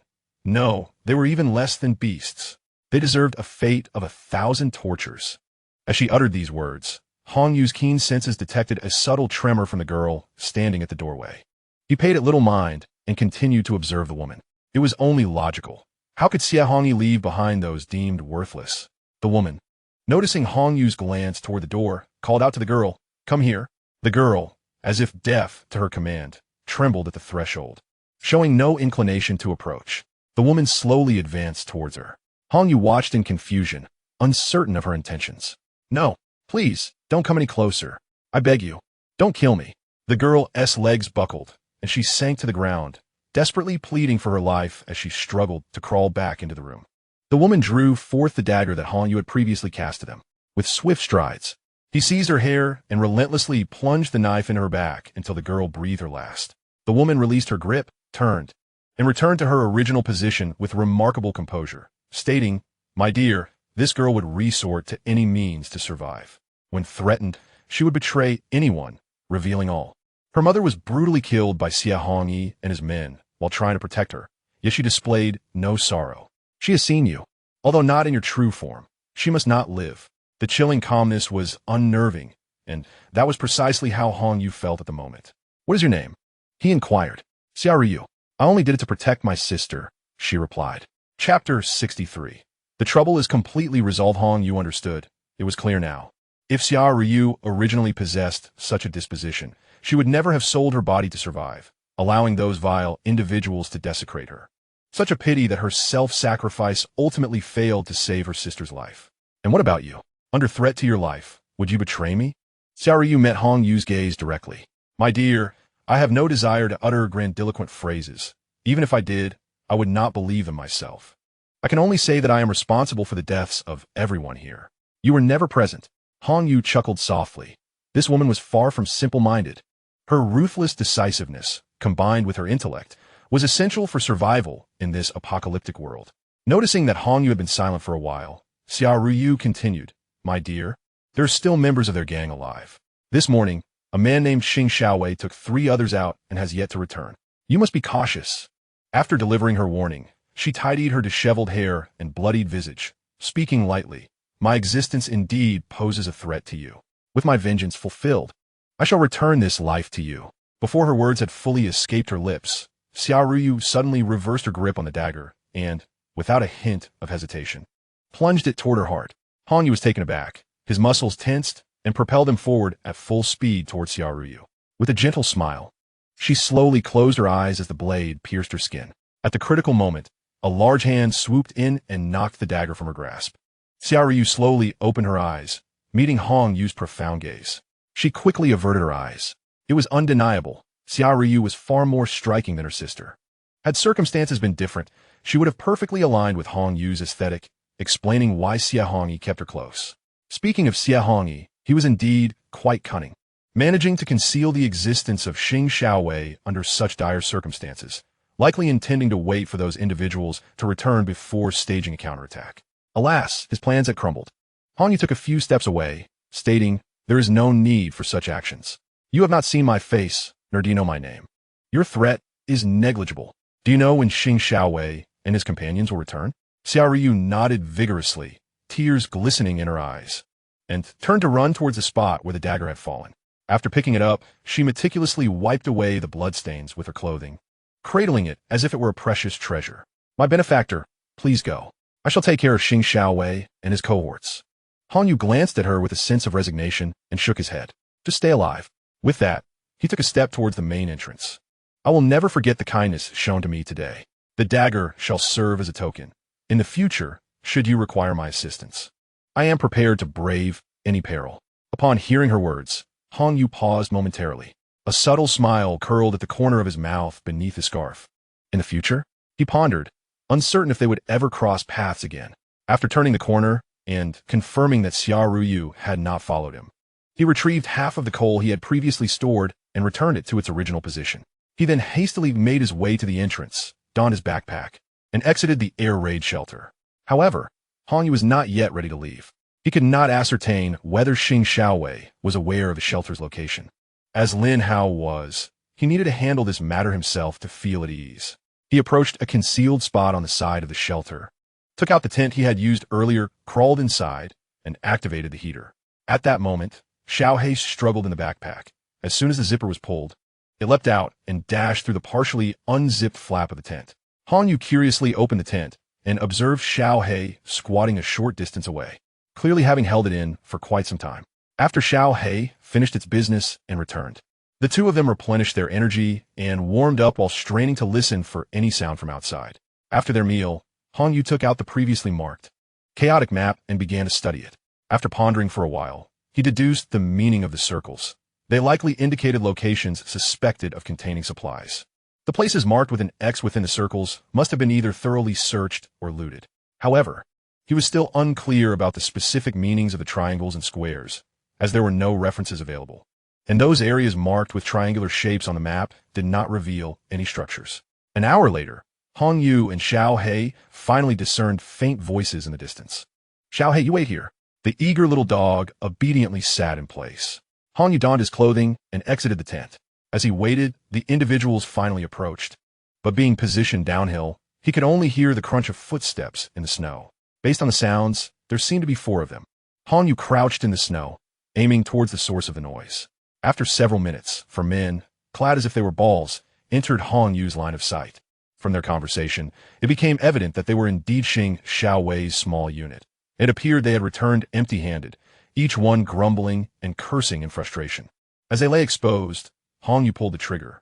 The sound of 4 gunshots echoed simultaneously, and the 4 individuals fell to the ground. After confirming their demise, Hong Yu returned to the tent. Just as he finished packing and slung his backpack over his shoulders, the distant voices of several women reached his ears from the air raid shelter. They were likely the imprisoned women, emerging to investigate the gunfire. From that moment on, their fate rested solely in their own hands. Hong Yu paid them no mind and turned to venture into the woods. The trouble had been resolved, and the women would need to deal with the aftermath. They would not emerge anytime soon. It was time for him to focus on elevating the level of his ring. The ancient forest of Beishan was indeed a treasure trove, a stark contrast to the woods near the shelter. As Hong Yu delved deeper, he discovered that nearly half of the trees met the criteria of millennium-old trees. With each step, he absorbed their essence, finding immense pleasure in the process. As dusk approached, Hong Yu had absorbed nearly 30 ancient trees, resulting in a significant enhancement of his senses. By his estimation, he felt at least a 30 increase compared to when his senses were first activated. However, as night fell, the temperature around him plummeted rapidly, making it increasingly uncomfortable for Hong Yu to remain exposed. Chapter 64. Ring advancement. He sought out a spot where the snow was 4 to 5 meters deep, using his ring to create a hollow where he set up a thermal tent. Little Black, who had been his constant companion outside, shook off the snow and joined him inside the tent.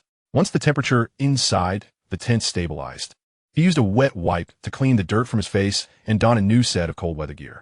This afternoon, he was truly impressed by Little Black's cold resistance. After leaving the air raid shelter, the little creature had been freely roaming outside, yet in such frigid conditions. It showed no signs of distress. Hong Yu found it perplexing. Was a dog's ability to withstand the cold truly that remarkable? He could understand that dogs living year-round in frigid climates might possess such resilience, but Little Black was still just a few months old. The outside temperature was at least minus 55 degrees Celsius.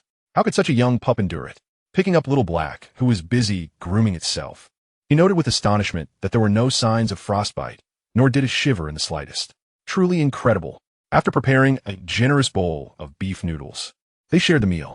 Hong Yu then took out a larger down sleeping bag and snuggled in with Little Black. The cold night could plummet to minus 60 degrees Celsius. But with heating equipment and a high-quality sleeping bag, Hong Yu remained entirely unaffected, sleeping soundly. Once Hong Yu fell into a deep slumber, Little Black quietly wriggled out of the sleeping bag.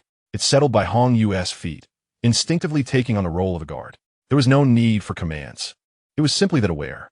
If Hong Yu were to realize this, he would undoubtedly ponder whether this little creature still belonged to the realm of dogs. The transformation of Xiao He into a more humanized being seemingly commenced when it was caressed by Hong Yu's ring-adorned hand, as if all its extraordinary qualities stemmed from that unassuming ring. As dawn broke, the alarm clock that Hong Yu had set rang with a gentle insistence.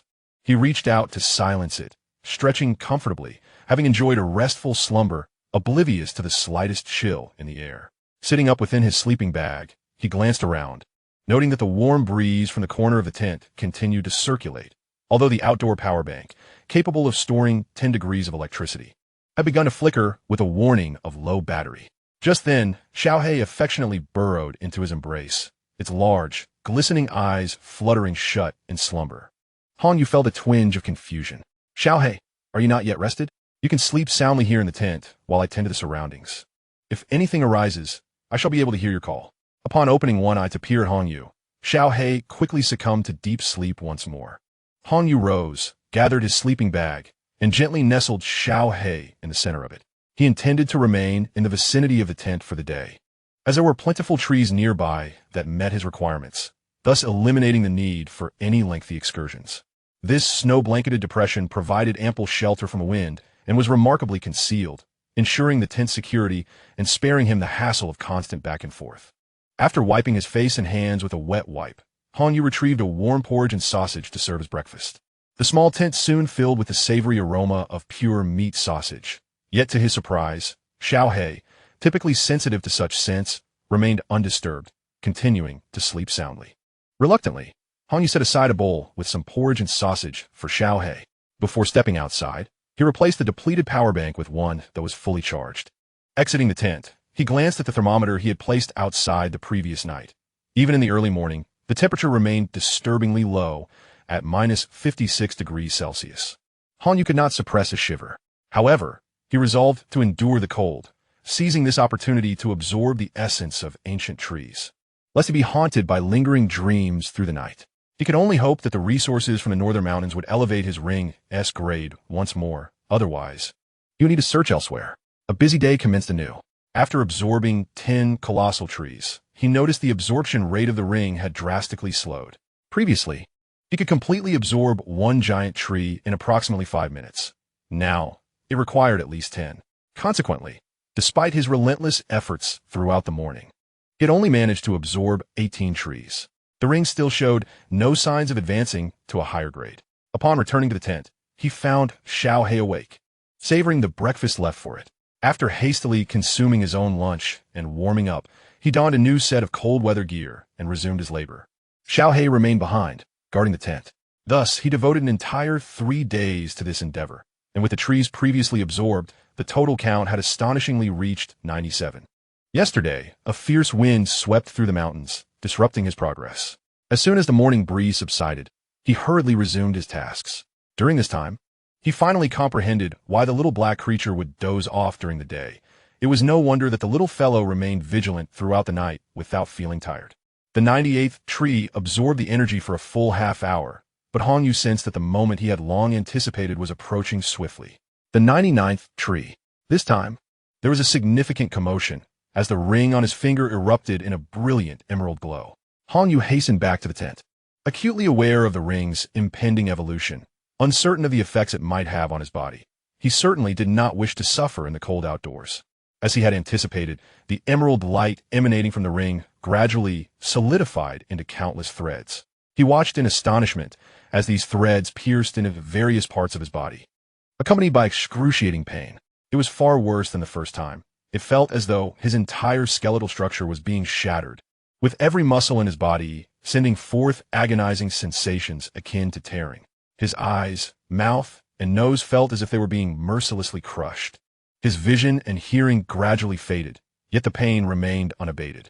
Unbeknownst to him, several threads from the ring were also connected to the little black creature. The transformation wrought by the ring lasted a full 4 hours. The emerald threads gradually lightened and disappeared. When Han Yu opened his eyes, they were filled with a luminous green light, which only began to fade a few seconds later. Chapter 65. A new spatial realm. As the light in Han Yu's eyes receded, his senses converged and expanded until they reached their zenith. He could hear the sounds of snow cascading from the treetops, the gentle landing of snowflakes on the ground, the wind rustling through the tent, and the rhythmic beating of his own heart. He could discern every sound around him with crystal clarity. However, compared to before, the sensation was markedly different. No, it was an entirely different realm. It was as if his senses had evolved into an extraordinary form. Radar? That was not quite accurate. Han Yu recalled the fantasy novels he had once read. His current senses resembled the spiritual awareness described within those tales. Within a certain radius, he could visualize a vague image of objects, even with physical barriers in the way. It was truly mystical. As he moved his body, it became evident that this evolution had not only enhanced his senses, but had also significantly augmented his physical strength. Before he could fully appreciate this newfound power, he suddenly felt a new layer of connection establish itself between his consciousness and the ring. It was as if the previous space was a primary line, and now a secondary line had emerged within his awareness. Attempting to touch this newly established connection with his consciousness, he barely grazed it before his vision blurred. The scene within the tent was abruptly replaced by an expanse of lush green grassland. Staring at the vast prairie, he was momentarily dumbfounded. What the hell? Rebirth was already quite extraordinary. Could this possibly lead to a direct traversal through time and space? However, this notion was swiftly dismissed as he turned to behold the distant site of his storage space, where colossal oil tankers and mountains of supplies were vividly visible. Intrigued by the urge to approach and discern the situation, he found himself instantaneously transported to the very spot he had envisioned. Before him lay a distinctly marked boundary. Beyond it was the familiar realm of his storage space, while on this side flourished a vibrant world of greenery. As Hong Yu endeavored to step into the storage area, an invisible barrier seemed to impede his progress, exerting a gentle yet irresistible force. Although he could not cross over, he was able to clearly observe the scene on the other side, and with a mere thought, he could retrieve what he needed from that realm. It dawned upon him that this transformation was undoubtedly a consequence of the ring's recent advancement, resulting in a new expanse. Closing his eyes to concentrate, the entire spatial panorama unfolded in his mind. Indeed, a new area had emerged, this verdant world where he stood, comparable in size to his previous storage space, yet with the singular distinction that the barren side could only accommodate inanimate objects, while the new realm welcomed living beings. A wave of exhilaration washed over Hong Yu, prompting him to erupt into joyous laughter. At last, the space had granted him the freedom to enter at will, fulfilling a long-held aspiration. No longer would he be daunted by inclement weather. He could simply retreat into this sanctuary. It was nothing short of perfection. He languidly settled onto the ground, feeling the tender blades of grass beneath him, freshly sprouted and soft to the touch. Did this imply the possibility of cultivation here? With this thought, he suddenly grasped the true nature of the two spaces. The desolate side experienced a complete stagnation of time, rendering it inhospitable to life, while the reason the verdant area was accessible was due to its normal temporal flow, allowing for the growth of grass. With this understanding, the implications became clear. Reclining on the grass, he inhaled deeply, the fresh scent of the greenery filling his senses, a wholly different experience. Regrettably, he had not procured any plant seeds, yet he remained untroubled. His storage space still brimmed with an abundance of fresh fruits, and he contemplated whether the seed from their cores could yield fruitful trees. Should that endeavor succeed, it would be nothing short of miraculous. Even if his resources were to dwindle, he need not fear starvation. Moreover, there was an extraordinary phenomenon. Clad in a thick winter coat, he found himself remarkably comfortable in this realm. Even without his outer garments, he felt no chill. In this post-apocalyptic world, this place was akin to a paradise. Hong Yu could scarcely have imagined that the ring's second enhancement would yield such delightful surprises. How extraordinary might the subsequent third and fourth advancements prove to be. He could no longer contain his anticipation. Plucking a tender blade of grass, he bit into it and began to hum a cheerful tune. However, before he could finish his melody, the scenery before him shifted abruptly, and he was forcibly returned to the confines of the tent by the ring. What on earth was happening? Had he been expelled? He had distinctly felt an irresistible force ejecting him from that realm. Removing the grass from his mouth, he pondered whether it was due to the act of plucking the grass. Impossible.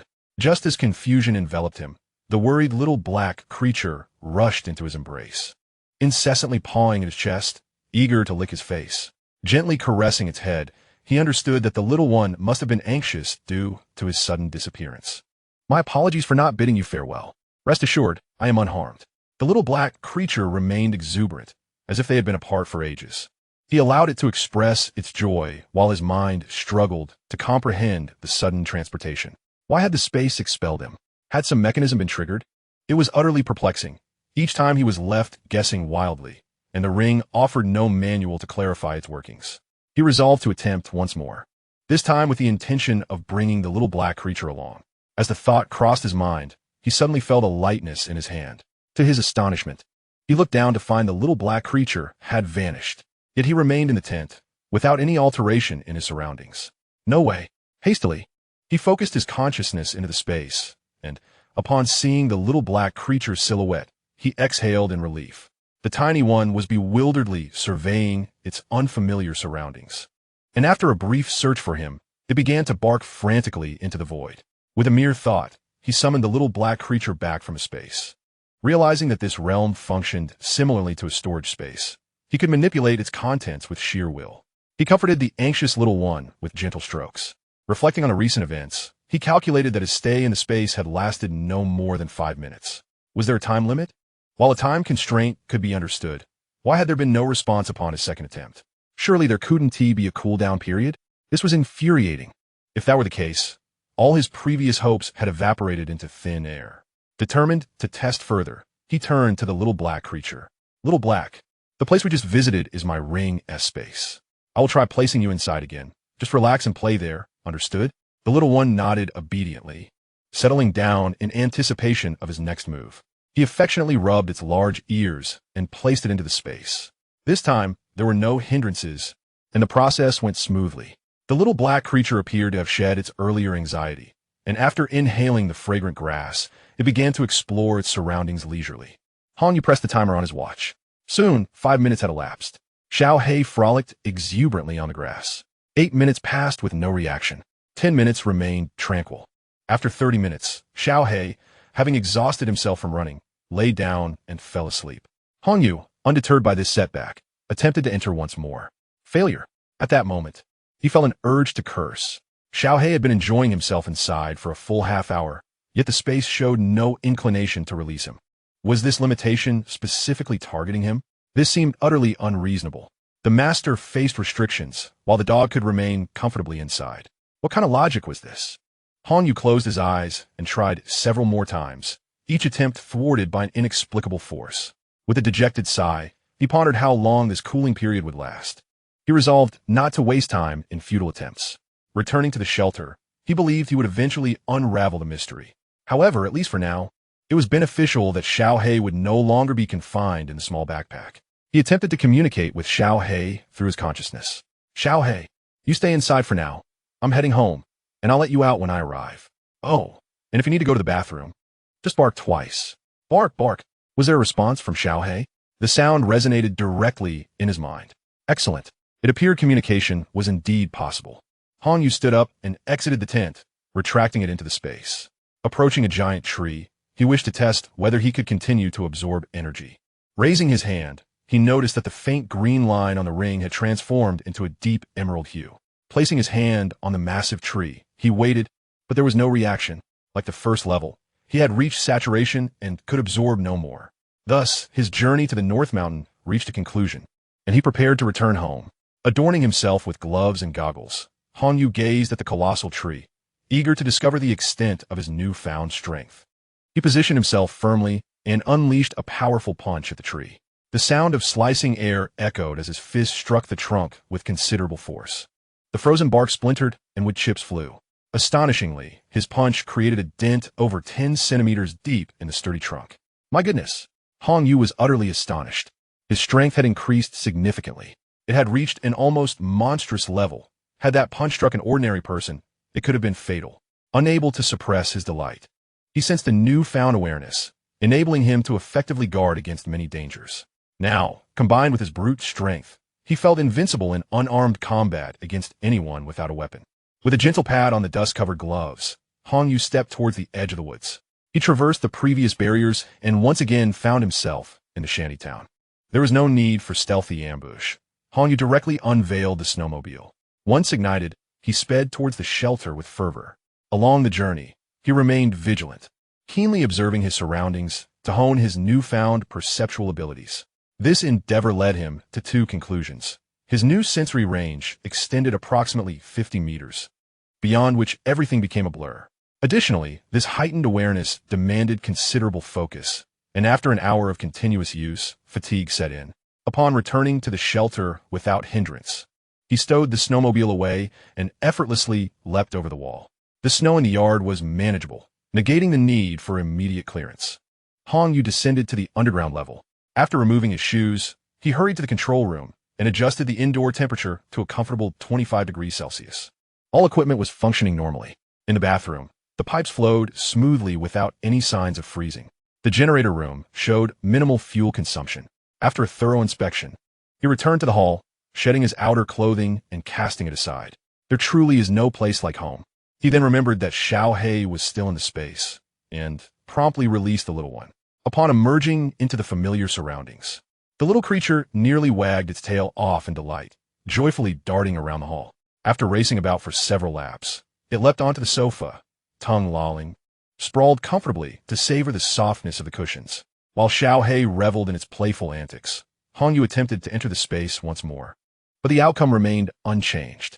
Approaching the television stand, he turned on the radio, switching through several channels. Yet only the static hum persisted. With his enhanced hearing, he adjusted the volume to nearly mute, yet the faint crackle of electricity was still audible.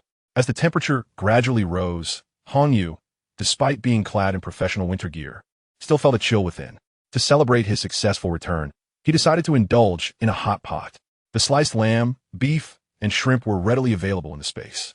All that was missing were some vegetables. Selecting a few of his favorite greens and mushrooms, he headed to the kitchen, turned on the water heater, and began washing them. He knew he couldn't eat much alone, so he only prepared a small plate. Carrying the clean vegetables to the dining table, he retrieved an electric dual pot. Igniting the heat, one side featured his beloved spicy broth, while the other was a clear soup prepared specifically for Xiaohei. Once it reached a boil, he added nearly a pound of beef and lamb to the clear broth for Xiaohei.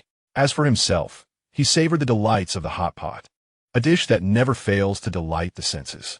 The tender lamb, enveloped in sesame sauce, garlic paste, cilantro, and a hint of chili, offers a taste that transcends earthly delights. Hongyu indulged in this feast with unparalleled joy.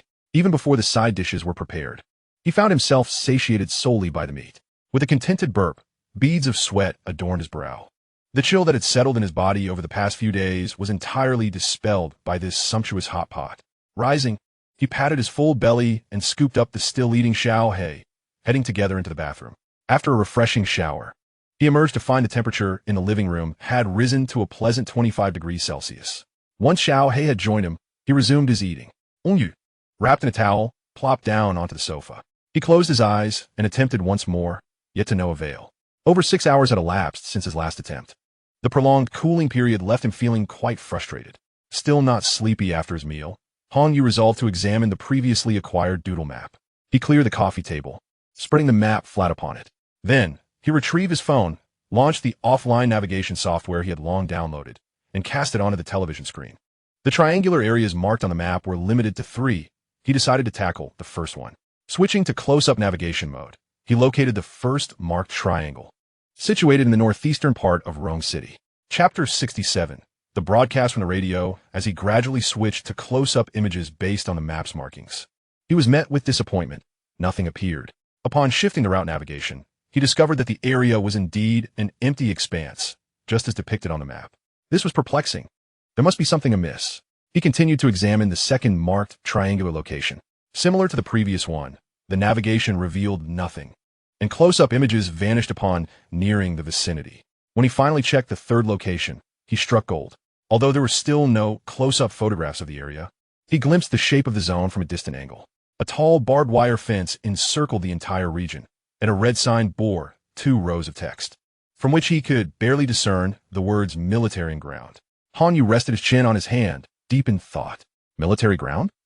This could only explain why neither the navigation nor the map had marked it. It was undoubtedly a highly confidential military base or training site. How impressive that Xie Hongyi and his associates had ventured to such a location. Yet, that couldn't be right, although the map and navigation did not indicate it. This should not be a secret to the locals, and if they had been there, they would have marked it with an X in the triangle, similar to a circle. The notion of a military base sparked an idea in Hongyu's mind. He retrieved the satellite phone he had purchased earlier, having completely forgotten about the satellite aspect. He pondered whether the climatic changes on Earth would affect the satellites in orbit. Turning it on, the screen displayed searching for communication satellites. Regrettably, after an extensive search, no results were found. This leaves us with 2 possibilities. Either the satellites have been compromised and are unable to function properly, or someone has manually deactivated those available for communication. Suddenly, a bold idea sprouted in Hongyu's mind. While civilian communication satellites may be out of service, it does not imply the same for military ones. If he could explore these 3 military bases, he might discover equipment capable of connecting to military satellites. This would allow him to monitor the official developments of various nations. Of course, this is contingent upon the existence of such authorities. However, Hongyu quickly dismissed the thought. It was far too perilous. Should there still be survivors within those bases, it could easily lead to another fierce conflict. The arrival of the second wave of extreme cold is likely not far off. Venturing out now seems too risky. It is far more prudent to remain in the shelter, blissfully unaware of the outside world. Once the second wave strikes, it would be a more opportune time to venture out. After all, nothing will escape. A storm even more frigid than the last could potentially clear some obstacles in his path. He continued to examine the marked areas on the map, which were relatively easy to locate. Close-up images indicated that these locations were grain depots, which should contain warehouses specifically designated for storing emergency rations. It appeared that Xie Hongyi and his companions had yet to visit these sites. The region surrounding Rongqing places great emphasis on agricultural development, with 5 grain depots in total. Han Yu mentally noted these locations, as he had finally deciphered the scribbles on the map. There's also a radio. He retrieved the confiscated radio and placed it on the coffee table. Previously, the dim lighting of the room had obscured the fact that this radio was actually a police model, with police firearms and now this radio. Had they thoroughly ransacked the police station? The side of the radio bore several labels, inscribed with a jumble of numbers, likely indicating frequency bands. Hong Yu procured a power strip and connected the radio. He meticulously tested each frequency according to the labels. To his surprise, he discovered one that transmitted a repeated voice message. Survivors, we are an underground shelter open to all. Here, there is no cold, only the warmth of our collective resolve to persevere. Although food is scarce, we assure that anyone who arrives at the shelter will receive provisions from our supplies. If you find yourself in need, you may reach out to us via this frequency, and we will provide assistance free of charge. The shelter is located in Tiehu Town, north of Rongqing. Hong Yu glanced at the frequency number. Such public information is typically disseminated via universally recognized emergency frequencies. This broadcast was clearly suspicious.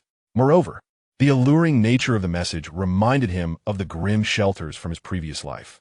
Could it be them? Yet, the shelter from his past life was not situated in Tiehu Town. In this life, the timing of calamities has shifted. Does that imply alterations in events as well?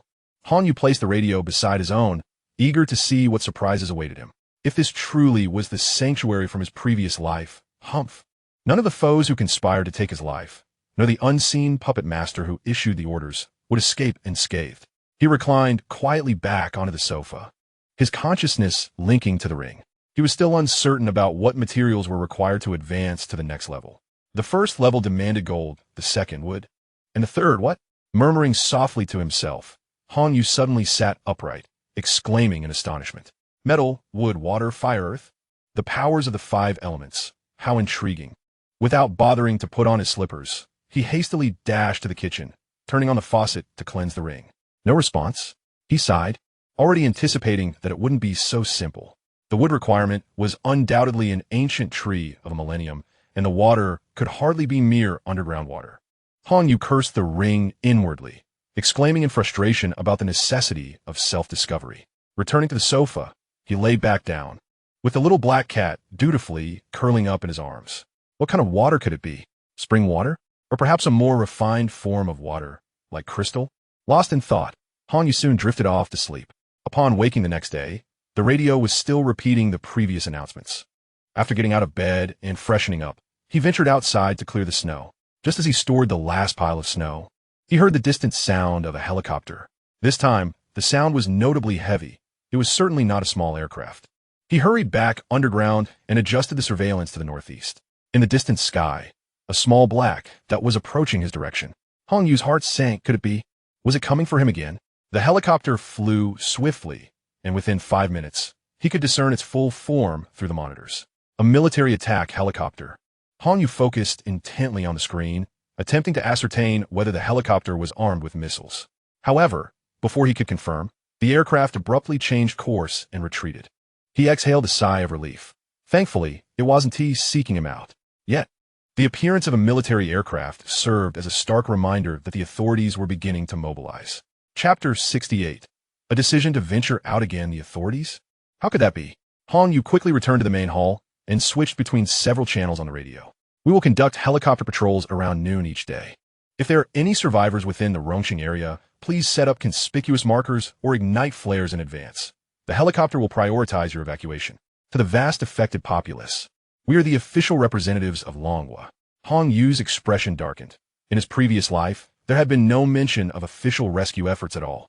Following the cataclysm, the Dragon Nation indeed underwent a reorganization, and the location was indeed near Rome City. However, this transpired only after a half-year of freezing, and their activities remained exceedingly clandestine. There had never been any grand proclamations about relocating survivors. It seemed that the myriad occurrences of this life diverged significantly from his past experiences, leaving him somewhat bewildered. Hong Yu rubbed his temples and murmured to himself. Could it be the consequence of his reincarnation that has instigated the butterfly effect? For now, he could only entertain this notion. Perhaps the reasons for the changes were intricately woven with his existence. Setting these thoughts aside, the most pressing matter was that the shelter could no longer remain exposed without cover. Who could predict when armed helicopters might arrive, creating further complications? The first thought that crossed Hong Yu's mind was the trees in the western mountain woods. The snow on the ground was sufficiently thick and solid. He could easily arrange a cluster of trees both inside and outside the yard to obscure visibility. However, there was another issue. Should a large number of trees suddenly appear, the occupants of any helicopter would surely notice the anomaly with a modicum of attention. Thus, he had to proceed with caution. With a plan in mind, he commenced its execution. Taking advantage of the afternoon lull, Hong Yu ventured out to gather some densely branched trees. Utilizing his immense strength and the unique properties of space, he planted 2 trees in the yard. However, their stability left much to be desired. A gust of wind might topple them. Water. Yes. By using water to freeze the accumulated snow into solid ice, he could enhance their stability. Although the shaking had dislodged the snow from the branches, a fresh layer had settled overnight, rendering little difference when viewed from above. Over the subsequent week, the military helicopter would routinely circle above Rome City. Observing closely, Hong Yu deduced from the helicopter's appearance and disappearance points that it most likely took off and landed at a military base in the northeastern region. During these 7 days, the aircraft descended 5 times within the urban area of Rome City. However, whether its purpose was rescue or something else remained indeterminate from his current vantage point. He took full advantage of the time, planting several trees around the yard each day. The number of trees steadily increased. In his leisure moments, he finally comprehended the limitations imposed by space on himself. The cool-down period was 24 hours, during which he could only enter once, with a maximum stay of 5 minutes. This restriction seemed entirely aimed at him, while Xiao He could come and go as he pleased. Frustrated by such a ludicrous setup, Hong Yu spent an entire day cursing it vehemently.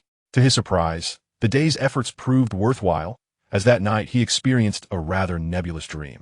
Upon awakening, the majority of its content had slipped from his memory, yet one particular detail remained vividly etched in his mind as his ring advanced to the next level. The constraints of his spatial realm would gradually loosen. In simpler terms, it meant he would need to continue his endeavors. A week passed, and the armed helicopters were no longer flying daily. Sometimes they appeared every other day, or even with 2 days in between.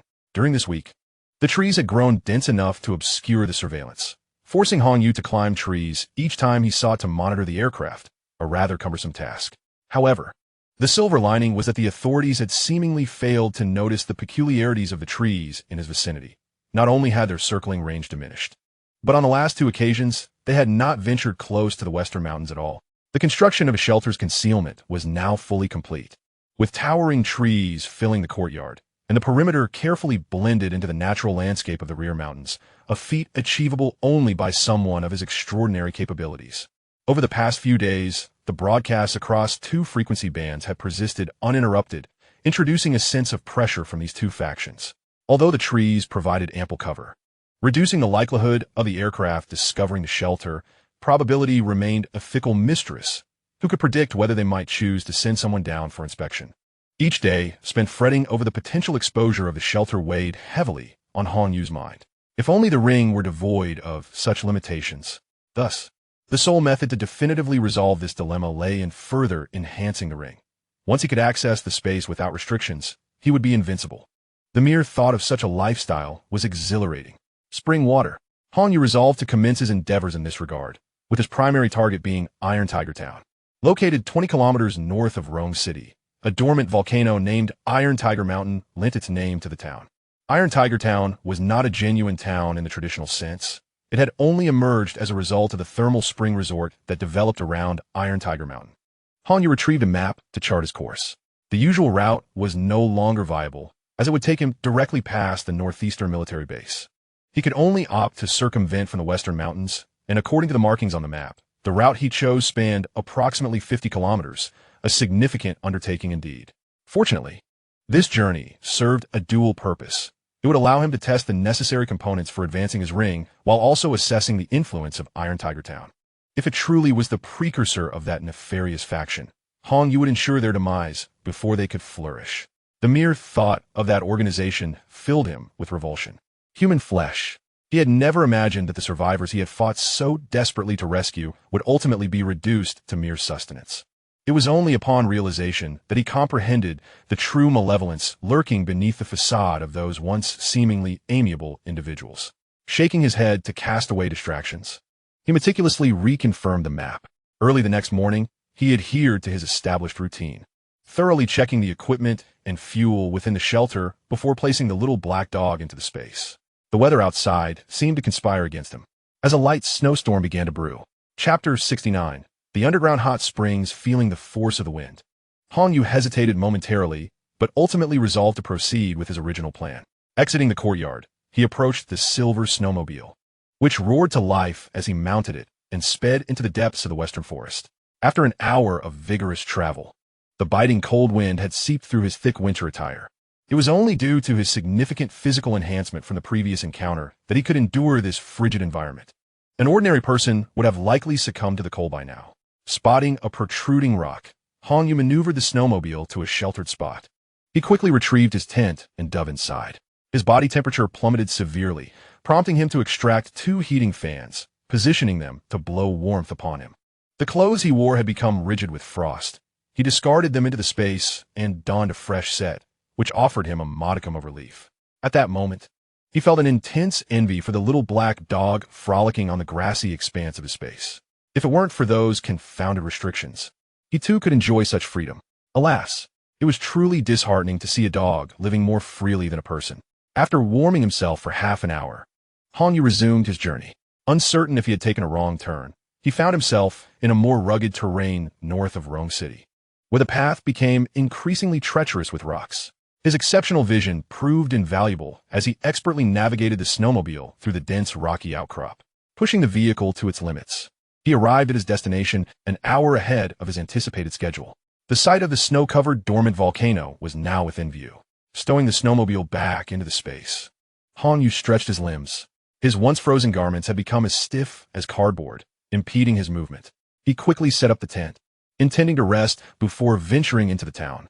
The wind outside had intensified since his departure, causing the tent to whistle ominously.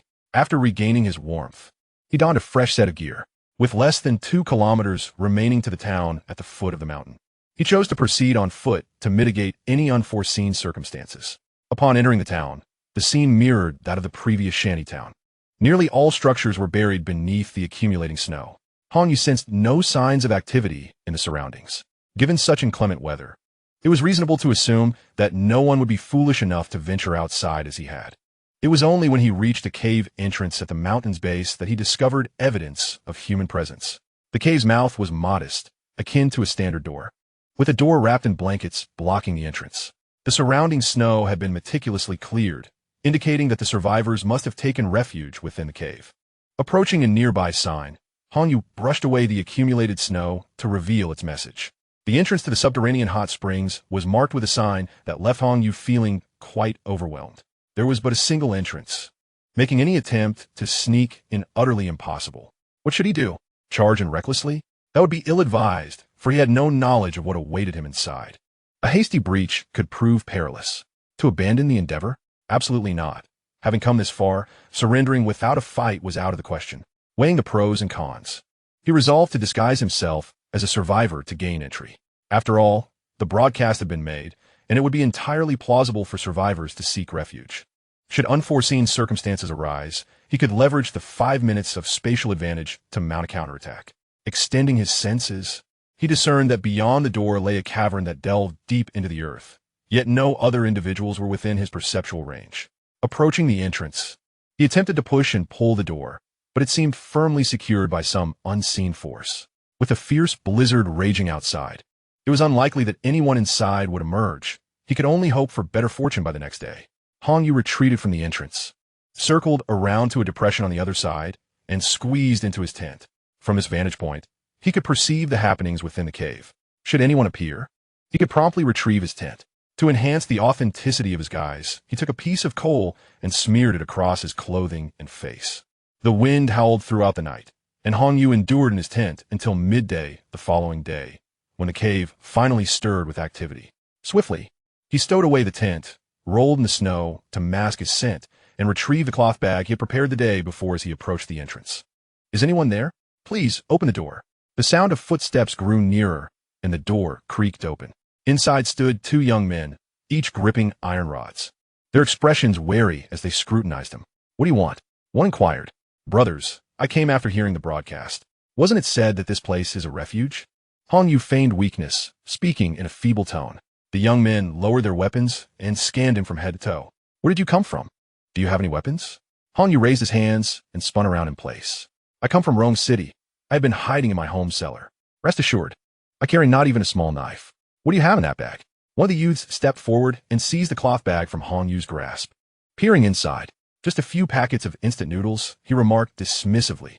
Han Yu perceived the underlying tone in his words and quickly added, "I have more rice and oil at home. I brought this to stave off hunger during my journey. There are far too many supplies at home for me to carry alone." The two young men exchanged glances. Throughout their conversation, Han Yu had been keenly observing their expressions with his heightened senses. When he mentioned rice and oil, a glimmer of greed flickered in their eyes, confirming his suspicion that this refuge was not as it had been portrayed in the broadcast. Why venture out when there is food at home? The firewood has burned out. If we linger any longer, we might freeze to death. At this moment, the two had already placed their trust in Han Yu's convincing performance. One of them stepped forward to examine Han Yu closely and then enthusiastically declared, "Well, since we have clarified everything, let us hurry inside. It is not a short journey from Rongqing to here. You must be exhausted." Before Han Yu could respond, the other interjected, "Indeed, since you have arrived. We shall be like family from now on. However, I must inform you of our rules. Unless our leader consents, no one is permitted to bear arms. Not even a wooden stick. Do you understand?" Han Yu removed his goggles, revealing half of his darkened face, nodding repeatedly. "I understand. I assure you I will not break the rules." "All right, come in quickly. We will take you to meet the leader." The two guided Han Yu through the dimly lit descent of the cave, slowly making their way inside. After winding for 100 meters, a faint light finally appeared ahead. At this moment, Han Yu distinctly sensed a wave of damp steam. Although warm, it was a reminder of the humidity. Chapter 70.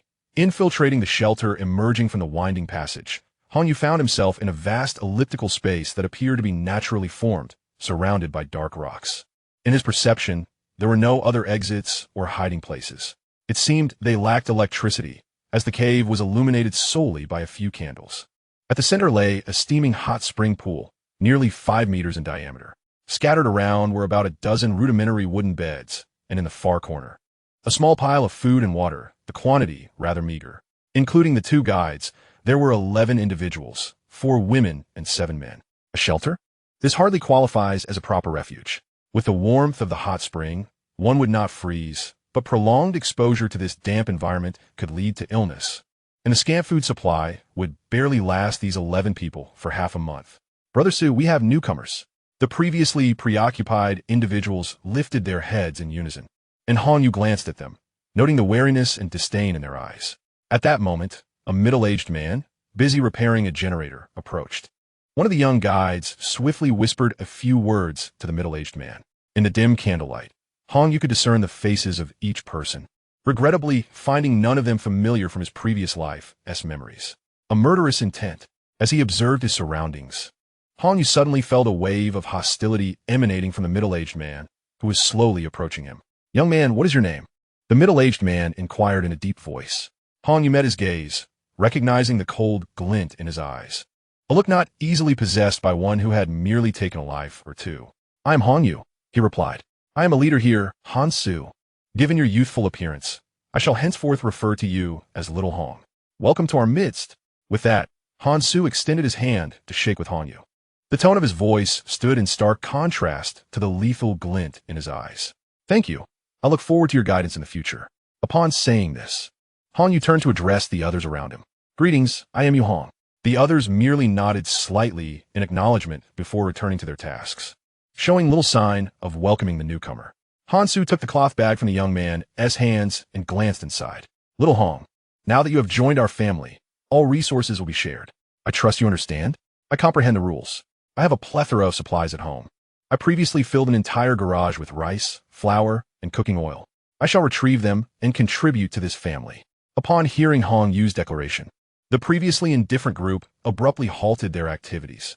For women who had been arranging blankets leaned in to whisper amongst themselves, while others might not discern their conversation. It was not lost on Hong Yu. An entire garage filled with rice and flour? Surely, I did not mishear. This is a significant catch. It seems Han Su was not deceiving us. Indeed, Han Su had mentioned that just half would suffice, and the remaining portion would sustain us for some time. He did not disclose the garage's location.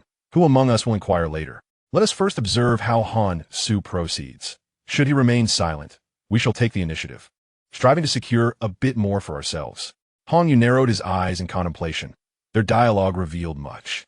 It appeared that Han Su was not aligned with them and intended to claim half. But where would that portion go? Sansing Fanshu Esa scrutinizing Gaza. Hong Yu approached the steaming hot spring. This place is wonderfully warm. The spring water is delightful. As he spoke, he removed his gloves, ready to touch the water. Han Su quickly seized his wrist. Little Hong, the water temperature is exceedingly high. Do not scald yourself. Seeing Hong Yu retract his hand, he continued. Our source of warmth is this hot spring, with temperatures consistently around 70 degrees Celsius. Directly dipping your hand in would surely result in burns. I am fortunate that Brother Su intervened just in time. Thank you. Hong Yu feigned a look of concern. Blast it. I was curious to see if the ring could absorb the heat. I was so close. Haha, no need for thanks. I see you have come empty-handed without luggage. Here, I shall share my portion with you, lest you end up sleeping on the stones. Han Su warmly led Hong Yu to a makeshift bed against the wall. He pulled out a wooden plank from the bottom of the bed and placed it on the ground, followed by laying down a cotton mattress atop it. Brother Su, shall we head out to patrol? Two young men, leading the way, turned to proceed down the corridor. You two, wait a moment. Go fetch a few stools. The two returned, bringing a stack of plastic stools to assist Hong Yu in setting up his makeshift bed before departing. Why don't you sleep beside me for now? You will gradually learn the rules here. Do you see the curtain over there? Behind it is our convenience area, and there are new buckets nearby. Remember to choose one and empty it daily.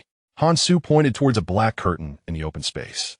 Hong Yu nodded, removed his outer cold weather clothing, and sat on the bed, finding the dampness unbearable with heavy layers. Brother Su, what were those two fellows just doing? He inquired. Wasn't it broadcasted that we have two people patrolling the entrance each day to identify newcomers promptly? Is there no electricity here? How is the broadcast being transmitted? Han Su's eyes flashed with a hint of menace before he explained. The generator is broken. Once it's fixed, we will have power again. By the way, you must have had a tough journey from Rongqing. Have you eaten? Here, we have a rule of 1 meal a day at noon. Since you just arrived, I'll overlook it this time, but if you're hungry, I can fetch some bread for you. Humph. Although the cave is dimly lit by candlelight, Han Su's earlier expression did not escape Hong Yu's notice. In this cave, approximately 30 meters in diameter, Hong Yu sensed no equipment related to the radio. There's no need for that. As a newcomer, I must adhere to the rules. I can manage until noon. He chuckled. I just devoured 5 steaming meat buns. I couldn't possibly eat bread now. Suddenly, Han Su's demeanor shifted. He lay on his side, lowering his voice towards Hong Yu. Little Hong, judging by your attire, you must have been wealthy in the past. On you nodded, somewhat confused. Han Su casually glanced towards the 4 men crafting sleds on the other side of the hot spring pool and said softly, those 4 harbor deep-seated prejudices against the affluent. When interacting with them, you should maintain a humble demeanor. Chapter 71. Lily, Shuang, Provocation? How blatant. Han Su truly regarded Hong Yu as a fool, trying to draw him into a faction within mere moments of their conversation. Hong Yu could only continue to feign ignorance. I understand. I won't engage with them. Brother Su, aren't you the leader here? I will be relying on you.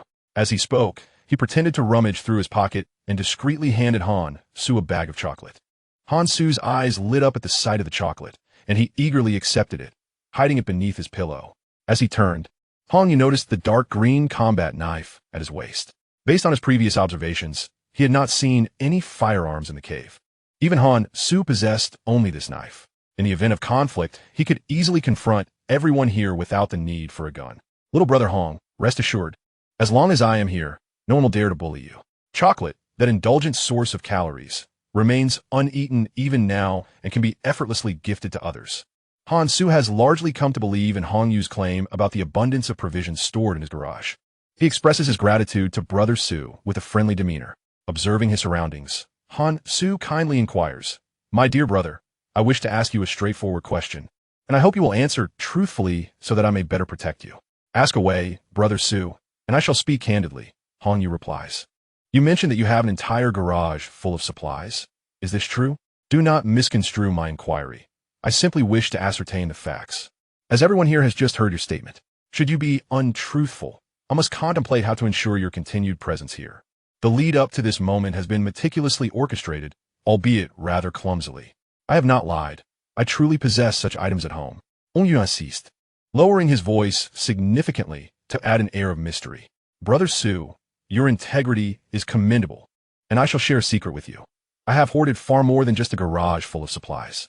My 3-story villa is completely filled, and there is an abundance of chocolate within." Han Su instinctively licks his lips, suppressing his excitement. "Excellent, but please keep this secret from others. They are not as understanding as I am. By the way, where is your villa located? If the weather permits in the coming days, I would like to accompany you to retrieve the supplies." Hong Yu smiles, feigning ignorance. "All right. However, the location is somewhat difficult to find. I shall personally guide you there." Brother Su. A flicker of cold light appears in Han Su's eyes. His earlier demeanor of a caring older brother was all for this question. Yet the young man before him seems entirely oblivious. Quickly regaining his composure, Han Su maintains a facade of concern. "Very well, little Hong, you should rest for now. I will return to repairing the generator."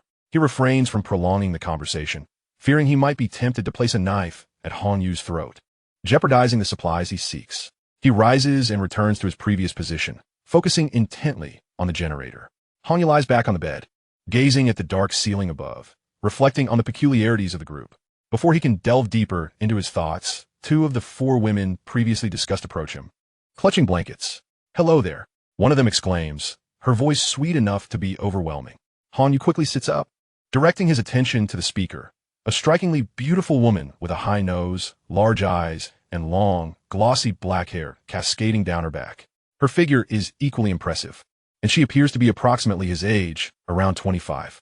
Noticing Hong Yu's gaze, the woman accentuates her endowments and sweetly introduces herself. "You must be Yu Hong. I am Lily, and this is Shuang Shuang." "Hello," Hong Yu responds, feeling as though he is in a KTV, listening to a princess introduce herself. After exchanging greetings, I straightened my posture and turned to a short-haired woman named Shuang Shuang, whose beauty was equally striking. It was evident that the selection of these 2 representatives was made with great care. From this moment on, we are a team, and we girls will certainly rely on the young men for support in the future. Indeed, the young man appears robust and virtuous. He must not forget us sisters when good fortune arises.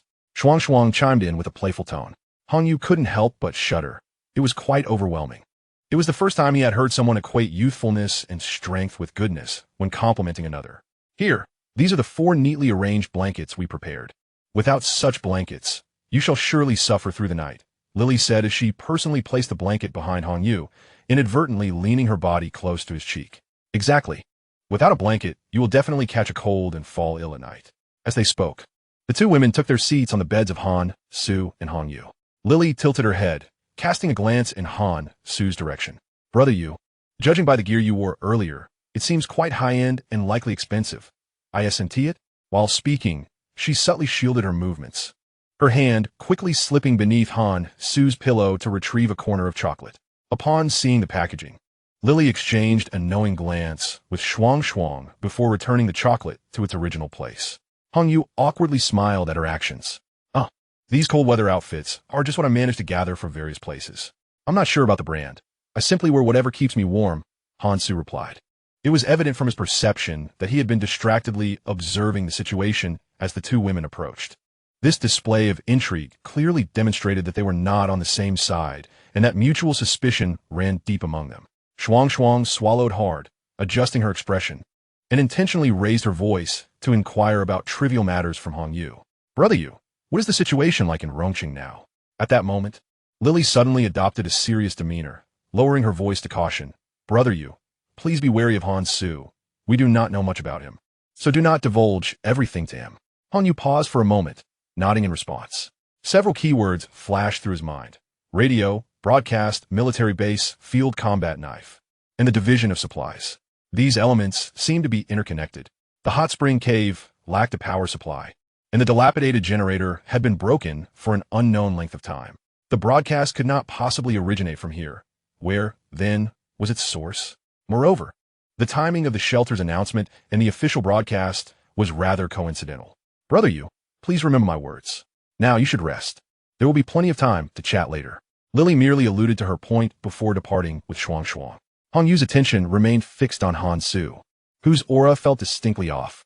As the two women returned to their positions, Han Su rose with a grim expression, heading towards the direction of the black cloth. Carrying a bucket, he made his way towards the sole passage leading outside. Once Han Su had completely vanished from perception, Hong Yu feigned warming his hands and approached the hot spring. Just as he was about to dip his hands into the steaming water, a group of intruders appeared. The four men who had been silently crafting a sled suddenly rose to their feet. Hey, young man, be careful not to scald those delicate hands of yours, one of them remarked. Hong Yu's gaze sharpened as he looked up at the speaker, a middle-aged man with a dark complexion and a distinct mustache, whose insufferable grin made Hong Yu feel uneasy. Halting his movements, he stood upright. Thank you for your concern, gentlemen. I merely wish to warm my hands. The mustachioed man circled around the hot spring to stand opposite Hong Yu. Look at this. Old Wu, did you see that? This kid's fair. Delicate hands clearly belong to a wealthy family. Old Wu quickly stepped forward, scrutinizing Hong Yu's pale neck and slender hands, clicking his tongue in admiration. Indeed, such soft skin. The wealthy truly are different. Tell me, young man, did you have someone to assist you even in the most private matters? Hong Yu's brows furrowed deeper with each remark. At that moment, another man with a receding hairline chimed in. Old Wu, you are quite knowledgeable. Is this how all rich folks live? Do they have someone to attend to their every need? I'm truly enlightened. Young man, do you need assistance in the restroom? We can help you out for a bag of rice, perhaps? Their incessant banter continued, with one even jesting about Hong Yu's mother, igniting a surge of anger within him. Oh dear, it seems our jokes have upset the young man, the mustachioed man said, oblivious to the brewing storm. He approached Hong Yu with an air of arrogance, draping an arm around his shoulder and giving him a hearty pat. Old Wu, glancing at the hot spring, mischievously suggested, how could the young man be angry with us old fellows? He must simply be too cold. Come on, brothers, let us help him warm those hands. The mustachioed man tightened his grip on Hong Yu's shoulder, preventing any escape, while the other three seized his wrists. Don't be afraid. We're just going to warm your hands. They laughed as they began to exert their strength. However, Hong Yu remained as immovable as a statue. The mustachioed man, straining with all his might to push Hong Yu down, only succeeded in reddening his face and making his mustache tremble, with no other effects apparent. Lily and a few other women, hearing the commotion, turned with curiosity. They observed that the group had surrounded Hong Yu, but had seemingly frozen in place. What are they doing? Why have they suddenly stopped? Shuang asked, puzzled. I don't understand either. Shall we go take a look? As the words fell, before the women could make a move, the four figures surrounding Hong Yu were suddenly flung away. Wow! Lily and the others exclaimed in unison, utterly astonished. They had never anticipated that the seemingly unremarkable Hong Yu possessed such immense strength, capable of hurling four grown men purely with the power of his arms. Among them, Old Wu was the most unfortunate, landing directly into the hot spring. Oh, I'm burning alive. Old Wu wailed as he struggled to emerge from the water, hastily shedding his steaming clothes. It was evident that his skin had turned a fiery red from the scalding water. Although he was not seriously burned, the pain was undeniable. The other three men who had been tossed aside rushed back to check on Old Wu. Kid, are you trying to challenge us? One of the newcomers spat, rubbing his sore backside in frustration. Old Wu shook his reddened hand and glared at Hong Yu, shouting, What the hell? Do you think you're tough just because you have some strength? Let's all go together and take him down. The four men lunged towards Hong Yu with menacing gestures. The outcome was predictable. As they approached Hong Yu, they were met with muffled grunts before being sent flying once more. This time, it was not merely a toss. Each of them received a kick from Hong Yu. They tumbled on the ground, clutching their stomachs and groaning in agony. The four women watching were wide-eyed, unable to comprehend the sight of Hong Yu, who remained stationary and undisturbed. To them, his kicking motion appeared almost like an illusion, eluding their perception entirely. After exchanging glances, They shook their heads, realizing that this newcomer seemed even more formidable than Han Su. Han Yu moved, slowly approaching the man with the mustache sprawled on the ground. Lily hurriedly called out, "Little you, please stop." Han Yu paused and turned his head, asking, "What? Do you ladies wish to join in?" No. I merely want to apologize on their behalf. They were just being rude, without any ill intent. Besides, you have already punished them, right? If you hurt them further, their injuries might worsen, and the conditions here won't allow for proper treatment," Lily said, her expression one of eager appeasement. "Interesting," Han Yu mused, noting their anxious demeanor, as if these foul-mouthed men were indeed aligned with them. He raised his hands in surrender. "All right, since you, Sister Lily, have spoken, I shall let them off this time. However, if they dare to speak rudely again, I will surely take their lives. Thank you for your generosity, little you." With that, the four women helped the fallen men to their feet and led them toward the cave entrance. Han Yu, as if nothing had happened, returned to the hot spring and gently touched the water with his ring-adorned hand. Suddenly, the ring seemed to actively absorb the spring water. Han Yu hastily withdrew his hand. He dared not allow the ring to absorb recklessly at such a moment.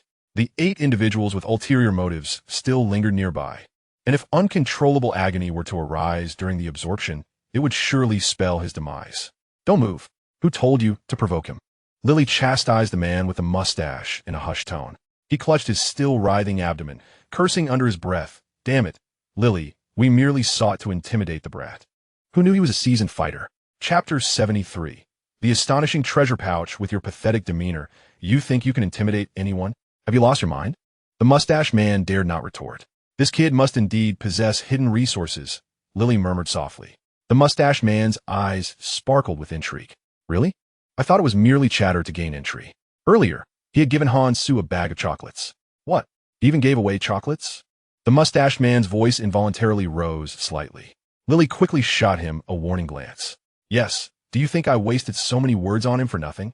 We had established a preliminary trust, and now you've ruined it. Ah, Lily, we had no idea. What should we do next? If only you had informed us beforehand. Lily shot the mustache man a glare. Did Han Su not just leave? Who knew you would be so foolish? What else can we do? He certainly will not trust us anymore. We can only resort to force. Then it falls to you, Lily. We 4 are utterly powerless against him. The kid possesses abnormal strength, the mustached man said weakly. Do not expect anything from you useless fools. We still have Han Su, right? He had no trouble overpowering you 4 before. Find a way to incite a conflict between him and that kid, and we shall reap the benefits. The mustached man discreetly gave a thumbs up. Lily, you are indeed clever. Han Yu overheard the entirety of their conversation. It seemed that Lily was their true leader and quite formidable. Calmly, he rose and returned to his bed, awaiting the return of the 3 who had just departed. He had resolved that none of these individuals deserved to live. He would wait until the 3 returned to ensnare them all. The cave fell into a deep silence. No one dared to utter a sound. After a while, Han Su and the 2 young men returned. As they exited the passage, Lily threw herself into Han Su's embrace. Sobbing uncontrollably, Han Su, with a look of disdain, pushed Lily away and glanced at the mustached man and his companion sprawled on the ground. What happened? Brother Su, the resources that Brat mentioned were all lies. He possesses nothing at all. While you were away, he finally revealed his true colors, intending to kill us all and seize our belongings. These 4 were the ones he injured. Tears streamed down Lily's face, her pitiful demeanor making it seem as though she were the one who had been assaulted. Old Wu and the man with the mustache let out a few mournful howls in unison. Indeed, Brother Su, this fellow feigns allegiance to us solely to seize our possessions, and his skills are quite formidable. You must exercise utmost caution. Shuang Shuang continued to fan the air. Han Su glanced at Hong Yu, who sat on the bed with a faint smile adorning his face. Little Hong, is this true? Han Yu rose and approached the corner to retrieve his cloth pouch. Responding nonchalantly, believe it if you will. Such an audacious tone stirred a wave of displeasure within Han Su. So, it is indeed true that you lied about the supplies? What a spineless bunch. You previously claimed to protect me, yet now you say believe it or not. Alas, this wretched place is too dim. As Han Yu spoke, his hand delved into the cloth pouch, producing an outdoor lantern, which he switched on and placed aside. Though the light could not illuminate the entire cave, it was a vast improvement over the feeble candlelight. The 2 young men gazed in disbelief. They had personally searched that pouch and found nothing but a few bags of instant noodles. No such illuminating device had been present. Little Hong, what exactly do you mean? Are you intent on severing ties with me? Hong Yu chuckled softly and reached into the pouch again, extracting a skewer of steaming meat. Discarding the stick after devouring a piece, he scoffed, "Sever ties? You overestimate yourself. Honestly, I find your trifling possessions rather unremarkable." Han Su sniffed the air, the aroma of grilled meat and cumin tantalizing him to the point of salivation. At that moment, the young man who had searched the pouch exclaimed, "This is impossible. How could there be skewers of meat in that pouch?" Lily ceased her weeping, her eyes darting as she slowly approached Han Yu. "Brother Yu, what just transpired was a misunderstanding. It was Han Su who instigated this, aiming to isolate you so he could ingratiate himself and uncover the location of the hidden supplies." Hearing Lily's divisive words, Han Su's expression shifted, and he drew his military knife, advancing swiftly to stab her in the back. Simultaneously, the two young men brandished iron rods. Watching the others warily, just as Han Su was about to succeed, Lily suddenly twisted her body and executed a quick side flip, evading the blade. What remarkable agility! Han Yu could not help but exclaim while skewering meat. After the failed attack, Han Su stared in shock at the composed Lily. "You hid your abilities well." When he first arrived at the hot spring cave and injured the mustachioed man, she had shown no signs of resistance. Lily winked at Han Su and continued toward Han Yu. "Brother Yu, did you see that? He just attempted to silence me." Han Yu finished off the last 4 skewers in his hand. "Enough. Let us cease this charade. I've grown weary of it." Lily halted, her gaze drawn to the skewers with remnants of meat, and she could not help but swallow hard. "I have long discerned that you are 2 factions, and this place is certainly not a sanctuary." Han Yu took a sip of hot tea from his cloth pouch. "I'm unsure about the others, but Han Su and the 2 young men are undoubtedly outsiders." Lily gazed intently at the fragrant hot tea in Han Yu's hand. "Brother Yu, you are truly remarkable. It is precisely as I said. Han Su employs violence to coerce us, and he is backed by a more formidable organization." "Silence. Did I inquire of you?" Han Yu retorted, "If you dare to babble again, you shall be the first to meet your demise." Lily felt a tightening in her chest, intimidated by Han Yu's imposing presence, rendering her speechless. "Han Shu, pray tell, what organization supports you?" "Huh, what a jest. Do you truly believe you can contend with us 11 on your own? Such naivete. I was already taking lives while you were still in your mother's womb." With that, Han Su twirled the military knife in his hand and turned his attention to Lily. "Do not harbor thoughts of sowing discord. This lad is clearly aware of our intentions. Overpower him, and I possess ample means to extract the location of the hidden items." Lily nodded slightly. "Brother Yu, I advise you to cease your struggles. Han Su is no simple adversary." Han Yu nearly chuckled at their misplaced confidence. Chapter 74. Intimidation with a smile on his face. Han Yu once again reached into his cloth pouch, retrieving a fully black semi-automatic rifle. After pulling back the bolt, he contemplated briefly before producing the soul suppressor he had previously seized from the air raid shelter and affixing it to the muzzle. Firing a weapon within the mountain would undoubtedly generate a tremendous noise, likely triggering an avalanche, which would subsequently obstruct the exit, leaving him to toil for some time to escape. The others gazed in astonishment at the rifle in Han Yu's hands, their eyes wide.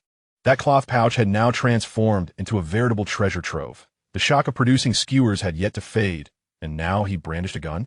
Han Su's previously arrogant demeanor froze instantly upon witnessing the firearm.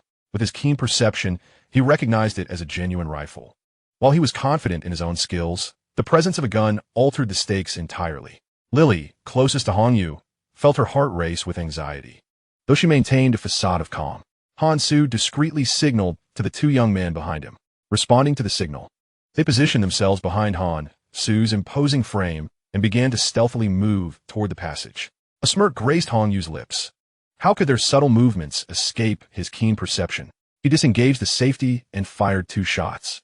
The bullets grazed Han Su's ear, striking the 2 young men who were nearing the passage. They collapsed to the ground, silenced. "On you scoffed. Leave? Did I permit you to depart? Such youth, lacking the courtesy to even bid farewell, truly uncouth." Han Su dared not refute Han Yu's brazen words, raising his left hand to touch his ear, now bleeding. Compromise was inevitable as he slowly lowered the saber that had been poised before his chest. "Who are you, and what is your purpose?" At this moment, Lily had cautiously retreated to Han Su's side. Han Yu approached the spring, a vantage point from which he could observe all present. "Do you believe me if I say I am a magician? As for my purpose, I am In fact, sent by the heavens to assist you, but alas, you are too wicked to deserve my aid. With that, he surprisingly produced a folding chair from his pocket, unfolded it, and sat down. The cave descended into an eerie silence. While they naturally dismissed Hong Yu's nonsensical ramblings, the reality they beheld continually assaulted the convictions held deep within their hearts. Ha! Look at how frightened you are. No need to be tense.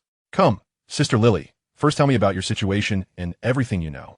As she beheld the dark muzzle of the gun aimed at her, Lily felt her heart skip a beat. I am the owner of this hot spring resort. The others are my employees. I learned Taekwondo from my father since childhood, hence my skills. Hong Yu directed the gun's barrel towards Lily's head. Is that all? How dismissive. Lily, fearing delay, hastily continued, we have been barely surviving here with the remnants left behind. Hansu arrived here a week ago. When we first encountered them, we thought they were here to seize our supplies, which led to conflict. Eventually, he proposed a partnership, mentioning, suddenly, a series of gunshots rang out, startling Lily. Turning her head, she saw that the 4 men with mustaches lying on the ground were now all lifeless. Do not mind them, continue speaking. I simply found them distasteful. Hong Yu nonchalantly blew the smoke from the gun's muzzle.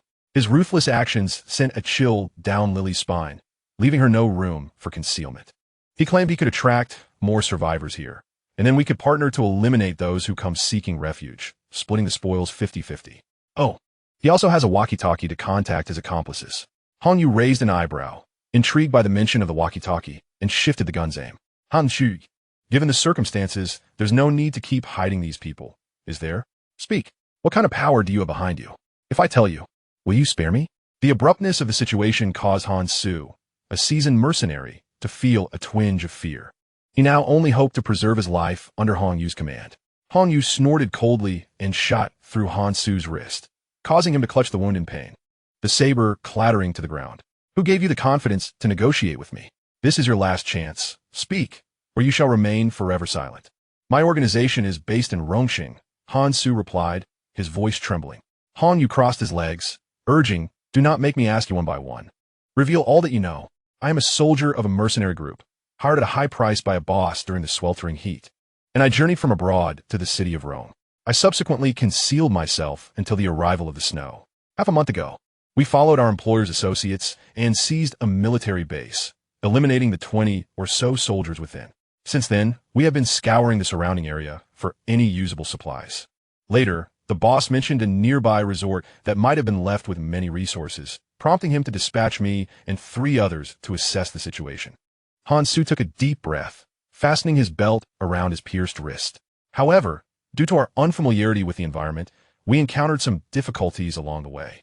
One of our companions, along with our firearms and supplies, fell into a deep snow pit. The pit was perilously deep, filled with sharp rocks below, compelling the 3 of us to abandon those items and seek refuge in a hot spring cave. I then used my walkie-talkie to contact our employer, leading to a plan to lure survivors using a broadcast. The last communication before the walkie-talkie ran out of battery was the day prior to your arrival. The boss indicated that he would send someone to retrieve us in the coming days. If you had not appeared, we would have dealt with them all today. Lily's expression darkened upon hearing this. Previously, she had naively believed she had complete control over Han Su's actions, only to realize that the fates of her group had been sealed long ago. So if it was true, all that talk of official rescue was merely a ruse. What manner of person is your boss? I am not entirely sure of his identity. We simply refer to him as Mr. Sure. He seems to possess a plethora of resources, and we have consistently had food and drink while following him. Is his surname Sure? What a coincidence. Did he specify a time frame for sending someone? The people at the military base are equipped with armed helicopters. It should not take them long to arrive. No, he merely stated it would be in the coming days without specifying an exact date. Han Su replied candidly. How many of you are there? What is the nature of your weaponry? Mr. Sure has 2 sons with him and over 20 bodyguards in his employ. Our mercenary team still has 15 individuals at the base with an abundance of weapons. However, we nearly exhausted our ammunition during the skirmish with those soldiers. So I only brought along 1 gun and a handful of bullets this time. Is there no ammunition at the military base? With armed helicopters present, how could they lack ammunition? Hong Yu expressed skepticism. There is an armory, but we have been unable to open its door. Is your Mr. Sure a man with white hair, around 1.70 meters tall, with a benevolent smile? Han Su was taken aback. Do you know him? Indeed, it is Sure Hao Yin. What a twist of fate. Hong not only knew him, but also held a grudge against him. "Hand me your walkie-talkie." Han Su, enduring the pain in his wrist, unzipped his outer garment with his left hand and retrieved the now-dead walkie-talkie from the innermost pocket of his clothing, tossing it to Hong Yu. At the very moment he released it, a bullet struck him unawares, piercing his brow. His robust form collapsed with a thunderous thud. Hong Yu caught the intercom, glancing at its design and pattern, which suggested it was military-grade, equipped with a retractable antenna extending 50 centimeters. No wonder it could communicate over such a distance. He casually pocketed it. Lily stood frozen, staring blankly at Han Su's lifeless face, unable to fathom that Hong Yu had so easily taken his life. As if foreseeing her own fate, despair radiated from her eyes. The other 3 women fell to their knees with a thud. Hong Yu straightened up, his expression devoid of emotion as he regarded them. "What happened? Were you not just plotting my demise? Have you suddenly lost your nerve?" Lily regained her composure and looked at Hong Yu. "I implore you, show mercy. We can still be of use to you. Brother Yu, I was wrong, please. Don't kill me. I could do anything, and I've never even had a boyfriend." Shuang pleaded, tears welling in her eyes. Upon hearing their desperate words, Hong Yu erupted into laughter. "Ha ha, you venomous-hearted wretches. I wouldn't dare to keep you alive. Offer me warmth? You are unworthy." With that, he pulled the trigger once more, eliminating the 3 women except for Lily. "Had you not harbored such malicious intentions towards me, perhaps I would have spared you, but alas, you squandered your only chance at survival." Lily realized that, regardless of her actions, the outcome was a foregone conclusion. Death awaited. Swiftly, she snatched a military knife from the ground and hurled it at Hong Yu. Leaning back against the chair, Hong Yu raised his toes, neutralizing the knife's momentum. And as it fell, he delivered a swift kick. The long blade embedded itself deep into Lily's chest. With no other souls remaining in the cave, Hong Yu exhaled deeply. It was time to absorb the spring water. He picked up the flashlight and made his way down the corridor to the iron door at the cave's entrance. From his space, he retrieved several wooden crates filled with weapons to barricade the door. Their weight would thwart any attempt to force it open by mere human strength. Returning to the cave, Hong Yu's consciousness entered the space, glancing at the peacefully slumbering little black, opting not to disturb its rest. He gently touched the spring water with his ring, and a slender stream spiraled into the ring. At that moment, the connection with the space abruptly severed. Little Black was also teleported out of the space, looking up at Hong Yu as if comprehending his actions, obediently leaping onto the folding chair. Observing the little creature's intent to continue sleeping, Hong Yu smiled wryly. The little one was even more composed than he. Just as he was about to speak, the water column beneath his palm suddenly thickened, and he felt a constriction in his chest, as if someone had tightened their grip around his heart. Blood flow gradually ceased, and his consciousness began to blur. Moments later, his rigid body plunged directly into the spring water. The little black creature, startled by the sound of Hong Yu plunging into the water, awakened momentarily. Yet as a streak of blue light pierced his brow, it too succumbed to unconsciousness, much like Hong Yu. With his breath and heartbeat ceasing, Hong Yu sank to the bottom of the hot spring. A swirling vortex emerged in the spring, drawing a copious amount of water into the ring upon Hong Yu's hand. A sudden flash of blue light erupted, causing Hong Yu's garments to disintegrate into nothingness. In the next moment, his chest bore cracks resembling a spider's web, which gradually spread across his entire body, revealing faint blue luminescence within. The spring water continued to gush forth from below, replenishing the energy consumed by the ring. Time passed, and eventually, no new water emerged from the depths. Yet, Hong Yu remained at the bottom, his body marred by cracks. Thud! A resounding heartbeat echoed. The ring erupted with a blinding blue light, enveloping Hong Yu. Under the gentle yet powerful glow, the fissures on his body began to heal at a visible pace. Thud! Thud! Thud! The vigorous heartbeat resonated within the cavern. Once all the cracks had mended, the blue light swiftly retreated into his chest. At that moment, Hong Yu opened his eyes, his irises swirling with hues of gold, green, and blue, radiating a brilliant light. After a forceful blink, his vision returned to normal. He sensed an exhilarating vitality coursing through his body, as if he had been reborn. Every cell pulsed with robust life. Drawing a dagger, he traced a shallow wound on his palm. Before blood could seep forth, a soft blue-green glow emanated from within the cut. Gradually, the wound healed as if it had never existed. Self-healing. This was the new power bestowed upon him by water. How extraordinary! This was merely the preliminary activation. Hanyu pondered whether the complete accumulation of water at this level would transform him into an immortal being. The space within the ring had also undergone a transformation. An endless waterfall cascaded from the void, creating an interminable river upon grass. Hanyu leaped from the hot spring and immediately spotted the still glimmering little black creature. So this was the reason. He finally understood why the little black was so intelligent and unafraid of the cold. The ring was influencing it as well. This explained its affection for being petted by hands adorned with the ring. He carefully placed the still unconscious little black into the ring's space. Once again, the ring transmitted no information to him, and he could only discover whether the spatial restrictions had lifted through personal experimentation. But not at this moment. If this instance merely extended the duration without increasing the frequency, attempting it now would mean squandering a crucial advantage. Who knew when Sure Hao Yin and his associates might arrive? Furthermore, it was uncertain whether they had breached the armory's doors. After all, it was a military base, undoubtedly equipped with heavy weaponry. As he encountered Chapter 76, the frigid hell, a sudden chill enveloped Hanyu. He glanced down at the weighty trinkets adorning him. Surprisingly, this cursed ring seemed to possess a certain understanding of men, having transformed not only his physique, but also this particular aspect.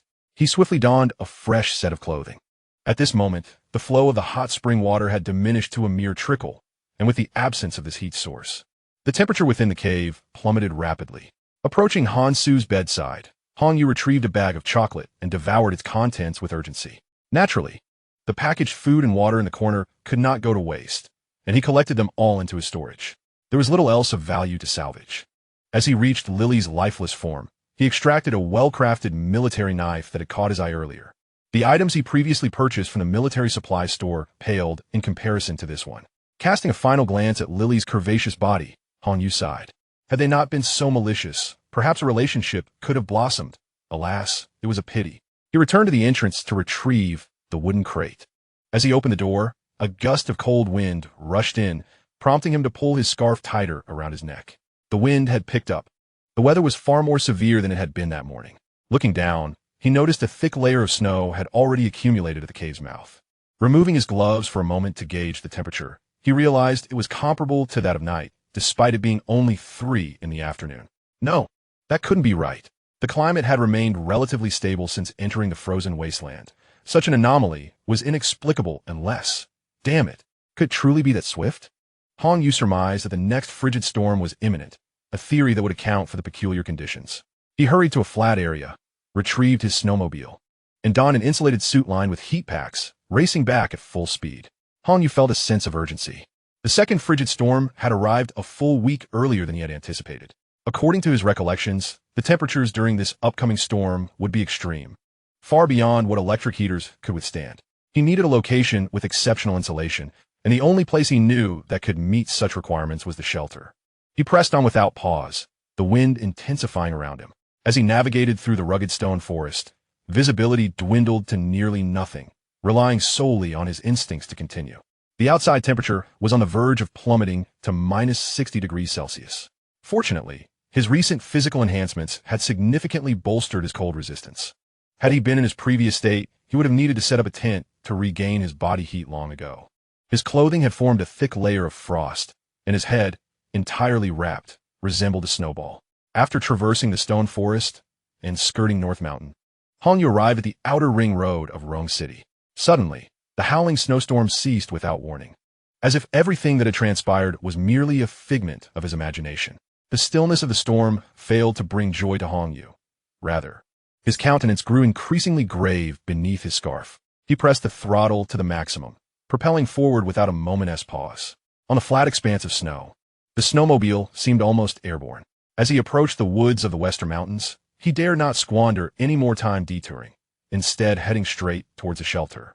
Just moments ago, he had spotted an overwhelming wave of white mist rolling towards him from the south. He recognized it. It was the embodiment of the frigid tempest, a frozen hell that could encase everything in ice.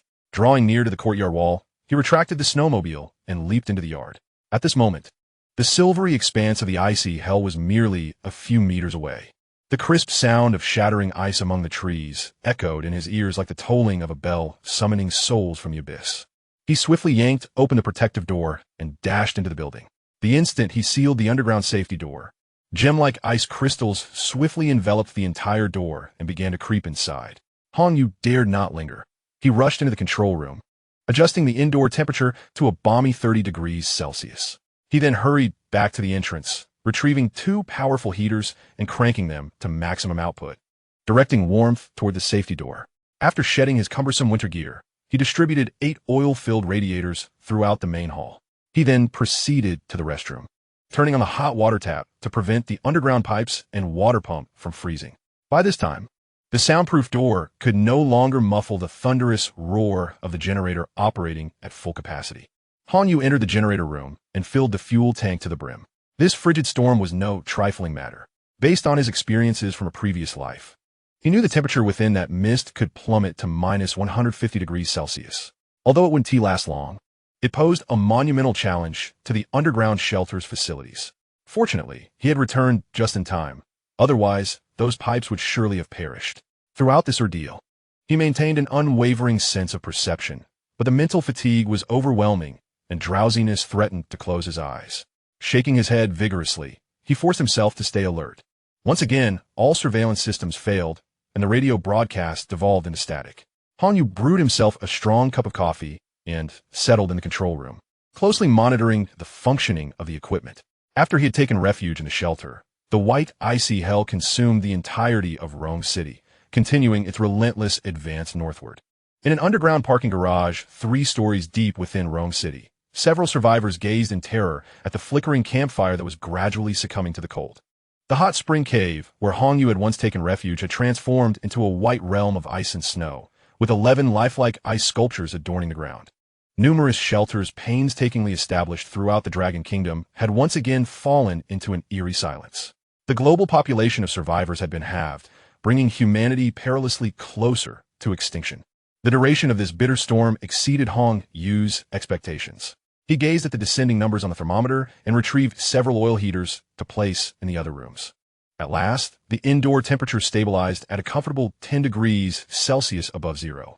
Han Yu let out a relieved sigh, mustering his spirits to clean the walls and floor, which were beaded with condensation due to the drastic temperature difference.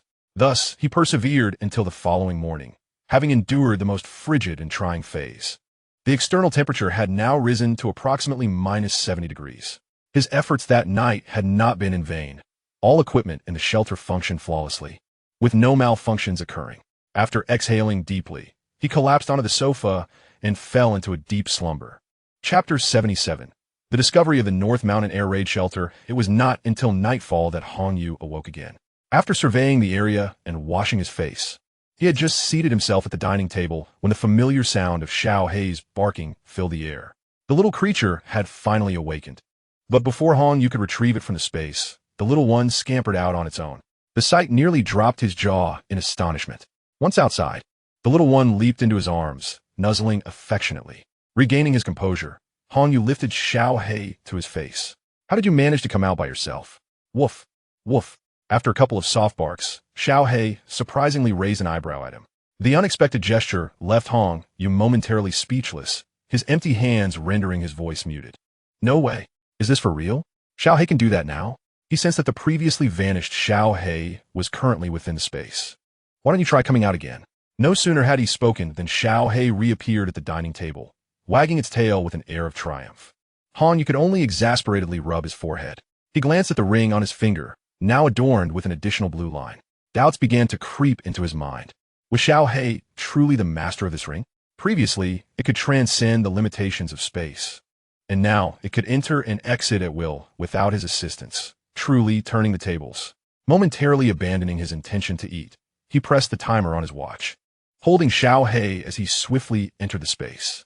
He was eager to explore the extent of the lifted restrictions, waiting with Xiao Hei for 10 minutes. He felt no sense of rejection. Han Yu felt a flicker of anticipation. If this could become a permanent arrangement, what could he possibly fear from the extreme cold? Upon reaching the newly surfaced river within the space, he took a tentative sip of the water. Wow, it's somewhat sweet. Alas, he was once again forcibly expelled from the space. 12 minutes. He had only gained an additional 7 minutes? Frustrated, Han Yu slammed his fist on the dining table. At that moment, Xiao Hei appeared and barked at him. With a thought, he re-entered the space. This brought a significant surprise, as the number of entries had increased, far surpassing the mere extension of time. After exiting and attempting once more, he failed. The final outcome was evident. Within the cooling-off period, he could enter twice, with a maximum stay of 12 minutes each time. This equates to an additional lifeline for Hong Yu, lifting his spirits significantly. Previously, his only intention was to procure a few hamburgers to satisfy his hunger. However, his thoughts have undergone a complete transformation. Rising from his seat, he ventured into the kitchen, sliced some onions, and retrieved several pounds of meat, marinating them in a bowl. He was preparing for a grand barbecue feast. As the delectable aroma of meat filled the air, Xiao He, with glimmering eyes, approached Hong Yu, carrying a bowl of food at his feet. After feasting, the indoor temperature soared to 26 degrees Celsius. Under the warmth of various heating sources, Hong Yu was soon drenched in sweat. Wiping his brow, he turned off the power and retracted the excess heat back into storage. He then examined Han Su's walkie-talkie, initially intending to charge it. He discovered that none of the chargers he possessed were compatible. Thus, he had to resort to modifying one. After half an hour of diligent work, he successfully illuminated the charging indicator on the walkie-talkie. Powering it on, he noticed that the green display screen only showed a default frequency. After attempting to communicate, he was met with silence, likely due to the signal being hindered by the underground building's walls. He proceeded to the control room, making adjustments to the outdoor extended antenna and connecting it to the walkie-talkie's transmitter. Pressing the call button, he announced, "Mr. Shi, Han Shu calling." After a brief moment of waiting with no response, he was left with no choice but to abandon the attempt. Adjusting the volume, he placed the walkie-talkie back on the charger and exited the control room to recline on the sofa. With the official channels ruled out, he was resolute in his intent to visit the military base, not merely for Shi Haoyan, but also for that armed helicopter and the ammunition depot. However, he decided to wait until the external temperature stabilized before taking action. It would be best if those outside succumbed to the extreme cold. As Hong Yu contemplated his subsequent plans, the elusive Xiao He reappeared in his arms. In the northeastern military base of Rongqing, over 20 individuals cloaked in layers of green military garb huddled around a large gasoline heater, shivering in the cold. "Dad, what are we going to do? Wouldn't T bring much food into the basement?" A young man with a pale complexion pressed closely to an elderly man with white hair. "It's all right. The temperature is clearly rising. We just need to hold on for another couple of days," reassured the elder, who was none other than Shi Haoyan himself. "What exactly is happening? Why has it suddenly become so cold?" The young man inquired. "I don't know. It might be another extreme cold storm. Thankfully, we have the basement. Otherwise, we would freeze to death." He comforted his son before glancing at a foreign man across from him. "Jack, is there still no movement from those outside?" "Boss, there has been no news. The antennas outside are likely frozen, affecting the signal," Jack replied in Dragon Kingdom dialect. There are over a dozen of them. I hope they can survive," the boss expressed. The 8 individuals heading towards the Beishan air raid shelter seemed to be in a precarious situation. Prior to the loss of signal, they had yet to arrive there. Alas, there is little that can be done now. However, there were indeed signs of activity in that area previously, and quite a few at that. "Once the external temperature stabilizes, you shall personally lead an expedition there." "Understood." It is disappointing for Hong Yu to learn that Shi Haoyan and the others are still alive and well. 3 days later, the daytime temperature outdoors returned to its previous levels. Just after Hong Yu had finished clearing the eyes from the ventilation shafts, he descended underground. No sooner had he shed his clothing than he heard a voice emanating from Han Su's walkie-talkie. "Zashi, Zashi, if you hear me, respond." He picked up the walkie-talkie, seated himself, and listened intently. "Received, received. What is the status of the aerial reconnaissance?" "So far, we have not detected our people. They are likely frozen to death. Otherwise, upon hearing the sound of the aircraft, they would undoubtedly have emerged to call for help." "Understood. Proceed to the Beishan area to assess the situation, then return." "Acknowledge, Captain." After a brief silence lasting several minutes, the individual named Zashi resumed his calls. Captain, if you hear me, please respond." "Received. Go ahead. We have just spotted 2 women at the eastern entrance of the Beishan air raid shelter." "All right. You may return now." "Understood." Hong Yu placed the walkie-talkie, which had been silent for half a day, back onto its charging dock. From the conversation, it was clear that those unfortunate women inside the Beishan air raid shelter had caught their attention. Moreover, it appeared they had suffered some losses due to the extreme cold storm. Xiao Ryu still possessed several firearms he had intentionally left behind, and if Shi Haoyan and his group lacked supplies from the ammunition depot, they would likely gain little advantage. Chapter 78. Journey to the military base with further losses and an eye on the air raid shelter. Sure how Ian, as the leader, would certainly not venture out with these individuals. This presented a fine opportunity for Hongyu. However, after contemplating, he resolved to observe a while longer. He needed to ascertain whether they had indeed secured the ammunition supply. Should their firepower be considerable, meticulous planning would be essential. Rising, he returned to the hall and unfurled the previously defaced map across the dining table. He aimed to confirm the safest route to the military base. The walkie-talkie remained silent throughout the day, devoid of any conversation, until the following morning. Boss, we have engaged with the enemy. They possess firearms and are at an advantageous position. Our ammunition is insufficient to establish a breach. What should be our next course of action? Listening to the voice on the walkie-talkie while having breakfast, Hongyu frowned. Had they encountered Xiaoruyu and her group? How sudden? How many are they? This was Sure Hao Ian's voice. Currently, we are facing off against a dozen or so individuals, and, curiously, they all appear to be women. Huh? Women? Have you not seen any other men? None. However, these women are formidable. The leader is quite skilled with her weapon, having just shot down one of our brothers. Is Tianming unharmed? Rest assured, boss, the young master is doing well. All right, have Jack and Tianming return at once. What about us, boss? You shall continue to hold them at bay. We have just located a set of gas-cutting equipment, and in no more than an hour, we shall breach the armory. Splendid. If we had an RPG, I would rain destruction upon those wretches. Ha ha. So all you need to do is hold on. With so many of us, they must have plenty more to offer. Understood, boss. I will relay the message to Jack. Hongyu savored the last bite of his pancake, narrowing his eyes. The apocalypse had only just begun, yet the small city of Rongqing was already rife with conflict. One could only imagine the chaos unfolding elsewhere. The armory had yet to be breached, a fact that had been confirmed, and he too needed to take action. Rising, he donned his attire and glanced at the poised Xiaokai. Let's go. Let's confront them. Xiaokai swiftly vanished into the void. Time was of the essence. This time, Hongyu intended to use a helicopter. 1 hour, you say? He too must make every second count. At this moment, their forces were dispersed, presenting a rare opportunity. Otherwise, once they acquired the weapons from the armory, it would be even more challenging to deal with Sure Hao Ian. Upon reaching the open space outside the courtyard, he extracted the helicopter and expertly took off, heading straight for the military base. Upon arrival, Hongyu circled the expansive base at a low altitude, using his perception to locate areas of concentrated personnel within a 2-story military building on the base. A man clad in a military coat heard the sudden sound of the helicopter and stepped outside to investigate. Upon realizing that the hovering craft was not their armed helicopter, he hurried back inside the building. Boss, there's a helicopter outside. Sure Hao Ian, in the command room, heard the commotion and stepped out to see his subordinate rushing frantically down the corridor. Kui Xing, what the hell are you shouting about? Has Jack returned so soon? Boss, it's not them. It's the helicopter we saw earlier when we were underground at the villa. Chui Sheng continued to shout. What? Sure Hao Ian was taken aback and hurried back to the command room. Inside, Sure Tianxing, Sure Hao Ian's youngest son, noticed his father's anxious demeanor and inquired, Dad, what's wrong? Sure Hao Ian did not respond, but approached a command desk line with screens, picking up the intercom and shouting, Luo Xing. Respond immediately. Boss, I'm here. What is your progress? Give me another 20 minutes. I will surely breach it. Good.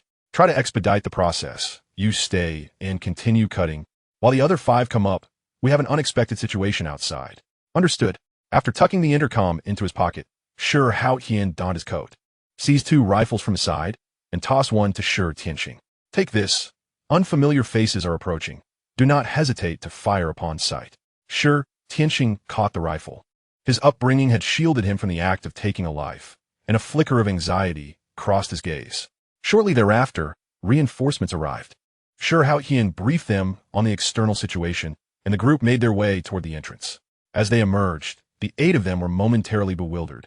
There was no sound of helicopters, nor any sign of one nearby. Kui Xing, what is going on? Where's the aircraft you mentioned? Chui Sheng, perplexed, adjusted his hat. Boss, I swear I didn't see it. Could have flown away. Impossible. It's been barely 5 minutes. A civilian helicopter couldn't have departed so swiftly. You all go check the vicinity. Given Chui Sheng's conviction, Sure Hao Ian suspected the helicopter had landed in their blind spot. Valuing their lives, he instructed Sure Tianxing to retreat inside. Unbeknownst to them, The individuals they were searching for were directly above them. Hong Yu, having pinpointed the building, swiftly brought the helicopter into the spatial realm above the rooftop. Bang, bang, bang. Gunfire erupted, and the 6 individuals ambling below fell lifelessly into a pool of blood in an instant. Just as Shi Haoyan was about to close the door, he witnessed the demise of the 6, prompting him to hastily pull his son towards the command room. Hong Yu leaped down, landing at the entrance. Sensing the direction in which the pair fled, a smirk tugged at his lips as he kicked open the door and strode confidently inside. Shi Haoyan and his son concealed themselves in the innermost equipment maintenance room of the command center. As he prepared to use the intercom to call Jack and the others, a somewhat familiar voice echoed. Those inside, stop hiding. That anti-static partition 1T withstand the spray of my AK. Raise your hands and come out. A 1T shoot. After giving his son a look to remain still, Shi Haoyan slowly emerged from the maintenance room with his hands raised, discarding the rifle he held. Brother, I'm unarmed. If you have any requests, I shall fulfill them all. Hong Yu approached, now less than 5 meters away, removing his goggles and scarf.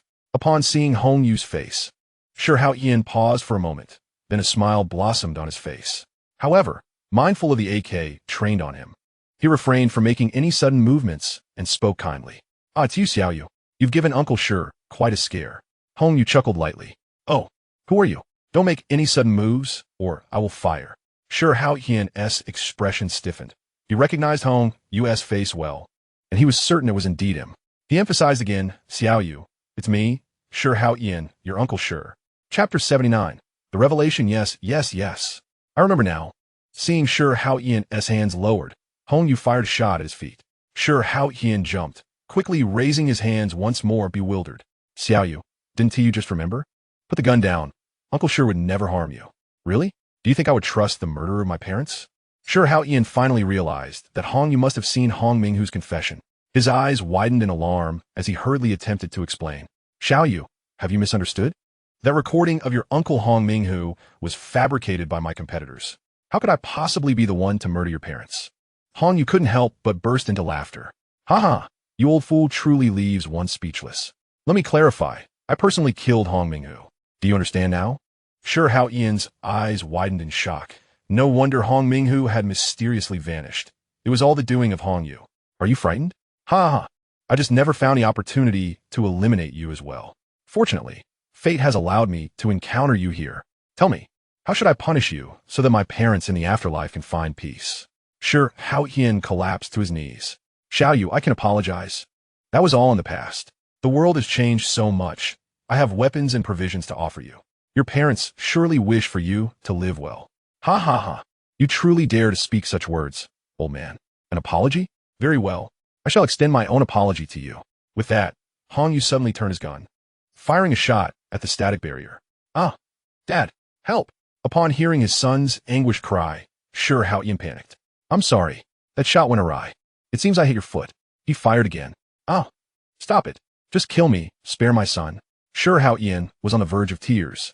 Though he was a cold-blooded individual, he cared deeply for his 2 sons, which was why he always kept them close. After kicking Shi Haoyan, who was bowing repeatedly in supplication, Hong Yu unleashed a barrage of shots at the source of the screams. The cries ceased, and crimson blood streamed from the perforated static barrier. No! Qinxing! Hong Yu, you beast! May you suffer a terrible fate. Shi Haoyan cursed as he pointed an accusing finger at him. Did I not just apologize? Why such a vehement reaction? Hong Yu Mukid, you are a demon. You will face retribution. Shi Haoyan glared at Hong Yu with bloodshot eyes, slowly reaching behind him. Shi Haoyan was the epitome of a man who, despite his own wrongdoings, could conjure countless excuses to evade responsibility. He remained oblivious to his faults. Yet if anyone encroached upon his interests, it was a transgression against nature itself. When others sought reason, he resorted to violence. When confronted with violence, he would invoke humanity. He never truly believed he was in the wrong. He merely adapted his stance to seize what he deemed advantageous. Just as he prepared to draw his revolver to retaliate against Hong Yu, a sudden, excruciating pain shot through his wrist, and he was violently hurled against a nearby static barrier. The barrier shattered, and he fell into the embrace of his son's lifeless body, staring in disbelief at the corgi that had orchestrated this chaos. He was baffled. How could a seemingly young, short-legged corgi possibly have the strength to throw him? A man nearing 180 pounds across the room? Little Black trotted over, clutching the revolver that had fallen to the ground, and laid it at Hong Yu's feet. With a proud tilt of his head, he let out a hum before vanishing. Hong Yu, just coming to terms with the astonishing scene, had certainly noticed Shi Haoyan's movements as well. However, just as he prepared to fire, Little Black flung Shi Haoyan aside. Everything unfolded at an astonishing pace. Bordering on the surreal, his shock was no less profound than that of Shi Haoyan. Little Black possessed an extraordinary strength, and yet he, the master, was utterly oblivious to it. How utterly infuriating. Nonetheless, a sense of joy welled within him. Bending down, he stowed the valuable revolver into his space. Casting a glance at the despairing Shi Haoyan, "You shall not witness the retribution that awaits you, but know this, your reckoning is embodied in me. Rest assured, your other son shall soon join you." Bang! Shi Haoyan's brain splattered as he was struck down by the formidable AK, collapsing in a heap with a face full of resentment. Without pausing, Hong Yu proceeded toward the last remaining person in the base. Before the underground armory door, Luo Xing sensed something amiss as he listened to the intermittent gunfire. Switching off his spray gun, he warily glanced toward the staircase. The sound of footsteps echoed from above. Who goes there?" The footsteps ceased. Luo Xing drew his handgun, cautiously advancing toward the stairs. He quickly peered around the corner to aim, when suddenly a hand emerged from the darkness, grasping his gun. Before he could pull the trigger, another large hand seized his face, lifting him and slamming him to the ground. With a dull thud, Luo Xing met his end. Hong Yu holstered his handgun and approached the armory door. No wonder they couldn't open it. His senses detected that the iron door was a staggering 40 centimeters thick. Indeed, it housed a plethora of items within, and the method of access was exceedingly stringent, requiring both an identity card and fingerprint verification. Glancing at the cut marks on one side, which were just large enough for a person to slip through, he delivered a powerful kick. With a resounding crash, the circular iron piece succumbed to the force and flew inside. As Hong Yu entered through the breach, he was utterly astounded by the sight before him. No wonder it was a military armory. The expansive area of over 1,000 square meters was brimming with an array of weaponry. Prominently displayed were rows of mortars and heavy machine guns, meticulously arranged on the ground. At the front, various models of rifles, handguns, and sniper rifles were in abundance. Hong Yu couldn't suppress a gleeful rub of his hands, collecting these treasures as he ventured deeper. What a windfall! These items could easily equip an entire regiment, alongside hundreds of boxes of ammunition and fragmentation grenades. There were also dozens of boxes containing missiles for armed helicopters and a few Gatling guns specifically designed for helicopters. To his further delight, he discovered 12 individual guided missiles. Fortunately, he arrived in time, had Shi Haoyan and his companions acquired the crossbow. A single shot would have sufficed to bring down his helicopter.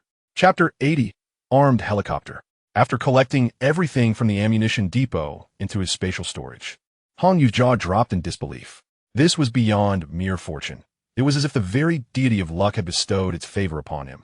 In addition to the items he had previously gathered, Hong Yu discovered landmines, RPG rockets, various communication devices, bulletproof vests, night vision goggles, binoculars, thermal imaging equipment, and an array of firearm accessories, all in astonishing quantities.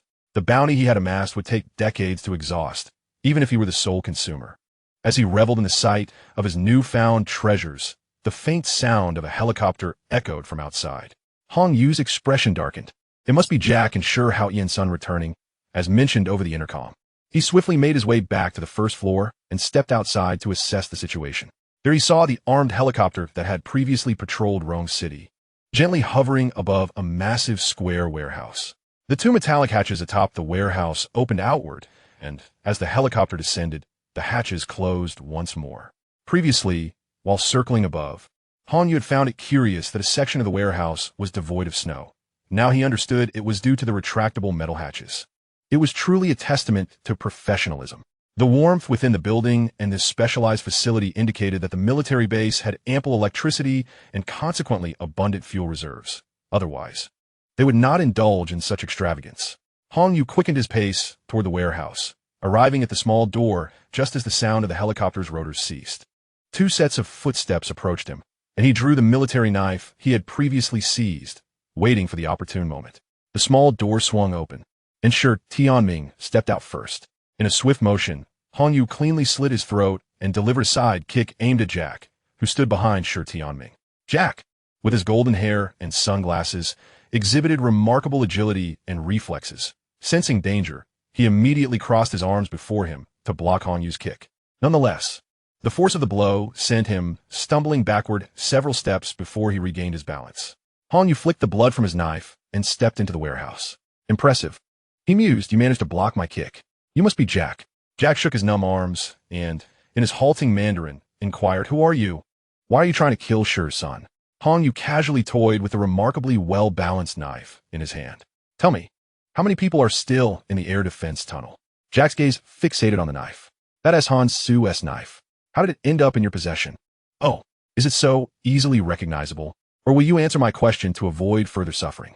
As the leader of the mercenary squad, Jack instantly recognized the military knife in Hong Yu's hand, a weapon that his comrade Han Su never parted with. What have you done to Han Su?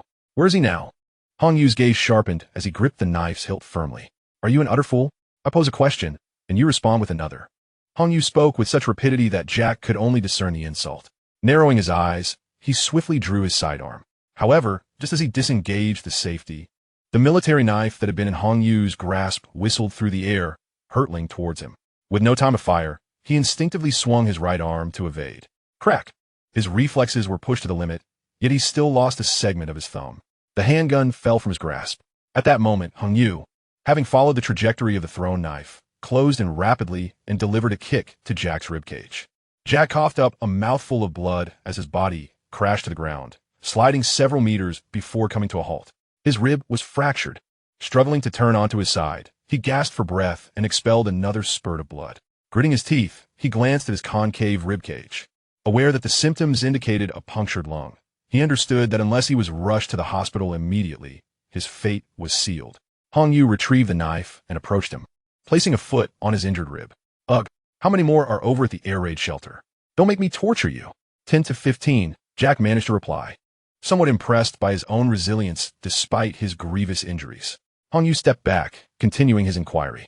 Apart from those at the military base and the air raid shelter, do you have any other members? None left. The rest went missing after the storm a few days ago. With that, Jack spat out another mouthful of blood and lost consciousness. Hong Yu raised the knife, granting him a merciful end. Subsequently, he searched Jack's body, retrieving a walkie-talkie and keys before heading towards the central armory where an armed helicopter awaited. Gazing at the formidable machine before him, he could not help but survey it with awe. The word dominance echoed in his mind. Although he could not discern the specific model of the armed helicopter, its materials and fittings indicated that it was undoubtedly the latest version. The massive coaxial, counter-rotating dual rotors, combined with the aggressive lines of the fuselage, exuded an aura of fierce power. Each side wing featured 2 hardpoints, each outfitted with a launcher capable of firing 19 rockets, though they were currently empty. Below the central fuselage was a Gatling gun that he had previously stored in his space from the armory. Excitedly, Hong Yu noticed the hydraulic rods and turntable connecting the Gatling gun to the fuselage and eagerly opened the cabin door, stepping inside. The dazzling array of instruments and switches momentarily overwhelmed him. This was far more complex than his civilian aircraft. After a thorough search, he located all the operational buttons for the helicopter's fire control system. Inserting the key, he ignited the helicopter and activated the fire control system. Gingerly grasping the independent crimson joystick nearby, he attempted a maneuver, and indeed, as he had anticipated, the Gatling gun beneath the aircraft oscillated in unison with the joystick's movement. Without a hint of delay. Incredible, Hong Yu couldn't help but exclaim. A controllable weapon capable of a complete 360-degree rotation. This configuration was simply extraordinary. He leaped down, opened the empty ammunition box, and loaded approximately 20,000 rounds of large-caliber bullets. Resuming his seat in the cockpit, he pressed the switch of the remote control suspended within, and the metallic cover above gradually opened, revealing the overcast sky. Accelerating the rotor's speed, he deftly piloted the helicopter, ascending into the heights. Gazing down at the world blanketed in white, Hong Yu burst into laughter. I am eager to see who would dare to provoke me now. I'll take them all out. This was the first time he had truly piloted such an aircraft, and it was exhilarating beyond measure. He was impatient to experience what it felt like to strike from the skies. The helicopter soared at full speed towards North Mountain. Chapter 81. The power of the Gatlings soon. The air defense bunker at North Mountain came into view. Hong Yu lowered his gaze to examine the buttons before him, activating a switch labeled thermal imaging. As the switch engaged, the screen on the right, which provided real-time surveillance of the situation below, suddenly dimmed to a grayish hue. Within mere seconds, the screen displayed humanoid heat sources at the entrance of the bunker and 50 meters beyond. Remarkable. Hong Yu was increasingly enamored with his helicopter. As long as it did not face anti-aircraft missiles, this aircraft was an invincible force. At the base of the gentle slope, 15 subordinates, commanded by Shi Haotian to remain in place, felt a surge of excitement upon seeing their helicopter approach. "It's here. Captain Jack has brought the ammunition." They cheered. "Fantastic. I'm going to blow them away with an RPG. No one is allowed to steal my glory." "You are truly delusional. An RPG? Why not call for an atomic bomb while you're at it?" Just as they animatedly discussed how to handle the women inside the bunker, Hong Yu sported a mischievous grin as he aimed the Gatling gun at their position. He flicked the safety cover with his thumb and gently pressed the firing button. The 10 barrels of the Gatling gun beneath the aircraft whirled rapidly, unleashing a torrent of bullets like fiery tongues. In just 2 seconds, those 15 individuals, previously so lively, were reduced to a heap of mangled flesh. Hong Yu quickly released the button, observing the ammunition count plummet by 300 rounds. A pang of regret struck him. After all, that was merely 2 seconds. At this rate, even the hundreds of thousands of rounds in his inventory wouldn't last long under such extravagant expenditure. Guarding the entrance of the bunker, Xia Ruyu and others stared in bewilderment at the sudden eruption of blood mist from the slope. "Sister Xia, what just happened? Wasn't that their helicopter? Why does it seem like they just shot their own people?" As Xia Ruyu gazed at the slowly descending helicopter that posed no threat to them, she shook her head. "I am uncertain of the situation. Everyone, remain vigilant. Perhaps it was merely a mistake." After a moment of silence, with no further provocation or insult forthcoming, Xia Ruyu turned to the 2 individuals beside her. "Waiting indefinitely is not a solution. You 2 accompany me to investigate the situation. The rest of you, maintain your guard." "Understood." She then led the 2 women toward the concealed location of the previous group. However, after taking only a few steps, she abruptly halted, her focus sharpening as she peered ahead. The 2 women accompanying her also spotted a figure clad in a white cold-weather suit descending the slope. Just as they prepared to raise their weapons, Xia Ruyu swiftly restrained their gun muzzles. "Do not fire. You 2 return." "Sister Xia, why? You are our leader. We cannot allow you to take risks alone. Return. That is an order," Xia Ruyu asserted, leaving no room for dissent. After exchanging glances, the 2 women slowly retreated. "Sister Xia, please be careful." At the base of the slope, Hong Yu, poised to fire, chuckled softly at Xia Ruyu's words. This girl has done well. She has already established her authority. Upon recognizing the figure in the white suit, Xia Ruyu quickened her pace toward Hong Yu, stowing her weapon behind her and bowing deeply. "Benefactor, you have arrived. Haha, not a bit of skin revealed, yet you can still recognize me." Xia Ruyu, her hands clasped nervously, replied, "I have long etched your silhouette in my memory. It is something I shall never forget." Hong Yu surveyed the mutilated limbs and the twisted, deformed firearms scattered about, shaking his head. "Ah, I had hoped to see if any weapons were salvageable, but it seems that is no longer possible. If you need a weapon, I have one here," Xia Ruyu said, reaching for her shoulder strap. "I do not require it. Keep it for yourself," he replied. Xia Ruyu's gaze fell upon the helicopter nearby. "Benefactor, were you piloting that aircraft just now?" "Indeed. I recently dismantled this group as stronghold and took the opportunity to fly their helicopter to deal with the remaining threats." "Benefactor, once again, you have saved us. Thank you." "Haha, you misunderstand. There is no need for gratitude. I did not come specifically to assist you. I merely wish to eliminate these potential hazards." Xia Ruyu shook her head. "Regardless of whether your assistance was intentional, the outcome remains the same. We have survived once more under your protection." Hong Yu was momentarily at a loss for words. While he could not claim it was a deliberate act of kindness, he certainly did not wish for a woman like Xia Ruyu to perish at the hands of such individuals. Choosing not to engage in further debate, he turned and waved as he approached the helicopter. Xia Ruyu gazed at the receding figure of Hong Yu with a complex expression, bowing deeply once more. Within her heart, an indescribable emotion towards this benefactor, whom she had never truly seen, began to take shape. After departing from Beishan, Hong Yu returned to the military base, intent on thoroughly scouring the area. Naturally, he immediately stored the armed helicopter in his space, Such a precious item would never be left in a warehouse. He alighted in the parking lot at the front of the base, where numerous vehicles lay buried beneath the snow. While these frostbitten cars might pose a challenge for others to start, they presented no difficulty for him. With great joy, he systematically collected each vehicle into his space, placing them in the warm and suitable environment occupied by Little Black, a space that felt almost like a cheat in the game of life. These frozen hulks would likely thaw in no time. At that moment, Little Black also scampered outside, frolicking in the snow alongside Hanyu.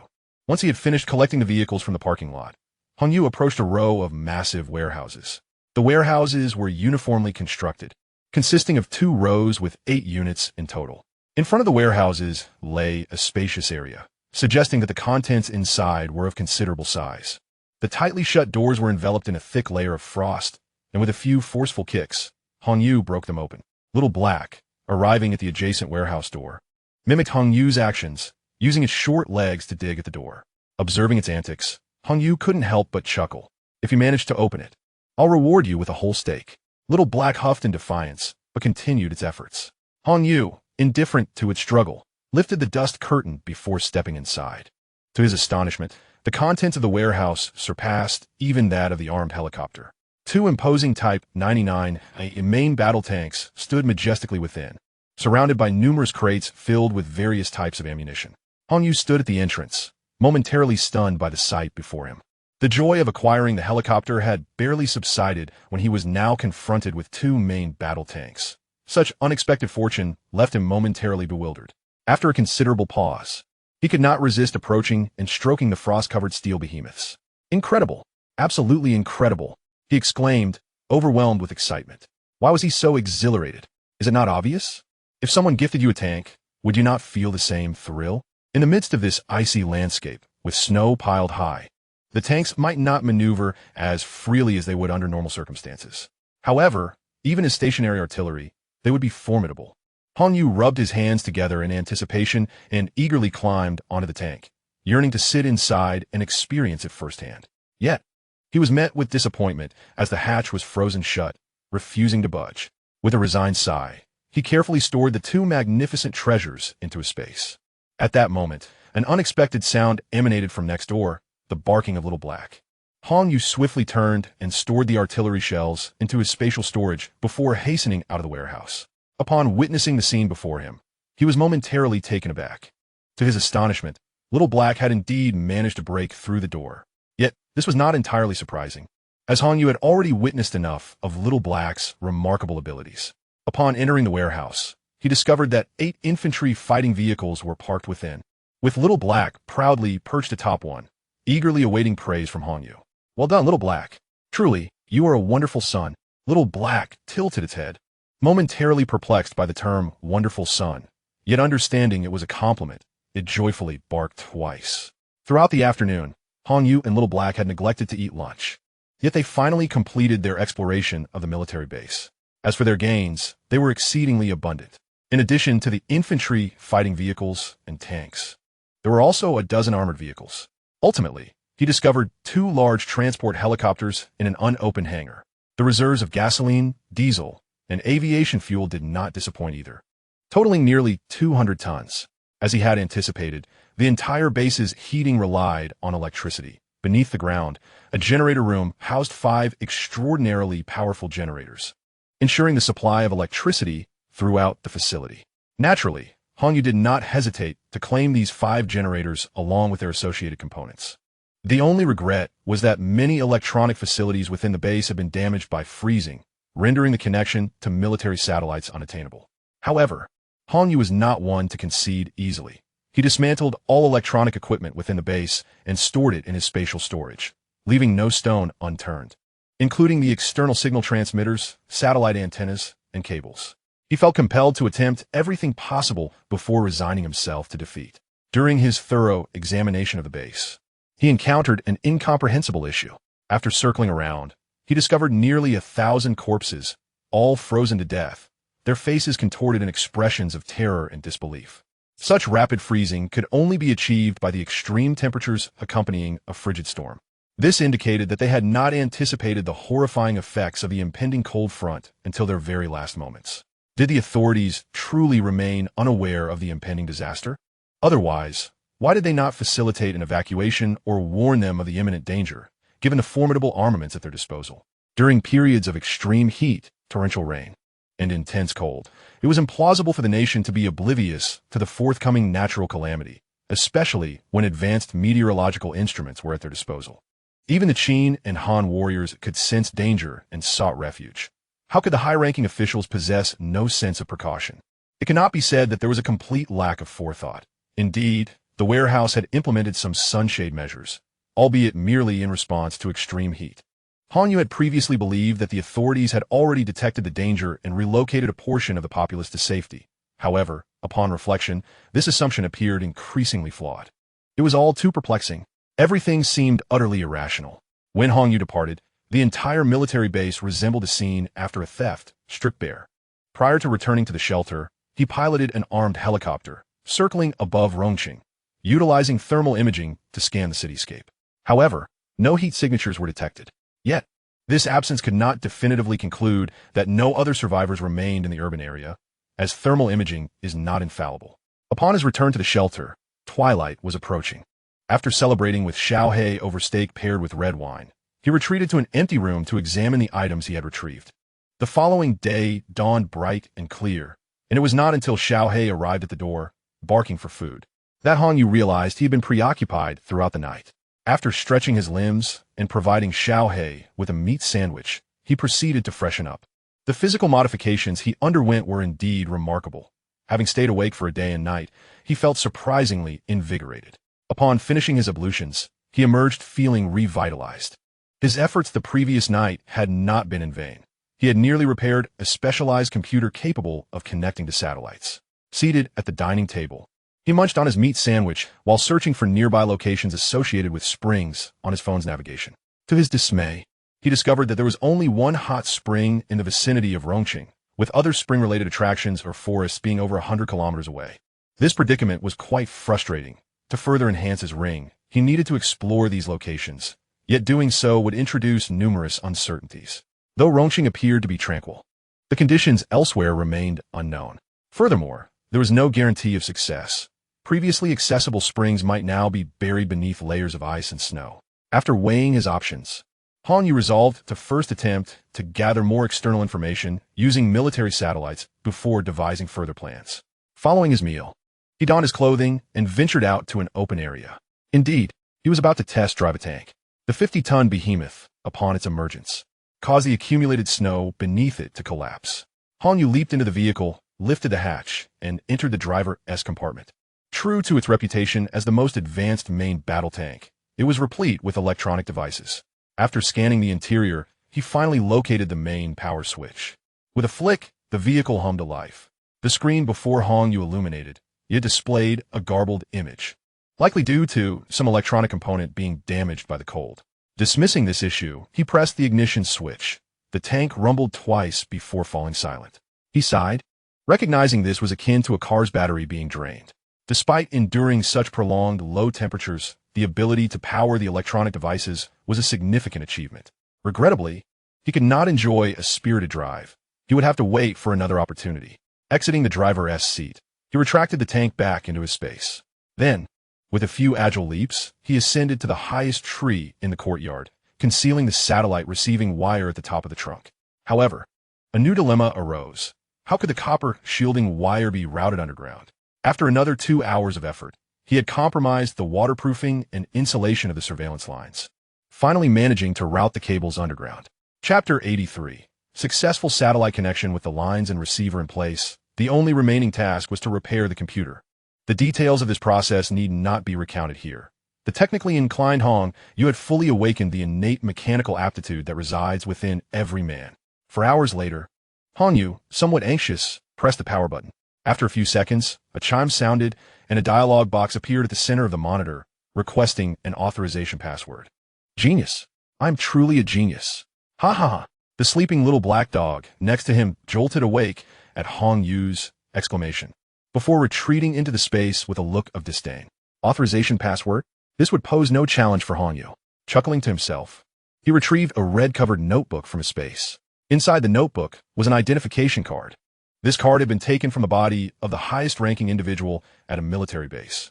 He had briefly skimmed through it earlier. It appeared to be the personal notes of this officer, detailing various meeting contents. However, one folded page contained a string of 25 characters made up of symbols and letters, annotated with satellite authorization. It was then that he resolved to repair the computer at all costs. Indeed, hard work pays off. He succeeded. After inputting the authorization code, the screen shifted, revealing a photo of the officer, followed by a prompt to confirm identity. Presenting the identification card, he swiped it against the side of the computer. A beep sounded, and the computer entered the main interface, initiating satellite matching. Hong Yu clenched his fists in anticipation. After a minute, the screen displayed a message. Operation Satellite Number 5 connected successfully. Identity verification passed. Yes, at last, he could access information from the outside world. The interface was somewhat complex, but after some study, he located the status of other combat zones. Aside from his own equipment, everything else was silent. This was troubling. Could it be that the entire army had perished? Continuing his investigation, he inadvertently clicked on something, and the screen suddenly displayed a message indicating that information retrieval from the designated combat zone was in progress. Thus, Hong Yu inexplicably waited for 5 minutes, until the status finally changed to retrieval complete. The information gathered was entirely composed of satellite images. Zooming in on one image, it encompassed a vast area, spanning over 100,000 square kilometers. Carefully scrutinizing the snowy expanse depicted in the image, Hong Yu located Rong City at the center. He continued to enlarge the image. The clarity was astounding. The first thing he checked was the location of a shelter. The surrounding trees were distinctly visible, yet the shelter's structure itself remained elusive, prompting him to nod in satisfaction. Scrolling through the images, he arrived at the air raid shelter, where wisps of smoke were clearly visible, capturing a moment when someone emerged to dispose of garbage. Hong Yu's lips curled into a smile, his heart brimming with joy. Although his access was limited to images from a confined area, it was sufficient for his current needs. With these exceptionally clear images, he could finally initiate his next plan regarding the spring water. He turned off the images and continued to explore other functionalities. Communication? He accessed the interface to activate the switch. Various audio wave signals appeared on the screen, yet no sound emerged. Hong Yu retrieved a speaker and connected it to the audio interface. A cacophony of indistinct voices filled the speaker. No support from the team. I'm running low on ammunition. They're incredibly strong. The disarray rendered it impossible for Hong Yu to discern the content of the conversation, but he could vaguely ascertain that it pertained to a need for ammunition support. Were they engaged in combat? How could that be? Surviving was already a challenge. Surely they wouldn't escalate to large-scale warfare, would they? However, if it wasn't war, why resort to satellite communication? One thing was certain. The authorities still existed and were in conflict with others. Were foreign nations attempting to seize resources? Damn it. Why was everything becoming increasingly bewildering? Hong Yu hastily dashed outside, unbothered by the risk of exposure, and elevated the satellite antenna to its highest possible point. Returning underground, he reconfirmed that the communication content remained unchanged. The signal was strong, so that couldn't be the issue. Perhaps there was some form of interference.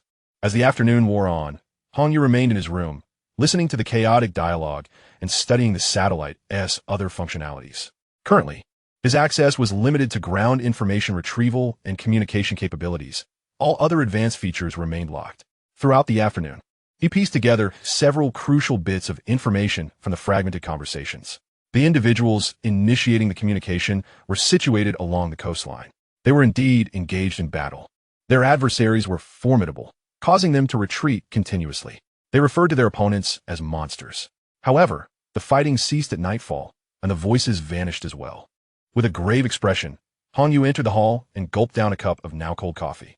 The term monster evoked memories of a legend that had circulated among those at the lower echelons of society in his previous life. He was uncertain of the legend's origins, but it was said that after the Earth was plunged into an ice age, a creature emerged from beneath the polar ice, one that fed on humans. Those of them who had endured 4 years in this apocalyptic world had never encountered such a creature, often dismissing the tale as mere folly. Yet this recent intercept of communication led Hong Yu to believe that the legend might not be entirely unfounded. Nevertheless, given that no one had seen such a creature in 4 years, could it be surmised that the authorities had eliminated all the monsters? Damn, Hong Yu felt a throbbing headache coming on. In this lifetime, many events have transformed due to his reincarnation. Moreover, judging by previous conversations, it appears the official combat capabilities are on the verge of collapse. Could there be a failure? If they falter, he will inevitably confront those monstrous entities in the near future. Creatures capable of countering firearms present a formidable challenge, regardless of his reluctance to take risks. The Spring Water Project must proceed. Enhancing his strength is essential for survival. Chapter 84. A journey again in the ensuing 3 days. Hongyu diligently monitored satellite communications while preparing for his expedition. The satellite transmissions remained intermittent and murky, and the fragmented dialogues he managed to piece together revolved around skirmishes. However, an intriguing pattern emerged from his observations. Their exchanges seemed to cease at nightfall, akin to the end of a workday, occurring consistently each day. Given the lack of discernible critical information, Hongyu chose not to dwell on it today, instead focusing intently on crafting his travel itinerary. He projected the satellite images he had gathered onto the large television screen. Subsequently, he compared these with the locations of the spring water identified via navigation. Assessing the conditions of these areas, Hongyu pinpointed 2 locations. The first was Yunlin Town, situated 110 kilometers west of Rome City. According to the navigation, this town is home to a century-old wellness spring, renowned locally. The second location was Huashui City, located 260 kilometers from Rome City. Although both are cities, Huashui City is significantly larger in scale. A river divides the urban area into eastern and western districts, with its target located in a millennial-old temple on the eastern hillside, famous for its auspicious spring. These 2 target locations formed a triangular configuration with Rome City, allowing him to complete a circuit and return. Between Huashui City and Rome City lies a mountainous and wooded region, enabling him to return via helicopter at low altitude without drawing attention. He allocated 5 days for this journey.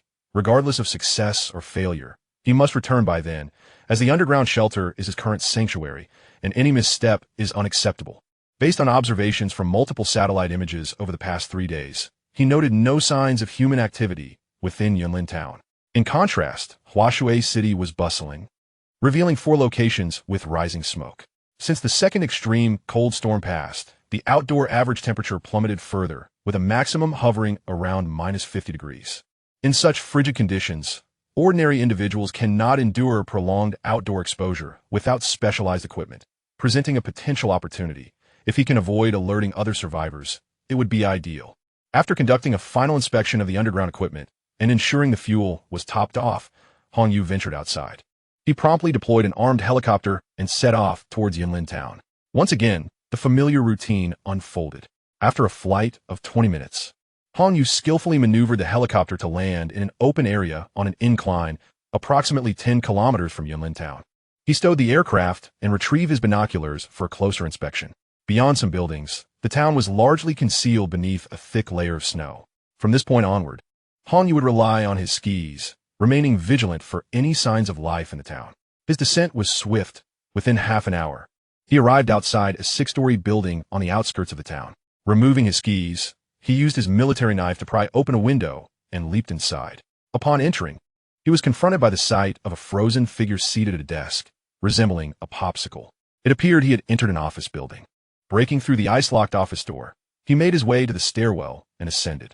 Along the way, he encountered a dozen similar corpses, their expressions mirroring disbelief, akin to those found at the military base. Reaching the top floor, he forcefully pushed open the door obstructed by snow that led to the rooftop platform. Stepping onto the soft, powdery snow at the edge of the building, he once again surveyed the surroundings with his binoculars. The town lay eerily silent. Apart from the whispers of the wind and snow, only the sound of his heartbeat filled the air.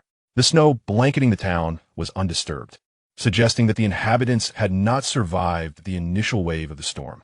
After confirming his bearings, Hongyu directed his gaze towards the west side of the town, where the navigation system indicated the location of a spring. Upon discerning the situation there, he could not suppress a sigh. Not a single structure was visible in the vicinity of the spring. It seemed entirely buried beneath the snow. The outlook was grim.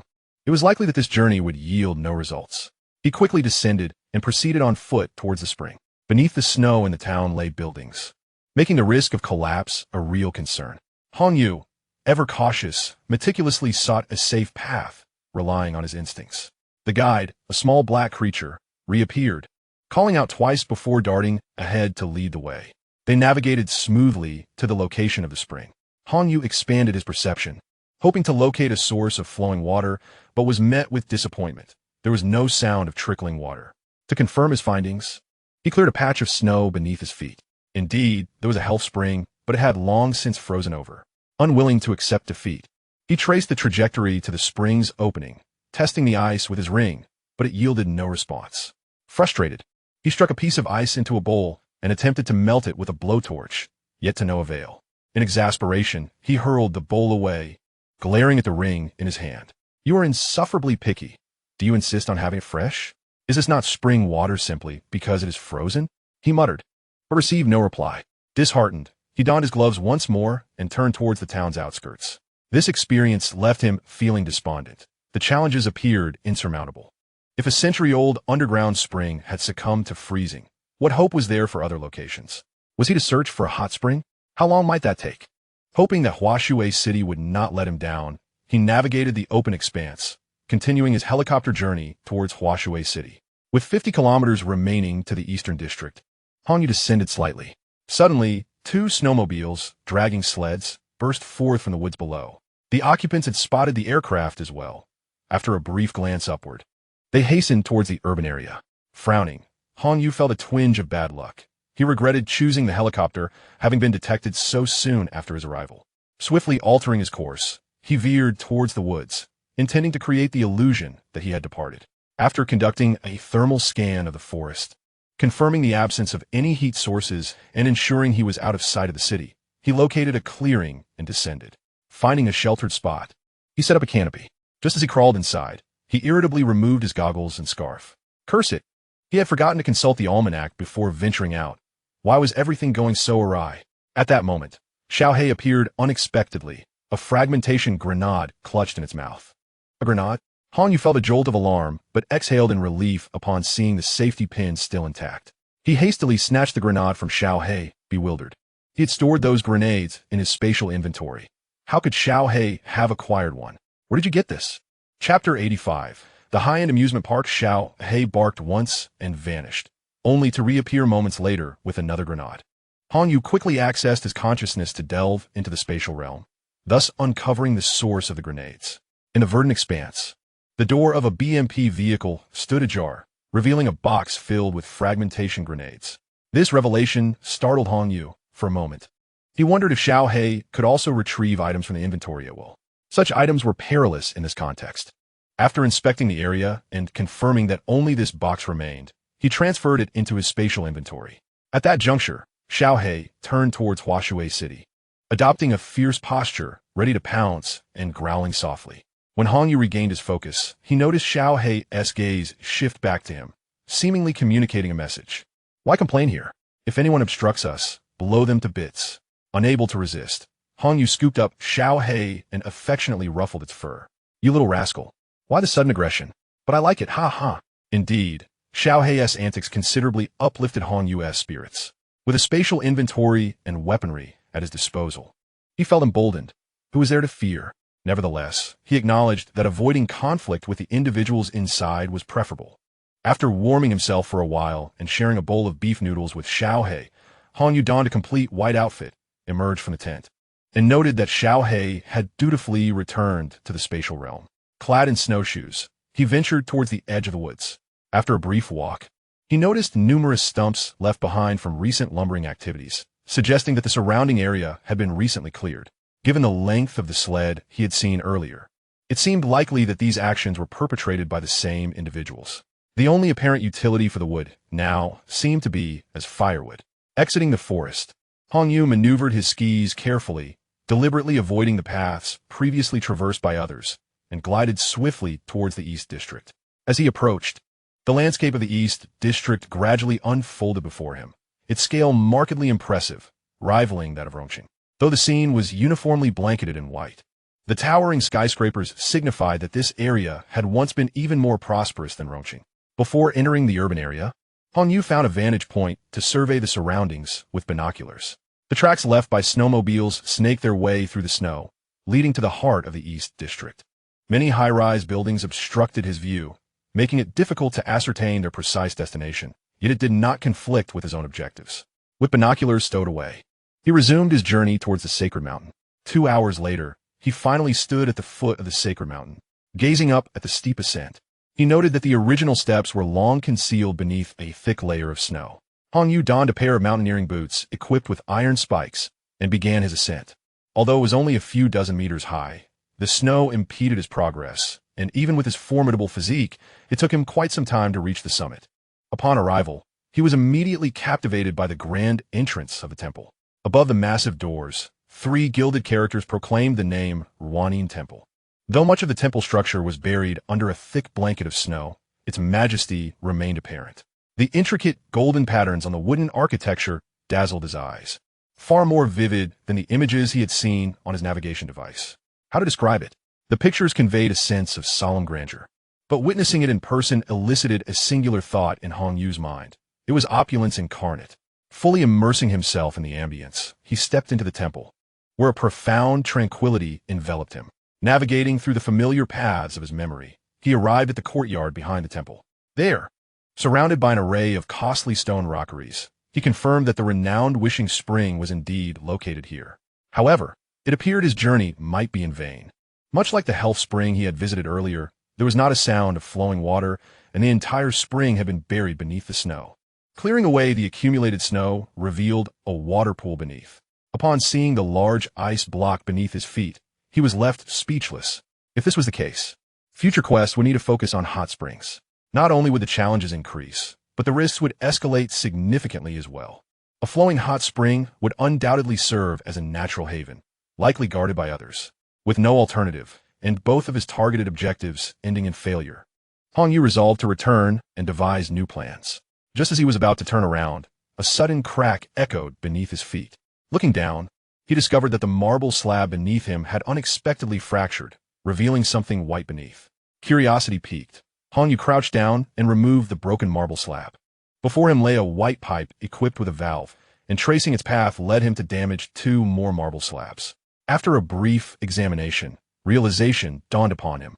The renowned and remarkably effective wishing spring was, in fact, nothing but a water pipe.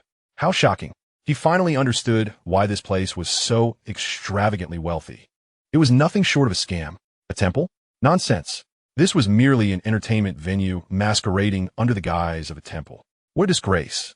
After all his meticulous planning, he had uncovered nothing but the truth that Yuan-In Temple was a ruse. It was time to descend the mountain and return home. Hong Yu retraced his steps down the path he had ascended. Upon reaching the foot of the mountain, his companion, the small black dog, suddenly barked ferociously. At that very moment, a steel crossbow bolt emerged within his perception range, leaving him no time to think as he swiftly retreated into the spatial realm. Just as Hong Yu vanished, the crossbow bolt whizzed through the afterimage he left behind, embedding itself into the snow behind him. The next second, 2 figures emerged from behind a tree, approximately 60 meters from the spot he had just vacated. One of them, clutching the crossbow, examined it and exclaimed, "What the heck? Where'd he go? Did he just vanish? Xiao Bai, did you see where he went? Did he hide somewhere?" The individual, referred to as Xiao Bai, momentarily dazed, removed his sunglasses and, trembling slightly, replied, "Brother Chun, I think he just disappeared into thin air." We aren't encountering a ghost, are we?" The man named Brother Chun cocked the crossbow and loaded a new bolt from his waist, then disdainfully glared at Xiao Bai. "You coward. Ghosts in this weather would freeze to death. You must have just evaded us. Let's go take a look," he said, pulling the reluctant Xiao Bai along as they approached the foot of the mountain. Chapter 86. Ambushed Brother Chun and Xiao Bai soon arrived at the spot where Hong Yu had vanished. Brother Chun, seemingly experienced, crouched down to examine the footprints in the snow and remarked, "Something's off. The footprints leading down the mountain end here, and there are no other traces. Where on earth did he go?" The timid Xiao Bai, hearing this, grew even more anxious. "Brother Chun, could it be that we really encountered ghosts? Shouldn't we just leave? Get lost. If you want to leave, go by yourself. I'm determined to claim that Gaia's clothes. I refuse to believe a living person can just disappear into thin air." Brother Chun retorted, disregarding Xiao Bai, and ventured alone toward the nearby, hiding spots to investigate further. Xiao Bai gazed at the deep footprints imprinted in the ground, swallowing hard as visions of a ghostly figure with a pale visage flashed through his mind. Appearing before him unexpectedly, he found himself trapped in indecision, unable to flee or remain. Hong Yu, concealed within his spatial refuge, overheard their conversation with clarity.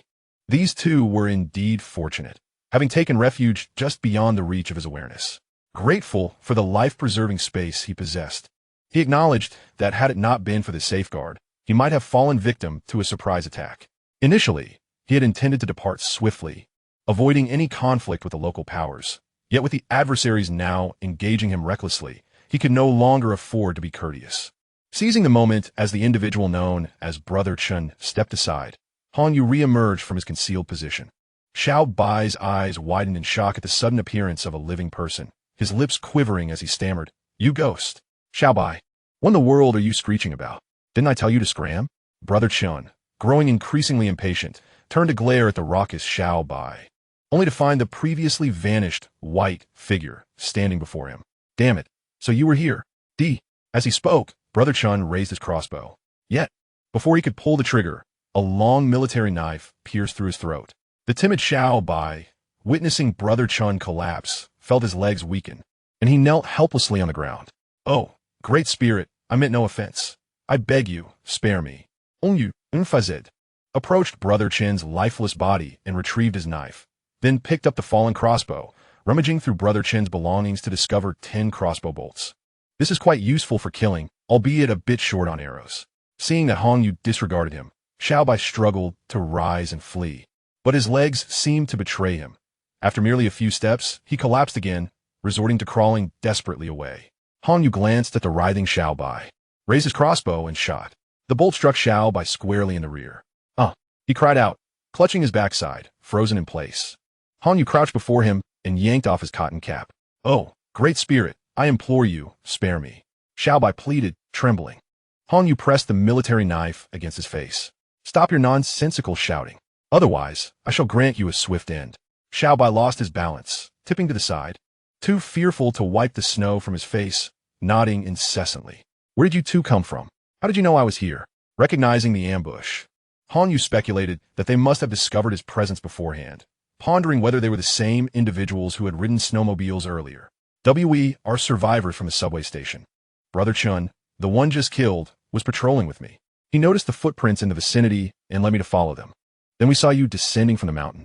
Brother Chun remarked that your clothing appeared luxurious and warm, which is why he intended to kill you and steal your garments. Grandfather Immortal, I am innocent. It was his idea.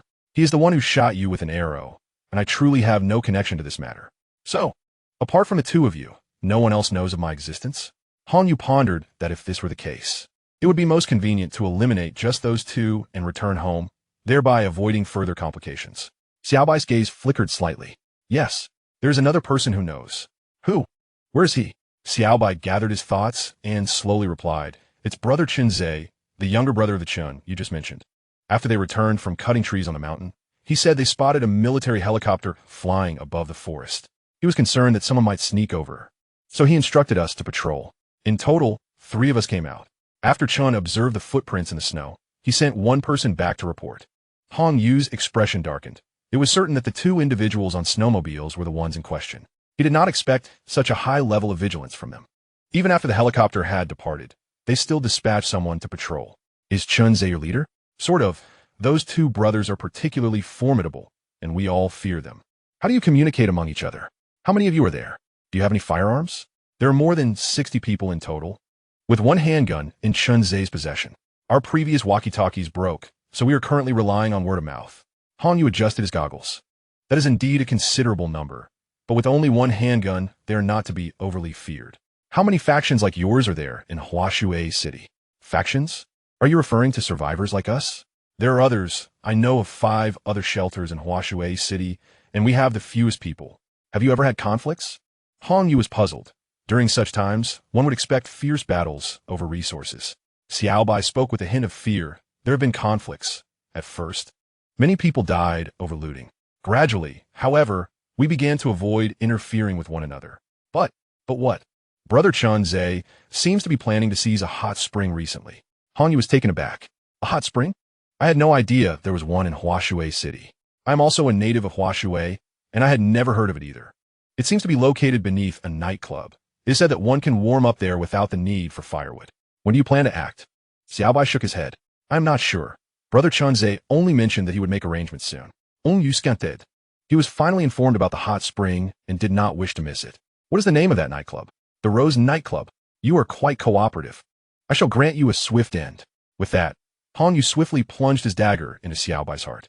Those who had witnessed his use of space could not be left alive. Han Yu rose and discarded the bodies of the two men behind stone. He swiftly dashed into the complex. Chapter 87. The Rose Nightclub. This time, he had learned his lesson, erasing all traces left behind. After distancing himself from the base of the mountain, the hour was late. Han Yu, through his senses, located an empty building devoid of life and entered through a shattered window. Inside the edifice lay numerous frozen corpses, and a considerable amount of snow had accumulated. The interior was in disarray, likely ransacked by survivors. Ascending to the 8th floor, where there were fewer bodies, he found a windowless room to set up his tent. Once the temperature within the tent rose, Han Yu retrieved his mobile device to activate the navigation. He entered Rose Nightclub into the search bar. Fortunately, his offline package was sufficiently comprehensive, revealing that the Rose Nightclub was situated in the East District. However, it remained a considerable distance away. He was currently positioned in the southeast of the East District, while the nightclub lay in the northwest, nearly at the river that separated the two districts. The nearest driving route displayed by the navigation was 24 kilometers. Distance was secondary. What mattered was confirming the precise location. If he could engage evenly with a faction armed with only a single firearm, their firepower must be quite limited, which was excellent news for Han Yu. The sole issue at hand was the number of personnel on the opposing side. After meticulously inspecting his weaponry, he retired early to conserve energy for the potential battle that awaited him the following day. As he drifted into slumber, Little Black took on the duty of keeping watch. At the break of dawn, Han Yu and Little Black had a hearty breakfast and prepared for action. The weather outside was cooperative, with hardly any wind and a light snowfall. Han Yu gathered his belongings and stepped outside, promptly pulling Little Black from his space. Little Black, can you pull a sled? Little Black gazed at him with a puzzled expression, seemingly unable to comprehend what a sled was. Han Yu raised an eyebrow and retrieved a lightweight single-person sled from his space, placing it before Little Black. This one, aren't you strong? If you pull me, we'll surely move much faster. Little Black slowly diverted his gaze from Han Yu, feigning ignorance. Just as it attempted to return to the space, Han Yu seized the opportunity to grasp its tail. Oh, you little rascal, pretending not to understand, are you? Little Black, looking quite aggrieved, turned and lay on the ground, showcasing its 4 short legs. Oomph. Do you believe I won't feed you nothing but plain buns from now on? With that, Han Yu forcibly turned it over. Faced with the threat of deprivation, Little Black had no choice but to relent, standing obediently. Han Yu fashioned a simple harness for it with straps, attached a lead, and adorned it with goggles. That's a good pup. Pull well, and I might reward you with 2 hefty steaks later. Little Black's eyes sparkled, and without waiting for Han Yu to mount the sled, it took off in a flash. Wait, I haven't even gotten on yet. Han Yu hastily caught up and settled into the sled. One must admit, the mutated corgi, Xiao He, was undoubtedly a prodigy at pulling sleds. Not only was he remarkably swift, but he also exhibited exceptional steadiness. Han Yu felt that this little creature's instincts surpassed his own. He did not need to concern himself with the road conditions, as Xiao He adeptly avoided all obstacles and treacherous paths well in advance, allowing him to relax comfortably in the sled. Moreover, Xiao He adhered meticulously to the route Han Yu had mapped out the previous day, with not a hint of deviation. The sled glided forward at nearly 50 kilometers per hour, making the 24-kilometer journey exceedingly effortless. With a beaming smile, Han Yu reveled in having discovered the proper way to utilize Xiao He, envisioning the exhilarating adventures that lay ahead as he would be whisked around the world by this remarkable companion. Suddenly, a gunshot rang out, and Xiao He executed a swift stop, sending Han Yu and the sled tumbling into the snow, his head plunging directly into the white powder.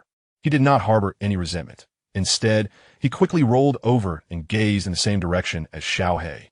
Bang, bang, bang. 3 more shots followed. By the sound, it seemed to be a handgun, and the direction was precisely towards his intended destination, the Rose Nightclub. After brushing the snow off his head, Han Yu retrieved an AK chamber round and then returned it to his storage space. The gunfire indicated 2 possibilities, either an internal conflict or a robbery occurring at the nightclub. Han Yu called back the sled, returning Xiao He to his space.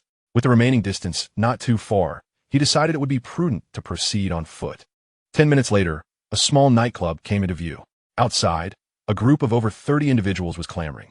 Huh, is Lou afraid? He was quite formidable when he took out our two brothers before. One jeered. Indeed, last time he had a gun, he strutted around like a peacock, claiming he showed mercy by letting us go. Did we really need his benevolence? Another chimed in. Come out. Stop hiding like a coward.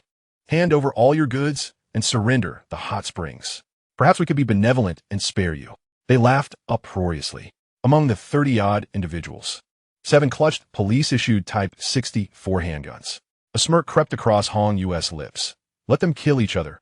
He would simply reap the benefits. Having spared them out of pity previously, they truly did not know their fortune. A band of trash. If they had the guts, they should dare to enter. Was Lu Peng truly afraid of them? As Hong Yu sat on the ground enjoying chocolate, he was momentarily taken aback by the voices emanating from the nightclub. Lu Peng? That name seemed familiar. He quickly rose to confirm whether he had misheard. Lu Peng, don't speak so sweetly. Last time I was momentarily bewildered. Do you think you could deceive me again? Is your handgun even loaded? No further sounds emerged from the nightclub. Ha ha, brothers, he has gone silent. I must have hit the mark. His gun was empty last time. Let us charge in. Women and food, we divide everything equally. Women, charge. It is time for them to truly experience the power of our formidable strength. Charge. The flames of determination ignited within the crowd, dispelling any prior hesitations as they surged towards the 3rd floor of the nightclub. However, the leader who had just shouted and his accomplices remained stationary. Hanya regarded this leader with newfound respect. His earlier provocation was not merely a taunt, but a cunning maneuver to ensnare his own followers. The leader harbored his own uncertainties about whether the adversary's weaponry was still loaded, thus inciting his brothers to serve as scouts. Chapter 88. The real Lu Peng. The distance was simply too great, and even Hong Yu's keen eyesight could not discern clearly. He resolved to approach the vicinity of a nightclub for a closer inspection. Raising his gaze, he surveyed the towering edifices surrounding him. Hong Yu targeted a pipe adjacent to one of the buildings and ascended. Subsequently, utilizing his extraordinary leaping ability, he traversed several rooftops, arriving at the summit of a building adjacent to the nightclub. Approaching the edge overlooking the nightclub, he finally beheld the entirety of the Rose nightclub. Can this truly be called a nightclub? This was the incredulous thought that struck Hong Yu upon his first glance. From his previous vantage point, he had assumed that the exposed 3-story structure below was merely the facade of the nightclub. However, from above, he realized that this building constituted the entirety of the establishment. Including the subterranean level, the Rose nightclub stood merely 4 stories tall, at most resembling a slightly larger villa. Meanwhile, below, a pack of ravenous individuals had arrived at the building's side, attempting to shatter the windows surrounding the nightclub with iron rods. Yet, the glass appeared to be of an extraordinary quality. Their strikes left only minimal marks, proving insufficient to break through. Hong Yu extended his senses and overheard a conversation within the building. Brother Lu, why don't we make a run for it through the back door, while they Haven Tea breached our defenses? If we fall into the hands of these beasts, we men may face only death, but the fate of the sisters and those young ladies would be far more tragic. Run? Where could we possibly go? With so many people exiting, they would surely notice immediately. Besides, even if there is food outside, who can withstand the frigid night temperatures? But, Xiaoqi, please. No more. I understand your concerns. Go down and tell the others that any man who wishes to stay must arm himself with whatever weapons are available and help me hold off these beasts. As for the women and those unwilling to remain, let them gather as much food and clothing as possible and hastily exit through the back door. Understood, Brother Lu. I will convey your message. Wait, Xiaoqi, you're still young. You should go with them. No, I will not leave. Wherever Brother Lu is, that is where I shall remain. Through this exchange, Hong Yu has ascertained that the individual within is none other than Lu Peng, the former shop assistant who once worked closely by his side. It is a testament to Lu Peng's cleverness that he heeded Hong Yu's previous counsel to relocate to a northern city, and he has managed to survive until now. However, Hong Yu does not intend to extend a hand of assistance. The bond he once shared with Lu Peng was merely that of employer and employee, in plain terms. Their relationship was fundamentally rooted in monetary transactions. From the recent dialogue, it is evident that Lu Peng has now ascended to the position of a prominent figure within the Rose nightclub. Establishing a foothold in Huashui City is not an endeavor that can be achieved by an ordinary individual. Hong Yu had never fully comprehended Lu Peng's character. Yet, even if he were to gain insight into it, what difference would it make? having endured the cruel trials of the apocalypse. Who can ascertain whether Lu Peng has transformed into a greedy and cold-blooded fiend? The myriad experiences from his previous life incessantly remind Hong Yu that his own existence surpasses any fleeting ties. Only through self-interest can one hope to navigate the treacherous landscape of the end times. Suddenly, the sharp cracks of gunfire jolted Hong Yu back to reality. "Damn it! Old hat, stop wasting bullets!" exclaimed one voice. "Exactly, we don't have many rounds left. Don't squander them." Another chimed in. "Enough, before you two lecture me. Look, the glass is already cracked." Old hat retorted impatiently. He then raised his elbow and forcefully struck the fractured glass. With a resounding crash, Old hat beamed with pride. "Huh, look at that. It's shattered," he declared. Yet, just as he was about to command his brothers to rush forward, a gunshot rang out from within the room.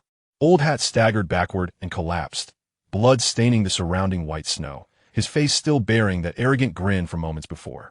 The brothers surrounding him stared in shock at the bullet hole, seeping blood from his forehead. A startled voice shouted, "This is bad. They still have bullets."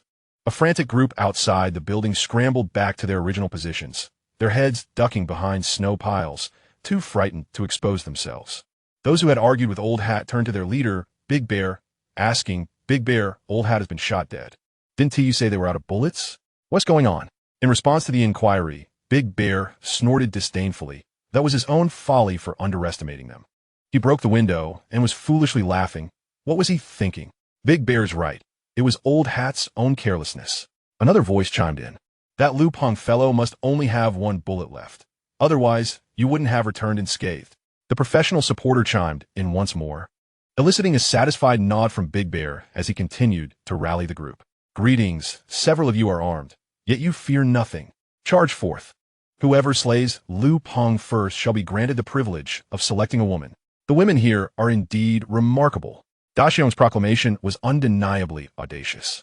Yet those surrounding him remained utterly motionless, cowering behind their cover, too fearful to even peek out. Within the nightclub, Lu Peng, who had just discharged his weapon, felt a heaviness in his heart upon hearing Daxiong's word from outside.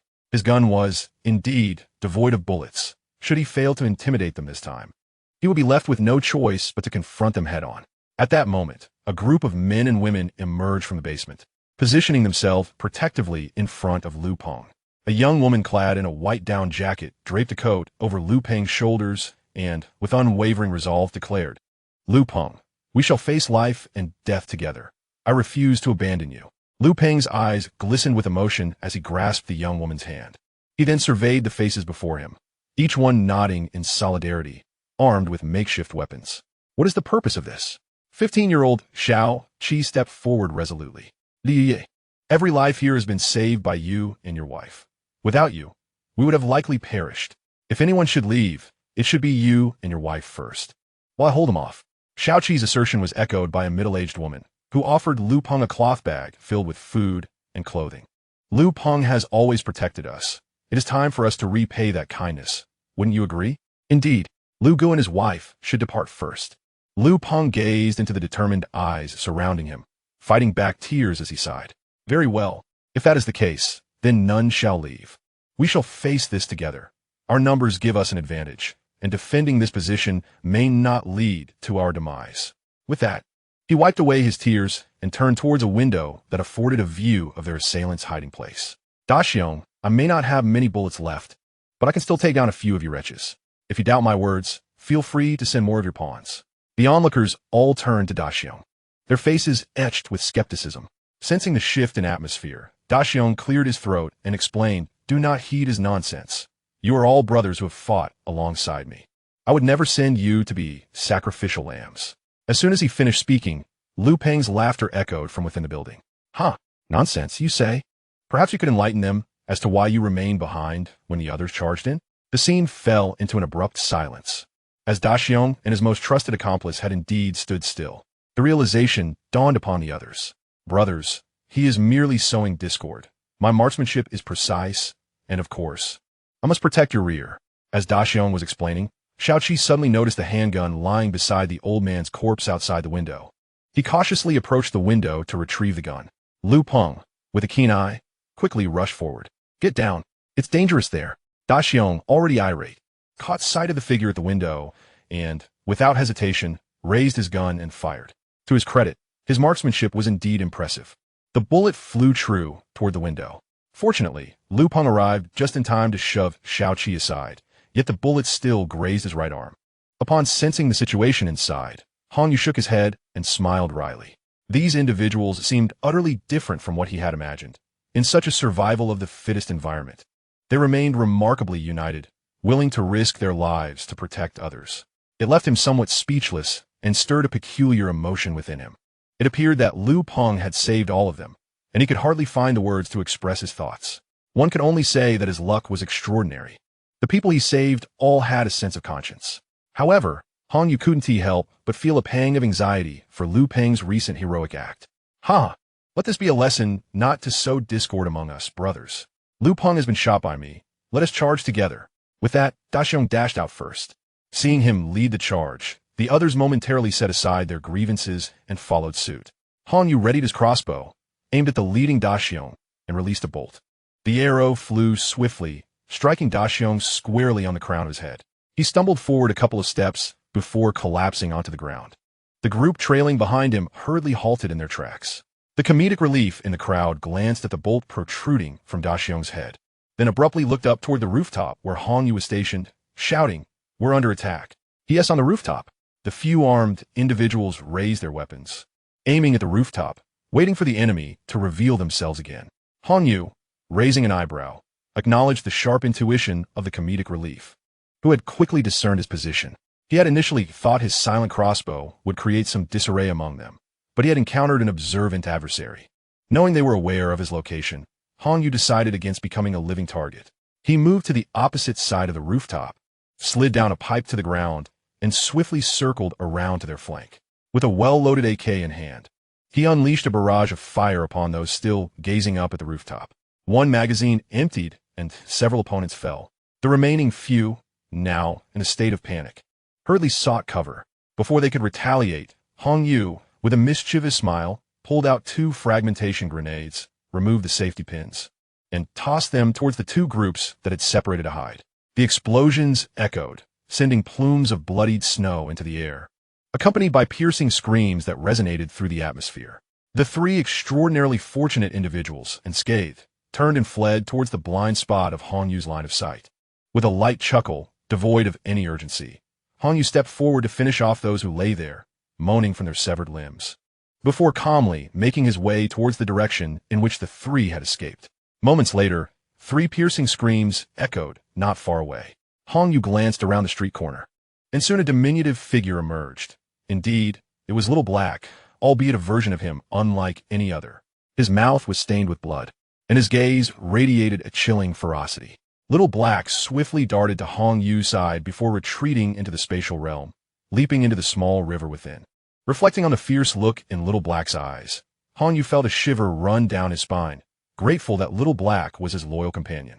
The little creature had not only grown formidable, but had also developed an increasingly harmonious synergy with him. Just moments ago, when he had thrown the fragmentation grenade, Little Black instinctively maneuvered behind the group of assailants, requiring no command from him. None of the intruders survived, and Hong Yu settled against the wall, sinking into the snow. The patrons of the nightclub stood bewildered at the window, having just heard a cacophony of gunfire and agonizing cries, which were abruptly silenced. Lu Peng, who was analyzing the situation from the window, recognized a familiar voice and dropped the stick in his hand with a clatter. "Boss." Just as he hesitated, Hong Yu's voice resonated once more. "Lu Peng, why are you dawdling? Come out and meet me. It truly is the boss."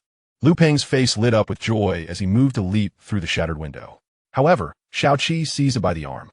"Brother Lu, don't go. Based on the gunfire and explosions we just heard, the opposition must have machine guns and grenades." Lu Peng patted Xiaoqi's shoulder reassuringly. "Fear not. The person outside is my elder brother. We are safe." Xiaoqi, though skeptical, released his grip. "Then I will accompany you." "No need. None of you should follow. The danger outside has passed." With that, Lu Peng jumped through the window. In his analysis of the external situation, he had quickly dismissed the notion that the newcomers could be enemies. If they had intended to eliminate them, they would have waited for De Xiong and his crew to engage in mutual destruction before striking. The timing of their intervention, as De Xiong and his group charged in, suggested that their purpose was to rescue them. Lu Peng pondered who would come to their aid. Aside from the nightclub's patrons, he could think of no one else. Until he heard Hong Yu's voice. Chapter 90. A long-awaited conversation. Upon leaping through the window, Lu Peng hurried towards the source of the voice. He instantly recognized the figure seated on the ground, savoring jerky. It was his boss, Hong Yu. Boss, it truly is you. Lu Peng's voice brimmed with elation.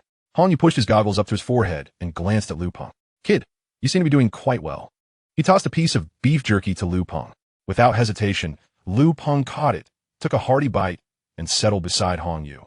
Boss, I never expected to encounter you here. Thank you for your rescue. Otherwise, the consequences would have been unimaginable. Hong Yu raised his hand and patted Lu Peng on the shoulder. If you truly wish to express gratitude, then direct it towards yourself. Thank myself? Lu Peng was somewhat bewildered, struggling to grasp Hong Yu's meaning. With a light chuckle, Hong Yu consumed a piece of jerky in one bite. In truth, I arrived in the vicinity quite some time ago. I overheard your entire conversation and recognized your voice. Had it not been for the scene where those individuals inside were willing to sacrifice their lives for you, I would not have intervened at all. To be frank, my initial plan was to wait until both sides had inflicted grievous wounds upon one another before emerging as a bystander. Lu Peng let out a wry smile, taking a bite of his jerky. He fully understood Hong Yu's implication. In the current climate, trust was a rare commodity. Yet at this moment, he felt a sense of relief, grateful that he had adhered to his principles and acted as he believed he should. Regardless, you did lend a helping hand, boss. I think it is only right that I convey my thanks on behalf of all the survivors here. Hong Yu waved his hand dismissively. He was indifferent to such expressions of gratitude. His intervention was merely an attempt to preserve the flicker of humanity that remained in this apocalyptic world. No need for such words. However, I must say, you are rather astute. You actually heeded my advice and ventured to the northern city. Lu Peng reflected. Initially, I did not fully comprehend your intentions. But as the climate grew increasingly erratic and in light of certain statements circulating online, I sensed that something significant was about to occur. Consequently, I brought my family to Huashui City. Alas, Hong Yu sensed the sorrow in Lu Peng's tone. Your family didn't survive? Lu Peng gazed up at the snow-filled sky, as if hoping to glimpse those he longed for. In truth, I only had my mother. Shortly after arriving here, she fell ill with pneumonia. At that time, the hospitals were overwhelmed, so ultimately, in such times, the trials of survival are numerous. Perhaps leaving can be seen as a form of liberation, Hong Yu consoled. Indeed, Lu Peng nodded. By the way, what is the story behind this nightclub? Mentioning the nightclub, Lu Peng scratched his head sheepishly. It's not really a nightclub. When I came to Huashui City, I intended to use the funds provided by the boss to purchase this villa, but I was still short on money. Previously, this place seemed to serve as a private club for high-ranking officials, and its decor and layout resemble that of a nightclub. Later, I casually registered a name and planned to secure a bank loan, but relentless rain delayed those plans, so I ended up residing here. On you should. Rose Nightclub? I must say, that name is quite quaint. Haha, the name was chosen by my girlfriend. Lu Peng's face flushed. I never heard you mention a girlfriend before. Perhaps life with just a dog had grown too mundane? It's a rare pleasure to encounter an acquaintance, Hong Yu replied, his conversational spirit now ignited. Previously, I had no acquaintance with Xiao Qing. I only met her after arriving here. She is exceptionally kind-hearted. Hong Yu nodded. From what I gathered earlier from that group, were they seeking vengeance against you? Yes, they belong to a faction from the West District across the river. A few days ago, while we were dispersed in search of supplies at a nearby supermarket, several women encountered their members, and that is when they began to act aggressively. At that moment, I fortuitously discovered a handgun in a police officer's residence. Initially, I intended to merely issue a warning, but their behavior escalated, leading me to shoot several of them dead. Lu Peng stated with a grave expression. On you understood. Were those individuals we saw earlier all of them? He recalled Xiao by mentioning that Chen Zhe's group consisted of over 60 members, making them one of the smallest factions in Huashui City. No. Aside from those who perished, there should still be around 50 to 60 remaining. The leader, De Xiong, is merely a minor figure within their ranks. Their true leader is a middle-aged man named Tianjianya. Quite a considerable number indeed, Hong Yu remarked. Yes, Tianjianya's faction is among the largest and most ruthless in Huashui City. However, losing over 30 members is a significant blow. Boss, have you always been affiliated with Yining's faction? In Lu Peng's understanding, only Yining's group possessed weaponry like rifles. No, I had just arrived in Huashui City and had yet to delve deeply into the situation before encountering your two factions clashing. Lu Peng looked at Hong Yu in astonishment. Boss, you come from outside? Are similar circumstances prevalent elsewhere? Severed from the outside world for so long. Lu Peng hoped to hear an answer filled with hope from Hong Yu. Yes, the situation worldwide mirrors this. Everywhere is engulfed in such icy desolation. Noticing the flicker of disappointment in Lu Peng's eyes, Hong Yu shifted the topic. I have heard that beneath your nightclub lies a hot spring? Yes. There's a pool of hot spring water underground, though it's rather peculiar. Previously, it was merely a small swimming pool, seemingly fed by the river. Then, for reasons unknown, it unexpectedly transformed into a hot spring. We now rely on it for warmth. Upon hearing Lu Peng's words, Hong Yu felt a pang of conflict. He certainly desired the hot spring, yet he hesitated to act against the people residing within it. He truly felt at a loss. Are you all planning to continue relying on the hot spring for sustenance? Lu Peng sighed resignedly. Boss, we actually do not wish to persist in this manner. Although the hot spring provides warmth, it is excessively humid, and nearly all of us have developed rashes. Those who are slightly older can no longer endure it. A thought crossed Hong Yu's mind. Would you like to change your living environment? If it cannot be obtained through force, Hong Yu could only seek a more comfortable dwelling for them. This could be a mutually beneficial solution. Certainly, I have contemplated this matter. The basement is not only damp, but also rather limited in space. With a total of 71 individuals residing there, it has become quite cramped. A slight smirk appeared on Hong Yu's lips. As long as they had needs, that sufficed. Now, please elaborate on the distribution of power in Huashui City. Lu Peng, donning gloves, smoothed out the snow before him, sketching 5 scattered circles and a line. Chapter 91, Complete Annihilation. Currently, Huashui City is divided among 5 distinct factions. In the Eastern District, there are 2, one led by the Chunze brothers, who occupy the newly constructed subway station in the southeast, and the other is us. The Western District is more expansive. To the south, a research institute is controlled by a woman named Yining, while the central area's commercial buildings are dominated by Guo Jiaxing and his crew. Tianjania has taken over a power plant in the northern suburbs. Lu Peng paused momentarily, recollecting. Among these 5 factions, the Chunze group likely has the fewest members, followed by us. The other 3 factions are roughly equal in size, with Yining's group being the most formidable. A faction led by a woman is the strongest? How you deduce that? On Yuan Quayod, somewhat perplexed. Huashui City did not always exhibit its current structure. Initially, numerous fragmented factions battled for resources, resulting in bloodshed.